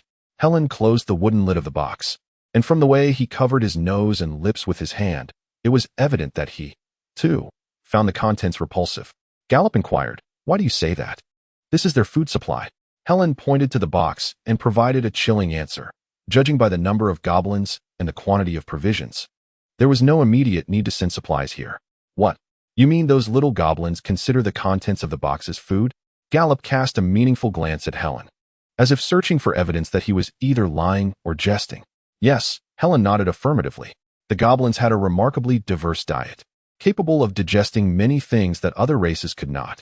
Their sense of taste was dull, and they had little regard for the flavors of food, leading them to consume what many would never consider as sustenance. Generally, they would boil their finds into a thick soup and eat it with bread, simply by pouring the contents of the box into a pot, adding water, and cooking it down into a stew." Hearing this, Gallop nearly retched, recalling the jerky he had eaten for lunch. Despite the tower being filled primarily with various refuse, some usable spoils were still found: the heavy armor and long swords of 3 large goblins. Although there were issues with damage and size, the metal was of decent quality. In an agricultural era where the production of steel was woefully low, a good piece of iron could sometimes serve as a form of currency. The tower shields were in a state of disrepair, and even if intact, they were crafted for the size of the large goblins, making them cumbersome for the Wolfer clan, who would have to wield them with both hands or push them along. However, they were suitable as siege shields for deflecting arrows. As the bodies of the city guard soldiers were dragged by their ankles outside the tower, Winifred wove through the corpses of the little goblins, occasionally kneeling to close the eyes of the deceased, placing her palm upon their foreheads, and softly chanting solemn phrases. "May their sins dissolve with death. May their souls return to the void, devoid of good and evil." "What is she doing?" Gallop and Hello both focused their gaze on the fledgling wolf priestess, their faces filled with questions. After all, it seemed exceedingly strange to pray for one's enemies, especially for those who were already dead. The soldiers of the city guard also wore expressions of confusion, yet they remained focused on the task of clearing the battlefield, not pausing to observe Winifred's actions. Gallop finally turned his head and asked, "What is she doing?" Unexpectedly, it was not Miafar but Helen who responded, "A ritual of prayer for the repose of the souls of the fallen of foreign lands." Gallop's lips tightened. and his eyebrows arched dramatically. Hey, those little goblins are our enemies, marauders invading our homeland. Every soul is equal, he continued. This time, it was Miafar who took the floor, stating, regardless of how you knights perceive it, to be fair, I believe she is naively misguided in this regard. Gallop replied coolly. Miss Garcia, I concur with your opinion. To him, the most formidable foes were the most ruthless, allowing one to harbor unabashed hatred. Even if one resorted to extreme measures to vanquish an opponent, it would feel entirely justified. Conversely, a respectable enemy posed the greatest challenge, implying the existence of certain rules and tacit understandings, and even provoking feelings of sympathy and understanding during wartime, thus burdening oneself with unnecessary psychological weight. Miafar sighed at this, glancing helplessly at her distant friend, and inquired, Sir, we have already engaged in a fierce battle. What should we do now? Gallop moved to the window, observing the encroaching darkness of the night sky. Miss Garcia, how much longer can your magical companion soar through the heavens? Not much longer, she replied. Nova must also seek food and a place to rest. I propose we tidy up and spend the night here. Gallop regarded a wide crack in the wall, large enough for a hand to fit through, for a moment before saying, the goblins seem unconcerned about whether this watchtower will collapse at any moment. Thus, we should not fret over it either. Helen's thoughts diverged slightly from Gallop's. However, the goblins' occupation of this watchtower indicates that their control has extended to this area. Do we not find it somewhat perilous to spend the night here? Firstly, the sentinels have been largely cleared. We remain concealed. And I have found no signs of imminent reinforcements among the enemy, Gallop replied, gesturing towards the sunset sinking toward the horizon. Furthermore, we have no other refuge to which to retreat. Another hiding place capable of accommodating over 20 individuals and nearly 10 large animals lies 15 miles away. By the time we reach it, it will be at least noon tomorrow. To sleep on the forest floor would be a heroic endeavor, fraught with the presence of wild ram herds and courageous wolves that attack. In the past, I would have sought refuge in the trees, crafting a nest of grass to sleep in.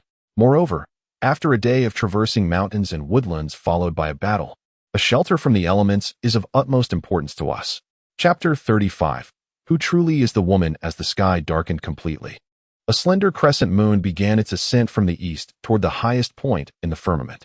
Within the watchtower, 2 robust bonfires were kindled, dispelling the chill of the night and illuminating the hall of the tower.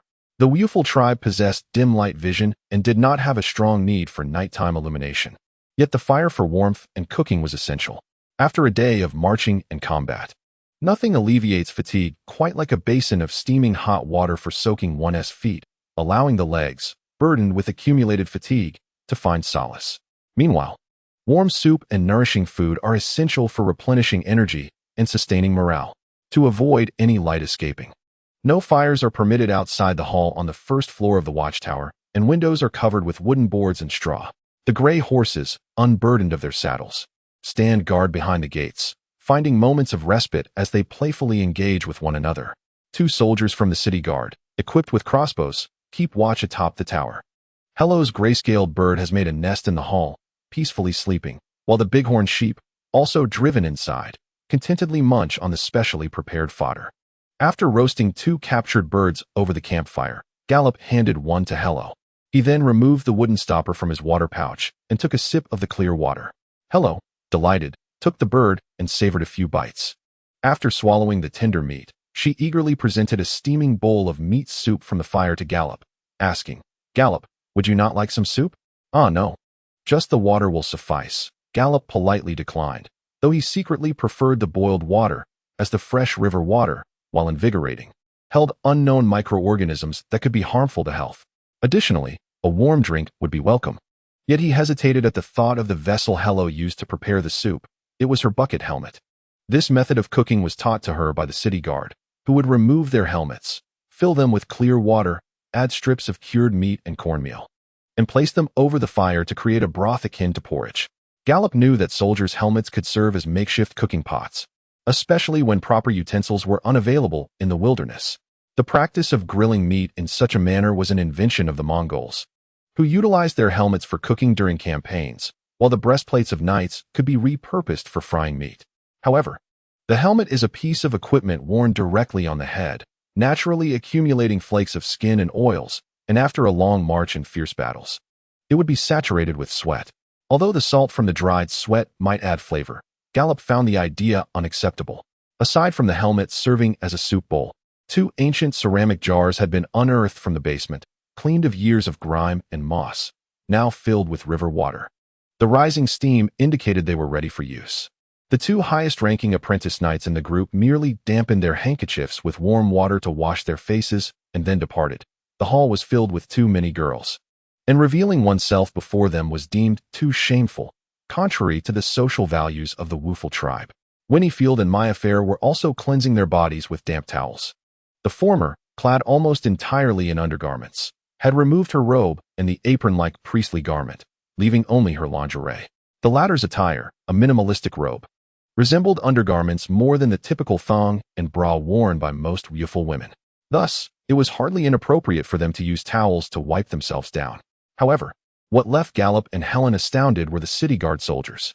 Excluding the 2 who were on duty, after satiating their hunger, the soldiers casually wiped the insides of their helmets with rags and proceeded to discard their protective gear, revealing their pristine white skin. They took turns immersing their legs in a hot water vat, using towels to cleanse the accumulated sweat and grime from their bodies. The flickering red flames cast a warm glow upon their well-toned physiques, reflecting a hue of vitality, instead of the delicate, fragile beauty typically associated with traditional femininity. They embodied a robust and healthy allure that radiated life force. Towering confidently against the force of gravity, their rounded, pert forms created a series of breathtaking visuals. What astonished Gallop further was their utter disregard for the presence of men. While washing their bodies with towels soaked in hot water, they unabashedly touched each other, playfully patting one another's smooth skin and shamelessly kneading each other's chests, engaging in mutual ear-licking and tail-tugging. They even playfully flicked their tails, casting flirtatious glances at the 2 men present. In stark contrast to these seemingly shameless city guards, Hello, with a bashful demeanor, merely removed her greaves and boots. Her cheeks flushed as she quietly soaked her feet. Fortunately, having been accustomed to the flawless figures of the ethereal maidens, Gallop found himself both exhilarated and composed. While Helen's face burned crimson, betraying her discomfort, which Gallop would wager was not merely the reflection of firelight on her skin. "Gee, Gallop, I feel a bit unwell. I'm going to get some fresh air," Helen stammered, and as soon as she finished speaking, she dashed up to the 2nd level with a speed surpassing that of her earlier charge. Seeing this, Gallop turned and followed her, recognizing that while the girls were unashamed, it was still impolite to stare, and he had pressing matters to discuss with Helen. Upon reaching the 2nd level of the watchtower, he beheld the sight of Helen, her tail erect and her fur fluffed out, a petite figure filled with a mix of anxiety and allure. Gallop couldn't help but chuckle softly. Was it really necessary to be so flustered at the sight of a group of naked, fit, beast-eared maidens?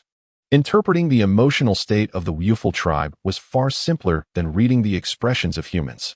When feeling anxious, a Woofle's tail would be held straight down. If startled or enraged, it would stand upright, fur bristling. Conversely, joy would cause their tails to sway. It was said that by middle age, a well-trained Woofle could control their tails to prevent revealing their emotions, a skill that the still immature Helen clearly had yet to master.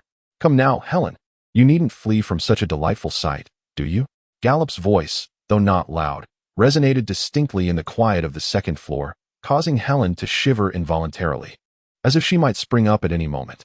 What a breathtaking sight! Goodness, I must cleanse my eyes, or I may awaken blind tomorrow, Helen exclaimed in indignation, turning swiftly to ascend the staircase.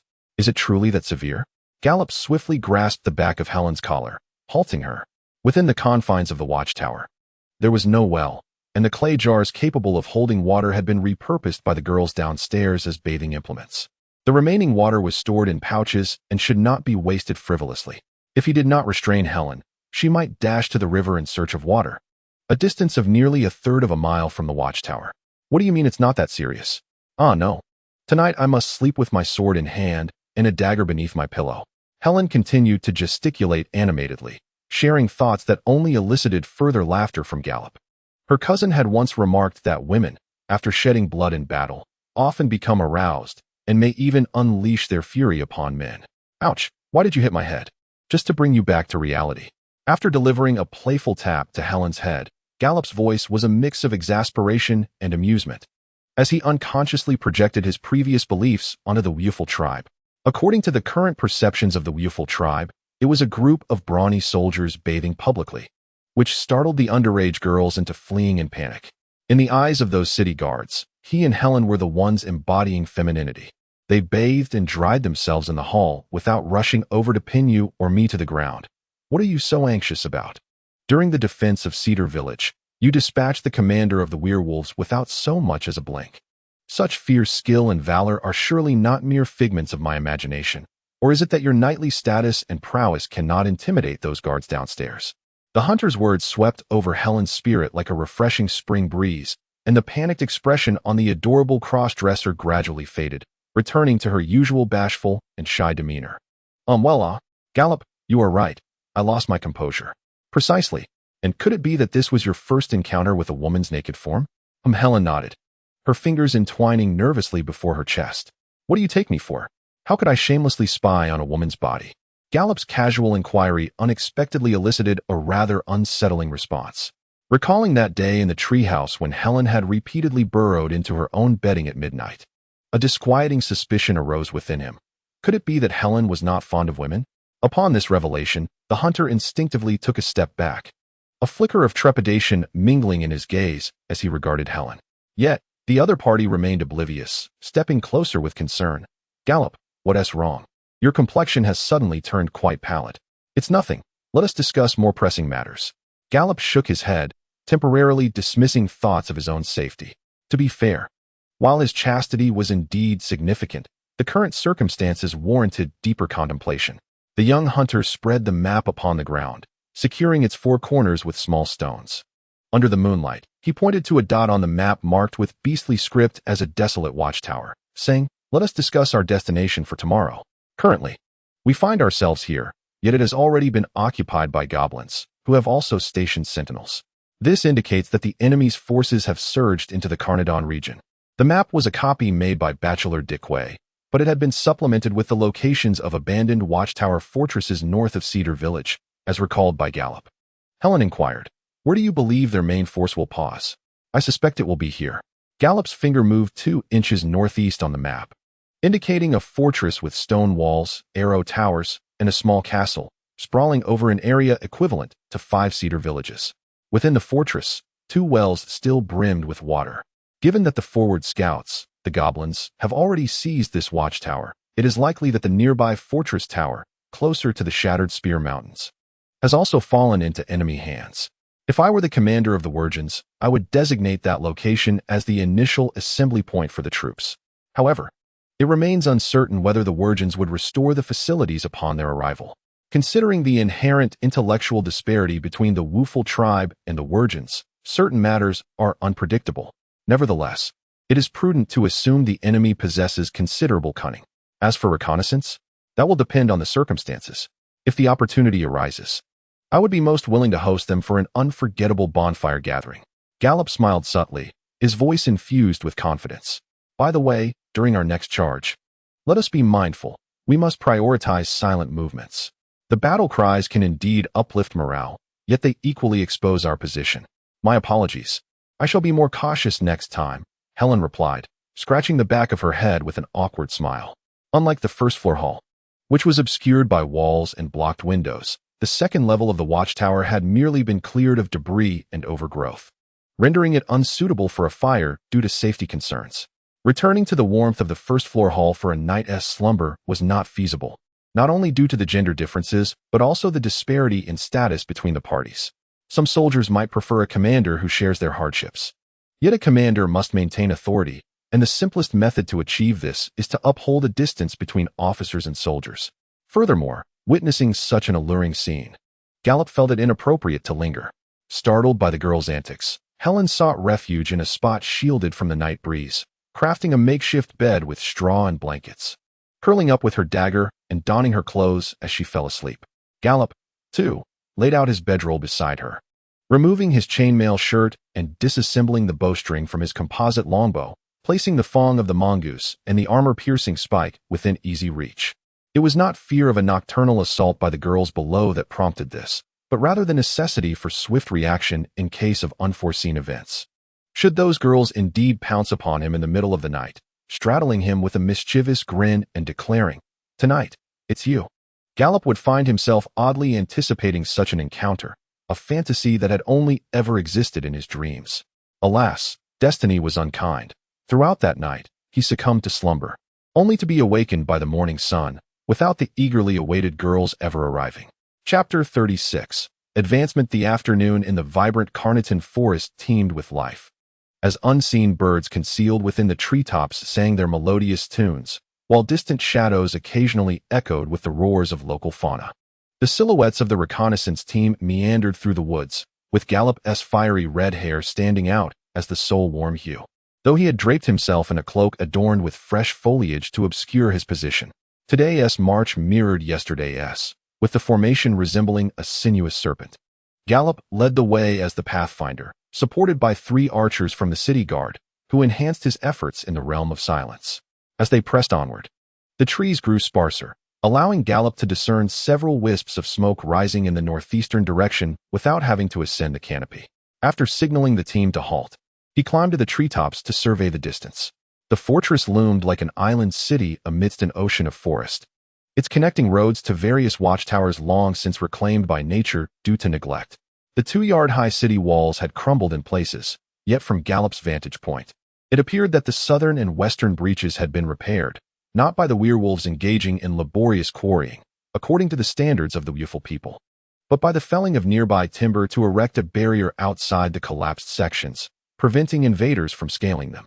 4 stone towers reached towards the sky, each adorned with a peculiar banner of beast hide atop their roofs, where small goblins kept watch, equipped with bows and horns.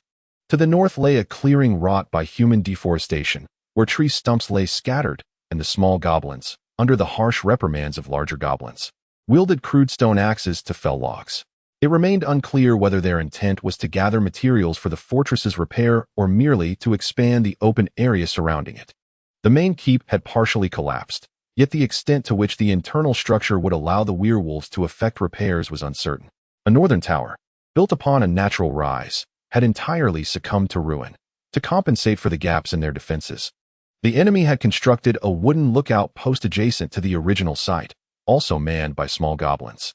As for the number of troops stationed behind the city walls, a closer vantage point would be required to ascertain, as the towering trees, rising 4 to 5 yards high, provided ample cover and hindered the werewolves from clearing these advantageous obstructions. Occasionally, small groups of 10 goblins emerged from the shadows of the gate towers, patrolling the forest's edge before returning to the rear of the walls via another gate tower. After observing for a considerable duration and believing he had gleaned all valuable intelligence, Gallop descended from the treetops and rejoined his comrades. Aside from a few city guard soldiers assigned to watch duty, the rest were seated on the ground, seizing the moment to recuperate. Even the ever-conscious Miafar, typically meticulous about her appearance, now sat despondently on the ground, her bikini-style robe having become utterly soiled over the past few days. After several days of observation, Helen exhibited far greater military prowess than he had anticipated.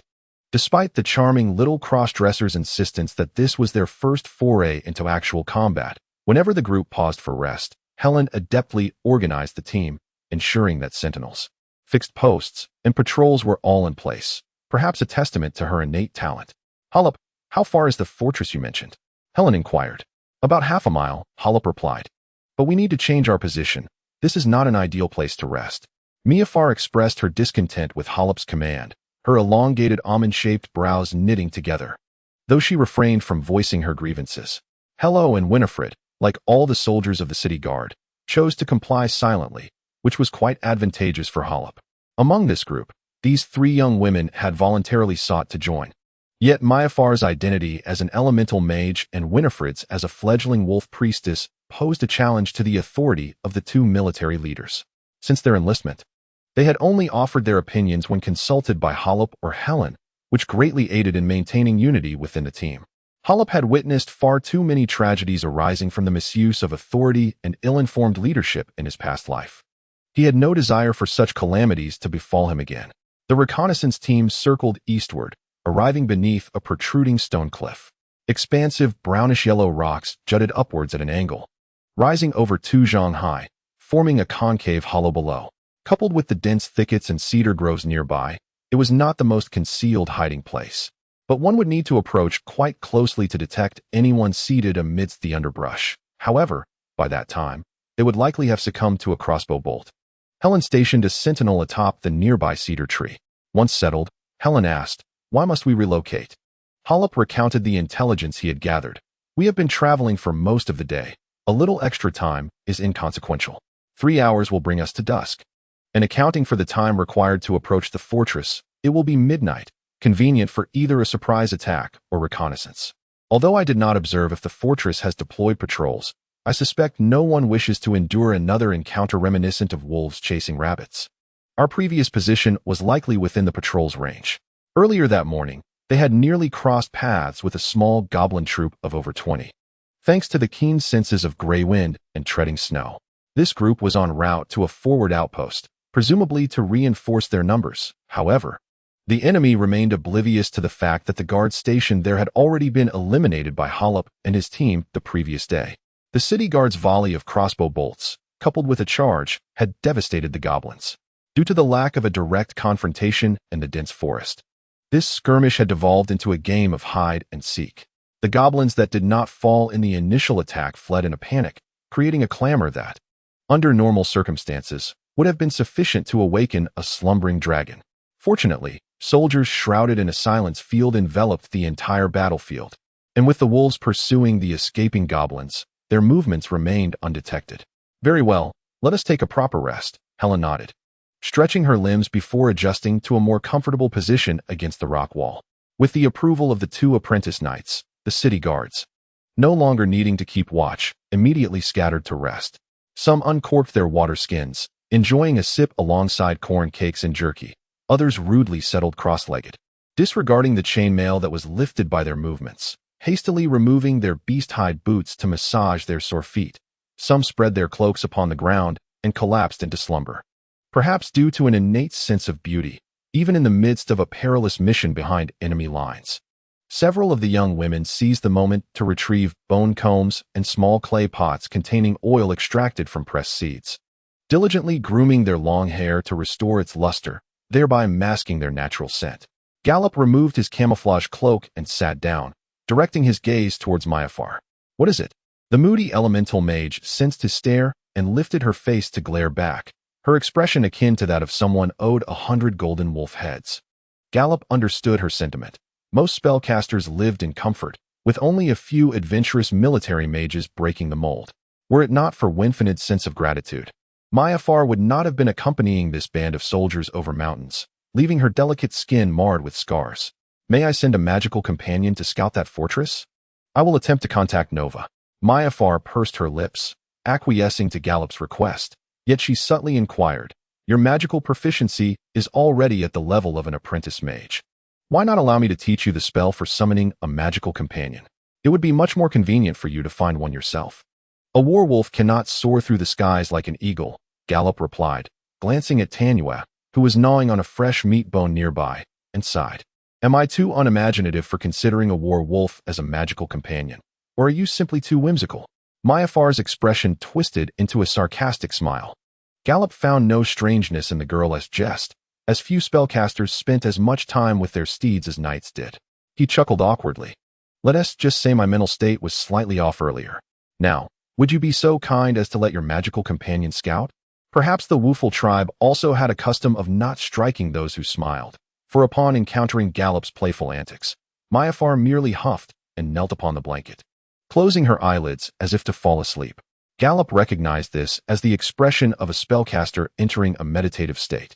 After approximately 4 or 5 minutes, Myafar emerged from her trance, a displeased expression crossing her face as she beckoned the meditative Helen and Gallop to share what she had seen through Nova's eyes. Inside the fortress, numerous burrows had been constructed, essentially pits dug into the ground, supported by frameworks and covered with thatched roofs, resembling the homes of goblins. Within the city walls, there were already hundreds of such burrows, akin to newly sprouted mushrooms, alongside large groups of wild boars, utilized by the goblins as both livestock and mounts, as well as many haphazardly piled boxes and other supplies. The jackal wolves were scarce, but the earth giants were commanding a vast number of small goblins. The city gate had been repaired, although it was no longer the iron bars controlled by chains, but rather logs tightly bound together with thick ropes. Given the current capabilities of the reconnaissance team, the only feasible way to swiftly breach it would likely be through fireballs. Lacking sufficient military knowledge, Miafar was unable to estimate the total number of enemy troops within the fortress. However, Helen derived a rough estimate based on the number of burrows Miafar observed. Each burrow typically housed 5 small goblins, not counting the earth giants commanding them or the jackal wolves potentially residing in the main fortress. The small goblins alone exceeded 500 within the fortress. Without the command of an earth giant, if 20 fully armed wolf knights charged into the open ground, they could send the goblins into a panic, leaving a sea of corpses in their wake. I concur, Gallop agreed. This conclusion was not only based on the individual combat capabilities of both sides, but also on their discipline and morale. With knowledge from a previous life, he understood that the strength of an army lies not only in the individual prowess of its soldiers, but, more crucially, in their ability to execute orders and their obedience. Even if the small goblins amassed in greater numbers, if they could not hold their ground and succumb to panic when faced with an enemy assault, they would merely provide the opposing side with trophies of victory. However, the pressing issue was that they had only 2 knights and 20 infantry, while the enemy was entrenched within the fortress, protected by high walls and arrow towers. By the way, Miss Gacia, have you sensed any spellcasters within the fortress? Gallop did not overlook this critical question. In his consistent impression, spellcasters were either moving artillery or battlefield medics, posing as high-priority threats that needed to be eliminated first, especially after his encounter with that formidable shaman during the battle at Cedar Village. He was reluctant to confront such a fierce opponent again, at least not until he could outmatch them. No, Miafar shook her head. Spellcasters are hard to find. The more primitive the civilization, the less likely they are to produce powerful spellcasters. It is uncertain whether even one spellcaster could emerge among 1,000 small goblins and jackal wolves, let alone have them accompany an army. Really? Gallop expressed disbelief. That shaman who injured you and pressured me to fight had fewer than 200 jackal wolf warriors by his side. That powerful shaman is merely an anomaly. Believe it or not, you should read The Relationship Between Civilization and Magic authored by the Goddess of Truth. In our advanced and prosperous Vichy Empire, a spellcaster emerges from merely 300 individuals. Seeing that the atmosphere between the two spellcasters was becoming tense, Helen tactfully redirected the conversation. So, shall we proceed to scout and then depart? Indeed, we shall go in to cause some disruption and then leave, just as we did yesterday, scaling the walls. After yesterday's skirmish, Gallop had a fairly intuitive understanding of the city guard's capabilities. Stealthy assassinations and climbing were not his forte, yet he excelled in them as well, which made his proposed plan feasible. He had already devised a retreat route and a hiding place. All that remained was to approach the fortress and seize the opportunity. Upon concluding his speech, he extracted writing materials and parchment from the saddlebag, swiftly inscribing the account of yesterday's battle and the intelligence gathered today. He then rolled it into a scroll, binding it with a string.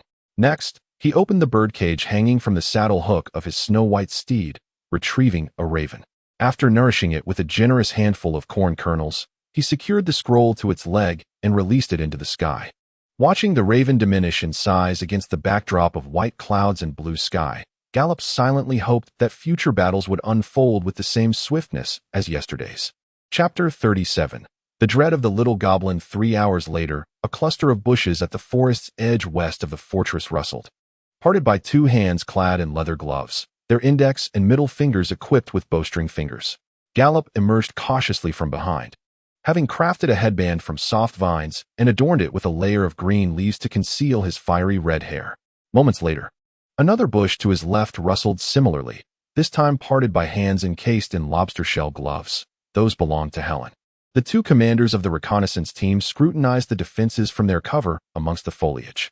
The newly constructed wooden arrow tower to the north presented a promising point of breach. Given the goblins' abysmal craftsmanship, its defensive capabilities could be easily imagined to be dismal. Moreover, this structure jutted out from the fortress, designed by the ancestors of the Wooful tribe specifically to draw fire from attackers.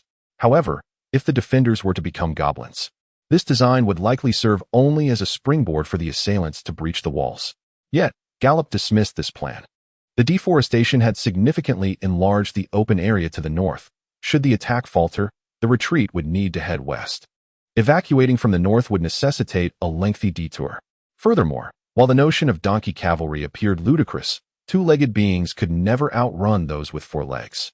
Should this band of foes pursue, failing to reach the forest would undoubtedly result in casualties. Gallop fixated on the small head peering about from atop the tower. From this distance, eliminating that sentry is not particularly challenging, yet the little fellow is half reclining over the parapet. He must be standing on something. Should his body tumble from that elevated position, it might alert the guards in the armory. Let us first consult Lady Garcia. Her sound-dampening spell is quite effective. Is it not? Helen remarked as she climbed back. After briefing Miafar on the situation, Gallop inquired. Is it possible to envelop the sounds of the entire fortress tower with a silence field from over 20 paces away? Miafar shot him a look that conveyed disbelief. Impossible. The silence field must be cast upon a living being and requires physical contact to implement, whether directed at allies or foes. If it were to be placed on one of our own, by the time that individual reaches the tower's base to encompass it within the field, the alarm would have already echoed throughout the fortress, assuming they have set an alarm. Helen remained silent, her gaze shifting between Miafar and Gallop. Currently, reliance on supernatural forces was imperative, yet as an outsider, he could only listen quietly as the two spellcasters deliberated. Wait a moment. Gallop noted a salient point in Miafar's recent exposition. Miss Garcia, can the silence domain be bestowed upon any living creature? Indeed, as long as the creature is alive. Miafar pouted in dissatisfaction. I am no sorceress. I cannot conjure a profound silence. Otherwise, bestowing it upon Nova would make its descent from the fortress rooftop exceedingly simple. Sir, you too are a spellcaster. Do you not possess a spell that could prove useful? My spells are purely destructive. I excel in wreaking havoc and instilling terror. But such actions would certainly be cataclysmic. This does not align with our objectives. Gallop shrugged, attempting to lighten the mood. He infused a fireball spell into an arrow, swiftly launching it to the rooftop, where it incinerated a nest of small goblins in an instant. Eliminating the guards with magical projectiles posed no challenge. But after dispatching those goblins, the enemies within the fortress would be in chaos. A hunter capable of silent ambush would hardly waste time learning a spell to maintain silence. However, he was confident. I have a method to cloak that watchtower with your silence domain, provided you can ensure it can be applied. By the way, do you still possess ample magical energy? Converted into a second-tier silence domain, I can cast it 6 more times today. Sir, what do you intend to do? 2 times will suffice. Gallop turned to Helen with a slight smile, instructing all soldiers to prepare, especially those wielding crossbows, to aim at the enemies. I need to procure 2 volunteers. Everyone present paused momentarily, yet Helen proceeded with his plan. Shortly, Gallop returned, each hand grasping a small bird rendered mute by the binding grass. Miss Garcia, come, bestow a silence domain upon these 2 brave volunteers. Roroya stood atop a wooden crate, lazily squinting at the forest to the west of the fortress, where verdant foliage swayed in the gentle breeze, the subtle rustling blending with the wind, causing his eyelids to flutter incessantly. He had to shake his head, diverting his gaze from the hypnotic green. Standing guard was meant to anticipate anomalies. However, it was the unusual that the sentinels preferred, at least more so than merely staring blankly. Roroya lifted his gaze to the sky, observing a vast expanse with only a few wispy clouds drifting lazily. The hawk he had seen earlier, circling for what felt like ages, seemed to have given up its hunt in vain. Remaining in a small area, ceaselessly scanning the same scenery proved to be a tedious task. Yet, standing idly was far preferable to laboring in the dirt, scolded by the earth goblins. Thus, Roroya preferred to endure the monotony of watchfulness rather than be dragged off to repair the burrow, especially since his own dwelling had already been constructed. Roroya was a hunter of the green mushroom tribe. However, the small goblins themselves were unaware of such occupational distinctions. Anyone who could provide sustenance for the tribe was considered a hunter. The advantage of being a hunter was the freedom to scavenge for food without the threat of hunger. The green mushroom tribe is a destitute community, relying primarily on fishing, hunting, and gathering ripe fruits from the forest for sustenance. Lacking wild boars and donkeys, they are unable to engage in pastoral activities like the bone fragment tribe or the horse-rear tribe, let alone those larger tribes that cultivate the land using seeds provided by the wolfmen. Although they attempted to emulate the farming practices of the wolfmen, their yields were meager, as inedible weeds and fungi grew far more prolifically than palatable foods. Loroa, an astute goblin, considered himself the wisest in the entire green mushroom tribe. Indeed, in the vast jungle itself, not only did he consistently discover an abundance of berries, delectable worms, and baby mice within the tribe, but he also gathered some invaluable treasures that others failed to recognize. On this particular expedition, he had secured a place among the Southern Coalition's archers, armed with a tattered bow he had scavenged from the woods. Loroa understood that this was a favorable position. After all, the wolfmen hardly cared whether the diminutive goblin could truly shoot arrows. They merely required keen-eyed individuals to keep watch for potential foes. To other goblins, this task was tedious and painful for the eyes. Yet Loroa appreciated that archers did not have to confront the enemy's blades directly nor engage in arduous labor. Thus, he had little to complain about. The aroma of food wafted through the stone tiles beneath him, reaching the top of the tower and eliciting a rumble from his stomach. He patted his emaciated belly, which had grown lean from lack of nourishment, and wiped the drool from the corner of his mouth with the sleeve of his fur coat, silently hoping that the other archer resting in the concealed chamber below would finish his meal soon and relieve him. The rumbling of his stomach persisted, yet his replacement did not appear. As the sounds of chewing grew louder from below, Loroa could no longer resist the temptation. He slowly descended from the crate, adopting the staggered gait of a drunken reveler as he approached the heavy cover sealing the staircase. The cover was not particularly heavy. Normally, he could lift it with one hand, but now he struggled to raise it with both.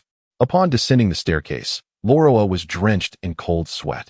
Inside the concealed chamber, two small goblins surrounded a barrel of thick soup, drinking bowl after bowl, and occasionally competing for a plump beetle or peeled giant rat they fished out of the pot. Meanwhile, three companions lay sprawled on the ground, dozing off. "You fools who deserve to be devoured by ogres," Loroa cursed loudly, employing a phrase he had learned from the wolfmen. Regrettably, he soon realized it bore no effect. The two dimwits likely did not comprehend his words. They continued to shove the contents of their bowls into their bellies before seeking out a place to nap, one of them toppling over midway, emitting incoherent sounds. The three comrades stationed at the western tower reported stomach pains and relentless vomiting, forced to lie on the ground to recuperate. Among them, his replacement, Yuhi, lay in the center, his face pale as he clutched his abdomen, occasionally emitting soft groans. Since this morning, numerous comrades have succumbed to a peculiar ailment within the fortress, including a gnome from the tribe. Those exhibiting milder symptoms, like Roroya, feel a pervasive fatigue, swaying unsteadily as they walk. Consequently, the small gnome responsible for food preparation faced severe reprimand from the commander and now dangles from the outer wall of the main stronghold. Some gnome commanders assert that a plague has erupted in the fortress, while others speculate that the gatherers may have inadvertently returned with toxic substances, concocting a poisonous broth that has led to collective poisoning. The intricacies of poisoning and gastrointestinal distress are beyond Roroya's comprehension. For the small gnomes, the edibility of food is solely determined by whether it threatens life. If consumption results in death, it is deemed inedible. The current state of weakness and fatigue among many comrades is reminiscent of past occurrences. Regardless, all construction efforts have ceased. Aside from those on guard duty, the remaining personnel, under the gnome commander's orders, are fervently inspecting every corner of the fortress to identify the source of their malaise. However, the absence of shamans and the failure of experienced herbalists to ascertain whether food is to blame complicate matters. The food in the storeroom has been temporarily sealed off, to remain untouched until the root cause is determined, and today's broth was prepared exclusively from freshly gathered ingredients outside the fortress. For Roroya, these matters are of little consequence and difficult to grasp. Satisfying his ravenous hunger is of paramount importance. He ladled out the last bowl of insect soup from the pot and returned to his sleeping quarters, retrieving 2 dried mice he had secretly stashed beneath the hay. Although consuming them now feels somewhat regrettable, he reassures himself that he will soon find fresh provisions elsewhere. After finishing the broth and devouring the 2 mice, he felt a slight resurgence of strength as he rubbed his now slightly rounded belly. Although his head felt somewhat foggy, he knew he must rise again. Someone must fulfill his guard duty atop the walls. If he were to slack off, a replacement would be necessary. Otherwise, the gnomes would surely create trouble, and a thorough beating would be inevitable. Even surrendering would not lighten the weight of their clubs. Thus, Roroya contemplated and dragged the slumped figure beside him toward the stairs. As long as someone occupied the post, it mattered little if they slumbered on the job. that was not his concern. It would be preferable if this lazy creature remained asleep all afternoon, allowing him to rest undisturbed in his nook. Lost in these thoughts, Roroya strained to move his fellow gnome, forcefully tossing him onto the trapdoor at the tower's apex. However, just as he was about to pat himself on the back and return to his slumber, a startling thud reverberated through the air. Crouching on the stairs with his hands clutching his head, he peered cautiously, not spotting the anticipated club of a work. Slowly, he rose, extending his head beyond the trapdoor, only to discover a peculiar iron contraption lodged on the edge of the wall, subtly shifting up and down and emitting a creaking sound. An enemy. Roroya was struck with terror, for he recognized the metallic hooks intended for binding ropes, and behind those ropes loomed the monstrous beings with long tails. The enemy goblin longed to scream, yet as the sound escaped his lips, it was abruptly cut short by an agonizing pain that surged through him. Dizziness enveloped his vision, and the strength that had once surged within him vanished without a trace. He slowly turned, crawling down the stairs on all fours, making his way toward the damaged metal helmet at the doorway. It was impossible to draw out his flint knife to sever the 2-finger-thick ropes, and calling upon his 2 still capable companions to confront the enemy would yield no results. He had to sound the alarm. The little goblin did not comprehend the notion of loyalty, only that failure to act might lead him to meet the cruel cudgel of the wolfmen. Suddenly, an arrow whistled through the air, slicing through the shooting hole in the stone wall and into the interior. The arrow did not strike anyone, but curiously, it was tethered to a struggling little bird. Yet, such trivialities were of no concern to Roroya. Faced with the dual threats of death from both friend and foe, he summoned an extraordinary reserve of strength, propelling his weary body to ascend the stairs with fervor. Reaching the helmet and seizing a wooden hammer, he pounded desperately while shouting, "Attack! To the west! Attack!" However, what Roroya failed to perceive was that amidst the thunderous bells echoing in the armory, the fortress courtyard just a wall away remained undisturbed. A little goblin noticed the invasion of the western tower, yet his fellow goblins below the walls continued with their own tasks, as if deaf to Roroya's urgent warnings. Amidst the jarring clangor of the bells, heavy and hurried footsteps approached from behind, the sound of iron boots striking the stone steps. Some earth goblins had once remarked that only the woofer creatures donned iron boots. The earth goblins warned all the little goblins that these furry-tailed monsters relished the hearts of their kind, thus they must band together to confront them, lest they be captured and devoured, often skinned alive beforehand to make the heart beat more robustly. Roroya had no desire to be flayed. Thus he abandoned the helmet and hammer, fleeing desperately. Yet, mere feet into his escape, he witnessed the wooden door of the armory being pushed open from the outside, revealing a pair of beast-hide boots. Little goblins were so impoverished they could not afford shoes, and the feet of the earth goblins were not so diminutive, leaving only one possibility. Roroya was instantly paralyzed with fear. The figure blocked the light streaming into the armory, the bright sunlight casting a fiery halo around him, making his ears and the red fur on his tail appear as if ablaze, a terrifying sight. In that moment, Roroya summoned the last vestiges of his strength, curling his limbs and prostrating himself, crying out, "I surrender. I surrender. I will be a slave." This is a life-saving technique passed down among the little goblins.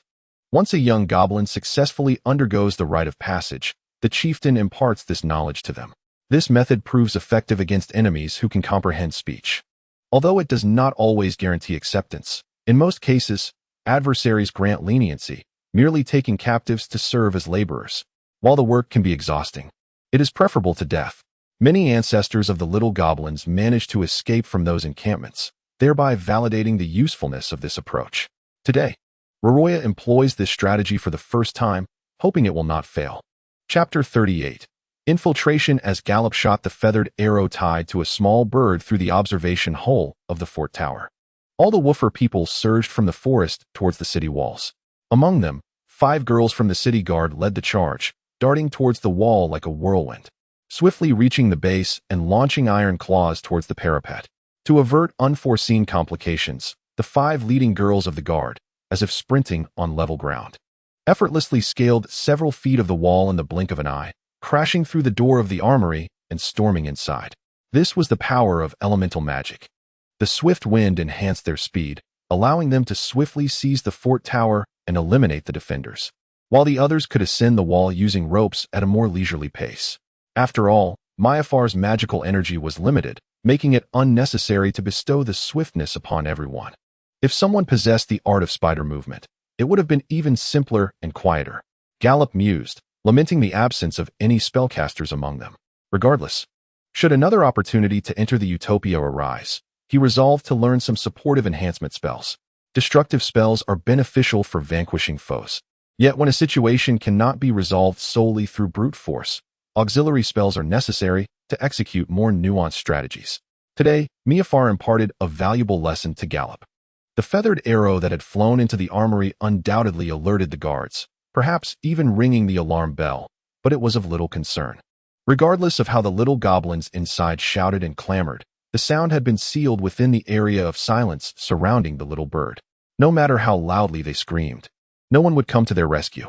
As Gallop climbed the city wall, he pushed open the wooden door of the armory, only to be met by a small creature bowing before him incessantly, leaving him momentarily stunned. The creature spoke in the common tongue, albeit with a heavy accent and some muddled words, yet he understood its plea for surrender. There were fewer than 10 little goblins guarding the place, and as one raised a spear in defiance, it was swiftly met with a crushing blow from a hammer. The others lay sprawled across the floor, on the verge of rolling their eyes back and frothing at the mouth. Gallop did not glance at the situation outside, but surmised that the goblins there fared no better. The hunter picked up the feathered arrow tied to the small bird, a smirk of satisfaction creeping onto his lips. From the onset of battle to the capture of the fort tower, it had taken merely half a minute without alarming the enemies outside. So what should he do now? Eliminate this little creature?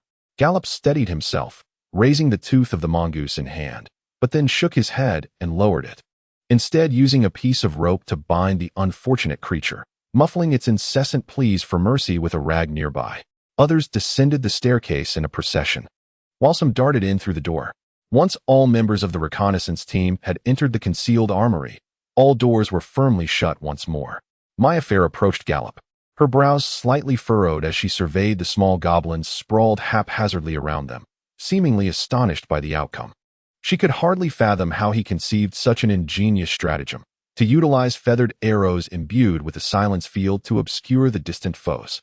If any among us possessed knowledge of the silence spell and delay trigger, it would be exceedingly simple to render the enemy's spellcasters incapable of casting spells. Gallop articulated the concept he had devised during his previous gaming experiences. The silence spell, prevalent in the realm of magic, could be inscribed onto gemstones or similar objects, coupled with a delay trigger set prior to use. When launched at an enemy, it would transform into a rudimentary missile. Myafar narrowed her eyes, regarding Gallop with an expression akin to a biologist discovering a new species. This method had not crossed my mind before. In fact, it is not even documented in the spell resistance case studies of the Magic Academy in Riverbend. Surely, it is not as exaggerated as you claim, Miss Garcia. The affirmation from a professional spellcaster filled Gallop with a sense of pride, though he recognized the virtue of humility. He found it unsurprising that no one in this world had previously considered the amalgamation of auxiliary disruptive spells with feathered arrows.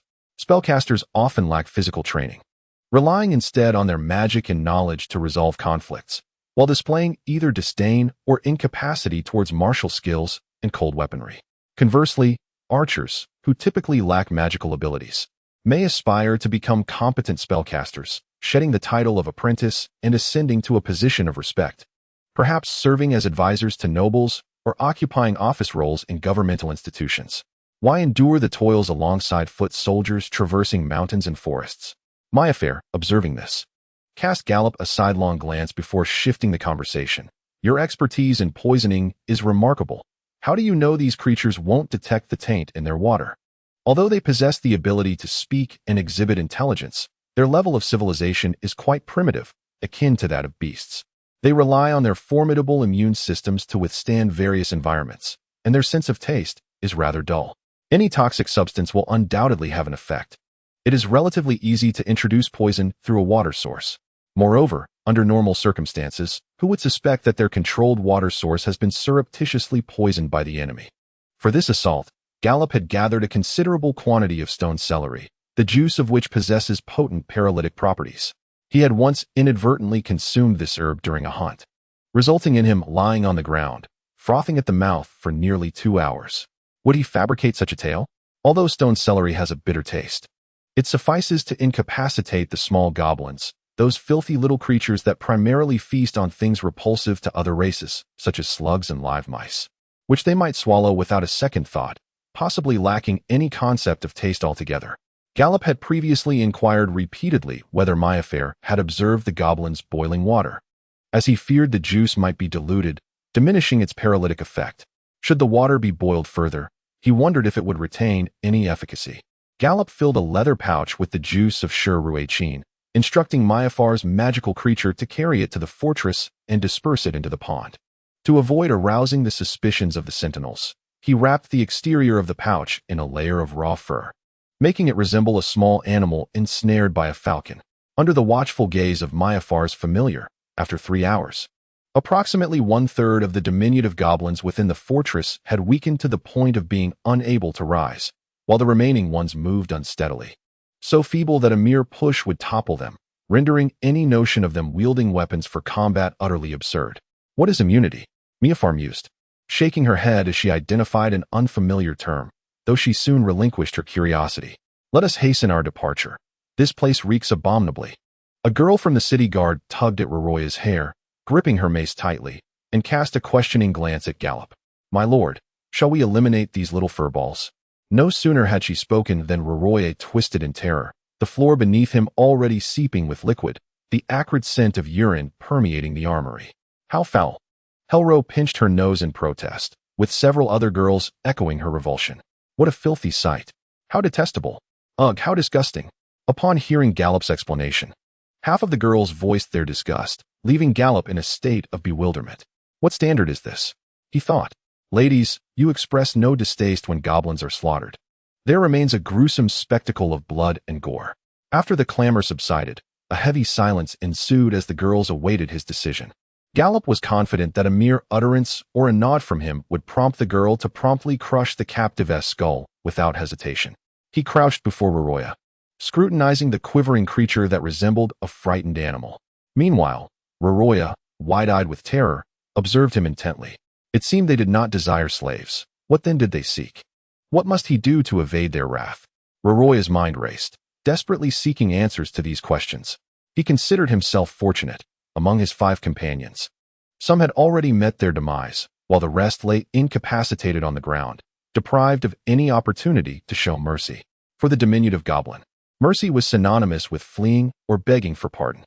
Yet, upon further reflection, Roroya pondered that perhaps death by a single blow would be preferable, for his captors showed no inclination to accept his mercy.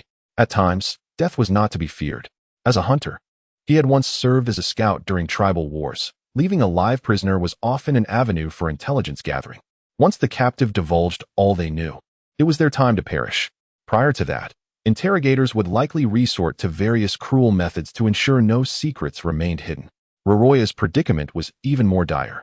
He had been captured by the infamous Wolf Clan, the very figures of terror his grandmother spoke of in bedtime tales. 7 out of 10 of those stories revolved around the Wolf Clan, depicting how this fearsome race pillaged towns, incinerated villages, and decapitated the dead to construct towering piles of bones, feeding the captured infants and maidens to their mounts. Since the other party was not particularly inclined to capture him as a slave, Roroya resolved to wait until they inquired, at which point he would divulge everything he knew, hoping to persuade the Wolf Clan to show him mercy. Should they request him to lead an assault against the main fortress of the Earth Gnomes, he would not hesitate in the slightest. As for loyalty, integrity, and honor, noble qualities esteemed among wise races, such concepts had never been the lot of the diminutive gnomes. Survival was their utmost virtue. Gallop, having observed enough, reached out to pat Roroya's unkempt head, and, in the common tongue, spoke. Are you pondering what I might ask? Then, speak freely and disclose all that you know, and perhaps you may plead for your life. Am I correct? Roroya was momentarily taken aback, his small frame trembling like brittle twigs in the frigid winter wind, now frozen in place. Had he the capacity to notice, he would have seen the other youthful members draw in sharp breaths, equally astonished by Gallop's words. Roroya blinked his golden eyes, utterly bewildered by how this wolf knew his thoughts. Could it be that he was a powerful shaman with the extraordinary ability to see into the hearts of others? If that were the case, then confessing everything would seem utterly redundant, causing him to tremble anew. No longer did he aspire for a chance at survival. He merely wished that these fearsome beings would refrain from torturing him for sport before ending his life. Suppressing a chuckle, Gallop continued, "Are you thinking that all hope is lost, and you merely seek to avoid torment before your demise?" This time, Roroya nodded stiffly, his mouth gagged, resulting in only muffled whimpers. "Then, reveal all that you know." Gallop paused, removing the cloth that silenced Roroya, his voice as cold as the winter's breath filling the air. "Should you withhold anything, I assure you, you will endure a fate far worse than death. Even if your body turns to ash, your soul shall not forget." Immediately, Roroya nodded vigorously, opening his small mouth to relay the information he possessed in his characteristic halting manner, marked by disjointed phrases. The gnomes, wolfmen, and ogres all spoke the beastfolk common tongue. But due to the pitiable intellect of the small gnomes and the limited information gathered by a sentinel, considerable effort was required to organize the data. What could be confirmed was that the enemies stationed in the fortress comprised two distinct tribes: the Green Mushroom Tribe, a symbiotic community of greater and lesser gnomes, and the Blood Axe Tribe, composed solely of wolfmen. They resided within the fortress, constructing numerous burrows far beyond the needs of the garrison, in preparation for the arrival of an impending army. Currently, the combined number of earth gnomes and wolfmen in the fortress was fewer than 20. While the small gnomes could only be estimated by Gallop and his companions, who noted the small gnomes' abysmal mathematical skills, the wolfmen numbered well over 1,000. While the small gnomes could count only to 16, as their fingers and toes summed to that exact number. Moreover, there is another incident that Gallop found both infuriating and amusing. During the Battle of Cedarwood Village, the commander defeated by Helen was the eldest son of the chief of the Chewing Tooth tribe. After escaping the pursuit of Jennifer and her companions, the routed soldiers returned to the fortress, where they recounted their experiences in that battle, claiming that a powerful sorcerer, an exceptionally skilled archer, a werewolf, had effortlessly dispatched half of their forces without so much as a blink. Even the mightiest shaman of their tribe was unable to withstand such an onslaught, which led to their defeat at the hands of the wolf knights attacking from behind. At that moment, Gallop felt as though he were dancing upon a tightrope, where a single misstep could lead to his utter destruction. "Mercy, spare me." Roroya gazed pleadingly at Gallop. The earlier interrogation had already established that this red-haired, blue-eyed werewolf was the leader, and his life hinged upon a mere utterance from the other party. Helen rested her chin on her left hand, her right arm crossed over her chest, lost in thought for a considerable time before finally suggesting, "The alliance between the goblins and the gnolls has been confirmed. Shall we retreat now?" Gallop wrestled with this dilemma. While he had accomplished the task assigned by Facilia, he was reluctant to leave so easily. Just by observing the scale of the burrows being constructed within the fortress, one could infer that the enemy forces still en route numbered at least 3,000 or 4,000. Whether they comprised mostly of main forces or merely vanguard troops remained uncertain, for they had now verified that the two gnolls from the Battle of Cedarwood Village were not lying. The goblins had indeed allied with the gnolls to march south. However, whether this alliance consisted of several tribes, or if the wise races north of the Broken Mountains were also involved, required more precise intelligence. After all, Gallop had perused historical records of Blue Star in his previous life, where it was common for the Dragonkin to deploy 400,000 troops while claiming to have 500,000, all for the sake of strategic deception. The historians and poets of the European barbarians were even more exaggerated, embellishing an army of fewer than 100,000 to be as large as 1,000,000, without fear of their boasts soaring beyond the atmosphere. Even without seeking further intelligence, after making considerable effort to infiltrate the fortress, it would be remiss not to cause some destruction. Moreover, given the circumstances, he even contemplated creating some trouble for the approaching army with an ambush. Gallop was acutely aware that he currently lacked prestige among the female knights under Facilia's command, and in future endeavors, he would undoubtedly not be appointed as a military commander. The only way to avert such a fate was to distinguish himself in this mission, exceeding expectations and garnering Facilia's regard, just as the ancient adage states, "Today I shall secure a legacy for my wife and children." Resolute in his decision, Gallop declared, "No. While their main forces are still en route, we must swiftly take this fortress." "Huh, what?" Hello and Helen exclaimed in unison, while Winifred and most of the city guard girls displayed expressions of astonishment. Miafa furrowed her brow, questioning his sanity. "Sir, although we have successfully infiltrated this fortress and seized a tower to gather intelligence, let us not forget that we number only 25. The elemental mage gestured towards the view outside the observation hole, where over 500 enemies awaited. Yet the balance of power was not calculated in such a manner.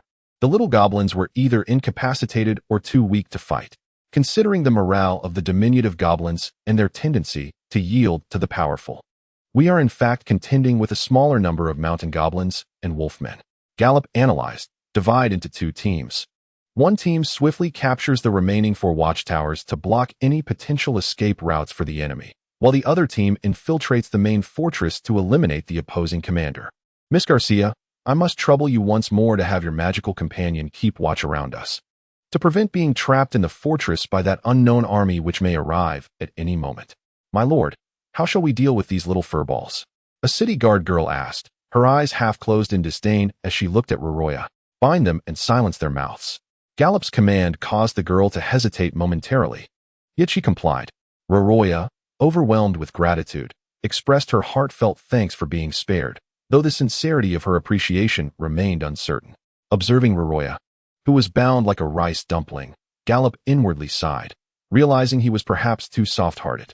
The girls, including Hello, regarded him with eyes reminiscent of Jennifer's during the interrogation of the Wolfman captives in Cedar Village, confirming his identity as a boy. Helen secured another arrow, bound with a small bird, to her belt and glanced at the arrow in Gallop's hand, which bore a similar adornment. "Shall we proceed as planned?" Gallop took the arrow and promptly handed it to Hello. "Yes, we shall execute the plan, but be cautious not to stray too far from those 2 arrows. "And what of you?"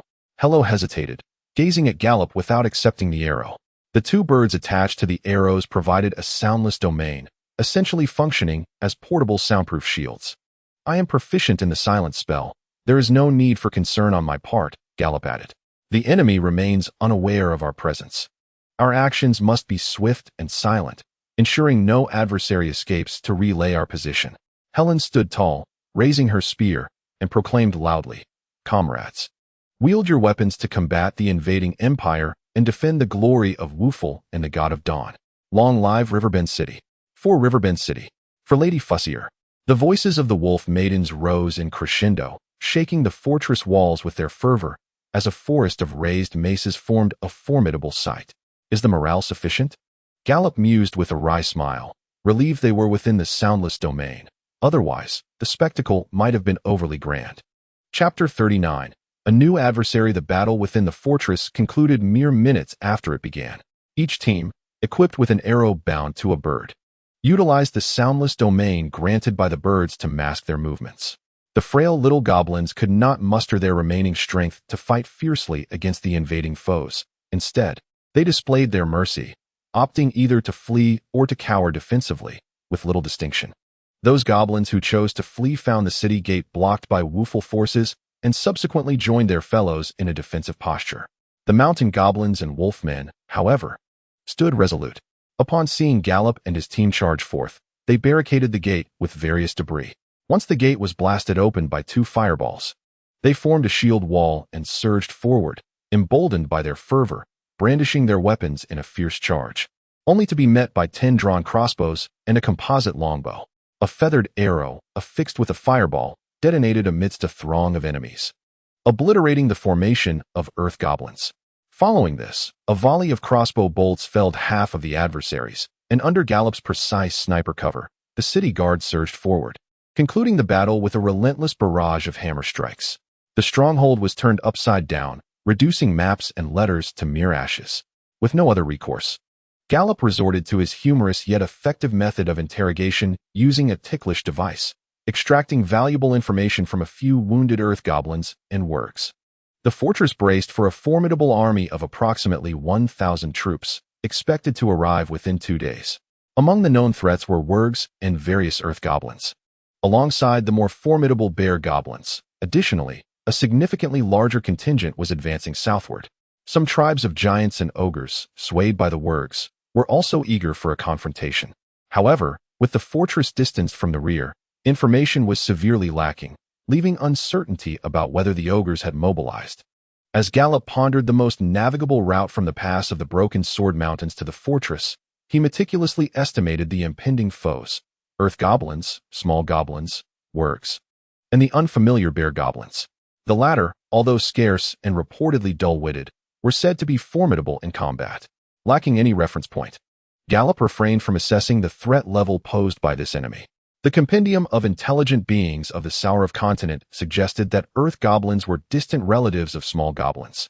If true, these towering 6-foot creatures were surely a mutated breed, not only robust, but surprisingly astute. While not on par with Woofle, they were nearly equal to the wargs in intelligence.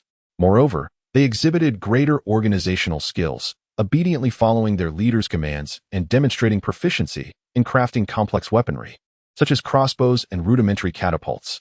The 3 earth goblins from the tower battle, who coordinated with remarkable synchronicity, left a lasting impression on Gallop. The thought of their numbers vastly exceeding those of the wargs caused an inexplicable throb in his head. Conversely, the threat posed by the ferocious wargs was considerably lesser. According to the 2 spared warg captives from the dungeons of Tucker Town, within the tribal alliance formed by Tacitus, wargs held a leadership position. Yet their population paled in comparison to that of the goblins, naturally relegating them to incite the goblins as cannon fodder. The 6-legged leopard cavalry presented a significant threat, though Gallop was not overly concerned. While these leopards possessed exceptional nocturnal vision and speed, they thrived in open plains rather than forests. Furthermore, he would strategically select ambush sites unsuitable for cavalry maneuvers.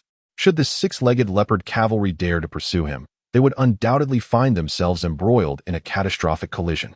Gallop turned his gaze toward the playground, observing a multitude of small goblins, trembling and beseeching for mercy. Despite their cowardice and frailty, their numbers could be quite daunting. He could only imagine the chaotic scene of tens of thousands of small goblins converging as a swarm. Moreover, the large earth spirit mentioned that the small goblin could ride a donkey into battle.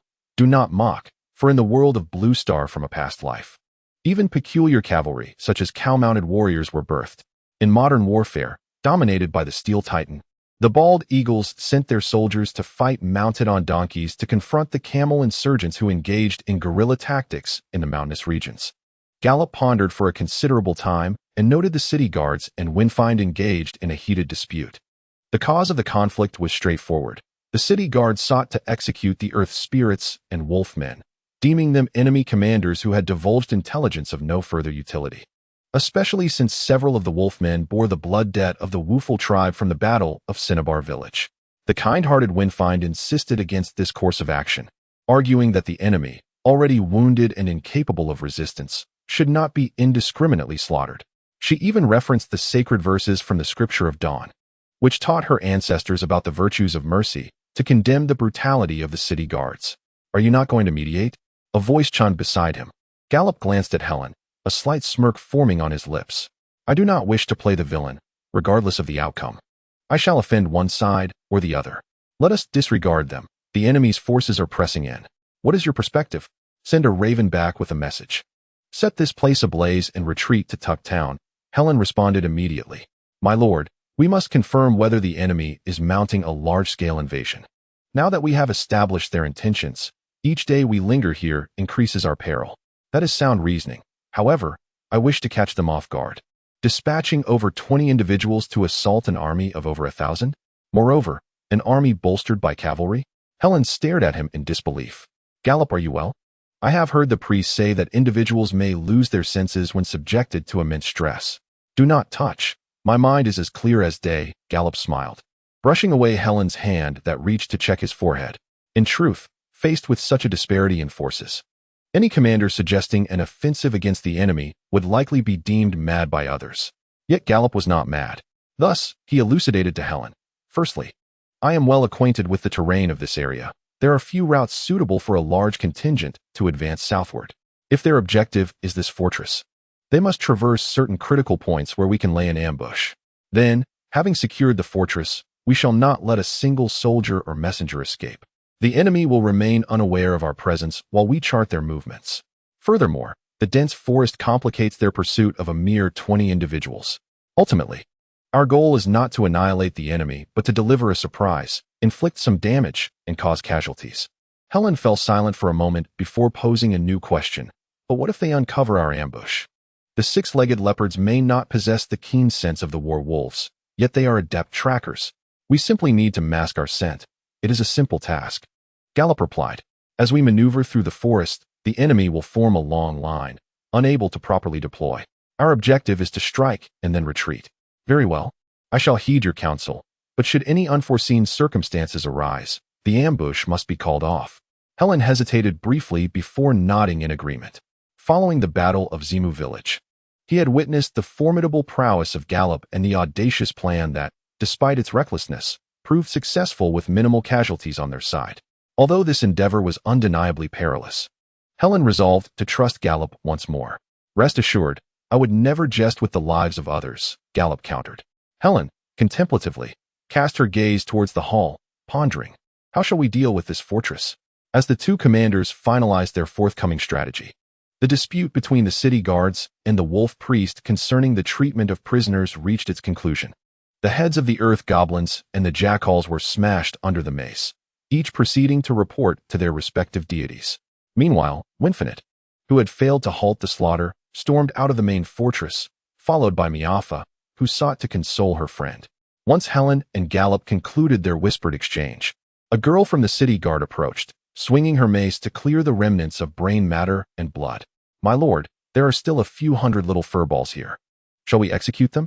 Gallop was reluctant to answer and harbored some resentment towards the girls seeking his counsel. These little goblins were invaders, accomplices of the jackals. Although they had not yet shed the blood of the Wufu tribe, it was only a matter of time before their weapons would strike at them as the conflict escalated. The reconnaissance team lacked sufficient manpower to secure the fortress, making its abandonment an inevitable choice.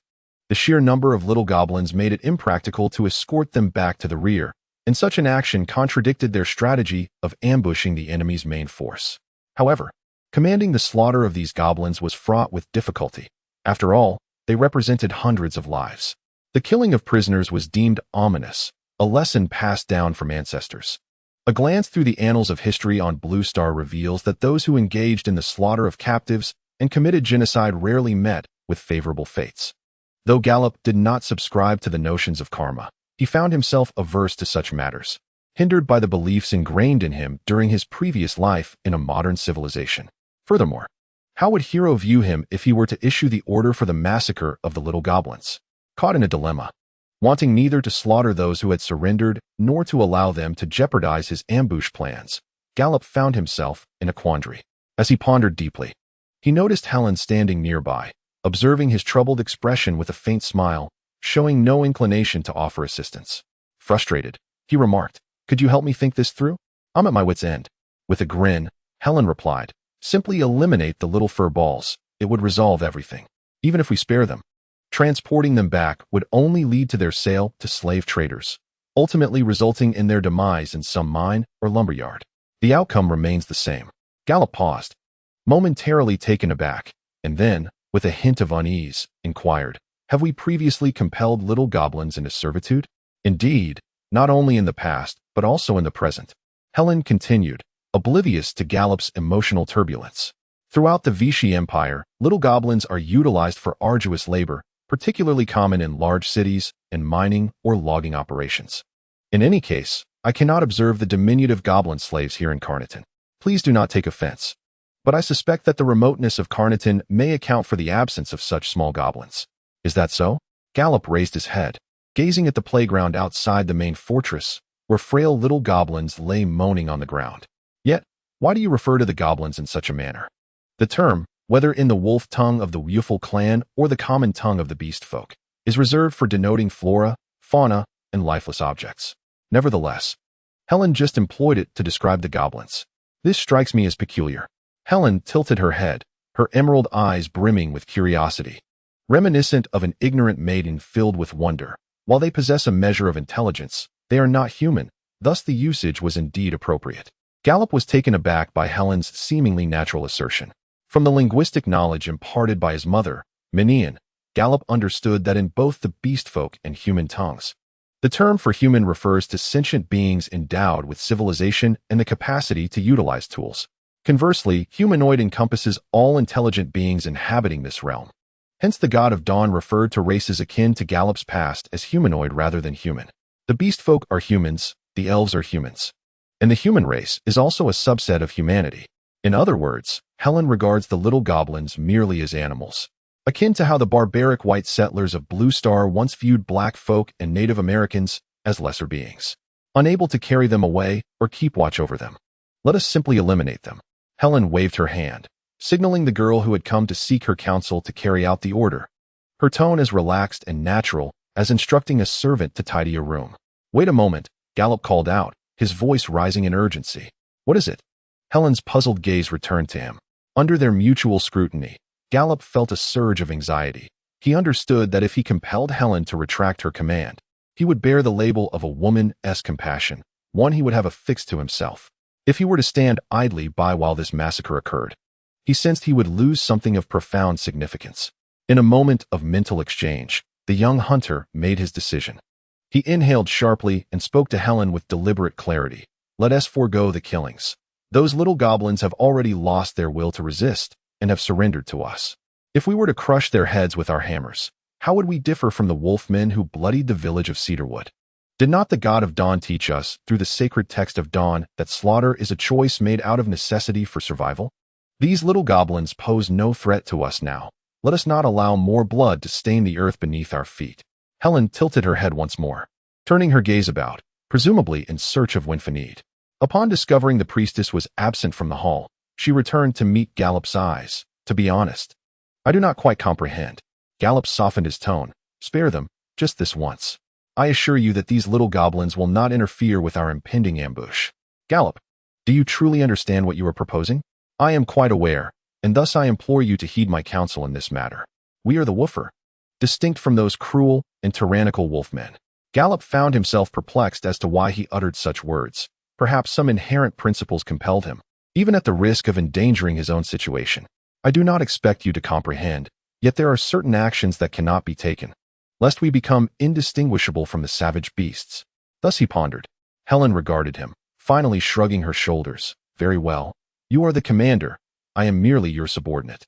I shall heed your counsel, but you must devise a feasible plan, for there are hundreds of those little goblins.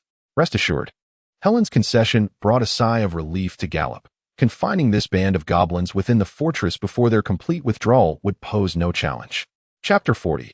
Waiting for the prey lop's method was straightforward. To transport the goblins' food storage boxes and a dozen barrels filled with water mixed with stone celery juice into the main fortress. Subsequently driving all surviving goblins inside, and then nailing the fortress's doors and windows shut to create a prison. This would ensure that the goblins would neither perish from thirst nor hunger over the course of 4 or 5 days. And by the time the united army reached the fortress, the reconnaissance team would have long departed. Gallup dismissed the idea of setting the fortress ablaze, spending half an hour explaining to Helen and Miafar the rationale behind avoiding fire. While incinerating the fortress would indeed deprive the wolfmen of a stronghold, the resulting smoke would signal our presence to enemies within a dozen miles. We could not afford the time to eliminate the scattered enemy scouts hidden in the forest. We had to hurry to our destination and lay our ambush. Yet, in truth, this was but one of the reasons. Another was his unwillingness to slay captives. Perhaps, in the future, some of these goblins would return to the fight, and a portion would fall to his arrows. Call it hypocrisy or a fastidious moral code. But he could not bring himself to commit slaughter at this moment. Watching the city guards hammering nails into the wooden boards that sealed the fortress's windows, Winifred finally breathed a sigh of relief. The most atrocious massacre had been averted. The images of the villagers from Cedarwood Village, who had resolutely sacrificed themselves to ensure her escape back to the town, still occasionally flashed before the priestess's eyes. It was impossible to claim she harbored no hatred for those enemies who invaded her homeland and slaughtered her kin. However, raising a butcher's knife against unarmed foes would render her no different from the wolfmen who had butchered the villagers that day. To abuse defenseless captives is to condemn oneself. We are not the White Army, Samuel. The Woofer clan is human, a part of humanity. Indulgence in slaughter and wanton destruction is the nature of beasts. As taught by the god of dawn in the sacred text, you are inherently cruel and combative, for you have transformed from beasts. Yet you have shed your animal skins and stand as humans. Your actions must align with humanity, ever vigilant against the beast within, lest the spirit of the beast govern your being. The wolf priest turned to gaze at the youth with the fiery red ponytail, silently expressing gratitude in her heart. Regardless of whether the actions of the other party stem from the teachings of the illuminating scriptures or from the gentle compassion often found in men, such matters hold little significance for Winifred at present. In contrast to the somewhat overly sentimental fledgling wolf priest, Mayfair, standing beside him, also gazes at the red-haired youth. Though she perceives herself more as an outsider than a participant in the reconnaissance team, the boy's ultimate decision averted a massacre, sparing her the trouble of having to console Winifred once more. Nonetheless, she still deemed Gallop's mercy towards the enemy excessive, as such clemency often translates into cruelty for oneself. In the language of wolves, there is no term for release the tiger back to the mountain, yet the Wufur tribe comprehends the underlying wisdom of this concept. However, not being in a position to influence matters, and with the knight having made his decision, she, as a mere outsider, perhaps even less than a guest advisor, had little room to voice her thoughts. Despite his remarkable courage and intellect, he ultimately could not alter the inherently gentle and sentimental nature of men, which likely explains why the women of the Wufur tribe assume roles as warriors and laborers. After a day's labor constructing a prison for the little goblins and turning the fortress upside down to unearth all useful items, the reconnaissance team departed northward and reached Arrowfoot Mountain, a location Gallop believed the united army would inevitably traverse. As the sun dipped below the horizon the following day, the night deepened, and a damp chill enveloped the forest, with thick clouds obscuring the moonlight, shrouding the already dim surroundings in darkness. Individuals navigated through the underbrush beneath the trees, as if traversing an unfathomable mire. Yet, for the Wufur tribe, endowed with dim light vision, it was hardly a nuisance. Gallop stood quietly atop the mountain, his camouflage cloak drenched in dew, accompanied by Helen, Hurlo, and Mayfair. From this vantage point, he beheld a flickering serpent of fire slithering in the distance, slowly yet resolutely making its way toward Arrowfoot Mountain. Indeed, they had arrived. The hunter exhaled softly, the warmth within him transforming into a wisp of white mist in the slightly chilly spring night air. More than 700, but less than 1,000, Helen murmured, her eyes reflecting the distant flames, offering an estimate of the enemy's numbers, significantly lower than what the captives had reported. While maneuvering in a long snake formation through the wooded terrain was a necessity, it was undeniably an invitation for well-prepared attackers to strike. Gallop's voice was resolute and brimming with confidence. He believed tonight would leave an indelible mark on the enemy commander, who would be forced to retreat at this crucial juncture, allowing them to evade confrontation until returning to Tucktown. Such a retreat would severely undermine morale, akin to a nuclear blow. Shall we remain here to observe the enemy? Mayfair sneezed, rubbing her cute little nose while tightening her cloak. The swimwear-style robe she wore, designed for allure rather than warmth, offered little protection against the cold. Had it not been for Gallop's audacious plan to ambush the army of over 1,000, she and Winifred would have readily disembarked from this precarious venture. Otherwise, Mayfair would have preferred not to expose her scantily clad form to the chill of the night. Nova was no owl, and its eyes were of little use in the darkness. Fear not, I have my methods. Gallop waved to Helen, expressing his unfamiliarity with those foreign entities. Helen, I will describe the features of our adversaries. It would be a great help if you could assess their strength. The three individuals present were momentarily taken aback. Even Hello displayed an expression of disbelief. They were acutely aware of the distance between the marching fire dragon and Arrow Mountain from their vantage point. The light from the torches appeared as dim as the glow of fireflies, rendering it nearly impossible to discern the appearance of the torch-bearing foes. Leading the procession was a diminutive goblin, mounted on a donkey, equipped with a short bow, while a spear was merely a sharpened flint affixed to the end of a wooden pole. Ignoring the astonished gazes of his companions, Gallop squinted, fixating intently on the approaching enemies. For the evening's performance, he had distanced himself from the group under the pretext of reconnaissance and entered the Utopia library. There, he hastily learned a spell known as the Eagle's Sharp Gaze, which purportedly enabled the caster to discern the facial features and attire of a person from 5 miles away. As the distance between the two parties diminished, Gallop stood atop the highest point, the enemies igniting their torches for illumination, making it increasingly challenging to see clearly. At this moment, was it not the time to showcase his skills? The donkey-mounted cavalry, typically a form of elite cannon fodder, were generally scouts and skirmishers of the goblin tribes. Helen inhaled sharply, recovering from her earlier shock. For this knight, who had received a rigorous education in military strategy, identifying the enemy's troop composition was as effortless as recounting familiar tales. Thus, I continued to observe. Gallop glanced at Hello, who gazed at him with admiration. Although he had resolved to maintain a certain distance from her, receiving such adoration from a girl undeniably satisfied his masculine vanity. It seemed that the ordinary males of the Woofer tribe were not particularly perturbed by their abilities being overshadowed by women.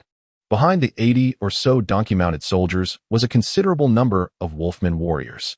In contrast to the cavalry, who were nearly jostling against one another, these warriors struggled to maintain a formation of 3 in a row, some holding torches, their attire varied, and their equipment disordered, appearing far less formidable than the elite forces that had assaulted Cedarwood Village. Gallop estimated that there were approximately 200 of these wolfmen warriors.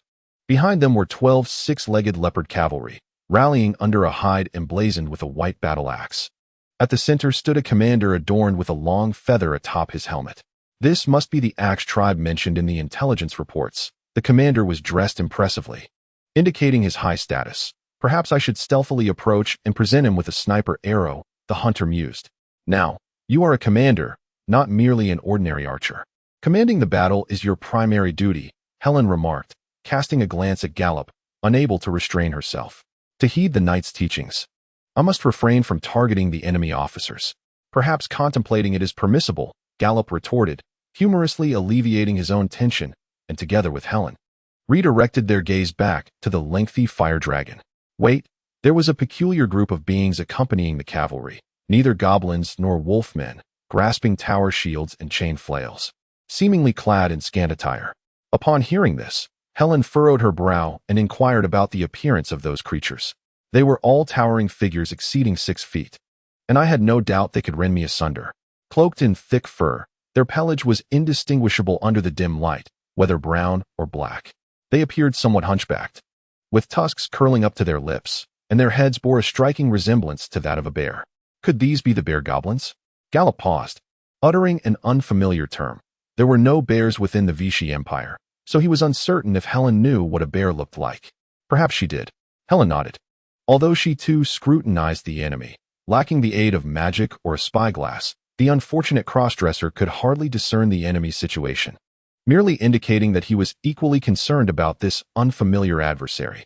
These brutes were more formidable than the Wurgs, with a dulled sense of pain, once engaged in close combat. 5 or 6 city guards would hardly stand a chance.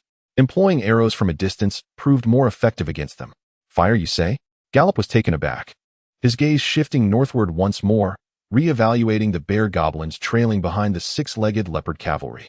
This group of 25 hulking figures bore 6-foot-tall tower shields, wielding flails as they ambled along, clumsily reminiscent of circus bears walking on 2 legs. Yet, upon observing the flails in their grasp, one would arrive at an opposite conclusion.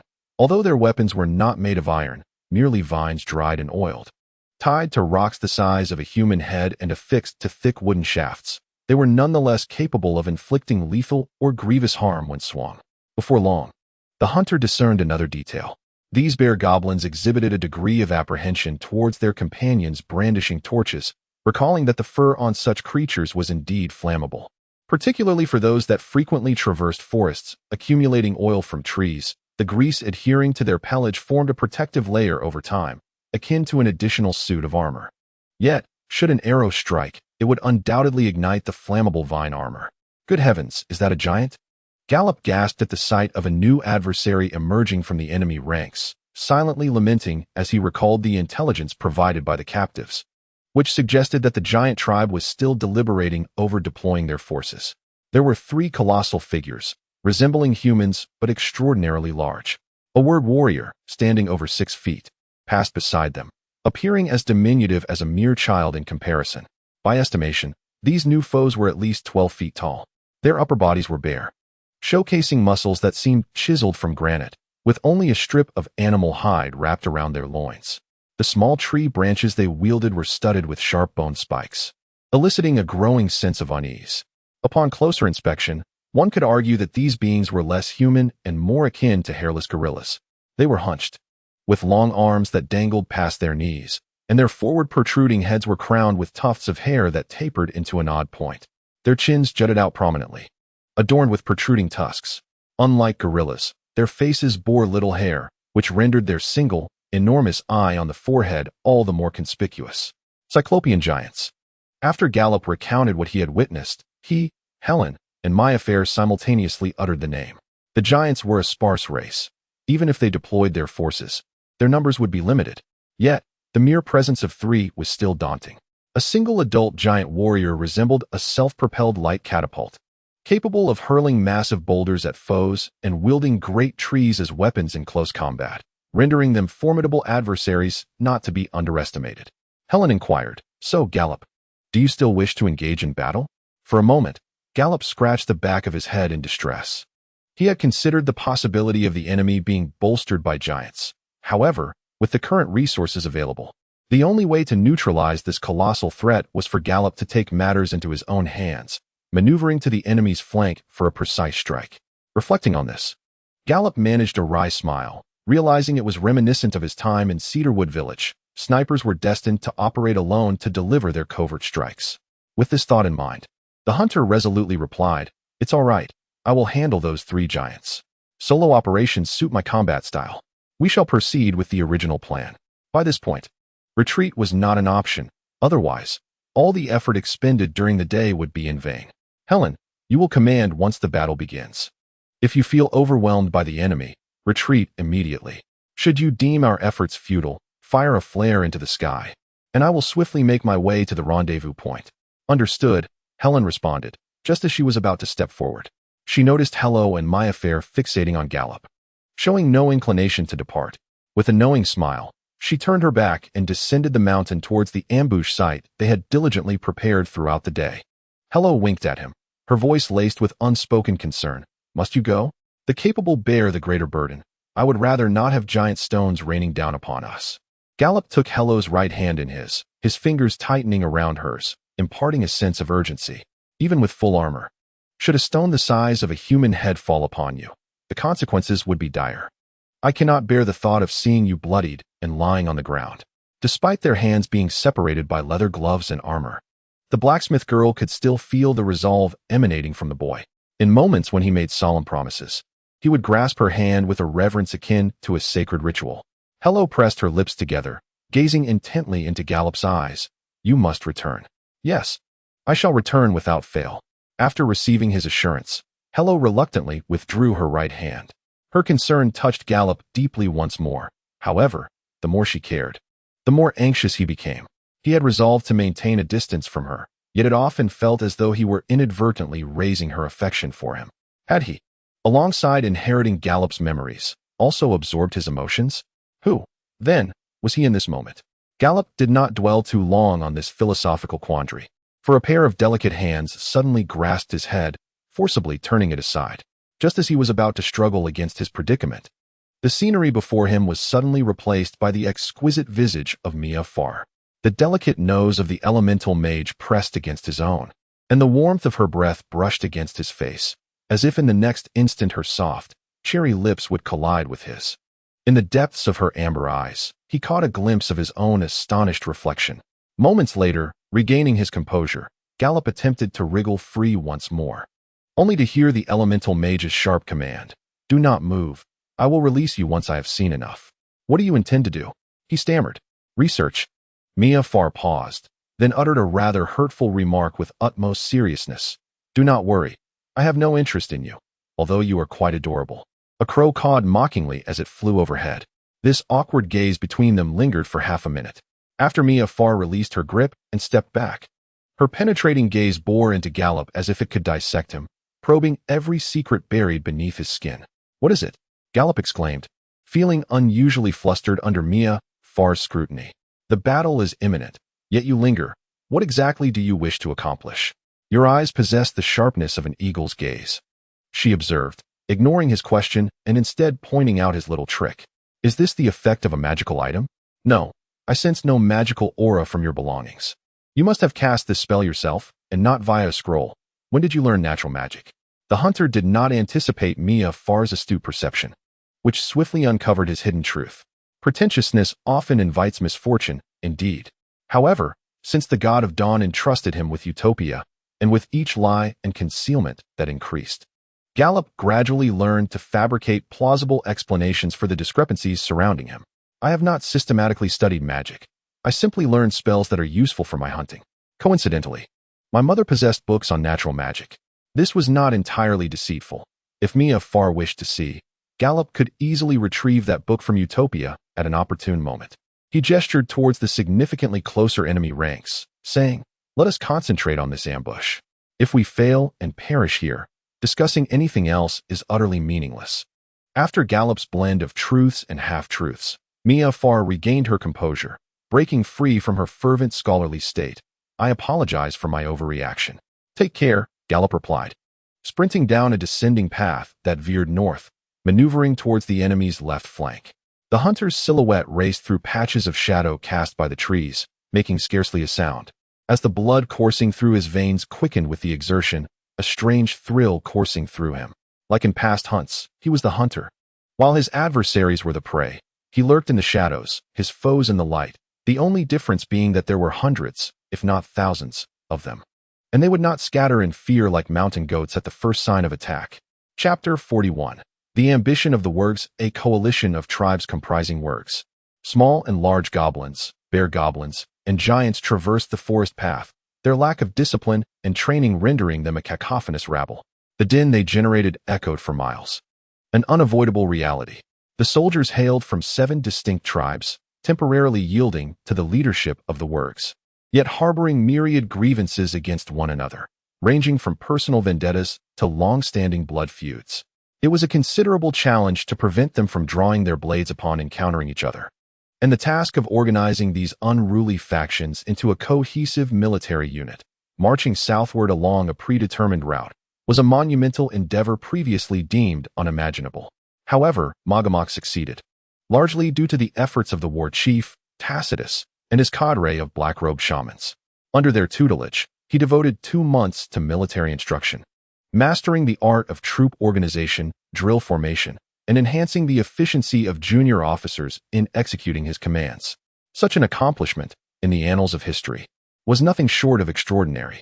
Under his command, the small and large goblins formed long columns of 5, marching in unison, with the notable distinction of a large goblin captain leading alongside the small goblins. 12 Wurg bodyguards mounted on 6-legged leopards aligned in a neat formation, followed closely by pack donkeys and wild boars burdened with supplies.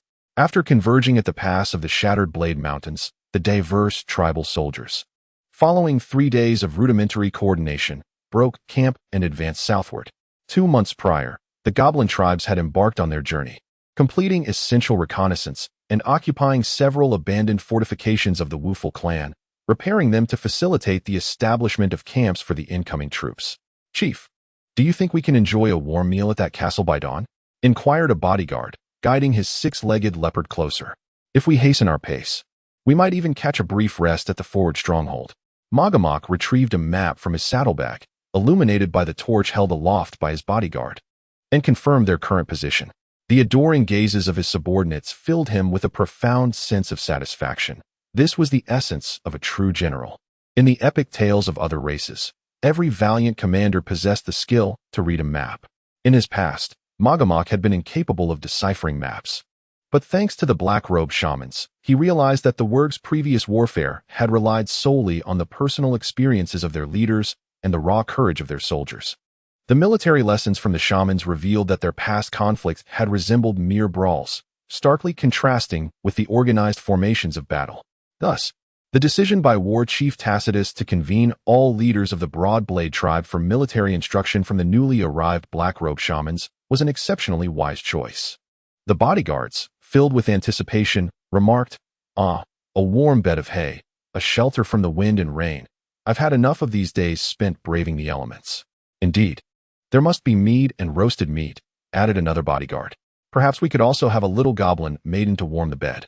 It was unclear who uttered a certain remark, but it immediately elicited derision and jeers from the other werewolves. "You find that scrawny little thing appetizing? Goodness, I would rather share a bed with a sow than embrace that little fur ball, even for a minute." With a golden chain in hand, one could easily procure a fair maiden from another tribe. Why bother with a mere fur ball? Enough was enough. If you wish to seek a maiden, Do so in hushed tones. Should you continue to shout, do not blame me for enforcing discipline. This was a new phrase learned by Magamochi from the war chief.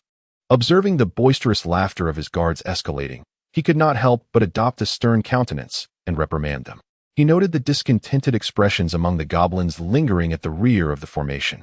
Magamochi was not particularly concerned about their dissatisfaction, yet he wished to avoid unnecessary internal strife. The tribal coalition was primarily led by various werewolf clans, with the other races' tribes serving as vassals. At the core of this alliance stood Tacitus and his Axe clan, followed by the other werewolf clans, with the other races trailing behind. As one of the leaders of the Axe clan, Magamochi naturally held a position of authority just beneath the chief. But this did not obscure the stark reality of the werewolves' scant numbers compared to the vast population of goblins and their alarming reproductive rates. North of the Shattered Peaks, the werewolves were among the few minorities, alongside ogres and giants. Furthermore, the motivations driving each tribe to participate in this war were questionable. Some tribes had succumbed to the werewolves' military threats, others sought to divide the spoils of war, while some aimed for fertile lands or to escape formidable competitors in their homelands. After all, that region was notoriously dire, a chaotic amalgamation of small goblins, large goblins, bear goblins, werewolves, and ogres, along with other nameless races, all vying for space and resources. The banners atop the hills frequently changed hands. No tribe could sustain its prominence indefinitely, regardless of past power. Any sign of weakness would invite assault and division from predatory tribes. Centuries of bloodshed had long since eroded their bonds of kinship, leaving only unbreakable enmity and mutual exploitation for common interests. Even the mightiest tribes faced the peril of being subsumed by those more powerful should they falter. To prevent the goblins from being unproductive, Magamochi, besides negotiating terms with some allied tribal leaders to grant them priority in selecting spoils, also restrained his kin from abusing the goblins, aiming to avert resentment among these expendable warriors. A werewolf warrior raced against the tide of the marching formation until he was stopped by Magamochi's guards at the perimeter. He shouted, "Strong Magamochi. Chief Paya requests you to hasten the march, ensuring the entire army reaches the forward stronghold before dawn." "Tell him I understand," Magamochi replied curtly, dismissing the messenger. As he watched the messenger vanish into the darkness, one of his guards cautiously approached. "Chief, should I urge those furballs to quicken their pace?" Magamochi spoke with palpable disdain, dismissing the muscle-bound fool and asserting that as long as the ranks remained unbroken, all would be well. Upon hearing this, his loyal subordinates collectively exhaled in relief. The warriors of the Axe clan were well aware of the discord between their two leaders, Magamochi and Paya. It was said that their animosity had begun during their inaugural hunting expedition alongside the elders. Yet, only Magamochi understood that his refusal to execute Paya's command stemmed not from the identity of the commander, but from the sheer folly of the order itself. Conducting a night march with nearly 1,000 disorganized souls was already a reckless endeavor. Adding a forced march into the mix could only invite calamity, as the god of war and hunting alone could foresee the ensuing chaos. He could not fathom why Paya failed to open his eyes to the disarray unfolding before them. The diminutive goblins, though they managed to maintain some semblance of formation, devolved into chaos within mere minutes, colliding with their comrades or lagging behind only to be trampled by those pursuing them. A few even inadvertently set their companions ablaze with their torches, barely held in check by the mid-level commanders among the goblins.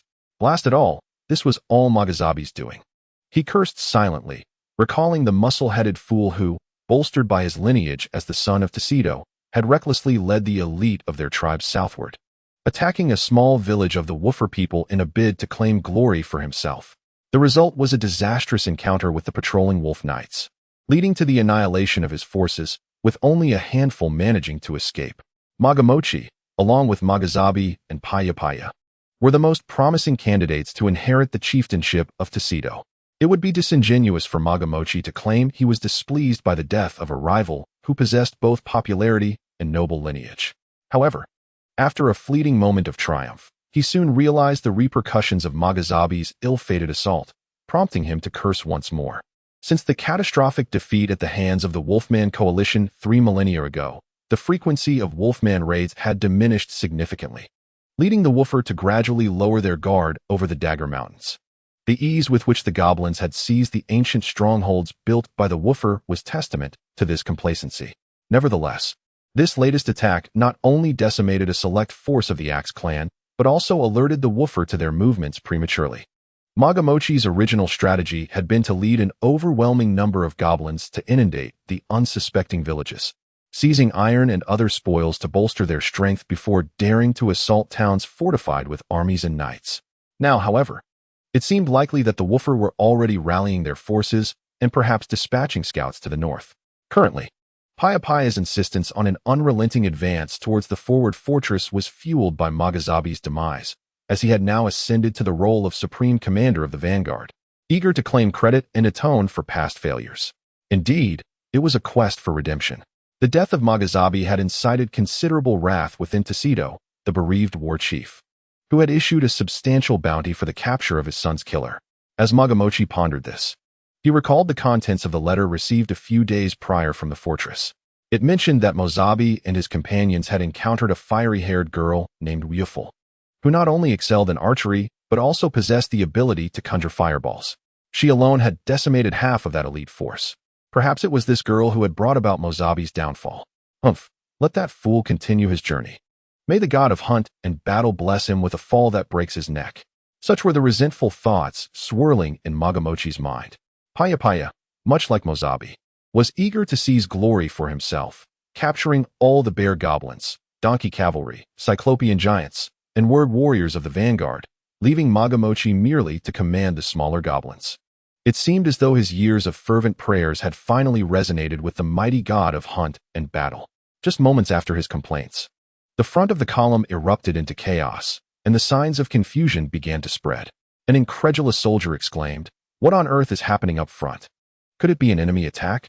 Another soldier cautiously approached, inquiring, "Chief, should we go lend assistance?" "Wait a moment," Magamochi commanded, pulling on the reins. He directed those around him, "Order everyone to halt. Those with bows, ready them and keep your eyes wide open. You, go to the rear and instruct the small goblins to tend to the livestock properly. Consider the consequences should their neglect lead us to starvation." The march had been long yet sparse, and given the terrain, it was difficult to form a cohesive unit. It was prudent to remain still until the strength and intentions of the attackers were discerned. Word warriors, when engaged in nighttime combat, tended to descend into chaos. If the more numerous small goblins were to join in, it was likely that before the enemy even arrived, they would suffer a calamity of trampling amongst themselves. The large goblins swiftly transformed Magamochi's orders into action. The long line began to halt in segments. Rows of 5 morphed into circles, with torchbearers standing at the center, while the remaining 4 formed a protective barrier around them, shields raised and spears poised, bows drawn. Meanwhile, the small goblins, chattering incessantly, clustered together, only managing to still themselves after being prodded and kicked by the leading large goblin. Clutching rudimentary stone weapons, they anxiously scanned their surroundings, fearing that something might spring forth from the shadows of the adjacent forest. As the column gradually came to a stop, the surrounding woods fell silent. Yet the commotion ahead persisted. The forest completely concealed the nature of the conflict unfolding before them, prompting Magamochi to close his eyes and attune his ears to the whispers of the wind. The sounds carried a wealth of information, which a skilled hunter could extract from the air, much like a hound could reconstruct past events from the scents lingering on the ground. Various sounds reverberated through the forest, resembling a grand chorus without a conductor. He heard commands shouted in urgency and desperation, roars of fury intermingled with curses and cries of agony. The whistling of arrows in flight, the reverberation of bowstrings, the snapping of splintered spears, the clashing of blades, and the dull thud of shields striking were all woven into the tumultuous symphony of battle. Immediately, he heard that familiar yet detestable voice, clear as if Pyapa stood before him, frantically brandishing a machete and shouting, "Charge! Charge! Warriors of the Broad Axe tribe, follow me!" Following this was a cry as flames surged forth, the fervent battle cries distorted into piercing wails. He could hear the agonized cries of those consumed by fire, some writhing in torment upon the ground. The bowstring emitted a resonant twang as it was drawn back, a sound unlike any produced by the bows and crossbows north of the Dagger Mountains. Mogo Mosh opened his eyes in astonishment. Ryufel had arrived, he thought, but in scant numbers, no more than 40 at most. despite the rapid volleys masking the frequency of their shots, making it difficult to ascertain their numbers for Mogo Mosh. The difference in volume between 100 bows firing in unison and a mere dozen was as stark as the roar of a lion compared to the bark of a puppy. Then came the sound of boulders crashing down from above, rolling across the ground and obliterating all vegetation in their path.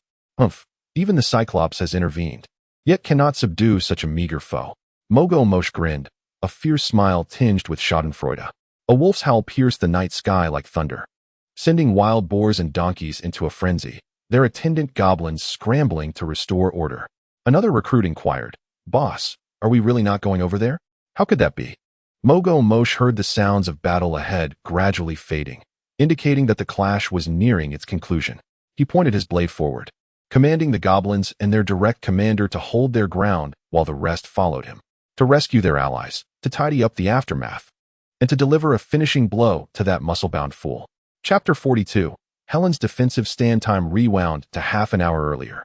Gripping his finely strung crossbow, Helen felt his throat parched, the padding inside his gauntlet soaked with his perspiration. Since the battle at Cedarwood Village, he believed himself to be a seasoned veteran. Yet now he felt as timid as a novice in his first combat. Trust him, there is no mistake. Helen exhaled softly, the cold air filling his lungs, calming the tumultuous thoughts in his mind. Since departing under Gallup's leadership, he had utilized his exceptional skills and clever tactics to secure victory after victory for the reconnaissance team without losing a single man. Tonight's ambush should not be an exception, for he had made it clear that this battle was about striking hard and retreating, not annihilation. Why was it that, despite being just boys, he always seemed to find a way to lead them forward? This thought stirred a wave of emotion within Helen. Noticing a girl from the city guard half-crouched in a nearby pit, Helen quietly climbed from his own trench and approached, gently tapping her shoulder. This nearly startled the tense girl, her muscles taut with anxiety. Helen raised a finger to his lips, signaling her to remain silent, and softly reassured her. "Do not be anxious. Everything is as anticipated. Trust me, and trust Sir Leslie." "Yes, my lord, I will," she replied. Perhaps stemming from the pride and dignity characteristic of a woeful woman, the girl felt a sense of embarrassment, blushing even as she was consoled by a boy younger than herself, despite his being a formidable knight.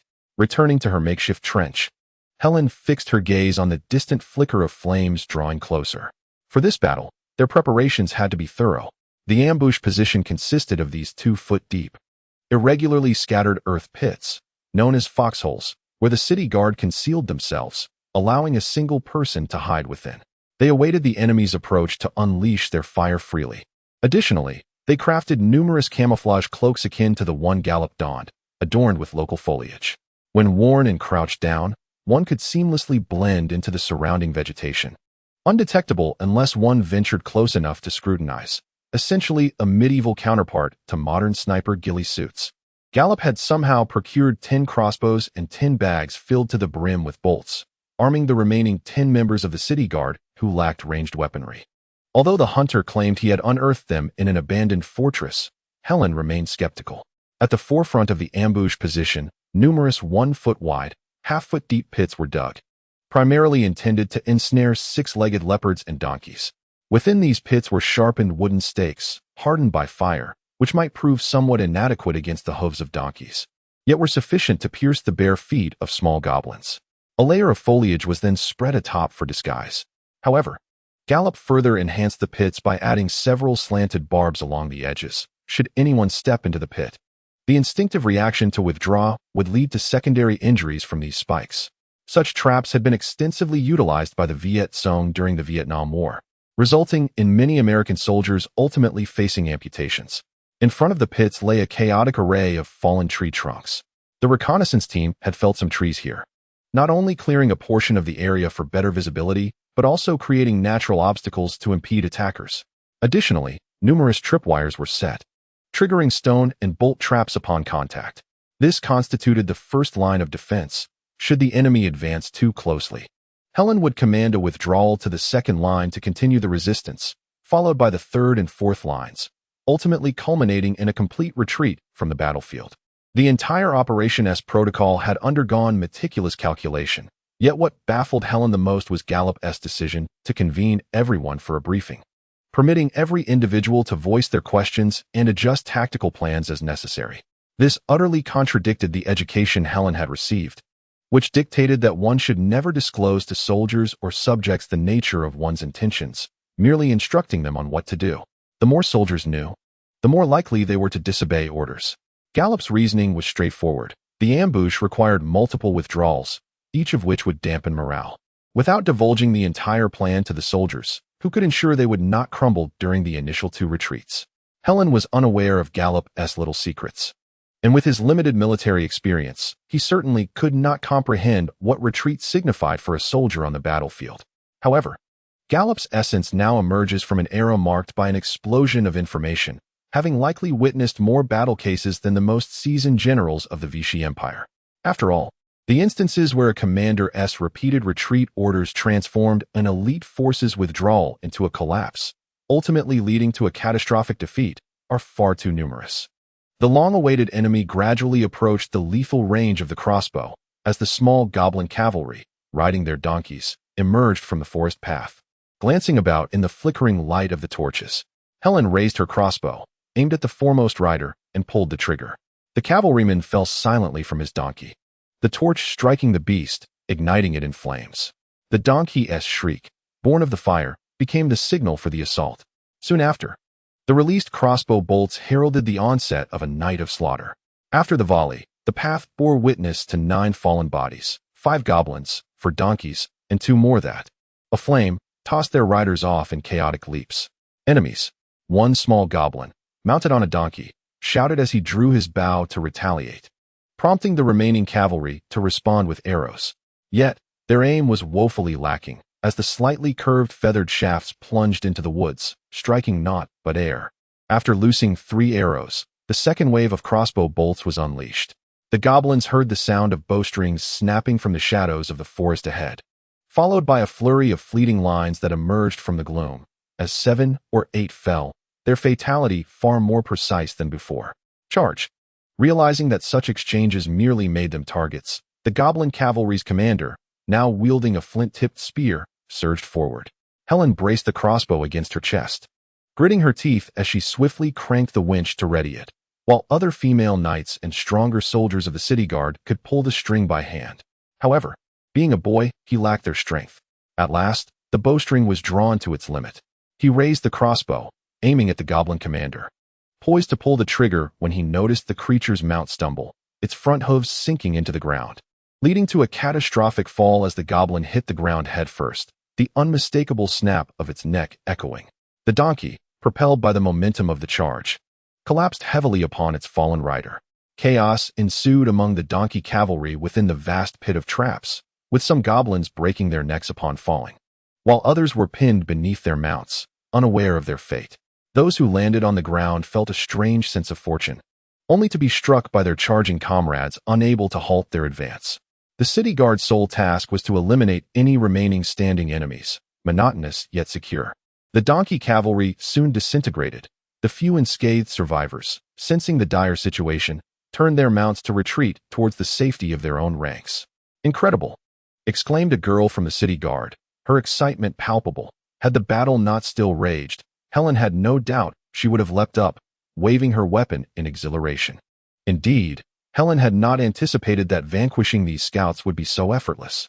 Despite engaging in battle within the inhospitable confines of a forest, the enemy foolishly raised fire targets to indicate their shooting positions, while she remained concealed in the shadows. Remarkably, over 80 cavalrymen were routed by a mere 21 infantrymen, suffering nearly half of their ranks in casualties. It was astonishing how such simple traps, like the skirmisher pits and caltrops, could yield such resounding success. No wonder Lady Fussiel sought to knight him upon their first encounter. Was this not the essence of extraordinary talent? Waves of envy surged within Helen's heart. Had Gallup been present on the battlefield, he would undoubtedly have noticed that most members of the reconnaissance team were gazing starry-eyed at the scene. Though among those gazes was certainly a charming cross-dresser. "Stay quiet. A more formidable enemy approaches," Helen cautioned, raising her crossbow to reacquire the retreating donkey cavalry's direction. The recent skirmish had stirred the distant marching troops, extinguishing many torches, soon followed by a horde of chaotic goblin infantry charging forth.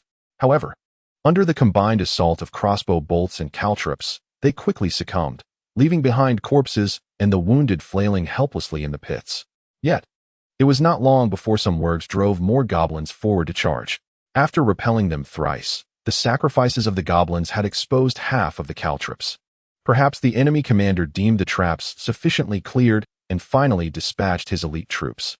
A line of leather-armored warg warriors emerged in an orderly fashion, a stark contrast to the previous chaotic onslaught of goblins. Those bearing shields led the way, seemingly aiming to form a shield wall.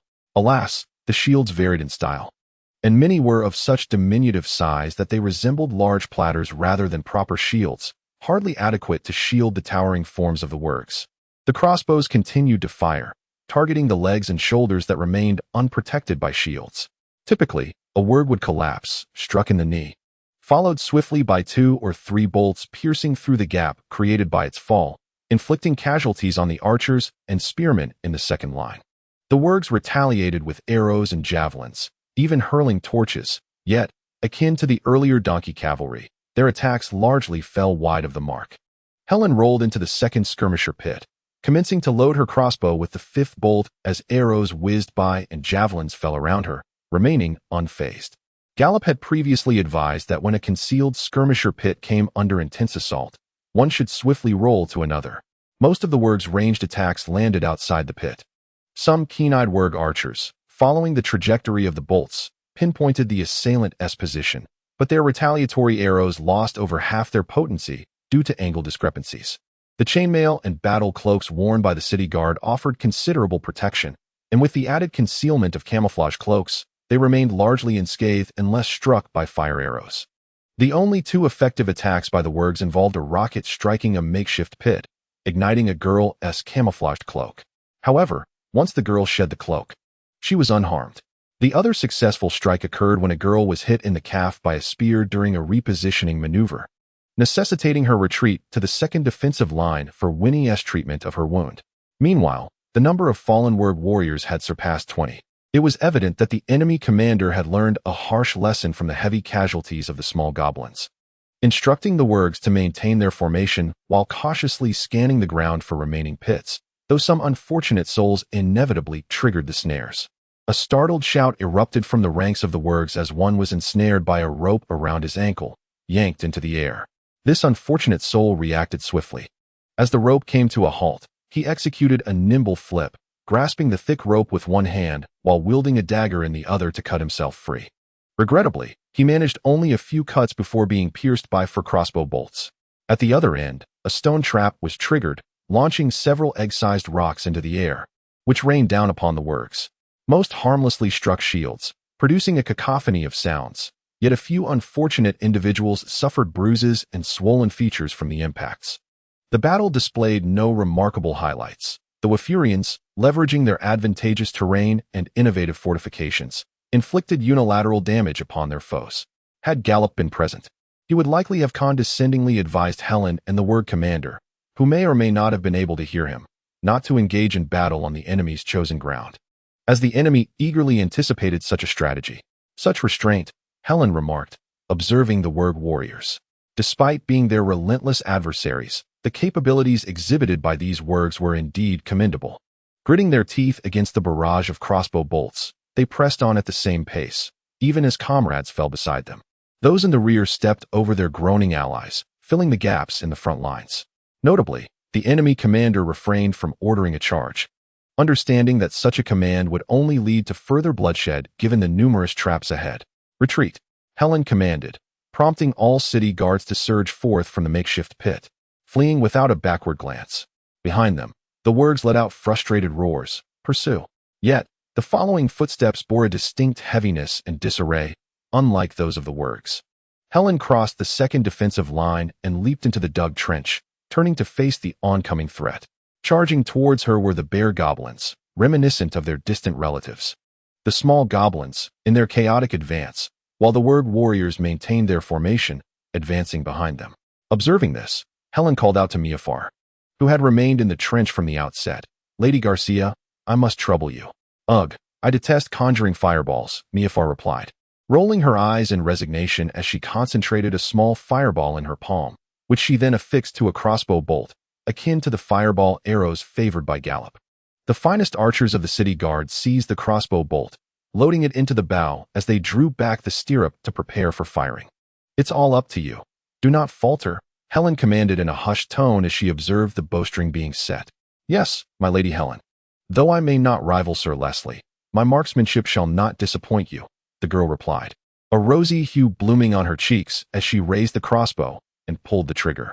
The bolt, accompanied by a fireball, pierced through the charging bear goblins, crashing into the ground and igniting a small explosion.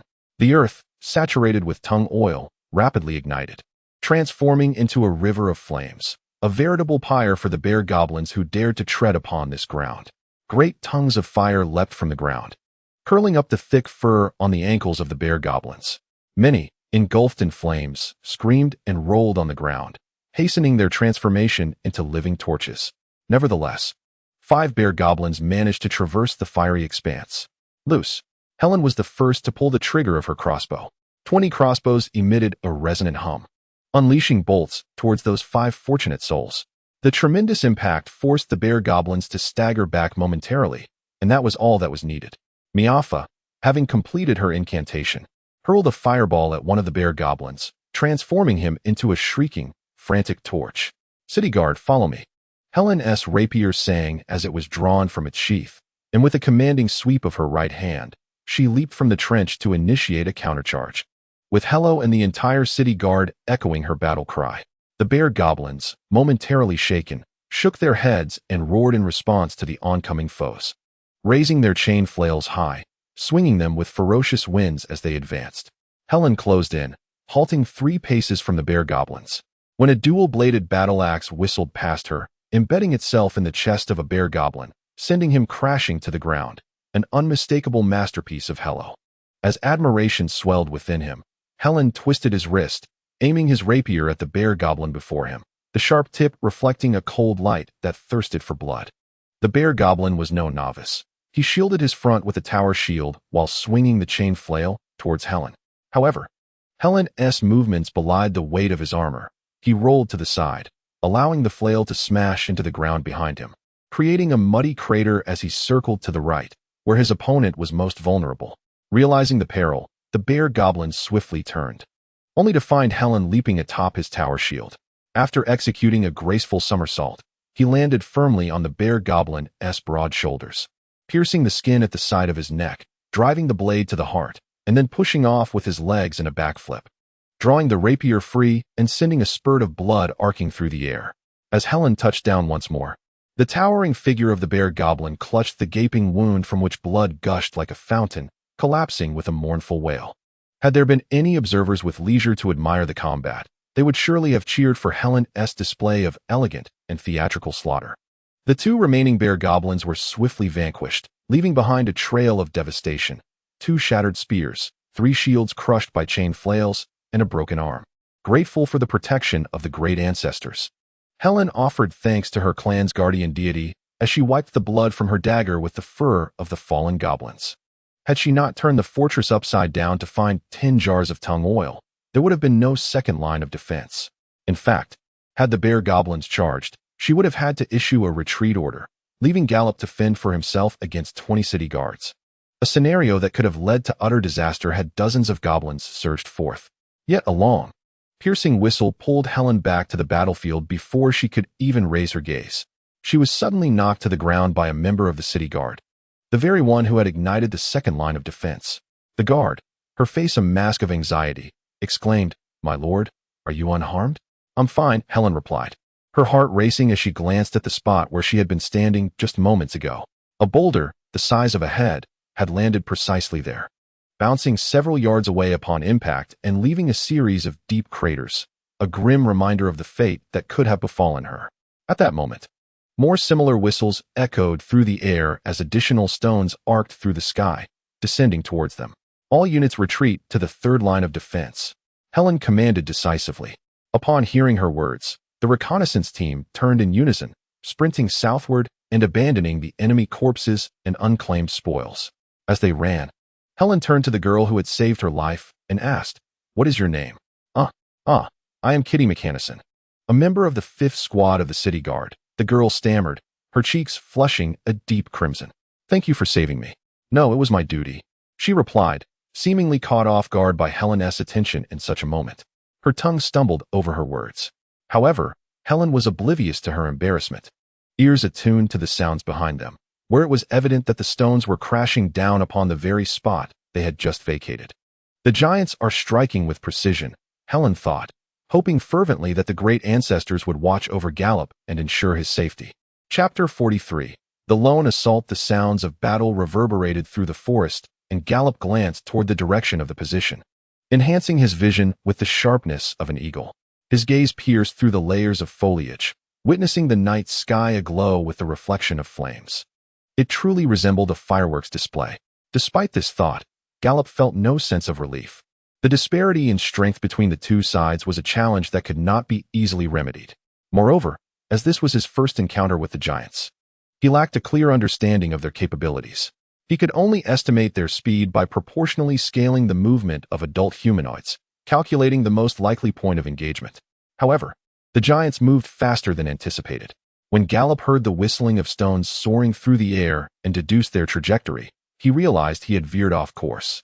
However, it was not entirely devoid of advantages, as it allowed him to maneuver to a position more than 100 paces behind the right flank of the giants. There, he discovered that the rear half of the enemy forces was not only disconnected from the front, but also remained stationary in a state of vigilance, showing no intention of advancing to assist.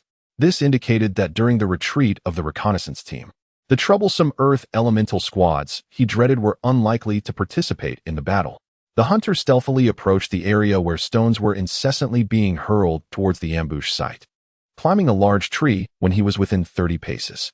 Once he found a suitable vantage point that would stabilize his body without obstructing his line of fire, he settled down, his legs firmly gripping a branch over a foot wide. He drew 3 four-sided, bloodletting arrows from his quiver, pouring a bottle of residual stone celery juice over the arrowheads before knocking them onto his taut composite longbow, slowly drawing back the string. The one-eyed giant, towering in stature, was undoubtedly muscular, with skin both thick and resilient. Therefore, Gallop had no illusions that a feathered arrow of less than 4 feet could fell such a behemoth, akin to attempting to topple a Tyrannosaurus Rex with a small revolver. Thus, he employed both bloodletting and paralysis effects, fearing that a single bloodletting arrow might prove insufficient. Releasing 3 such arrows, which were not the polished products of an armory, but rather stock from a utopian arsenal, was a decision Gallop would not take lightly, even against ordinary foes. With the aid of his dim light vision and the keen sight of an eagle, Gallop was able to discern every pore on the skin of the enemies beneath the beast hide. The commanding figure of the were-leopard was conspicuously absent, replaced by a dozen or so werewolf warriors. Aside from 2 archers tasked with maintaining vigilance, the remaining werewolves busied themselves transporting massive stones from the sides of the forest path, large enough to serve as projectiles for the one-eyed giants. Meanwhile, 3 giants were engaged in launching these projectiles, while messengers returned from the front lines to report conditions, allowing the giants to adjust their aim. Gallop adjusted the angle of his composite longbow until the arrowhead aligned perfectly with the nape of one of the one-eyed giants. He then attuned his ears to the movement of the wind. After several breaths, in the fleeting moment when the night breeze stilled, the taut bowstring emitted a resonant twang as the arrow was released with a whoosh. The targeted giant heard an ominous rush of wind beside him, only to feel several foreign objects suddenly pierce his neck. The sharp pain compelled him to clutch his throat, followed by a terrifying numbness that spread from the sight of pain. Instinctively, he sought to cry out, but his gaping maw produced only a faint wheeze, while blood gushed forth, staining his hands and cascading down his chest like a horrific crimson tide. The towering figure, spurred by the imminent specter of death, flailed wildly for a few seconds before collapsing with a thunderous crash, inadvertently crushing a werewolf that had the misfortune of passing by while transporting ammunition. Enemy attack.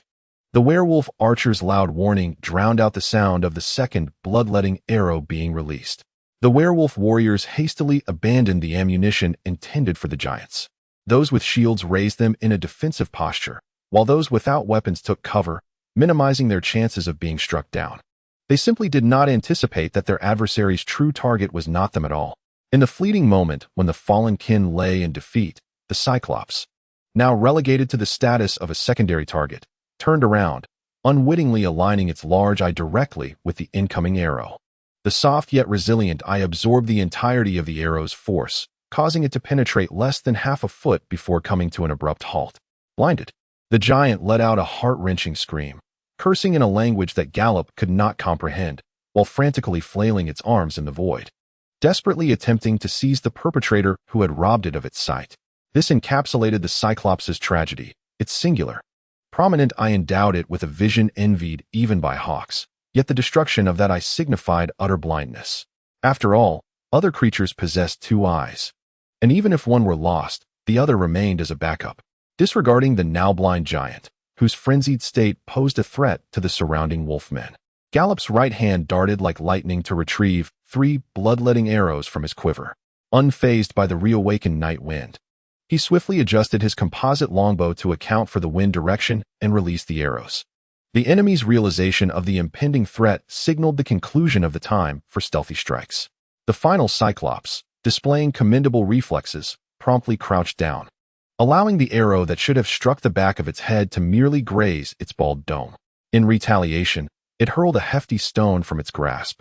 What precision! Gallop, perched in the tree, immediately narrowed his eyes and clung tightly to the trunk. The retaliatory boulder did not soar toward the hunter, but instead collided violently with the tree's trunk where he had been hiding, sending a cascade of splintered wood and falling green leaves in all directions. However, the greater damage was the irregular notch carved into the trunk near the roots, akin to a fresh chunk of meat gnawed away by a war wolf. With a resounding crack, the tree succumbed to the force and came crashing down. Gallop, shaken, emerged from the fallen canopy, his body drenched in cold sweat as he hastily retreated. This counterattack from the Cyclops demonstrated that the adversary was equally skilled in marksmanship. While one might argue that throwing stones is not directly comparable to archery, the ability to deduce the attacker's position from the arrow's trajectory and to retaliate with such accuracy indicated an opponent of no lesser caliber than his own. Moreover, Gallop felt fortunate. Had the tree fallen slightly askew, he might have found himself trapped beneath it, helplessly watching as the enemy approached to deliver a fatal blow. Another stone whistled through the air. A chill gripped Gallop's heart as he quickly rolled aside, allowing the boulder to smash into another tree that intersected its path, resulting in yet another tree crashing down. He knocked 3 arrows and shot back, hearing a muffled grunt before continuing his escape. The enraged roars of the Cyclops and the cacophony of the wolfmen indicated that the entire group was thoroughly incensed and in pursuit. Was I destined to attract a horde of foes? How could I not recall possessing any semblance of a talent for provoking such attention? As Gallop mused bitterly, he dashed along an arc, leading his pursuers westward. It must be said that the current scene bears a striking resemblance to the initial skirmish and the rescue operation at Shamu village. The precise and lethal stones had ceased to rain down, for such projectiles cannot be carried in large quantities like arrows. However, the one-eyed giant, brandishing a massive wooden club nearly a foot wide, remained equally terrifying. That enraged creature stomped forth relentlessly, trampling anything that obstructed its path, be it towering trees or dense shrubs, fearing that a slight deviation might allow Gallop to vanish from its sight. The arrows shot by the Wurg archers whizzed past him, and, due to their surroundings in the forest, many were intercepted by the foliage. Occasionally, a few arrows with better aim were deflected by the scaly plates of his chainmail. Seizing an opportunity, Gallop loosed an arrow in return, hoping to eliminate one of his pursuers. However, the formidable fireball arrow remained beyond his reach. His current spellcasting ability could not allow for the concentration required to chant while evading arrows. Should he pause to cast, the giantess club would assuredly flatten him before he could complete his incantation. After releasing his 10th arrow, Gallop was reluctant to attract further attention. Having sprinted down from the hillside, he had already expended a significant portion of his stamina and was beginning to feel winded. Yet, the relentless giant continued its brutish pursuit, clearing trees and obstacles with ease, still possessing enough vigor to hurl insults at Gallop's female ancestors.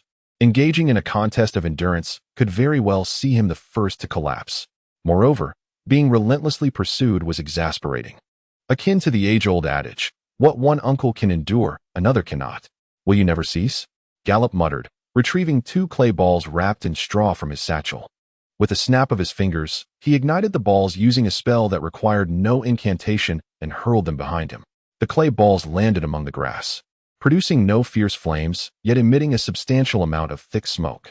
These were the smoke bombs he had hastily crafted for the night, intended both as a means of escape and as a core element of his third line of defense. Inspired by the first gas grenade from the history of the Dragonborn Empire, these smoke bombs, roughly the size of a fist, were fashioned from straw, twigs, and dung. Gallop had contemplated adding arsenic, colocynthus, and lime powder to create toxic fumes upon ignition.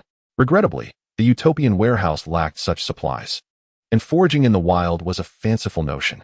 Thus, he resorted to incorporating whatever poisonous plants he could find nearby. Had he followed the ancient recipes of the Dragonborn Empire, the smoke produced by the bombs would undoubtedly awaken the senses upon inhalation, yet would also induce relentless coughing, impaired vision, and even skin decay. To create these small devices, Gallop had collected all the dung produced by the rams from yesterday's expedition. As for the droppings of gray wind and snow treader, he bypassed them. Wolves possess a remarkably efficient digestive system, and being carnivorous, their waste contained little combustible material. A comparison with hyenas, which belong to the same family, reveals that their excrement is scarcely suitable for fertilizer, akin to lime in its uselessness. The gray-scaled bird similarly leapt aside, ultimately directing the focus towards his teammates, thereby attracting a myriad of peculiar gazes from the wolf maidens, some filled with astonishment, others with derision, and some with a sense of revulsion. After a rather protracted explanation, the wolf maidens retracted their strange stares, yet remained reluctant to cooperate. Even Helen, who would typically support any effective plan, appeared hesitant. I do understand, I truly do. Such actions are intended to minimize casualties. However, at this moment, I find myself unable to provide what you seek. The desire to take the initiative eludes me. He recalled how Helen had lowered her head like a bashful maiden, awkwardly articulating her refusal. Just as he contemplated abandoning the idea of gathering materials from his companions, Hello returned, having dashed off after his explanation, cradling freshly excreted waste wrapped in leaves and emanating warmth. In that instant, tears of either exasperation or gratitude streamed down Gallop's face.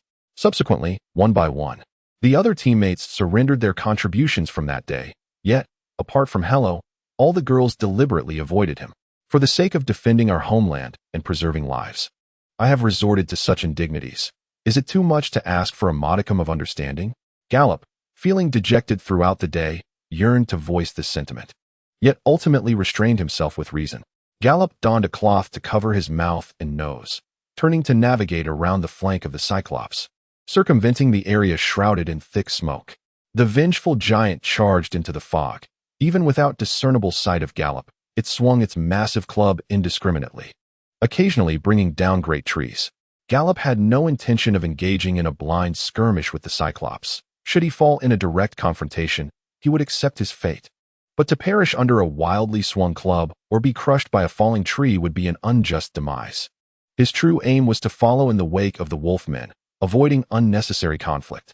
In fact, upon witnessing the Cyclops plunge into the smoke, the wolfmen warriors halted, aware of the peril that lay ahead, especially with uncertainty surrounding what awaited them in the haze. After exchanging glances, they split into two groups, searching along the periphery of the smoky expanse. This cautious division played directly into Gallop's favor. The team of leopard men on the right side of the smoke zone met misfortune first. An arrow, shot from behind a low bush, struck one of their archers in the throat. Before the archer's body could hit the ground, a fellow warrior raised his shield to protect his chest while retrieving a spear to hurl towards the source of the arrow. Several spears landed on the empty grass. As Gallop readied another arrow, and the wolfmen, forced to reveal themselves, commenced their offensive, either retrieving spears or brandishing their melee weapons while charging forward with cries.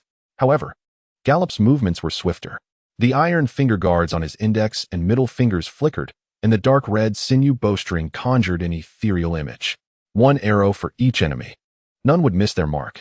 The first arrow pierced the right eye of a warg warrior. The second blossomed a spray of blood across the face of a spear wielder. The third embedded itself in the unprotected groin, and the fourth drove through the throat. At this moment, the javelin of the second counterattack had just slipped from the grasp of the warg warrior. Gallop discarded his bow and rolled forward, drawing the tooth of the mongoose from its steel sheath to meet the downward strike of the warrior's battle blade. With a resounding clash, the tooth of the mongoose collided with the battle blade, only to be pressed against its master by the warg's full might. The warg grinned, sneering, "Little wolf clan girl. In terms of strength, you are woefully inadequate." The hunter, mistakenly perceived as female, also chuckled, though his smile was concealed by a mask. Otherwise, the muscular warg would surely have sensed the impending danger. In a sudden surge of strength, Gallop supported the tooth of the mongoose with his right hand, while his left shot forth like lightning to press against the warg's exposed wrist, sending a stream of moderate electricity coursing into the opponent's body. The Wind Element 0-level spell. Electric Claw could only paralyze the foe's limbs through direct contact, its lethality minimal yet advantageous due to its lack of incantation. The warg warrior felt his right arm tingle and fall limp, a chill creeping into his heart as he realized, this girl is a shaman. In that instant of reversed fortunes, Gallop pushed the battle blade away with both hands, swiftly plunging the tooth of the mongoose into the warg's heart. Out of the corner of his eye, he caught sight of another warg charging from the flank, spear poised to strike. Gallop pivoted, withdrawing his sword with a flourish that sent a spray of blood, evading the spear that narrowly grazed his chest, while the tooth of the mongoose collided with the spear wielder, who bore a look of sheer terror as his body was cleaved in two by the blade, akin to cheese meeting a hot knife. Witnessing Gallop's ferocity, the remaining three adversaries turned to flee, discarding their weapons in haste, fearful that they might hinder their escape. Observing their retreat, Gallop had no intention of pursuing. Instead, he retrieved a smoke signal ball, ignited it, and tossed it to a nearby location. The recent skirmish had caught the attention of the Cyclops, who was now hastening toward him.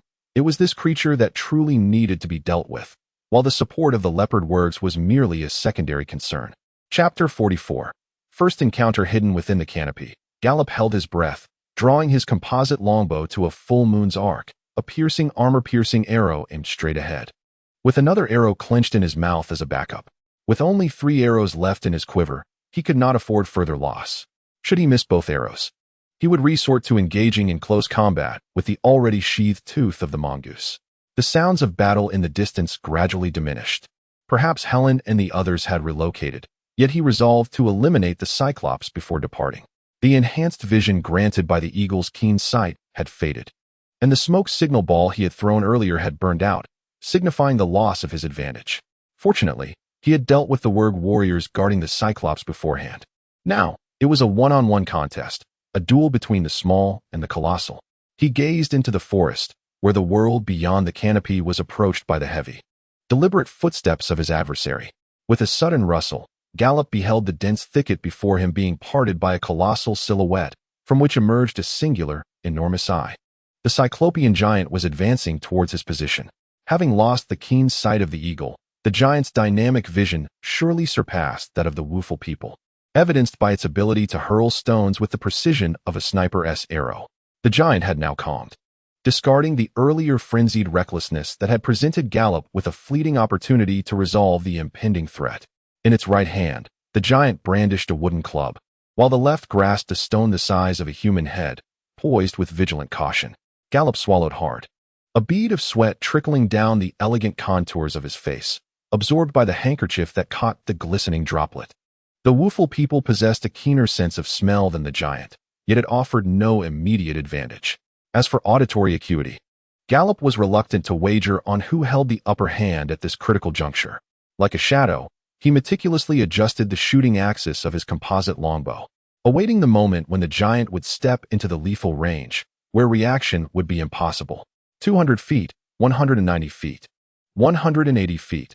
The cyclopean giant crushed swathes of low-lying vegetation with each stride, the sounds of snapping shrubs resonating in Gallop's ears like a long, clarion call. 150 feet, 140 feet, closer still. Gallop held his breath, minimizing any movement that might disturb his aim. Time slipped away in the tense silence. Yet, as the giant drew within 120 feet, a chilling sensation crept from his camouflage cloak, as if something were ascending and clinging to it. This was not the time for distraction. Gallop endeavored to dismiss that unsettling feeling, redirecting his focus to the looming threat of the giant. While lying in wait for prey, he had often been traversed by small creatures, such as snakes or mice, mistaking him for mere timber due to his stillness. Yet, this sensation was profoundly unsettling and impossible to ignore. The hunter's heart raced. Do not pay it heed. It poses no threat to your life. But the giant beneath the trees certainly will. He mentally insisted, though his head involuntarily turned towards the source of the disturbance, revealing two fuzzy little feet perched upon his shoulder, followed by a similarly fuzzy face emerging. Two sharp fangs stirred restlessly, and 8 dark, singular eyes locked onto Gallop's gaze. Gallop recognized this creature for what it was, a Kurtfo spider, also known as a tarantula, capable of growing as large as a basin, yet devoid of venom, rendering it non-threatening. However, to instill fear, one need not possess lethal qualities. Gallop's rational mind sought to dismiss this moderately sized arachnid, yet his body reacted instinctively, propelled by a childhood memory that urged a scream from his lips.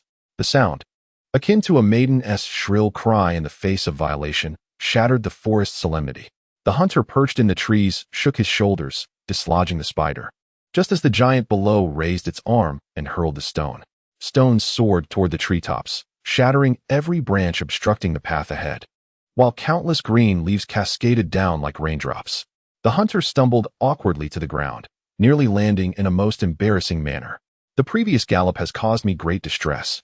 Cowering at the sight of a harmless spider, Gallop muttered inwardly about the former owner of this flesh, all the while scrambling behind a tree. Before he could catch his breath, he heard the wind generated by the giant's mighty club, prompting him to roll forward and create some distance. Upon regaining his footing, Gallop beheld the massive tree that had served as his shield being swept aside by the giant's club, toppling to the ground. The one-eyed giant, undeterred, raised its club once more and charged at him. Gallop had no choice but to draw his mongoose fang to meet the oncoming threat. In terms of attack range, the half-man-high wooden club evidently surpassed the mere 3-foot length of the mongoose fang. In terms of sheer power, the giant's strength, capable of snapping trees in two, rendered Gallop's divine might insignificant.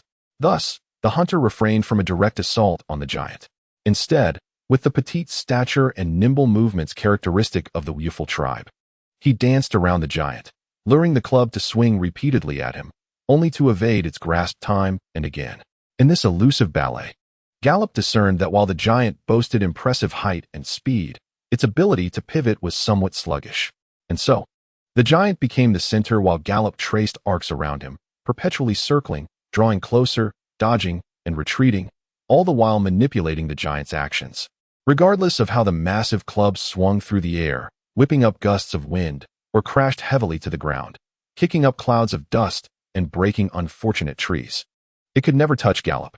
He persistently sought to encroach upon the giant's inner circle, but each time a club descended, he would swiftly evade.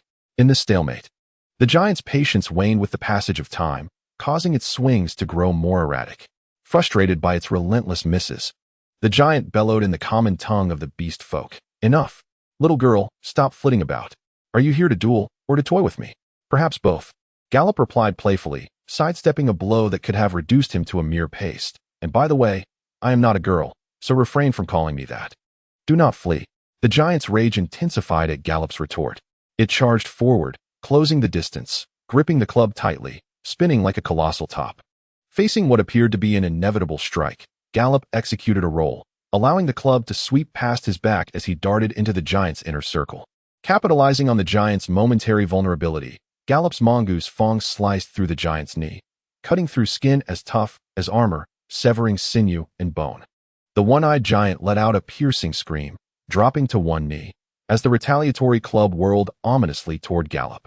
He promptly reclined, allowing the bark-laden club to narrowly miss his face.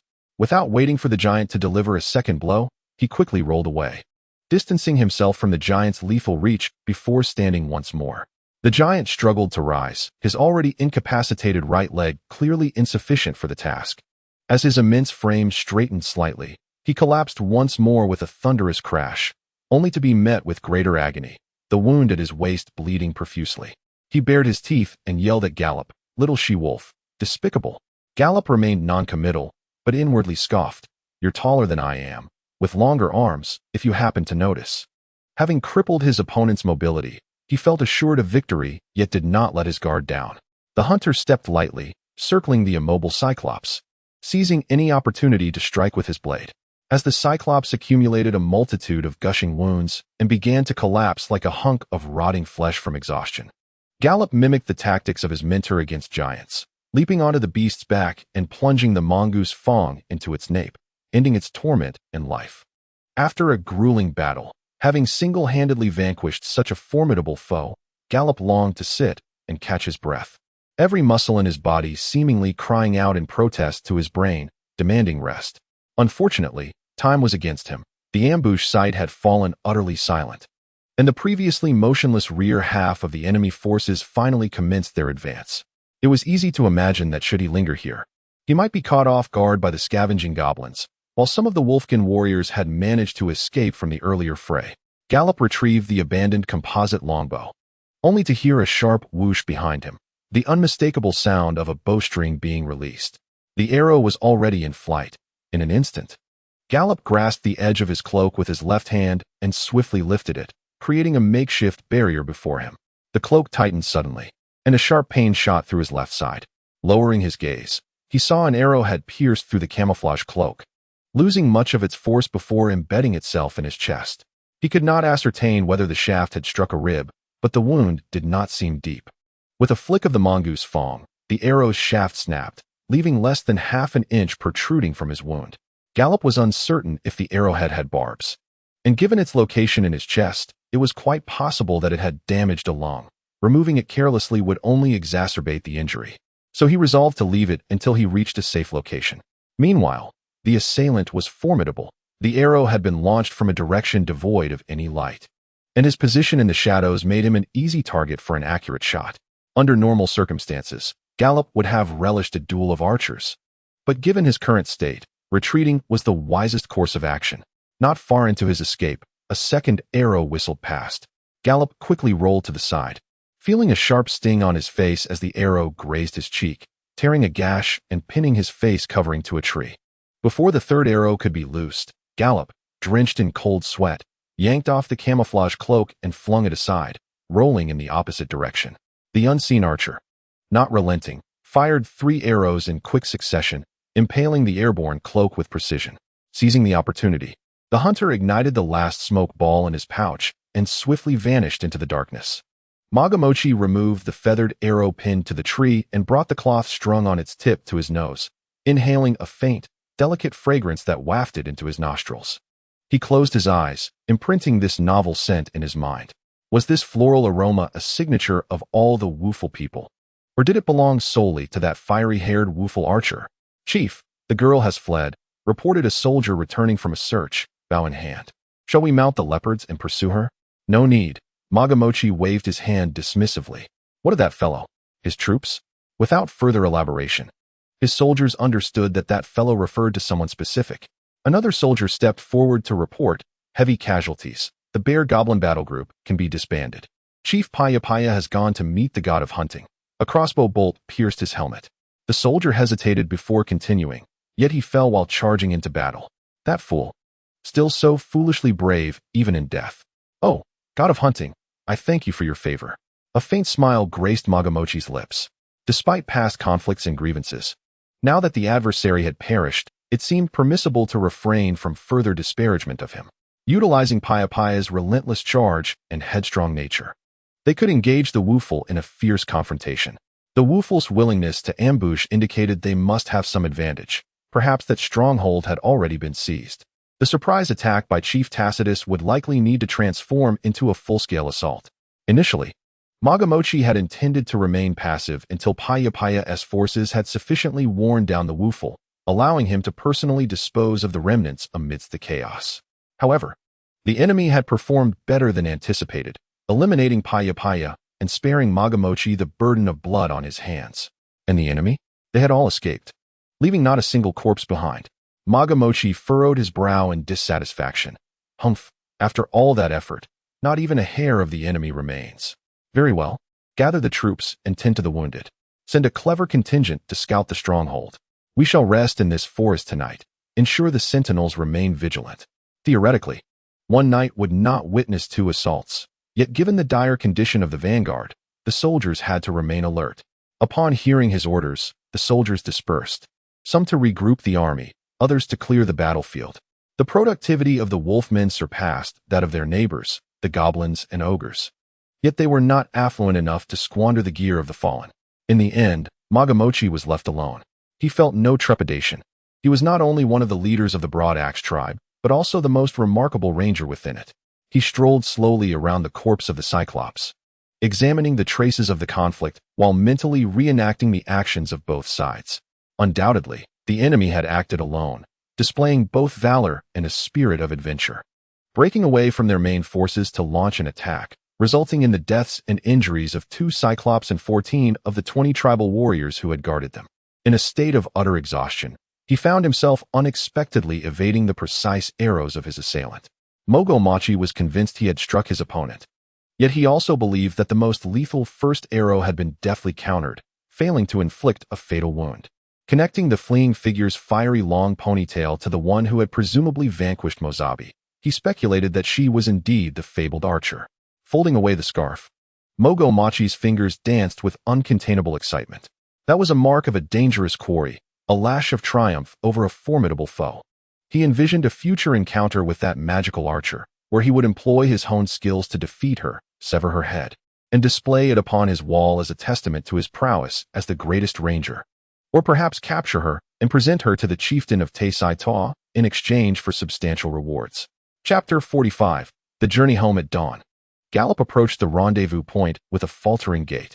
With each step, the arrowheads lodged within him sent jolts of pain through his body. Perhaps sensing her master along with the scent of blood, Tashu burst forth like an arrow, joyfully yet anxiously circling around him, joined by the others as if welcoming a returning hero, which deeply moved him. The lovely neighbor girl enveloped him in a warm and heartfelt embrace. "Gallop," she exclaimed. "Hello. Be gentle."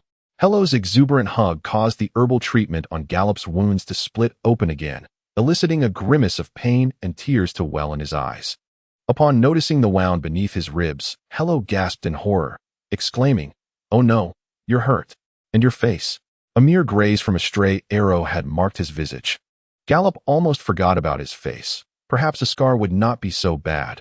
At least it would prevent others from mistaking him for a girl. "Let me see. I can cast a few healing spells," Winifred said as she hurried over, only to be gently pushed aside by Gallop. "I'll attend to my wounds later."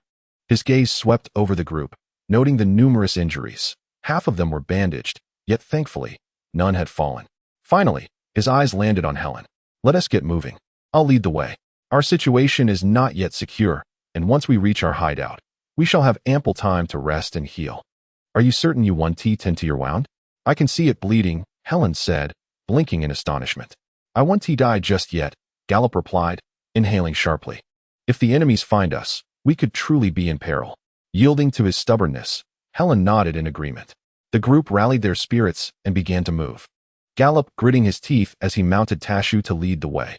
When the war wolf ran, its spine undulated like a wave, even with a saddle and stirrups. Sleeping on its back was impossible. Setting aside the risk of motion sickness, the vibrations from Tashu's swift pace would certainly aggravate his wounds, but Gallop was beyond such concerns. Reaching their hideout sooner would allow him to address his injuries. Yet, despite his urgings, Tashu stubbornly refused to run, opting instead for a brisk walk that would not jostle him. "I appreciate your concern, but now is not the time." At last, the hunter comprehended the reason behind his journey and gently caressed the head of Su, his loyal companion. Together, they ventured westward, exiting the forest. Beyond the woods, he beheld a shallow river, its waters flowing languidly southward. He called back, urging, "Let us ascend the stream." With that, he guided Su into the waist-deep water, swimming against the current. After traversing half a mile, they encountered a tributary that led directly to a towering waterfall. The roaring waters cascaded from a height of over 20 zhong, creating a mist that enveloped the surroundings, reminiscent of a colossal beast's breath. The cliffs flanking the waterfall stretched for miles, presenting an apparent dead end. The exit was shrouded in mist, rendering the outside invisible. Yesterday was exhausting. "Let us take refuge within," he proposed. Gallop dismounted from the wolf's back and led Su towards the waterfall. Contrary to his expectations, Su exhibited no desire to flee, instead displaying remarkable obedience. The torrent of the river crashed against him like the fists of a robust warrior, the chainmail shirt failing to fully absorb the impact. For a fleeting moment, He felt submerged in depths where breath eluded him, yet ultimately, they passed through the curtain of water. Tisu broke free from his grasp, shaking its body and wagging its tail to dry its fur, alertly sniffing the air for any lurking threats. Once reassured that no beasts were present, it returned to its master, settling down beside him, awaiting further commands. Gallop, with a wry smile, retrieved a piece of dried meat to offer Tisu, then removed the saddle and reins, tenderly grooming the soft fur of his mount as a gesture of comfort. Before long, the others followed suit, passing through the water curtain. The cavern was surprisingly spacious, accommodating 13 large animals and over 20 individuals, with even a clear area reserved for a forthcoming campfire. Once Grey Wind entered, it promptly proclaimed its territory by lifting its leg against the stone wall, then lazily reclined, tongue lolling out. The gray-scaled bird took advantage of the sandy floor, rolling about to preen its feathers. Had they not ventured inside, none would have imagined the hidden paradise behind the waterfall. Helen surveyed the cavern, marveling at the artistry of nature. Gallop leaned against the stone wall, utterly drained from leading the way. A century ago, a group of seasoned hunters stumbled upon this concealed cave while tracking an injured juvenile werewolf, and since then, most hunters in the Carnorton region had come to know this haven for respite. Everyone, rest well and catch up on sleep. At dawn, we shall return to Tucktown. Ms. Arnold, Gallop requires your assistance, Helen announced as she began assigning tasks. From her saddlebag, she produced parchment and a quill, stating, I shall compose the report on last night's battle. It is my duty. Winifred hurried to Gallop's side, crouching down to reveal a small leather pouch filled with various surgical instruments. To his surprise, Mayfair also approached, extracting an assortment of herbs wrapped in small cloths from her satchel, seemingly poised to assist the fledgling wolf priestess. Helen glanced at the hazy scenery beyond the water curtain, her concern evident as she inquired, if possible, it would be best to kindle a fire and prepare some warm food. Your treatment also requires hot water. However, would starting a fire pose any danger? Gallop replied weakly, the deepest part inside is about 5 feet lower than the entrance, making it challenging for the firelight to penetrate outside. The waterfall's curtain of water also diminishes the fire's glow. Overall, we are safe.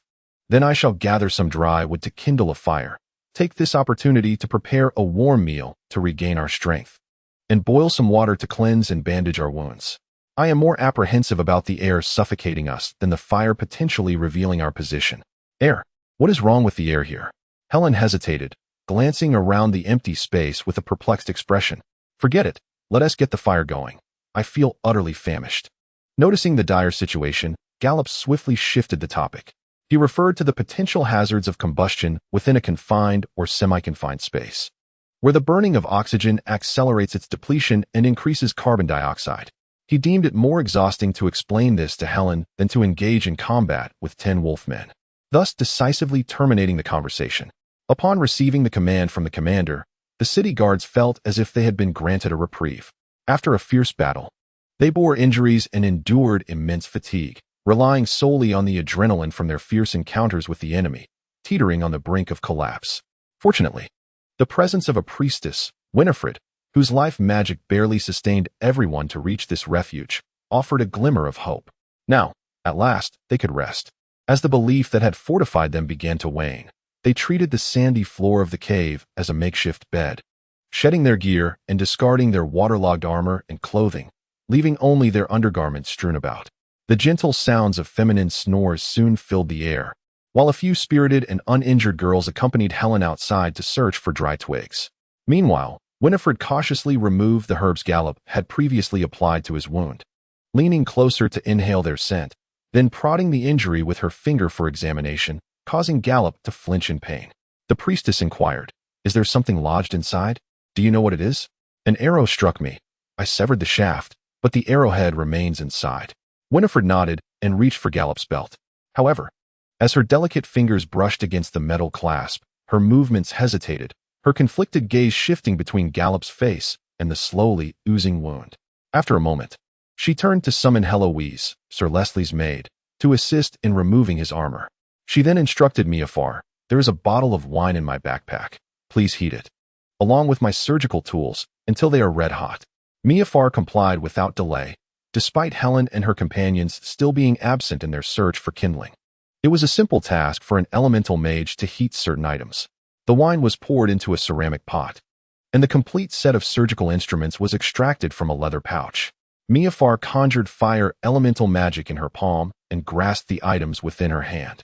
The wine in the pot quickly reached its boiling point, while the blades of the surgical tools glowed a fierce red. Heloise, swift and nimble, soon stripped Gallop down to his trousers, allowing his head to rest upon her thigh at an angle, and then something strange began to unfold. Three girls seemed to have momentarily forgotten their pressing concerns, gazing intently at his physique. Indeed, Gallop had always maintained a wholesome diet. Vegetables were a staple on his table, coupled with proper nutrition, as he never skimped on meat, and engaged in appropriate exercise through hunting in the mountains. Although he had not sculpted a body akin to a bodybuilder's, he possessed a trim figure devoid of any excess fat, embodying the unique androgynous beauty characteristic of a young man on the cusp of adulthood. Thanks to his woeful lineage, his skin was smooth and radiant, as pure as frost, entirely free from the sun-kissed darkness and blemishes common among those who labor outdoors on Blue Star. Feeling increasingly unsettled under the girl's scrutiny, Gallop could not help but speak up. Can we tend to the wound now? Please forgive me. Winifred promptly returned to her professional demeanor, retrieving a water pouch from her waist and pouring some powder from her medical kit into a round copper cup, creating a milky white concoction. Here, sir, please drink this. What is this? Gallop inquired suspiciously, eyeing the mysterious beverage. Poppy flower tea. And what will happen if I drink it? You will fall asleep. Wait, do you mean unconscious? Yes, Winifred replied solemnly. This will alleviate the pain of the procedure. The arrowhead is lodged in the bone, along with barbs and rust, and the wound has become infected. We must enlarge the wound to extract the arrowhead, avoiding any fragments left in the muscle, and pour boiling red wine into the wound for debridement. This process will be excruciating. I have witnessed many strong soldiers in the temple who could not endure it.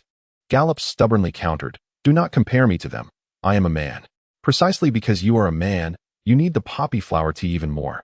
Or you might succumb to the pain, the priestess of the young wolves insisted firmly. Seeing this, Hello gently placed her palm on his forehead, caressing it softly as she said, Just drink it. This is not the time for bravado. I am not being brave. I must remain alert and ready for battle. Gallop replied, half serious.